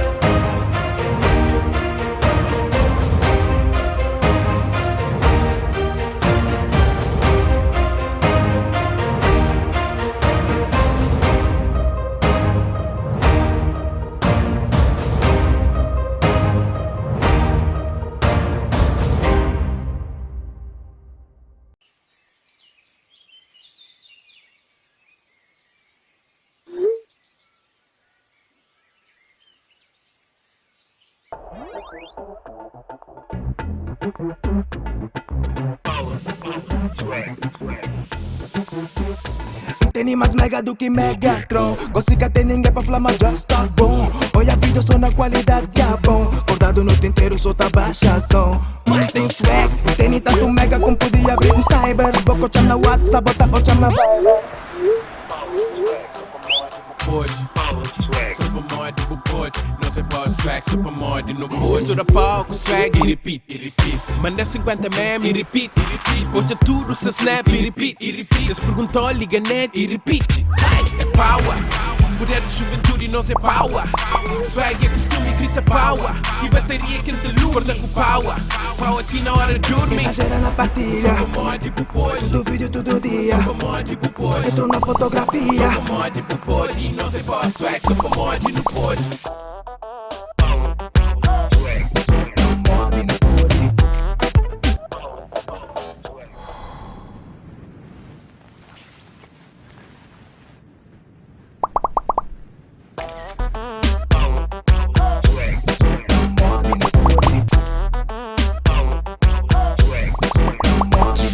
Reativa os teus pacotes PST e acumula os teus megas para gastares como quiseres. Exagera nas tuas partilhas, porque tu podes.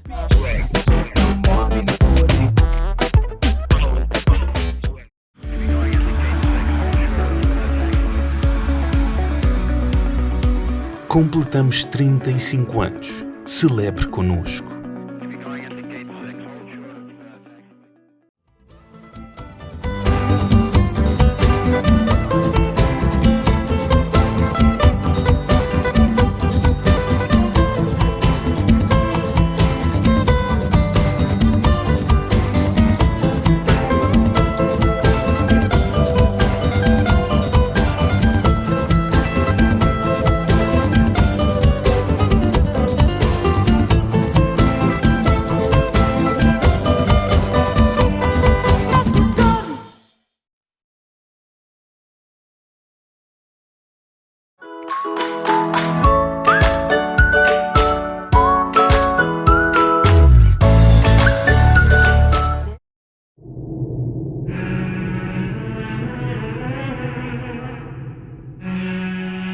Welcome everybody to the first event of the GKA Kite-Surf World Cup here on the island of São in Cape Verde. As you can see behind me, we have perfect conditions.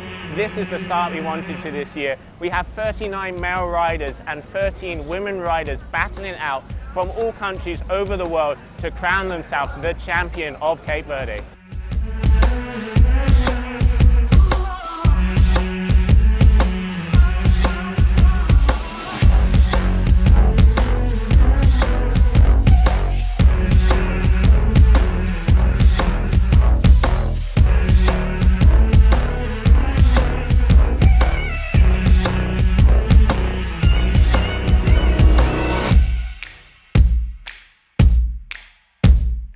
I'm here in Punta Preta.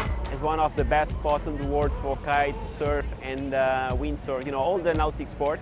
It's the nice thing of this sport because the wave he breaks really close to the rock, but he mean close to the rock, but there is some safe distance. The waves start to break like really far away down there, and then it will tilt down there on the beach. So it's around, we can say like 1.5 kilometers of wave. So this is really nice because you have some nice barrel, the wind is a little bit side off, sometimes side shore as well. So then he gives you the chance to do much as possible maneuver on the wave.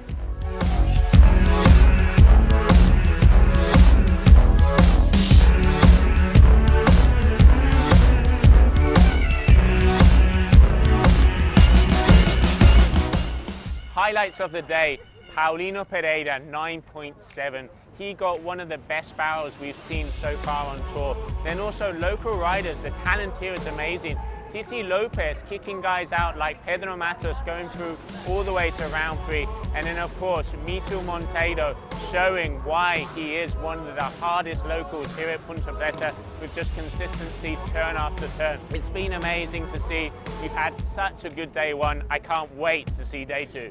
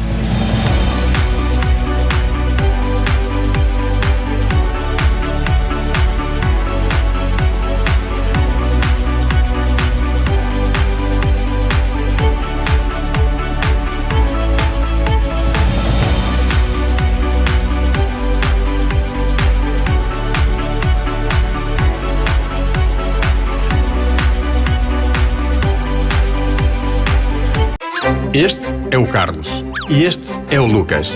A única coisa que têm em comum é a grande amizade que os une. Carlos é o mais seguro e relaxado. Como sabe que mais vale prevenir que remediar, tem um seguro garantia para cada imprevisto. No dia a dia, na saúde, na vida e no futuro. Assim, está sempre na boa. Já o Lucas anda sempre preocupado com o que pode correr mal. E não é para menos. Ainda este ano foram de férias juntos. Para o Carlos, foram umas férias super descansadas, porque tinha o seguro de viagem e de assistência em viagem da garantia que o protegia em caso de perda ou extravio das malas e ainda lhe garantia assistência médica. Já o Lucas quase nem saiu do hotel, com medo de ter um acidente ou apanhar alguma doença, porque não estaria protegido. Já a família, o património e o futuro do Carlos estarão sempre bem protegidos. Isso é garantido. Okay, so we're back. Beautiful sunset here in Cape Verde. Unfortunately, the conditions haven't quite come through at the end of the day, so we have called it a day. We're going to be back tomorrow. 8 o'clock is the skipper's meeting, and 8:30 the first spot will start. So it's been an amazing, action-packed day. Conditions are looking really good for tomorrow. We're getting some more waves. The winds looks like it's going to be better. So thank you so much for tuning in on the live stream. Make sure you tune in tomorrow on all of the GKA channels, Facebook page, web page, and the YouTube. Thanks a lot for watching, and see you tomorrow.